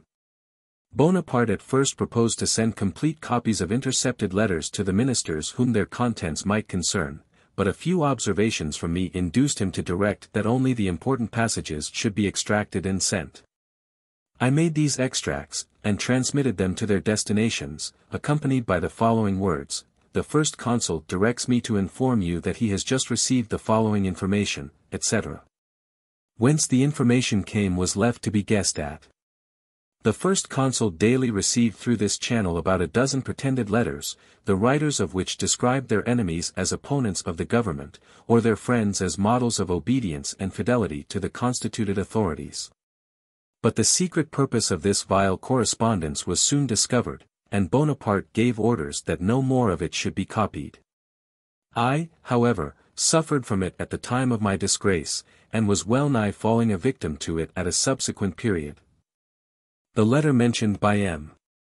de Marbois, and which was the occasion of this digression on the violation of private correspondence, derived importance from the circumstance that Wednesday, the 20th of October, when Bonaparte received it, was the day on which I left the consular palace. I retired to a house which Bonaparte had advised me to purchase at St. Cloud, and for the fitting up and furnishing of which he had promised to pay. We shall see how he kept this promise. I immediately sent to direct Landois, the messenger of Bonaparte's cabinet, to place all letters sent to me in the First Consul's portfolio, because many intended for him came under cover for me. In consequence of this message I received the following letter from M. de Meneval. My dear Brienne, I cannot believe that the First Consul would wish that your letters should be presented to him. I presume you allude only to those which may concern him, and which come addressed under cover to you. The First Consul has written to citizens Lavalette and Mollien directing them to address their packets to him. I cannot allow Landois to obey the order you sent. The First Consul yesterday evening evinced great regret. He repeatedly said, "How miserable I am. I have known that man since he was 7 years old. I cannot but believe that he will reconsider his unfortunate decision.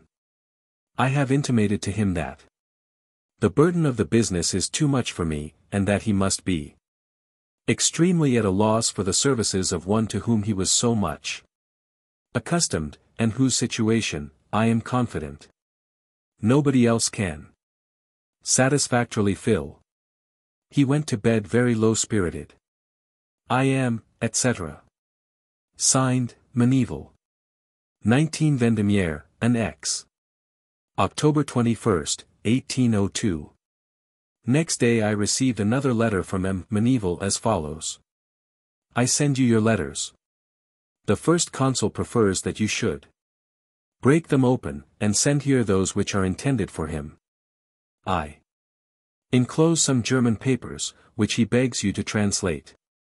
Madame Bonaparte is much interested in your behalf, and I can assure you that no one more heartily desires than the First Consul himself To see you again at your old post, for which it would be difficult. To find a successor equal to you, either as regards fidelity or fitness. I do not relinquish the hope of seeing you here again. A whole week passed away in conflicts between the first consul's friendship and pride. The least desire he manifested to recall me was opposed by his flatterers. On the 5th day of our separation he directed me to come to him. He received me with the greatest kindness, and after having good-humoredly told me that I often expressed myself with too much freedom, a fault I was never solicitous to correct, he added, "I regret your absence much. You were very useful to me. You are neither too noble nor too plebeian, neither too aristocratic nor too Jacobinical. You are discreet and laborious. You understand me better than anyone else, and, between ourselves be it said, we ought to consider this a sort of court. Look at Duroc, Bessieres, Marat. However, I am very much inclined to take you back, but by so doing I should confirm the report that I cannot do without you. Madame Bonaparte informed me that she had heard persons to whom Bonaparte expressed a desire to recall me observe, 'What would you do? People will say you cannot do without him. You have got rid of him now. Therefore think no more about him,' and as for the English newspapers, he gave them more importance than they really deserved, 'You will no longer be troubled with them.' This will bring to mind a scene, which occurred at Malmaison on the receipt of some intelligence in the London Gazette. I am convinced that if Bonaparte had been left to himself he would have recalled me, and this conviction is warranted by the interval which elapsed between his determination to part with me and the formal announcement of my dismissal. Our rupture took place on the 20th of October, and on the 8th of November following the first consul sent me the following letter. Citizen Bourrienne. Minister of State, I am satisfied with the services which you have rendered me during the time you have been with me. But henceforth they are no longer necessary. I wish you to relinquish, from this time, the functions and title of my private secretary. I shall seize an early opportunity of providing for you in a way suited to your activity and talents, and conducive to the public service. Signed, Bonaparte. If any proof of the first consul's malignity were wanting it would be furnished by the following fact. A few days after the receipt of the letter which announced my dismissal I received a note from Duroc. But, to afford an idea of the petty revenge of him who caused it to be written, it will be necessary first to relate a few preceding circumstances. When, with the view of preserving a little freedom, I declined the offer of apartments which Madame Bonaparte had prepared at Malmaison for myself and my family, I purchased a small house at Rouen. The first consul had given orders for the furnishing of this house, as well as one which I possessed in Paris. From the manner in which the orders were given I had not the slightest doubt but that Bonaparte intended to make me a present of the furniture. However, when I left his service he applied to have it returned. As at first I paid no attention to his demand, as far as it concerned the furniture at Rouen, he directed Duroc to write the following letter to me. The first consul, my dear Bourrienne, has just ordered me to send him this evening the keys of your residence in Paris, from which the furniture is not to be removed. He also directs me to put into a warehouse whatever furniture you may have at Rouen or elsewhere which you have obtained from government. I beg of you to send me an answer, so as to assist me in the execution of these orders. You promised me to have everything settled before the first consul's return. I must excuse myself in the best way I can. Signed, Duroc. 24 Brumaire, Annex. November 15, 1802. Believing myself to be master of my own actions, I had formed the design of visiting England, whither I was called by some private business. However, I was fully aware of the peculiarity of my situation, and I was resolved to take no step that should in any way justify a reproach. On the 11th of January I therefore wrote to Duroc. My affairs require my presence in England for some time. I beg of you, my dear Duroc, to mention my intended journey to the first consul, as I do not wish to do anything inconsistent with his views. I would rather sacrifice my own interest than displease him. I rely on your friendship for an early answer to this, for uncertainty would be fatal to me in many respects. The answer, which speedily arrived, was as follows. My dear Brienne, I have presented to the First Consul the letter I just received from you. He read it, and said, no. That is the only answer I can give you. Signed, Duroc. This monosyllable was expressive. It proved to me that Bonaparte was conscious how ill he had treated me. And, suspecting that I was actuated by the desire of vengeance, he was afraid of my going to England, lest I should there take advantage of that liberty of the press which he had so effectually put down in France. He probably imagined that my object was to publish statements which would more effectually have enlightened the public respecting his government and designs than all the scandalous anecdotes, atrocious calumnies, and ridiculous fabrications of Pelletier, the editor of the Ambigu. But Bonaparte was much deceived in this supposition, and if there can remain any doubt on that subject, it will be removed on referring to the date of these memoirs, and observing the time at which I consented to publish them. I was not deceived as to the reasons of Bonaparte's unceremonious refusal of my application, and as I well knew his inquisitorial character, I thought it prudent to conceal my notes. I acted differently from Camoens. He contended with the sea to preserve his manuscripts, I made the earth the depository of mine. I carefully enclosed my most valuable notes and papers in a tin box, which I buried underground.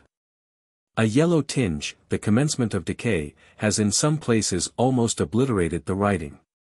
It will be seen in the sequel that my precaution was not useless, and that I was right in anticipating the persecution of Bonaparte, provoked by the malice of my enemies. On the 20th of April Duroc sent me the following note. I beg, my dear Bourrienne, that you will come to St. Cloud this morning. I have something to tell you on the part of the First Consul. Signed, Duroc. This note caused me much anxiety. I could not doubt but that my enemies had invented some new calumny, but I must say that I did not expect such baseness as I experienced.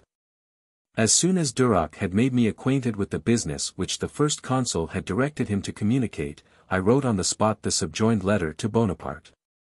At General Duroc's desire I have this moment waited upon him. And he informs me that you have received notice that a deficit of 100,000 francs has been discovered in the treasury of the navy, which you require me to refund this day at noon. Citizen First Consul, I know not what this means. I am utterly ignorant of the matter. I solemnly declare to you that this charge is a most infamous calumny. It is one more to be added to the number of those malicious charges which have been invented for the purpose of destroying any influence I might possess with you. I am in General Duroc's apartment, where I await your orders. Duroc carried my note to the First Consul as soon as it was written. He speedily returned. All's right, said he. He has directed me to say it was entirely a mistake, that he is now convinced he was deceived. That he is sorry for the business, and hopes no more will be said about it. The base flatterers who surrounded Bonaparte wished him to renew his Egyptian extortions upon me. But they should have recollected that the fusillade employed in Egypt for the purpose of raising money was no longer the fashion in France, and that the days were gone by when it was the custom to grease the wheels of the revolutionary car. Chapter 17. 1803. The First Consul's presentiments respecting the duration of peace. England's uneasiness at the prosperity of France, Bonaparte's real wish for war, concourse of foreigners in Paris, bad faith of England, Bonaparte and Lord Whitworth, relative position of France, and England Bonaparte's journey to the seaboard departments. Breakfast at Compiègne, Father Burton, irritation excited by the presence of Bouquet, Father Burton's derangement and death, rap. Ordered to send for me, order countermanded. The First Consul never anticipated a long peace with England. He wished for peace merely because, knowing it to be ardently desired by the people, after 10 years of war he thought it would increase his popularity and afford him the opportunity of laying the foundation of his government. Peace was as necessary to enable him to conquer the throne of France as war was essential to secure it, and to enlarge its base at the expense of the other thrones of Europe. This was the secret of the Peace of Amiens, and of the rupture which so suddenly followed, though that rupture certainly took place sooner than the first consul wished. On the great questions of peace and war Bonaparte entertained elevated ideas. But in discussions on the subject he always declared himself in favor of war. When told of the necessities of the people, of the advantages of peace, its influence on trade, the arts, national industry, and every branch of public prosperity, he did not attempt to deny the argument, indeed, he concurred in it. But he remarked, that all those advantages were only conditional, so long as England was able to throw the weight of her navy into the scale of the world, and to exercise the influence of her gold in all the cabinets of Europe. Peace must be broken.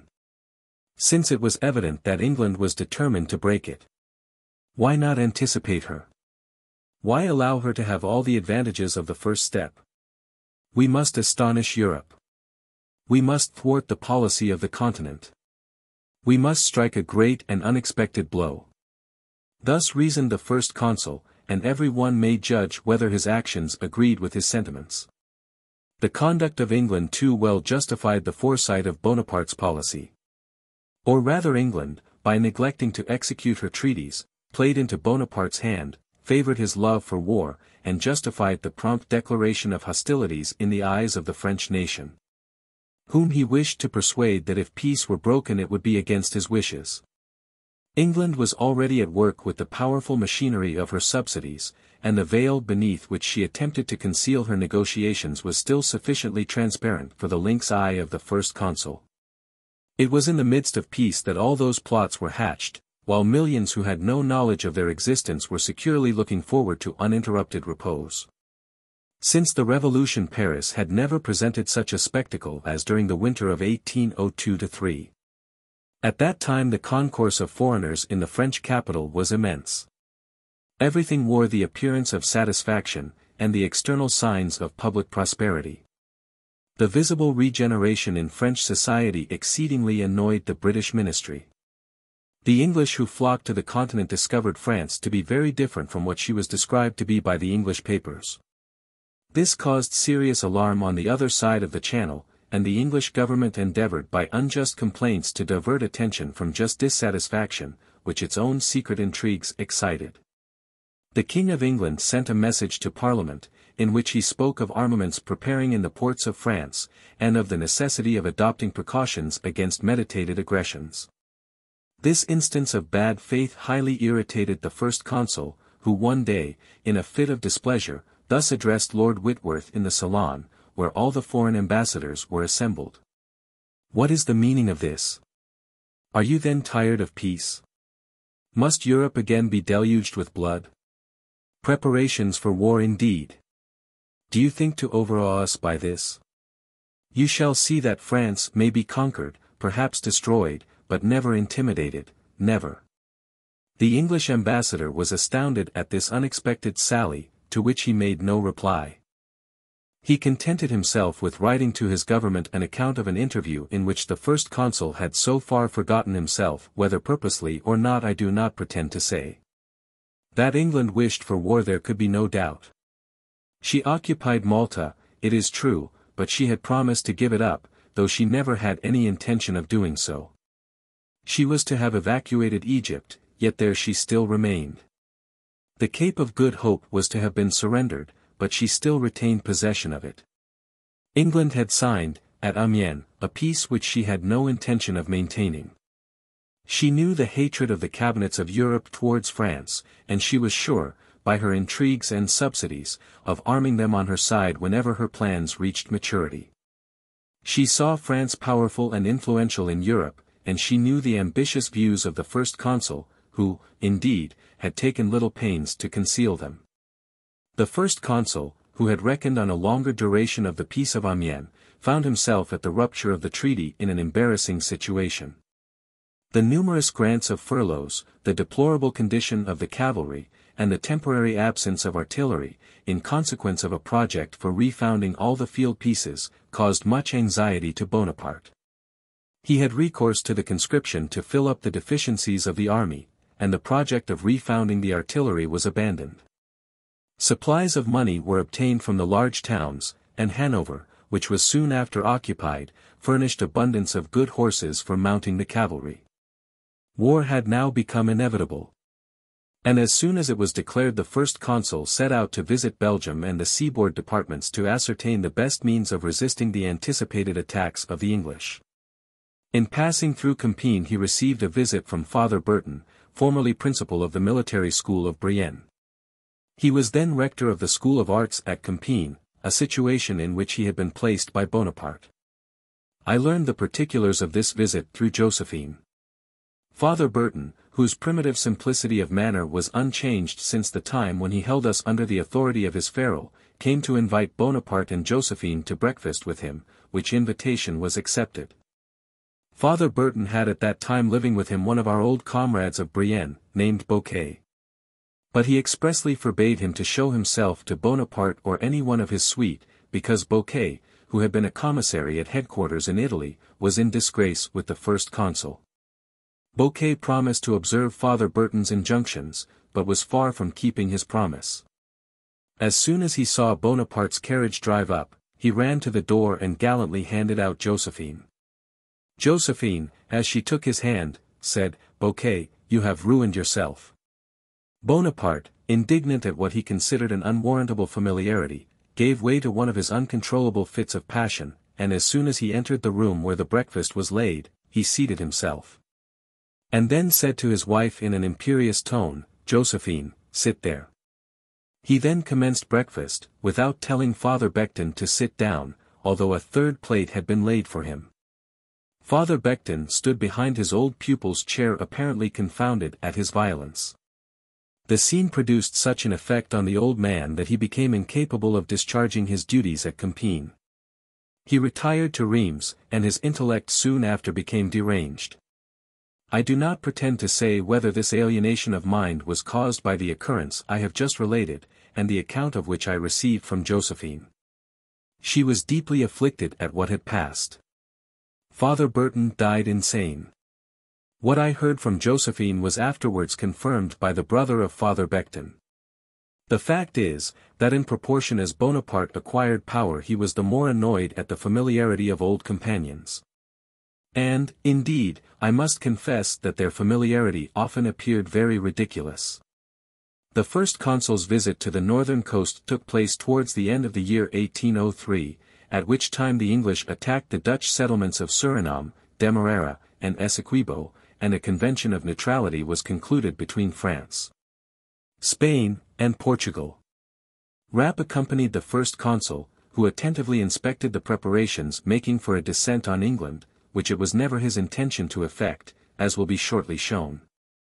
On the first consul's return I learned from Rapp that I had been spoken of during the journey, and in the following way: Bonaparte, being at Boulogne, wanted some information which no one there could give him. Vexed at receiving no satisfactory answer to his inquiries he called Rapp, and said, "Do you know, Rapp, where Bourrienne is?" "General, he is in Paris." "Write to him to come here immediately, and send off one of my couriers with the letter." The rumor of the first consul's sudden recollection of me spread like lightning, and the time required to write the letter and dispatch the courier was more than sufficient for the efforts of those whom my return was calculated to alarm.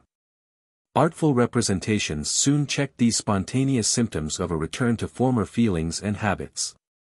When Rapp carried to the first consul the letter he had been directed to write, the order was countermanded.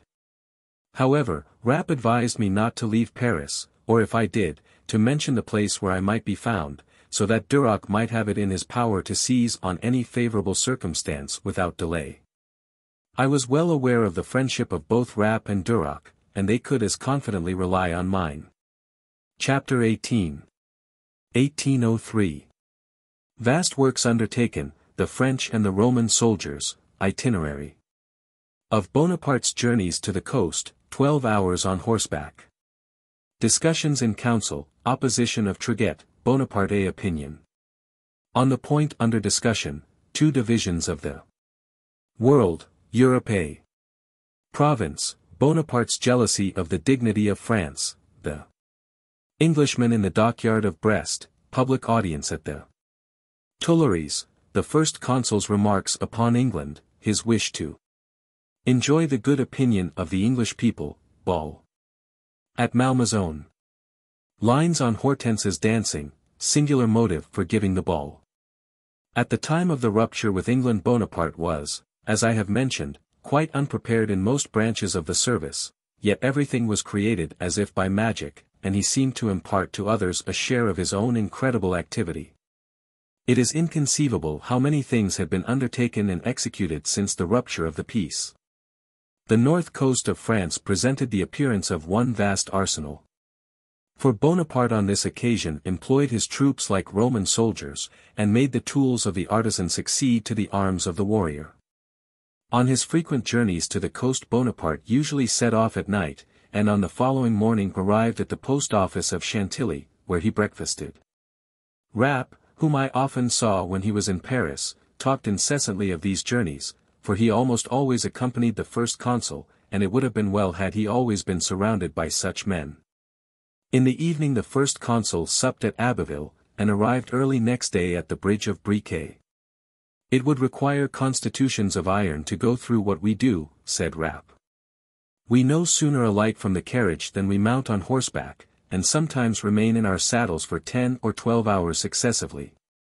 The first consul inspects and examines everything, often talks with the soldiers. How he is beloved by them! When shall we pay a visit to London with those brave fellows?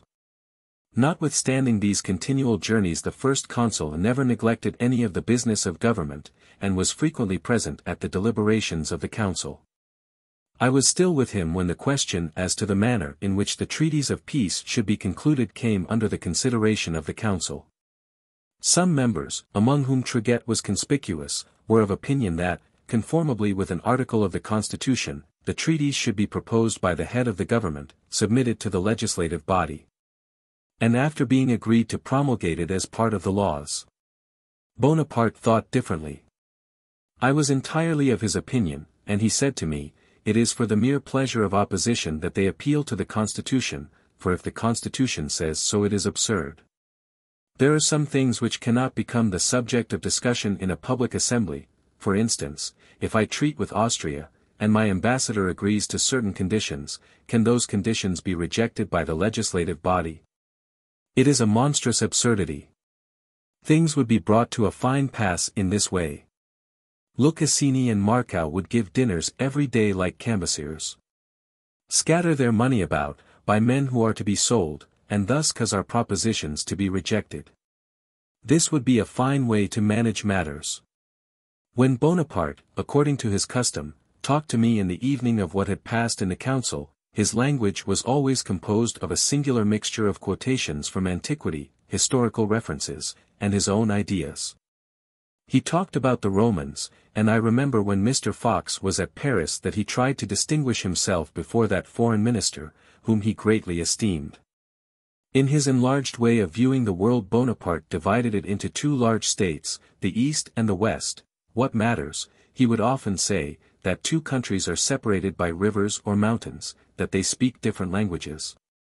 With very slight shades of variety, France, Spain, England, Italy, and Germany, have the same manners and customs, the same religion, and the same dress. In them a man can only marry one wife, slavery is not allowed. And these are the great distinctions which divide the civilized inhabitants of the globe. With the exception of Turkey, Europe is merely a province of the world, and our warfare is but civil strife. There is also another way of dividing nations, namely, by land and water. Then he would touch on all the European interests, speak of Russia, whose alliance he wished for, and of England, the mistress of the seas. He usually ended by alluding to what was then his favorite scheme, an expedition to India. When from these general topics Bonaparte descended to the particular interests of France, he still spoke like a sovereign. And I may truly say that he showed himself more jealous than any sovereign ever was of the dignity of France, of which he already considered himself the sole representative.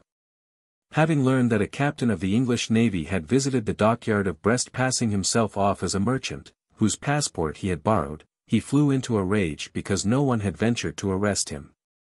See James' Naval History for an account of Sir Sidney Smith's daring exploit. Nothing was lost on Bonaparte, and he made use of this fact to prove to the Council of State the necessity of increasing the number of commissary generals of police.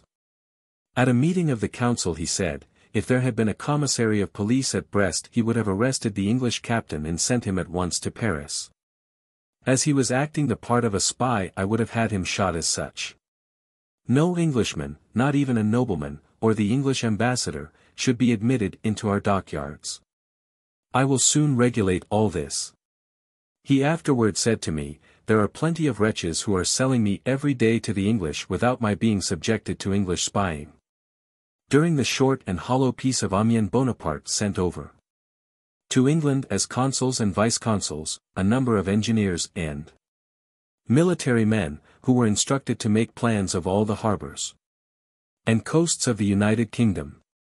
They worked in secrecy, yet not so secretly but that they were soon suspected, the facts were proved, and they were sent out of the country without ceremony. Editor of 1836 edition. He had on one occasion said before an assemblage of generals, senators, and high officers of state, who were at an audience of the diplomatic body, the English think that I am afraid of war, but I am not. And here the truth escaped him, in spite of himself. My power will lose nothing by war. In a very short time I can have 2 million of men at my disposal. What has been the result of the First War? The union of Belgium and Piedmont to France. This is greatly to our advantage, it will consolidate our system. France shall not be restrained by foreign fetters. England has manifestly violated the treaties. It would be better to render homage to the King of England, and crown him King of France at Paris, than to submit to the insolent caprices of the English government. If, for the sake of preserving peace, at most for only 2 months longer, I should yield on a single point, the English would become the more treacherous and insolent, and would enact the more in proportion as we yield. But they little know me. Were we to yield to England now, she would next prohibit our navigation in certain parts of the world. She would insist on the surrender of our ships. I know not what she would not demand, but I am not the man to brook such indignities. Since England wishes for war she shall have it, and that speedily. On the same day Bonaparte said a great deal more about the treachery of England. The gross calumnies to which he was exposed in the London newspapers powerfully contributed to increase his natural hatred of the liberty of the press. And he was much astonished that such attacks could be made upon him by English subjects when he was at peace with the English government. I had one day a singular proof of the importance which Bonaparte attached to the opinion of the English people respecting any misconduct that was attributed to him. What I am about to state will afford another example of Bonaparte's disposition to employ petty and roundabout means to gain his ends. He gave a ball at Malmaison when Hortense was in the 7th month of her pregnancy. This refers to the first son of Louis and of Hortense, Napoleon. Charles, the intended successor of Napoleon, who was born 1802, died 1807, elder brother of Napoleon III. I have already mentioned that he disliked to see women in that situation, and above all could not endure to see them dance. Yet, in spite of this antipathy, he himself asked Hortense to dance at the ball at Malmaison. She at first declined, but Bonaparte was exceedingly importunate, and said to her in a tone of good-humoured persuasion, "Do, I beg of you, I particularly wish to see you dance. Come, stand up, to oblige me." Hortense at last consented. The motive for this extraordinary request I will now explain. On the day after the ball one of the newspapers contained some verses on Hortense's dancing. She was exceedingly annoyed at this, and when the paper arrived at Malmaison she expressed displeasure at it. Even allowing for all the facility of our newspaper wits, she was nevertheless at a loss to understand how the lines could have been written and printed respecting a circumstance which only occurred the night before. Bonaparte smiled, and gave her no distinct answer. When Hortense knew that I was alone in the cabinet, she came in and asked me to explain the matter. And seeing no reason to conceal the truth, I told her that the lines had been written by Bonaparte's direction before the ball took place. I added, what indeed was the fact, that the ball had been prepared for the verses, and that it was only for the appropriateness of their application that the first consul had pressed her to dance. He adopted this strange contrivance for contradicting an article which appeared in an English journal announcing that Hortense was delivered. Bonaparte was highly indignant at that premature announcement, which he clearly saw was made for the sole purpose of giving credit to the scandalous rumors of his imputed connection with Hortense. Such were the petty machinations which not unfrequently found their place in a mind in which the grandest schemes were revolving. Chapter 19. 1803. Mr. Pitt, motive of his going out of office, error of the English government, pretended regard for the Bourbons, violation of the Treaty of Amiens, reciprocal accusations, Malta, Lord Whitworth's departure, Rome and Carthage, secret satisfaction of Bonaparte. Message to the Senate, the legislative body, and the tribunate. The King of England's renunciation of the title of King of France. Complaints of the English government, French agents in British ports. Views of France upon Turkey, observation made by Bonaparte to the legislative body, its false interpretation, conquest of Hanover. The Duke of Cambridge caricatured, the King of England and the Elector of Hanover, first address to the clergy, use of the word Monsieur, the Republican weeks and months. One of the circumstances which foretold the brief duration of the Peace of Amiens was, that Mr. Pitt was out of office at the time of its conclusion. I mentioned this to Bonaparte, and I immediately perceived by his hasty, "What do you say?" that my observation had been heard, but not liked. It did not, however, require any extraordinary shrewdness to see the true motive of Mr. Pitt's retirement. That distinguished statesman conceived that a truce under the name of a peace was indispensable for England. But, intending to resume the war with France more fiercely than ever, he for a while retired from office, and left to others the task of arranging the peace. But his intention was to mark his return to the ministry by the renewal of the implacable hatred he had vowed against France. Still, I have always thought that the conclusion of peace, however necessary to England, was an error of the Cabinet of London. England alone had never before acknowledged any of the governments which had risen up in France since the Revolution. And as the past could not be blotted out, a future war, however successful to England, could not take from Bonaparte's government the immense weight it had acquired by an interval of peace. Besides, by the mere fact of the conclusion of the treaty England proved to all Europe that the restoration of the Bourbons was merely a pretext. And she defaced that page of her history which might have shown that she was actuated by nobler and more generous sentiments than mere hatred of France. It is very certain that the condescension of England in treating with the first consul had the effect of rallying round him a great many partisans of the Bourbons, whose hopes entirely depended on the continuance of war between Great Britain and France. This opened the eyes of the greater number, namely, those who could not see below the surface, and were not previously aware that the demonstrations of friendship so liberally made to the Bourbons by the European cabinets, and especially by England, were merely false pretenses, assumed for the purpose of disguising, beneath the semblance of honorable motives, their wish to injure France, and to oppose her rapidly increasing power. When the misunderstanding took place, France and England might have mutually reproached each other, but justice was apparently on the side of France. It was evident that England, by refusing to evacuate Malta, was guilty of a palpable infraction of the Treaty of Amiens, while England could only institute against France what in the French law language is called a suit or process of tendency. But it must be confessed that this tendency on the part of France to augment her territory was very evident, for the consular decrees made conquests more promptly than the sword. The union of Piedmont with France had changed the state of Europe. This union, it is true, was effected previously to the Treaty of Amiens, but it was not so with the states of Parma and Piacenza, Bonaparte having by his sole authority constituted himself the heir of the Grand Duke, recently deceased. It may therefore be easily imagined how great was England's uneasiness at the internal prosperity of France and the insatiable ambition of her ruler, but it is no less certain that, with respect to Malta, England acted with decidedly bad faith. And this bad faith appeared in its worst light from the following circumstance: it had been stipulated that England should withdraw her troops from Malta 3 months after the signing of the treaty, yet more than a year had elapsed. And the troops were still there. The order of Malta was to be restored as it formerly was, that is to say, it was to be a sovereign and independent order, under the protection of the Holy See. The 3 cabinets of Vienna, Berlin, and St. Petersburg were to guarantee the execution of the Treaty of Amiens.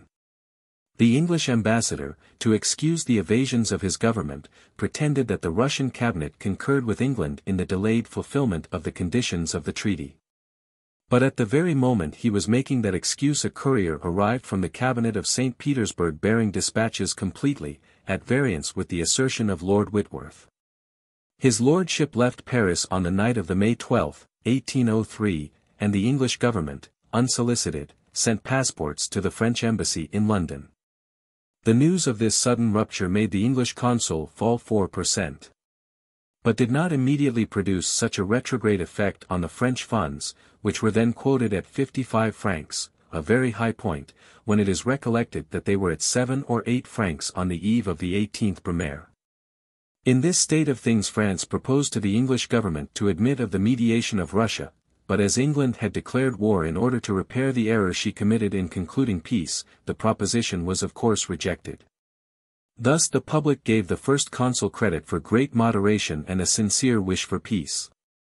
Thus arose between England and France a contest resembling those furious wars which marked the reigns of King John and Charles VII. Our beaux esprits drew splendid comparisons between the existing state of things and the ancient rivalry of Carthage and Rome, and sapiently concluded that, as Carthage fell, England must do so likewise. Bonaparte was at St. Cloud when Lord Whitworth left Paris. A fortnight was spent in useless attempts to renew negotiations. War, therefore, was the only alternative. Before he made his final preparations, the first consul addressed a message to the Senate, the legislative body, and the tribunate. In this message he mentioned the recall of the English ambassador, the breaking out of hostilities, the unexpected message of the King of England to his Parliament, and the armaments which immediately ensued in the British ports. In vain, he said, had France tried every means to induce England to abide by the treaty. She had repelled every overture, and increased the insolence of her demands. France, he added, will not submit to menaces, but will combat for the faith of treaties, and the honor of the French name. Confidently trusting that the result of the contest will be such as she has a right to expect from the justice of her cause and the courage of her people. This message was dignified, and free from that vein of boasting in which Bonaparte so frequently indulged. The reply of the Senate was accompanied by a vote of a ship of the line, to be paid for out of the senatorial salaries. With his usual address Bonaparte, in acting for himself, spoke in the name of the people, just as he did in the question of the consulate for life. But what he then did for his own interests turned to the future interests of the Bourbons. The very treaty which had just been broken off gave rise to a curious observation. Bonaparte, though not yet a sovereign, peremptorily required the King of England to renounce the empty title of King of France, which was kept up as if to imply that old pretensions were not yet renounced. The proposition was acceded to, and to this circumstance was owing the disappearance of the title of King of France from among the titles of the King of England, when the Treaty of Paris was concluded on the return of the Bourbons. The first grievance complained of by England was the prohibition of English merchandise, which had been more rigid since the peace than during the war. The avowal of Great Britain on this point might well have enabled her to dispense with any other subject of complaint, for the truth is, she was alarmed at the aspect of our internal prosperity, and at the impulse given to our manufactures. The English government had hoped to obtain from the first consul such a commercial treaty as would have proved a death blow to our rising trade. But Bonaparte opposed this, and from the very circumstance of his refusal he might easily have foreseen the rupture at which he affected to be surprised. What I state I felt at the time, when I read with great interest all the documents relative to this great dispute between the two rival nations, which 11 years afterwards was decided before the walls of Paris. It was evidently disappointment in regard to a commercial treaty which created the animosity of the English government, as that circumstance was alluded to, by way of reproach, in the King of England's declaration. In that document it was complained that France had sent a number of persona into the ports of Great Britain and Ireland in the character of commercial agents, which character, and the privileges belonging to it, they could only have acquired by a commercial treaty. Such was, in my opinion, the real cause of the complaints of England, but as it would have seemed too absurd to make it the ground of a declaration of war, she enumerated other grievances, viz. the union of Piedmont and of the states of Parma and Piacenza with France, and the continuance of the French troops in Holland. A great deal was said about the views and projects of France with respect to Turkey, and this complaint originated in General Sebastiani's mission to Egypt. On that point I can take upon me to say that the English government was not misinformed. Bonaparte too frequently spoke to me of his ideas respecting the East, and his project of attacking the English power in India, to leave any doubt of his ever having renounced them. The result of all the reproaches which the two governments addressed to each other was, that neither acted with good faith. The first consul, in a communication to the legislative body on the state of France and on her foreign relations, had said, England, single-handed, cannot cope with France. This sufficed to irritate the susceptibility of English pride, and the British cabinet affected to regard it as a threat. However, it was no such thing. When Bonaparte threatened, his words were infinitely more energetic. The passage above cited was merely an assurance to France. And if we only look at the past efforts and sacrifices made by England to stir up enemies to France on the continent, we may be justified in supposing that her anger at Bonaparte's declaration arose from a conviction of its truth. Singly opposed to France, England could doubtless have done her much harm, especially by assailing the scattered remnants of her navy, but she could have done nothing against France on the continent. The two powers, unaided by allies, might have continued long at war without any considerable acts of hostility. The first effect of the declaration of war by England was the invasion of Hanover by the French troops under General Mortier. The telegraphic dispatch by which this news was communicated to Paris was as laconic as correct, and contained, in a few words, the complete history of the expedition. It ran as follows: the French are masters of the electorate of Hanover, and the enemy's army are made prisoners of war. A day or two after, the shop windows of the print sellers were filled with caricatures on the English, and particularly on the Duke of Cambridge. I recollect seeing one in which the Duke was represented reviewing his troops mounted on a crab. I mention these trifles because, as I was then living entirely at leisure, in the Rue Hauteville, I used frequently to take a stroll on the boulevards, where I was sometimes much amused with these prints. And I could not help remarking, that in large cities such trifles have more influence on the public mind than is usually supposed. The first consul thought the taking of the prisoners in Hanover a good opportunity to exchange them for those taken from us by the English navy. A proposition to this effect was accordingly made. But the English cabinet was of opinion that, though the King of England was also Elector of Hanover, yet there was no identity between the two governments, of both which George III was the head. In consequence of this subtle distinction, the proposition for the exchange of prisoners fell to the ground. At this period nothing could exceed the animosity of the two governments towards each other, and Bonaparte, on the declaration of war, marked his indignation by an act which no consideration can justify. I allude to the order for the arrest of all the English in France, a truly barbarous measure, for, can anything be more cruel and unjust than to visit individuals with the vengeance due to the government whose subjects they may happen to be? But Bonaparte, when under the influence of anger, was never troubled by scruples. I must here notice the fulfillment of a remark Bonaparte often made use of to me during the consulate. You shall see, Bourrienne, he would say, what use I will make of the priests. War being declared, the first consul, in imitation of the most Christian kings of olden times, recommended the success of his arms to the prayers of the faithful through the medium of the clergy. To this end he addressed a circular letter, written in royal style, to the cardinals, archbishops, and bishops of France. It was as follows. Monsieur, the motives of the present war are known throughout Europe.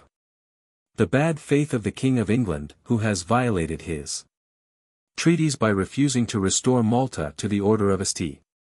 John of Jerusalem, and attacked our merchant vessels without a previous declaration of war, together with the necessity of a just defense, forced us to have recourse to arms. I therefore wish you to order prayers to be offered up, in order to obtain the benediction of heaven on our enterprises. The proofs I have received of your zeal for the public service give me an assurance of your readiness to conform with my wishes. Given at St. Cloud, 18 Prairial, and 11. June 7, 1803. Signed, Bonaparte. This letter was remarkable in more than one respect. It astonished most of his old brothers-in-arms, who turned it into ridicule, observing that Bonaparte needed no praying to enable him to conquer Italy twice over. The first consul, however, let them laugh on, and steadily followed the line he had traced out. His letter was admirably calculated to please the court of Rome, which he wished should consider him in the light of another elder son of the Church. The letter was, moreover, remarkable for the use of the word monsieur, which the first consul now employed for the first time in an act destined for publicity. This circumstance would seem to indicate that he considered republican designations incompatible with the forms due to the clergy. The clergy were especially interested in the restoration of monarchy.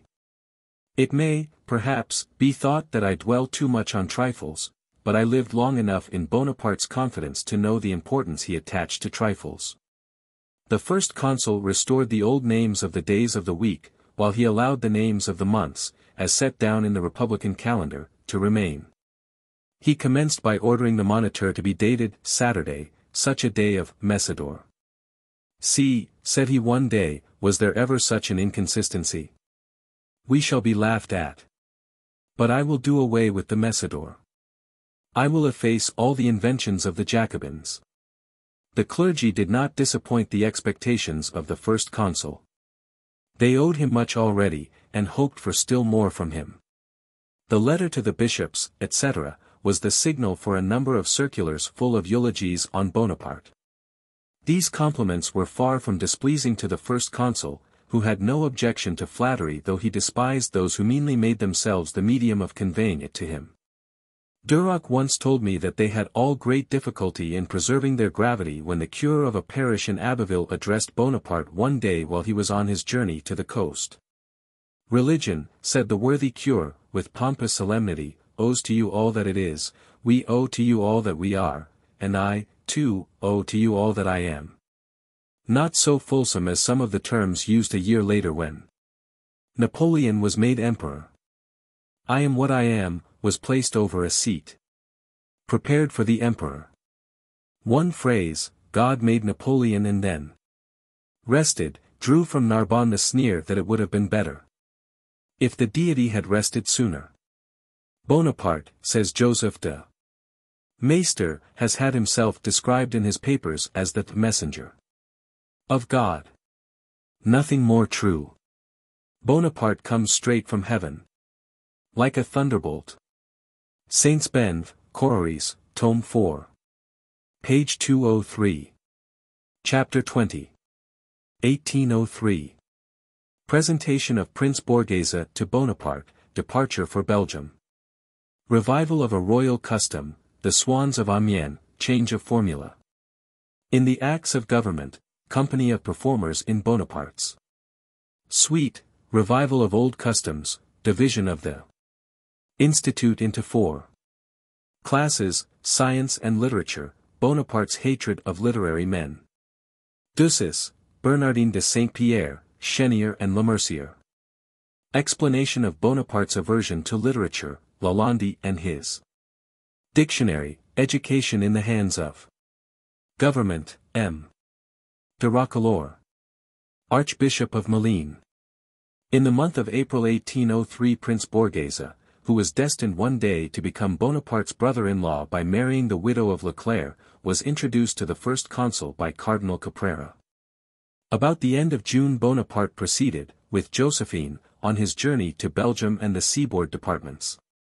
Many curious circumstances were connected with this journey, of which I was informed by Duroc after the first consul's return. Bonaparte left Paris on the 24th of June, and although it was not for upwards of a year afterwards that his brow was encircled with the imperial diadem, everything connected with the journey had an imperial air. It was formerly the custom, when the kings of France entered the ancient capital of Picardy, for the town of Amiens to offer them in homage some beautiful swans. Care was taken to revive this custom, which pleased Bonaparte greatly, because it was treating him like a king. The swans were accepted, and sent to Paris to be placed in the basin of the Tuileries, in order to show the Parisians the royal homage which the first consul received when absent from the capital. It was also during this journey that Bonaparte began to date his decrees from the places through which he passed. He had hitherto left a great number of signatures in Paris, in order that he might be present, as it were, even during his absence, by the acts of his government. Hitherto public acts had been signed in the name of the consuls of the Republic. Instead of this formula, he substituted the name of the government of the Republic. By means of this variation, unimportant as it might appear, the government was always in the place where the first consul happened to be. The two other consuls were now mere nullities, even in appearance. The decrees of the government, which Cambyses signed during the campaign of Marengo, were now issued from all the towns of France and Belgium which the first consul visited during his 6 weeks' journey. Having thus centered the sole authority of the Republic in himself, the performers of the theatre of the Republic became, by a natural consequence, his. And it was quite natural that they should travel in his suite, to entertain the inhabitants of the towns in which he stopped by their performances. But this was not all. He encouraged the renewal of a host of ancient customs. He sanctioned the revival of the festival of Joan of Arc at Orleans, and he divided the institute into 4 classes, with the intention of recalling the recollection of the old academies, the names of which, however, he rejected. In spite of the wishes and intrigues of Seward and the Abbé Morellet, who had gained over Lucien upon this point. However, the first consul did not give to the classes of the institute the rank which they formerly possessed as academies.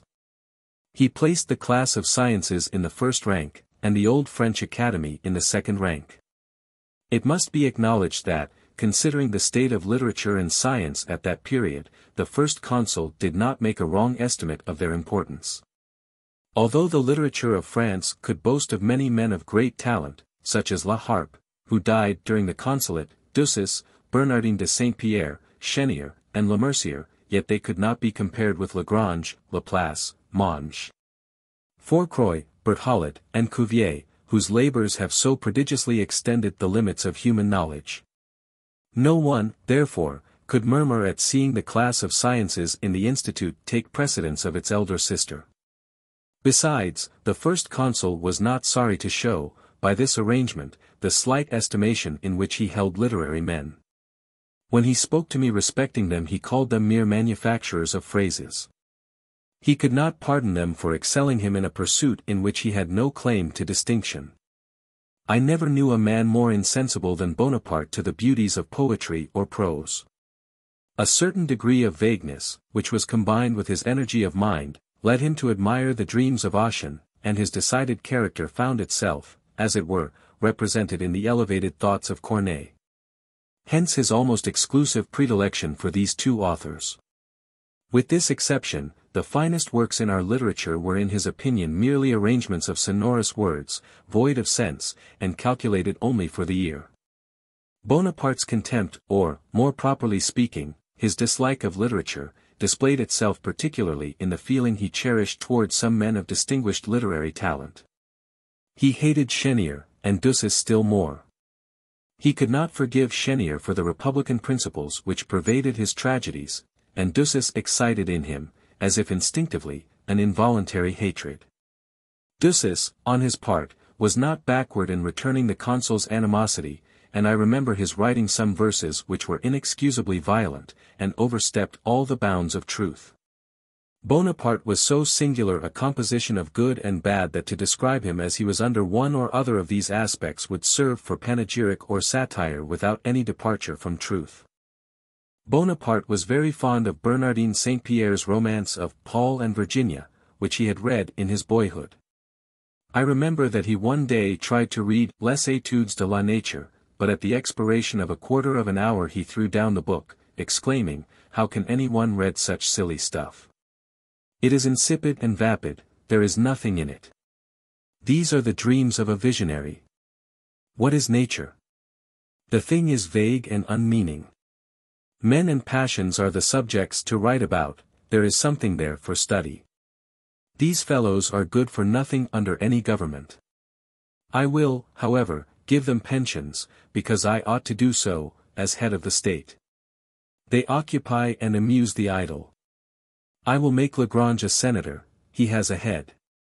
Although Bonaparte spoke so disdainfully of literary men, it must not be taken for granted that he treated them ill. On the contrary, all those who visited at Malmaison were the objects of his attention, and even flattery. M. Lemercier was one of those who came most frequently, and whom Bonaparte received with the greatest pleasure. Bonaparte treated M. Lemercier with great kindness, but he did not like him. His character as a literary man and poet, joined to a polished frankness, and a mild but inflexible spirit of republicanism, amply sufficed to explain Bonaparte's dislike. He feared M. Lemercier and his pen. And, as happened more than once, he played the part of a parasite by flattering the writer. M. Lemercier was the only man I knew who refused the cross of the Legion of Honor. Bonaparte's general dislike of literary men was less the result of prejudice than circumstances. In order to appreciate or even to read literary works, time is requisite, and time was so precious to him that he would have wished, as one may say, to shorten a straight line. He liked only those writers who directed their attention to positive and precise things, which excluded all thoughts of government and censures on administration. He looked with a jealous eye on political economists and lawyers. In short, as all persons who in any way whatever meddled with legislation and moral improvements. His hatred of discussions on those subjects was strongly displayed on the occasion of the classification of the Institute.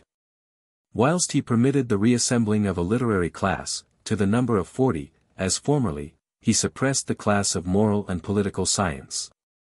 Such was his predilection for things of immediate and certain utility that even in the sciences he favored only such as applied to terrestrial objects. He never treated Lalande with so much distinction as Monge and Lagrange. Astronomical discoveries could not add directly to his own greatness. And, besides, he could never forgive Lalande for having wished to include him in a dictionary of atheists precisely at the moment when he was opening negotiations with the court of Rome. Bonaparte wished to be the sole center of a world which he believed he was called to govern. With this view he never relaxed in his constant endeavor to concentrate the whole powers of the state in the hands of its chief. His conduct upon the subject of the revival of public instruction affords evidence of this fact. He wished to establish 6,000 bursaries, to be paid by government, and to be exclusively at his disposal, so that thus possessing the monopoly of education, he could have parceled it out only to the children of those who were blindly devoted to him. This was what the first consul called the revival of public instruction. During the period of my closest intimacy with him he often spoke to me on this subject, and listened patiently to my observations. I remember that one of his chief arguments was this: what is it that distinguishes men? Education, is it not? Well, if the children of nobles be admitted into the academies, they will be as well educated as the children of the Revolution, who compose the strength of my government. Ultimately they will enter into my regiments as officers, and will naturally come in competition with those whom they regard as the plunderers of their families. I do not wish that. My recollections have caused me to wander from the journey of the first consul and Madame Bonaparte to the seaboard departments and Belgium. I have, however, little to add to what I have already stated on the subject. I merely remember that Bonaparte's military suite, and Lauriston and Rapp in particular, when speaking to me about the journey, could not conceal some marks of discontent on account of the great respect which Bonaparte had shown the clergy. and particularly to M. de Roquelaure, the Archbishop of Malines, or Mechlin. That prelate, who was a shrewd man, and had the reputation of having been in his youth more addicted to the habits of the world than to those of the cloister, had become an ecclesiastical courtier. He went to Antwerp to pay his homage to the first consul, upon whom he heaped the most extravagant praises. Afterwards, addressing Madame Bonaparte, he told her that she was united to the first consul by the sacred bonds of a holy alliance. In this harangue, in which unction was singularly blended with gallantry, surely it was a departure from ecclesiastical propriety to speak of sacred bonds and holy alliance when every one knew that those bonds and that alliance existed only by a civil contract. Perhaps M. de Roquelaure merely had recourse to what casuists call a pious fraud in order to engage the married couple to do that which he congratulated them on having already done. Be this as it may, it is certain that this honeyed language gained M. de Roquelaure the consul's favor, and in a short time after he was appointed to the second class of the Institute. Chapter 21. 1804. The Temple, the Intrigues of Europe, Prelude to the Continental System, Bombardment of Granville, My Conversation with the First Consul on the Projected Invasion of England, Fauch-Borel, Moreau. And Pichegru, Fouché's Maneuvers, the Abbé David and Lagelais. Fouché's Visit to St. Cloud, Renier outwitted by Fouché. My interview with the first consul, his indignation at the reports respecting Hortense, contradiction of these calumnies, the brothers Fauché, their execution, the first consul's levy, my conversation with Duroc, conspiracy of Georges Moreau, and Pichegru, Moreau. Averse to the restoration of the Bourbons, Bouvet de Loziers. Attempted suicide, arrest of Moreau, declaration of M.M. de Polignac. And de Rivière, connivance of the police, arrest of M. Carbonnet and his nephew. The time was past when Bonaparte, just raised to the consulate, only proceeded to the Temple to release the victims of the loi de suspects, by his sole and immediate authority. This state prison was now to be filled by the orders of his police. All the intrigues of Europe were in motion. Emissaries came daily from England, who, if they could not penetrate into the interior of France, remained in the towns near the frontiers, where they established correspondence, and published pamphlets, which they sent to Paris by post, in the form of letters. The first consul, on the other hand, gave way, without reserve, to the natural irritation which that power had excited by her declaration of war. He knew that the most effective war he could carry on against England would be a war against her trade. As a prelude to that piece of madness, known by the name of the Continental System, the first consul adopted every possible preventive measure against the introduction of English merchandise. Bonaparte's irritation against the English was not without a cause. The intelligence which reached Paris from the north of France was not very consolatory. The English fleets not only blockaded the French ports, but were acting on the offensive, and had bombarded Granville. The mayor of the town did his duty, but his colleagues, more prudent, acted differently. In the height of his displeasure Bonaparte issued a decree, by which he bestowed a scarf of honor on Letourneur, the mayor, and dismissed his colleagues from office as cowards unworthy of trust. The terms of this decree were rather severe, but they were certainly justified by the conduct of those who had abandoned their posts at a critical moment. I come now to the subject of the invasion of England, and what the first consul said to me respecting it. I have stated that Bonaparte never had any idea of realizing the pretended project of a descent on England. The truth of this assertion will appear from a conversation which I had with him after he returned from his journey to the north. In this conversation he repeated what he had often before mentioned to me in reference to the projects and possible steps to which fortune might compel him to resort. The Peace of Amiens had been broken about 7 months when, on the 15th of December, 1803, the first consul sent for me to the Tuileries. His incomprehensible behavior to me was fresh in my mind. And as it was upwards of a year since I had seen him, I confess I did not feel quite at ease when I received the summons. He was perfectly aware that I possessed documents and data for writing his history which would describe facts correctly, and destroy the illusions with which his flatterers constantly entertained the public. I have already stated that at that period I had no intention of the kind, but those who labored constantly to incense him against me might have suggested apprehensions on the subject. At all events the fact is, that when he sent for me I took the precaution of providing myself with a nightcap, conceiving it to be very likely that I should be sent to sleep at Vincennes. On the day appointed for the interview Rapp was on duty. I did not conceal from him my opinion as to the possible result of my visit. "You need not be afraid," said Rapp, "the first consul merely wishes to talk with you." He then announced me.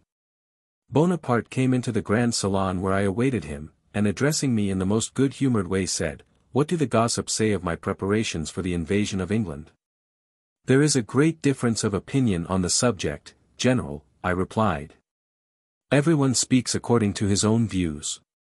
Suchet, for instance, who comes to see me very often, has no doubt that it will take place, and hopes to give you on the occasion fresh proofs of his gratitude and fidelity. But Suchet tells me that you do not believe it will be attempted." "That is true, I certainly do not." "Why?"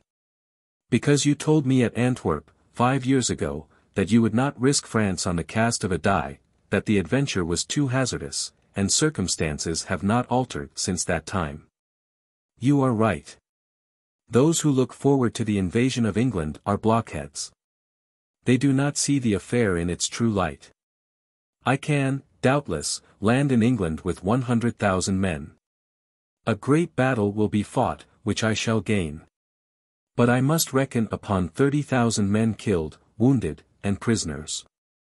If I march on London, a second battle must be fought. I will suppose myself again victorious. But what should I do in London with an army diminished 3/4 and without the hope of reinforcements? It would be madness.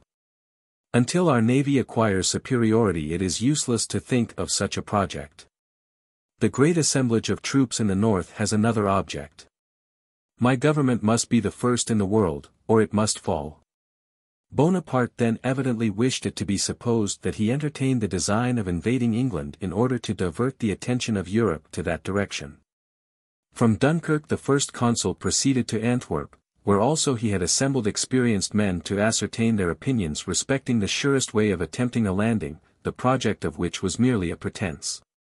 The employment of large ships of war, after many discussions, abandoned in favor of a flotilla. At this period a caricature, by Gilray, appeared in London, which was sent to Paris, and strictly sought after by the police. One of the copies was shown to the first consul, who was highly indignant at it. The French fleet was represented by a number of nutshells. An English sailor, seated on a rock, was quietly smoking his pipe, the whiffs of which were throwing the whole squadron into disorder. Bourrienne. Gilray's caricatures should be at the reader's side during the perusal of this work, also. English Caricature and Satire on Napoleon I, by J. Ashton Chatto. And Windus, 1884. After visiting Belgium, and giving directions there, the first consul returned from Brussels to Paris by way of Maastricht, Liege, and Soissons. Before my visit to the Tuileries, and even before the rupture of the Peace of Amiens, certain intriguing speculators, whose extravagant zeal was not less fatal to the cause of the Bourbons than was the blind subserviency of his unprincipled adherents to the first consul, had taken part in some underhand maneuvers which could have no favorable result. Amongst these great contrivers of petty machinations the well-known Foch Borel, the bookseller of Neuchâtel, had long been conspicuous. Foch Borel, whose object was to create a stir, and who wished nothing better than to be noticed and paid, failed not to come to France as soon as the Peace of Amiens afforded him the opportunity. I was at that time still with Bonaparte, who was aware of all these little plots, but who felt no personal anxiety on the subject, leaving to his police the care of watching their authors. The object of Foch Borel's mission was to bring about a reconciliation between Moreau and Pichegru. The latter general, who was banished on the 18th Fructidor 4th, September 1797, had not obtained the first consul's permission to return to France. He lived in England, where he awaited a favorable opportunity for putting his old projects into execution. Moreau was in Paris, but no longer appeared at the levees or parties of the first consul, and the enmity of both generals against Bonaparte, openly avowed on the part of Pichegru, and still disguised by Moreau, was a secret to nobody. But as everything was prosperous with Bonaparte, he evinced contempt rather than fear of the two generals. His apprehensions were, indeed, tolerably allayed by the absence of the one and the character of the other. Moreau's name had greater weight with the army than that of Pichegru, and those who were plotting the overthrow of the consular government knew that that measure could not be attempted with any chance of success without the assistance of Moreau. The moment was inopportune. But, being initiated in some secrets of the British cabinet, they knew that the peace was but a truce, and they determined to profit by that truce to effect a reconciliation which might afterwards secure a community of interests. Moreau and Pichegru had not been friends since Moreau sent to the Directory the papers seized in M. de Clingland's carriage, which placed Pichegru's treason in so clear a light. Since that period Pichegru's name possessed no influence over the minds of the soldiers, amongst whom he had very few partisans, whilst the name of Moreau was dear to all who had conquered under his command. Foch Borel's design was to compromise Moreau without bringing him to any decisive step. Moreau's natural indolence, and perhaps it may be said his good sense, induced him to adopt the maxim that it was necessary to let men and things take their course, for temporizing policy is often as useful in politics as in war. Besides, Moreau was a sincere Republican, and if his habit of indecision had permitted him to adopt any resolution, it is quite certain that he would not then have assisted in the re-establishment of the Bourbons, as Pichegru wished. What I have stated is an indispensable introduction to the knowledge of plots of more importance which preceded the great event that marked the close of the consulship. I allude to the conspiracy of Georges, Cadoudal, Moreau, and Pichegru. And that indelible stain on the character of Napoleon, the death of the Duc d'Enghien. Different opinions have been expressed concerning Georges' conspiracy. I shall not contradict any of them. I will relate what I learned and what I saw, in order to throw some light on that horrible affair. I am far from believing what I have read in many works, that it was planned by the police in order to pave the first consul's way to the throne. I think that it was contrived by those who were really interested in it, and encouraged by Fouché in order to prepare his return to office. To corroborate my opinion respecting Fouché's conduct and his maneuvers, I must remind the reader that about the close of 1803 some persons conceived the project of reconciling Moreau and Pichegru. Fouché, who was then out of the ministry, caused Moreau to be visited by men of his own party, and who were induced, perhaps unconsciously, by Fouché's art, to influence and irritate the general's mind. It was at first intended that the Abbé David, the mutual friend of Moreau and Pichegru, should undertake to effect their reconciliation. But he, being arrested and confined in the Temple, was succeeded by a man named Laguelaise, whom every circumstance proves to have been employed by Fouché. He proceeded to London, and, having prevailed on Pichegru and his friends to return to France, he set off to announce their arrival and arrange everything for their reception and destruction. Moreau's discontent was the sole foundation of this intrigue. I remember that one day, about the end of January 1804, I called on Fouché, who informed me that he had been at St. Cloud, where he had had a long conversation with the first consul on the situation of affairs. Bonaparte told him that he was satisfied with the existing police, and hinted that it was only to make himself of consequence that he had given a false coloring to the picture. Fouché asked him what he would say if he told him that Georges and Pichegru had been for some time in Paris carrying on the conspiracy of which he had received information.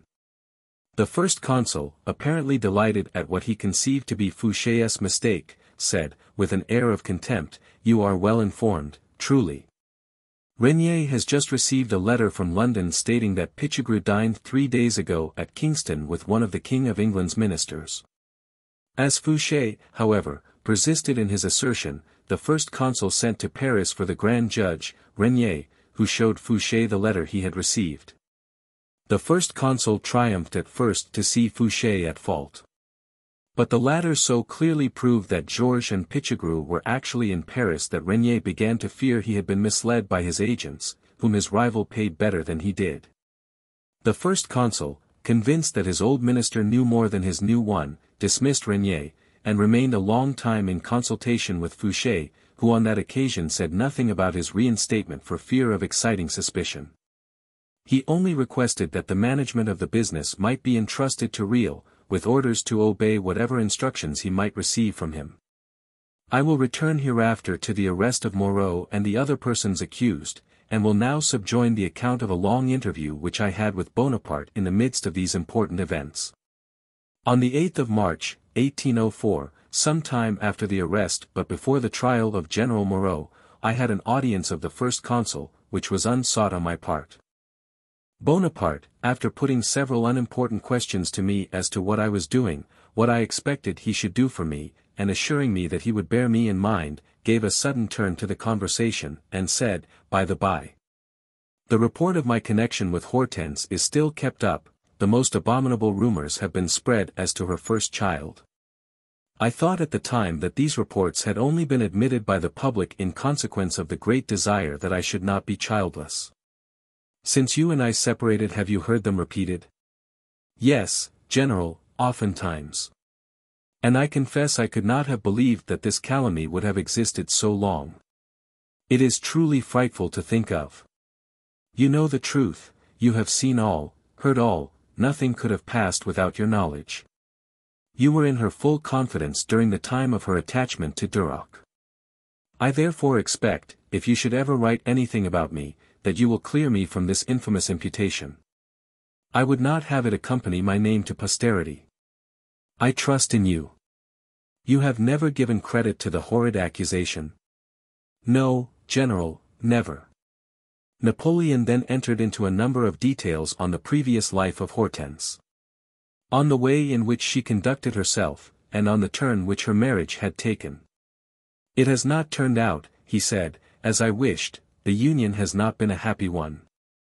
I am sorry for it, not only because both are dear to me, but because the circumstance countenances the infamous reports that are current among the idle as to my intimacy with her. He concluded the conversation with these words, Bourrienne, I sometimes think of recalling you, but as there is no good pretext for so doing, the world would say that I have need of you, and I wish it to be known that I stand in need of nobody.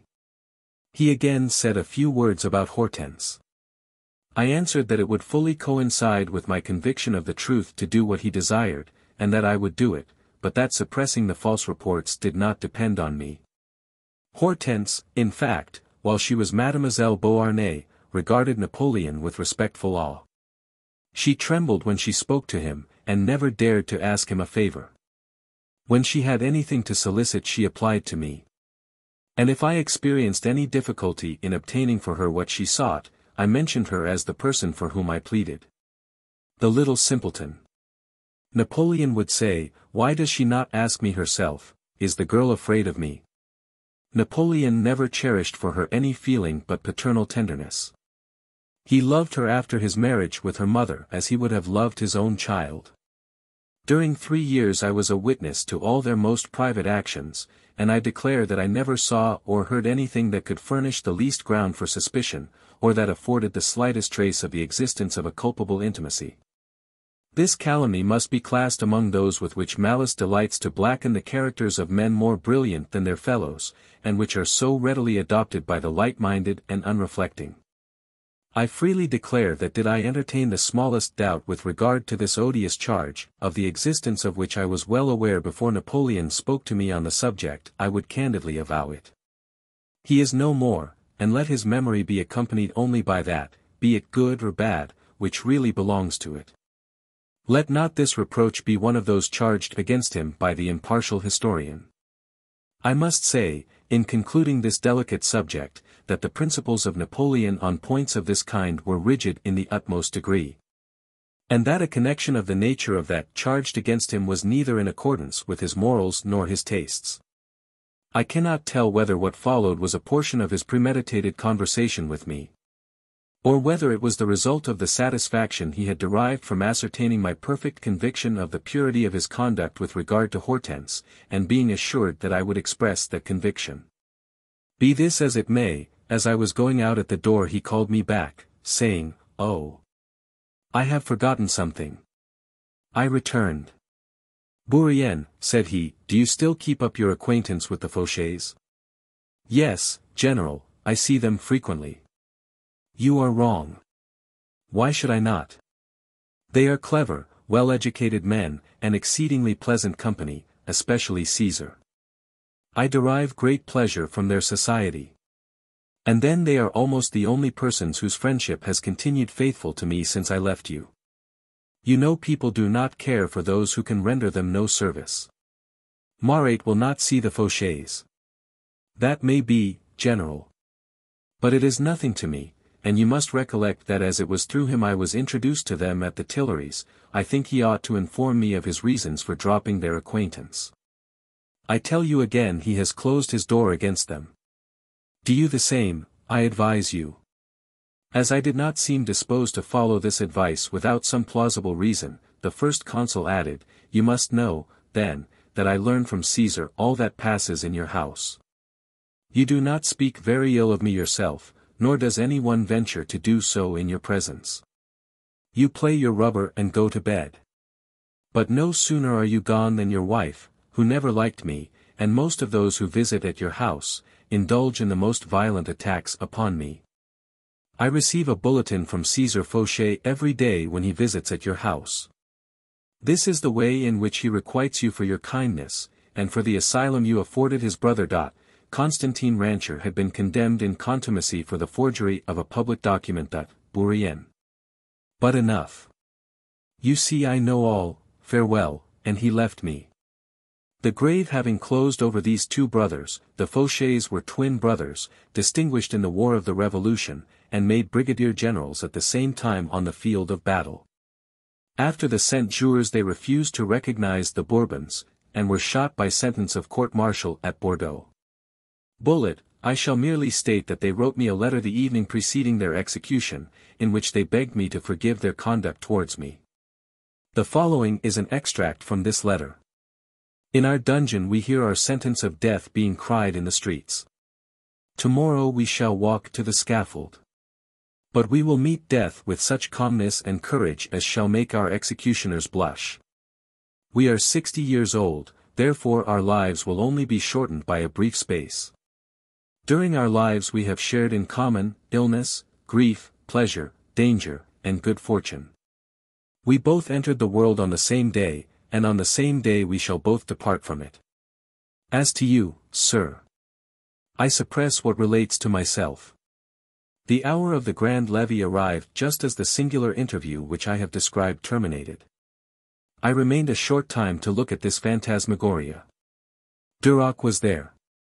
As soon as he saw me he came up, and taking me into the recess of a window told me that Moreau's guilt was evident, and that he was about to be put on his trial.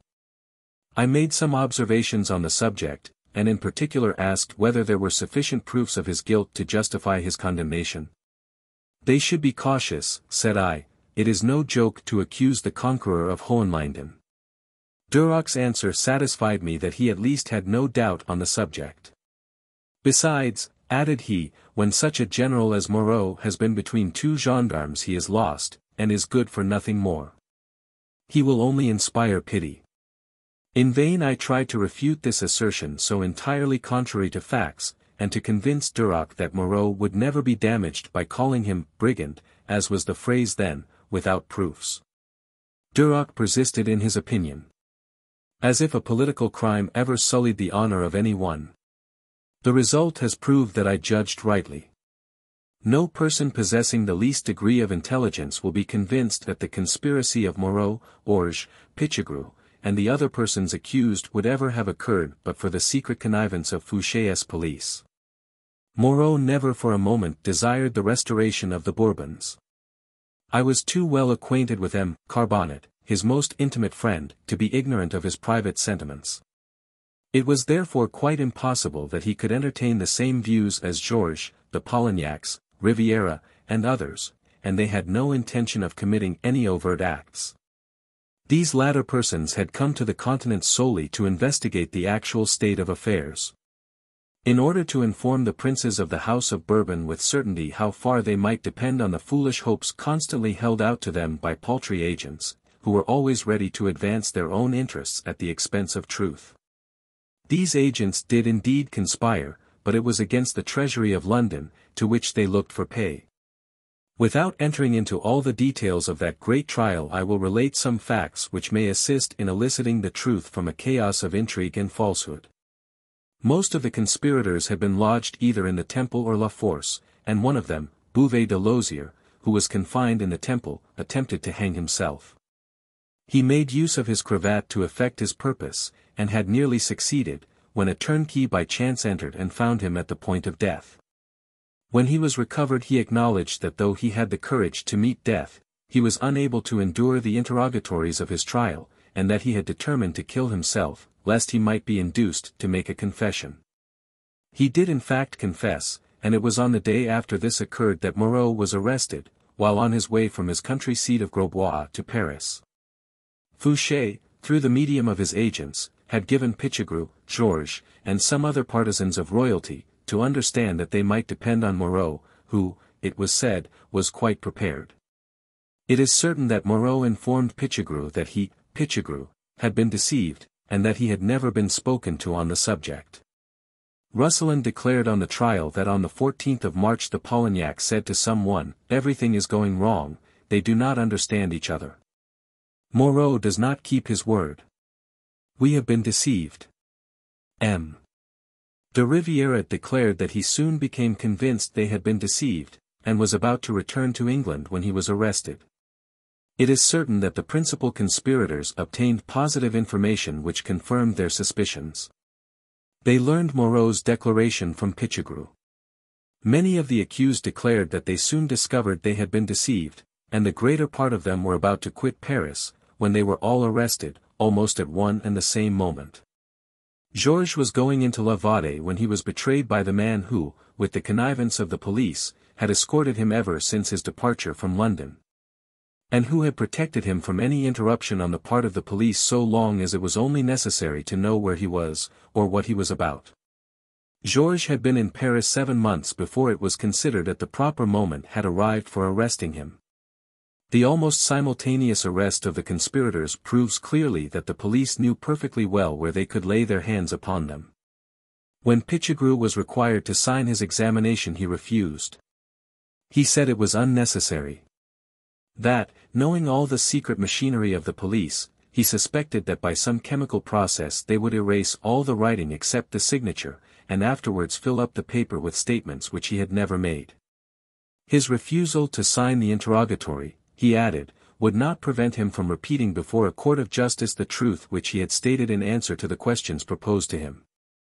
Fear was entertained of the disclosures he might make respecting his connection with Moreau, whose destruction was sought for, and also with respect to the means employed by the agents of Fouché to urge the conspirators to effect a change which they desired. On the evening of the 15th of February I heard of Moreau's arrest, and early next morning I proceeded straight to the Rue Saint-Pierre, where M. Carbonnet resided with his nephew. I was anxious to hear from him the particulars of the general's arrest.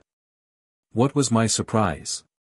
I had hardly time to address myself to the porter before he informed me that M. Carbonnet and his nephew were both arrested.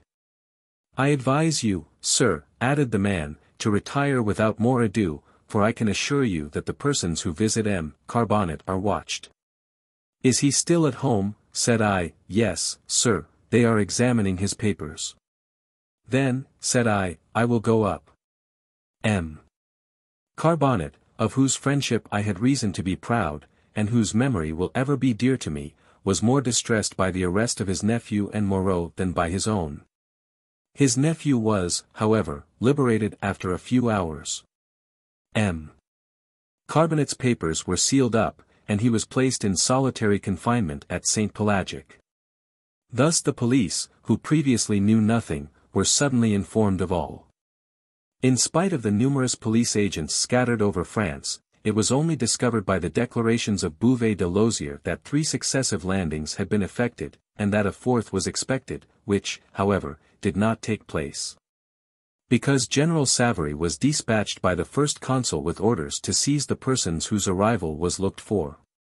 There cannot be a more convincing proof of the fidelity of the agents of the police to their old chief, and their combined determination of trifling with their new one. Chapter 22. 1804. The events of 1804, death of the Duc d'Enghien, Napoleon's arguments. St. Helena, comparison of dates, possibility of my having saved. The Duc d'Enguien's life, advice given to the Duc d'Enghien, Sir Charles Stuart, delay of the Austrian cabinet, Pichegru and the mysterious being, M. Maches, the historians of St. Helena. Bonaparte's threats against the emigrants and M. Cobensal. Singular adventure of Davoust's secretary, the quartermaster. The brigand of Lavade. In order to form a just idea of the events which succeeded each other so rapidly at the commencement of 1804, it is necessary to consider them both separately and connectedly. It must be borne in mind that all Bonaparte's machinations tended to one object, the foundation of the French Empire in his favor. And it is also essential to consider how the situation of the emigrants, in reference to the first consul, had changed since the declaration of war. As long as Bonaparte continued at peace, the cause of the Bourbons had no support in foreign cabinets, and the emigrants had no alternative but to yield to circumstances, but on the breaking out of a new war all was changed. The cause of the Bourbons became that of the powers at war with France. And as many causes concurred to unite the emigrants abroad with those who had returned but half satisfied, there was reason to fear something from their revolt, in combination with the powers arrayed against Bonaparte. Such was the state of things with regard to the emigrants when the leaders and accomplices of Georges' conspiracy were arrested at the very beginning of 1804. The assassination of the Duc d'Enghien. Louis Antoine Henri de Bourbon, Duc d'Enghien, 1772–1804, son of the Duc de Bourbon and grandson of the Prince de Condé, served against France in the army of Condé. When this force was disbanded, he stayed at Ettenheim on account of a love affair with the Princess Charlotte de Rohan-Rochefort. Arrested in the territory of Baden, he was taken to Vincennes, and after trial by court-martial shot in the Moat, May 21, 1804. With him, practically ended the house of Bourbon-Condé as his grandfather died in 1818, leaving only the Duc de Bourbon and the Princesse Louise Adelaide, Abbesse de Remiremont, who died in 1824. Took place on the 21st of March. On the 30th of April appeared the proposition of the tribunate to found a government in France under the authority of one individual. On the 18th of May came the Senatus Consult, naming Napoleon Bonaparte emperor, and lastly, on the 10th of June, the sentence of condemnation on Georges and his accomplices.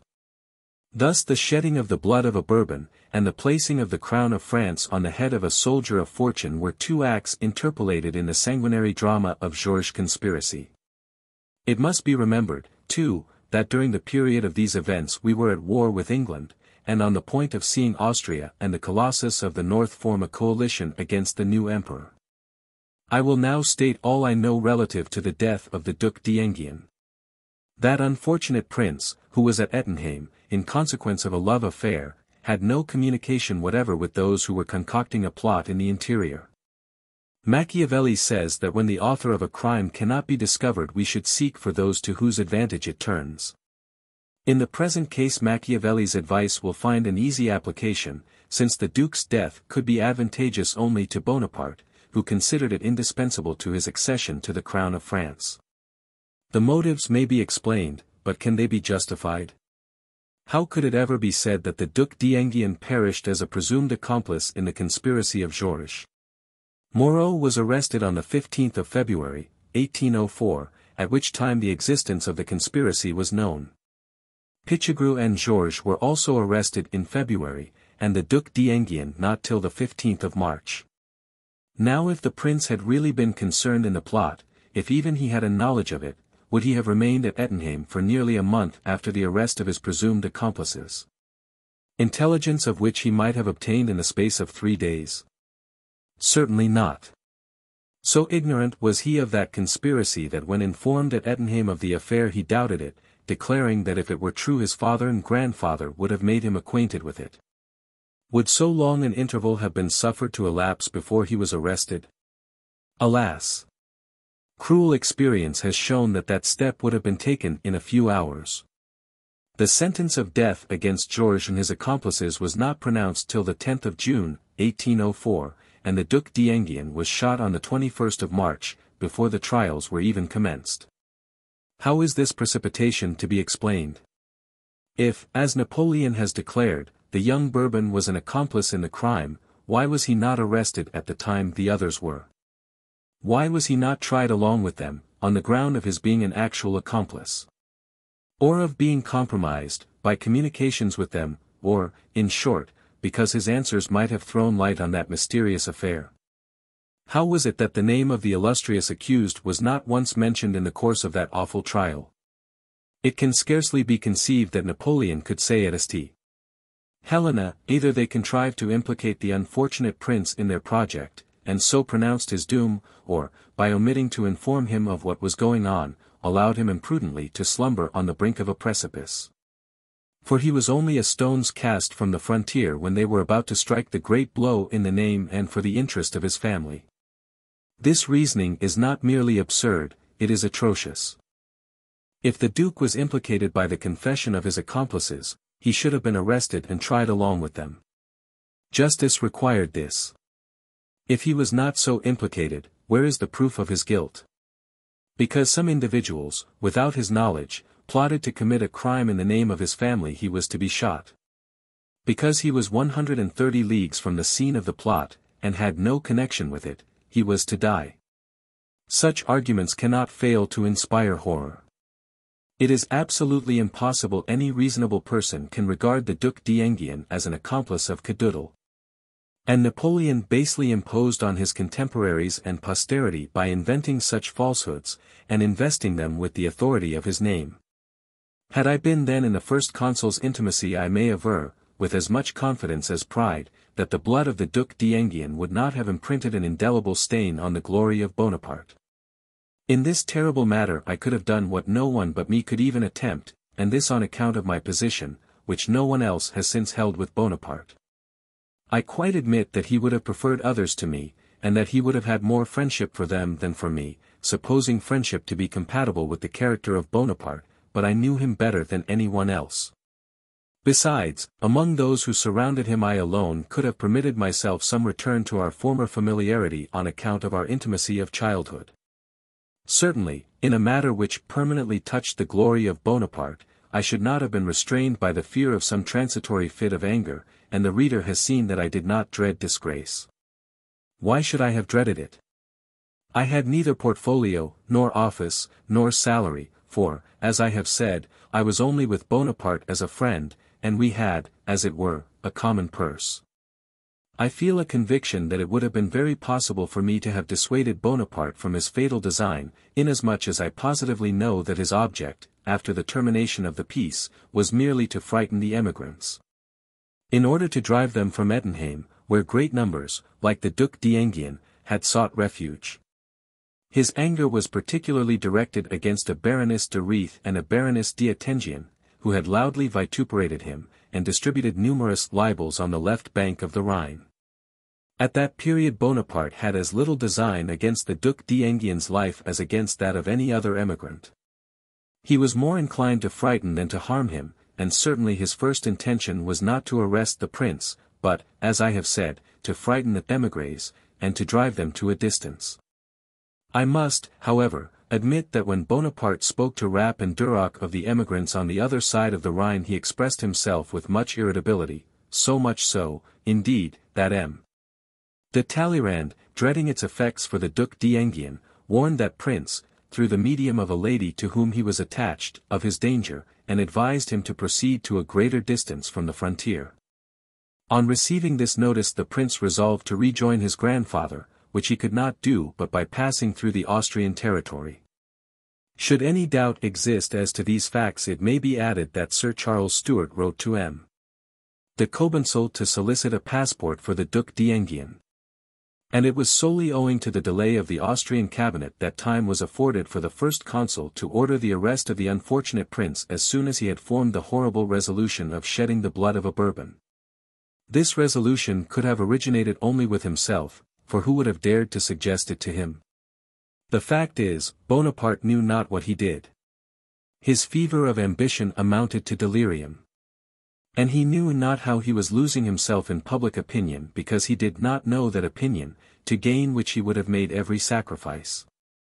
When Cambyses, who, with a slight reservation, had voted the death of Louis XVI, warmly opposed in the council the Duc d'Enguien's arrest, the first consul observed to him, "Methinks, sir, you have grown very chary of Bourbon blood." Meanwhile the Duc d'Enghien was at Ettenheim, indulging in hope rather than plotting conspiracies. It is well known that an individual made an offer to the Prince de Condé to assassinate the first consul, but the prince indignantly rejected the proposition, and nobly refused to recover the rights of the Bourbons at the price of such a crime. The individual above mentioned was afterwards discovered to be an agent of the Paris police, who had been commissioned to draw the princes into a plot which would have ruined them, for public feeling revolts at assassination under any circumstances. It has been alleged that Louis XVIII's refusal to treat with Bonaparte led to the fatal catastrophe of the Duc d'Enguien's death.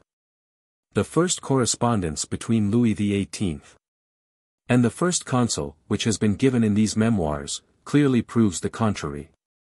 It is certainly probable that Louis XVIII's refusal to renounce his rights should have irritated Bonaparte.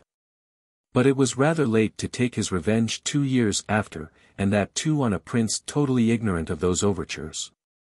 It is needless to comment on such absurdities.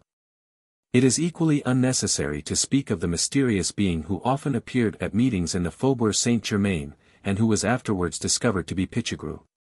A further light is thrown on this melancholy catastrophe by a conversation Napoleon had, a few days after his elevation to the imperial throne, with M. Masseyas, the French minister at the court of the Grand Duke of Baden. This conversation took place at Aix-la-Chapelle. After some remarks on the intrigues of the emigrants, Bonaparte observed, "You ought at least to have prevented the plots which the Duc d'Enghien was hatching at Ettenheim. Sire, I am too old to learn to tell a falsehood. Believe me, on this subject your Majesty's ear has been abused. Do you not think, then, that had the conspiracy of Georges and Pichegru proved successful, the prince would have passed the Rhine, and have come post to Paris?" M. Maches, from whom I had these particulars, added, "At this last question of the emperor I hung down my head and was silent, for I saw he did not wish to hear the truth." Now let us consider, with that attention which the importance of the subject demands, what has been said by the historians of St. Helena. Napoleon said to his companions in exile that the Duc d'Enguien's death must be attributed either to an excess of zeal for him, Napoleon, to private views, or to mysterious intrigues. He had been blindly urged on. He was, if he might say so, taken by surprise. The measure was precipitated, and the result predetermined. This he might have said, but if he did so express himself, how are we to reconcile such a declaration with the statement of O'Mara? How give credit to assertions so very opposite? Napoleon said to M. de Las Casas, "One day when alone, I recollect it well, I was taking my coffee, half seated on the table at which I had just dined, when suddenly information was brought to me that a new conspiracy had been discovered. I was warmly urged to put an end to these enormities. They represented to me that it was time at last to give a lesson to those who had been day after day conspiring against my life. That this end could only be attained by shedding the blood of one of them, and that the Duc d'Enghien, who might now be convicted of forming part of this new conspiracy, and taken in the very act, should be that one." It was added that he had been seen at Strasbourg, that it was even believed that he had been in Paris. And That the plan was that he should enter France by the east at the moment of the explosion, whilst the Duc de Berry was disembarking in the west. I should tell you, observed the Emperor, that I did not even know precisely who the Duc d'Enghien was, the revolution having taken place when I was yet a very young man, and I having never been at court. And that I was quite in the dark as to where he was at that moment. Having been informed on those points, I exclaimed that if such were the case the Duke ought to be arrested, and that orders should be given to that effect. Everything had been foreseen and prepared. The different orders were already drawn up, nothing remained to be done but to sign them, and the fate of the young prince was thus decided. Napoleon next asserts that in the Duke's arrest and condemnation all the usual forms were strictly observed. But he has also declared that the death of that unfortunate prince will be an eternal reproach to those who, carried away by a criminal zeal, waited not for their sovereign's orders to execute the sentence of the court-martial. He would, perhaps, have allowed the prince to live, but yet he said, "It is true I wish to make an example which should deter." It has been said that the Duc d'Enghien addressed a letter to Napoleon, which was not delivered till after the execution. This is false and absurd. How could that prince write to Bonaparte to offer him his services and to solicit the command of an army? His interrogatory makes no mention of this letter, and is in direct opposition to the sentiments which that letter would attribute to him. The truth is, no such letter ever existed.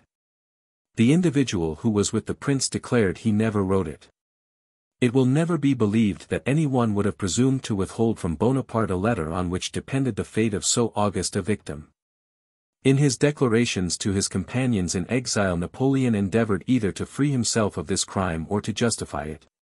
His fear or his susceptibility was such, that in discoursing with strangers he merely said, that had he known of the prince's letter, which was not delivered to him, God knows why, until after he had breathed his last, he would have pardoned him. But at a subsequent date he traced, with his own hand, his last thoughts, which he supposed would be consecrated in the minds of his contemporaries, and of posterity. Napoleon, touching on the subject which he felt would be one of the most important attached to his memory, said that if the thing were to do again he would act as he then did. How does this declaration tally with his avowal, that if he had received the prince's letter he should have lived? This is irreconcilable. But if we compare all that Napoleon said at St. Helena, and which has been transmitted to us by his faithful followers, if we consider his contradictions when speaking of the Duc d'Enghien's death to strangers, to his friends, to the public, or to posterity, the question ceases to be doubtful. Bonaparte wished to strike a blow which would terrify his enemies.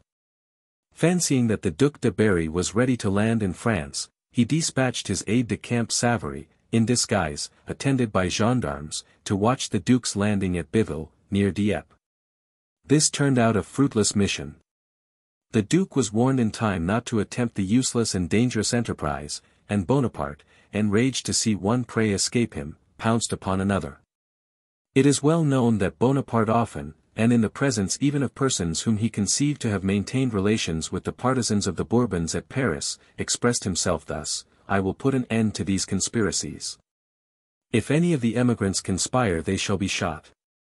I have been told that Cobensal harbors some of them. I do not believe this, but if it be true, Cobensal shall be arrested and shot along with them. I will let the Bourbons know I am not to be trifled with." The above statement of facts accounts for the suppositions respecting the probable influence of the Jacobins in this affair. It has been said, not without some appearance of reason, that to get the Jacobins to help him to ascend the throne Bonaparte consented to sacrifice a victim of the blood royal, as the only pledge capable of ensuring them against the return of the proscribed family. Be this as it may, there are no possible means of relieving Bonaparte from his share of guilt in the death of the Duc d'Enghien. To the above facts, which came within my own knowledge, I may add the following curious story, which was related to me by an individual who himself heard it from the secretary of General Davoust. Davoust was commanding a division in the camp of Boulogne, and his secretary when proceeding thither to join him met in the diligence a man who seemed to be absorbed in affliction. This man during the whole journey never once broke silence but by some deep sighs, which he had not power to repress. General Davoust's secretary observed him with curiosity and interest, but did not venture to intrude upon his grief by any conversation. The concourse of travelers from Paris to the camp was, however, at that time very great, and the inn at which the diligence stopped in the evening was so crowded that it was impossible to assign a chamber to each traveler. Two, therefore, were put into one room, and it so happened that the secretary was lodged with his mysterious traveling companion. When they were alone he addressed him in a torso of interest which banished all appearance of intrusion. He inquired whether the cause of his grief was of a nature to admit of any alleviation, and offered to render him any assistance in his power. "Sir," replied the stranger, "I am much obliged for the sympathy you express for me. I want nothing. There is no possible consolation for me. My affliction can end only with my life. You shall judge for yourself, for the interest you seem to take in my misfortune fully justifies my confidence. I was quartermaster in the select gendarmerie, and formed part of a detachment which was ordered to Vincennes. I passed the night there under arms, and at daybreak was ordered down to the moat with 6 men. An execution was to take place. The prisoner was brought out, and I gave the word to fire. The man fell, and after the execution I learned that we had shot the Duc d'Enghien.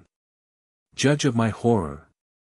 I knew the prisoner only by the name of the Brigand of Lavade. I could no longer remain in the service. I obtained my discharge, and am about to retire to my family. Would that I had done so sooner. The above has been related to me and other persons by Davoust's secretary, whom I shall not name. Chapter 23. 1804. General Ordiner's mission, arrest of the Duc d'Enghien, horrible. Night scene, Harel's account of the death of the prince, order 4.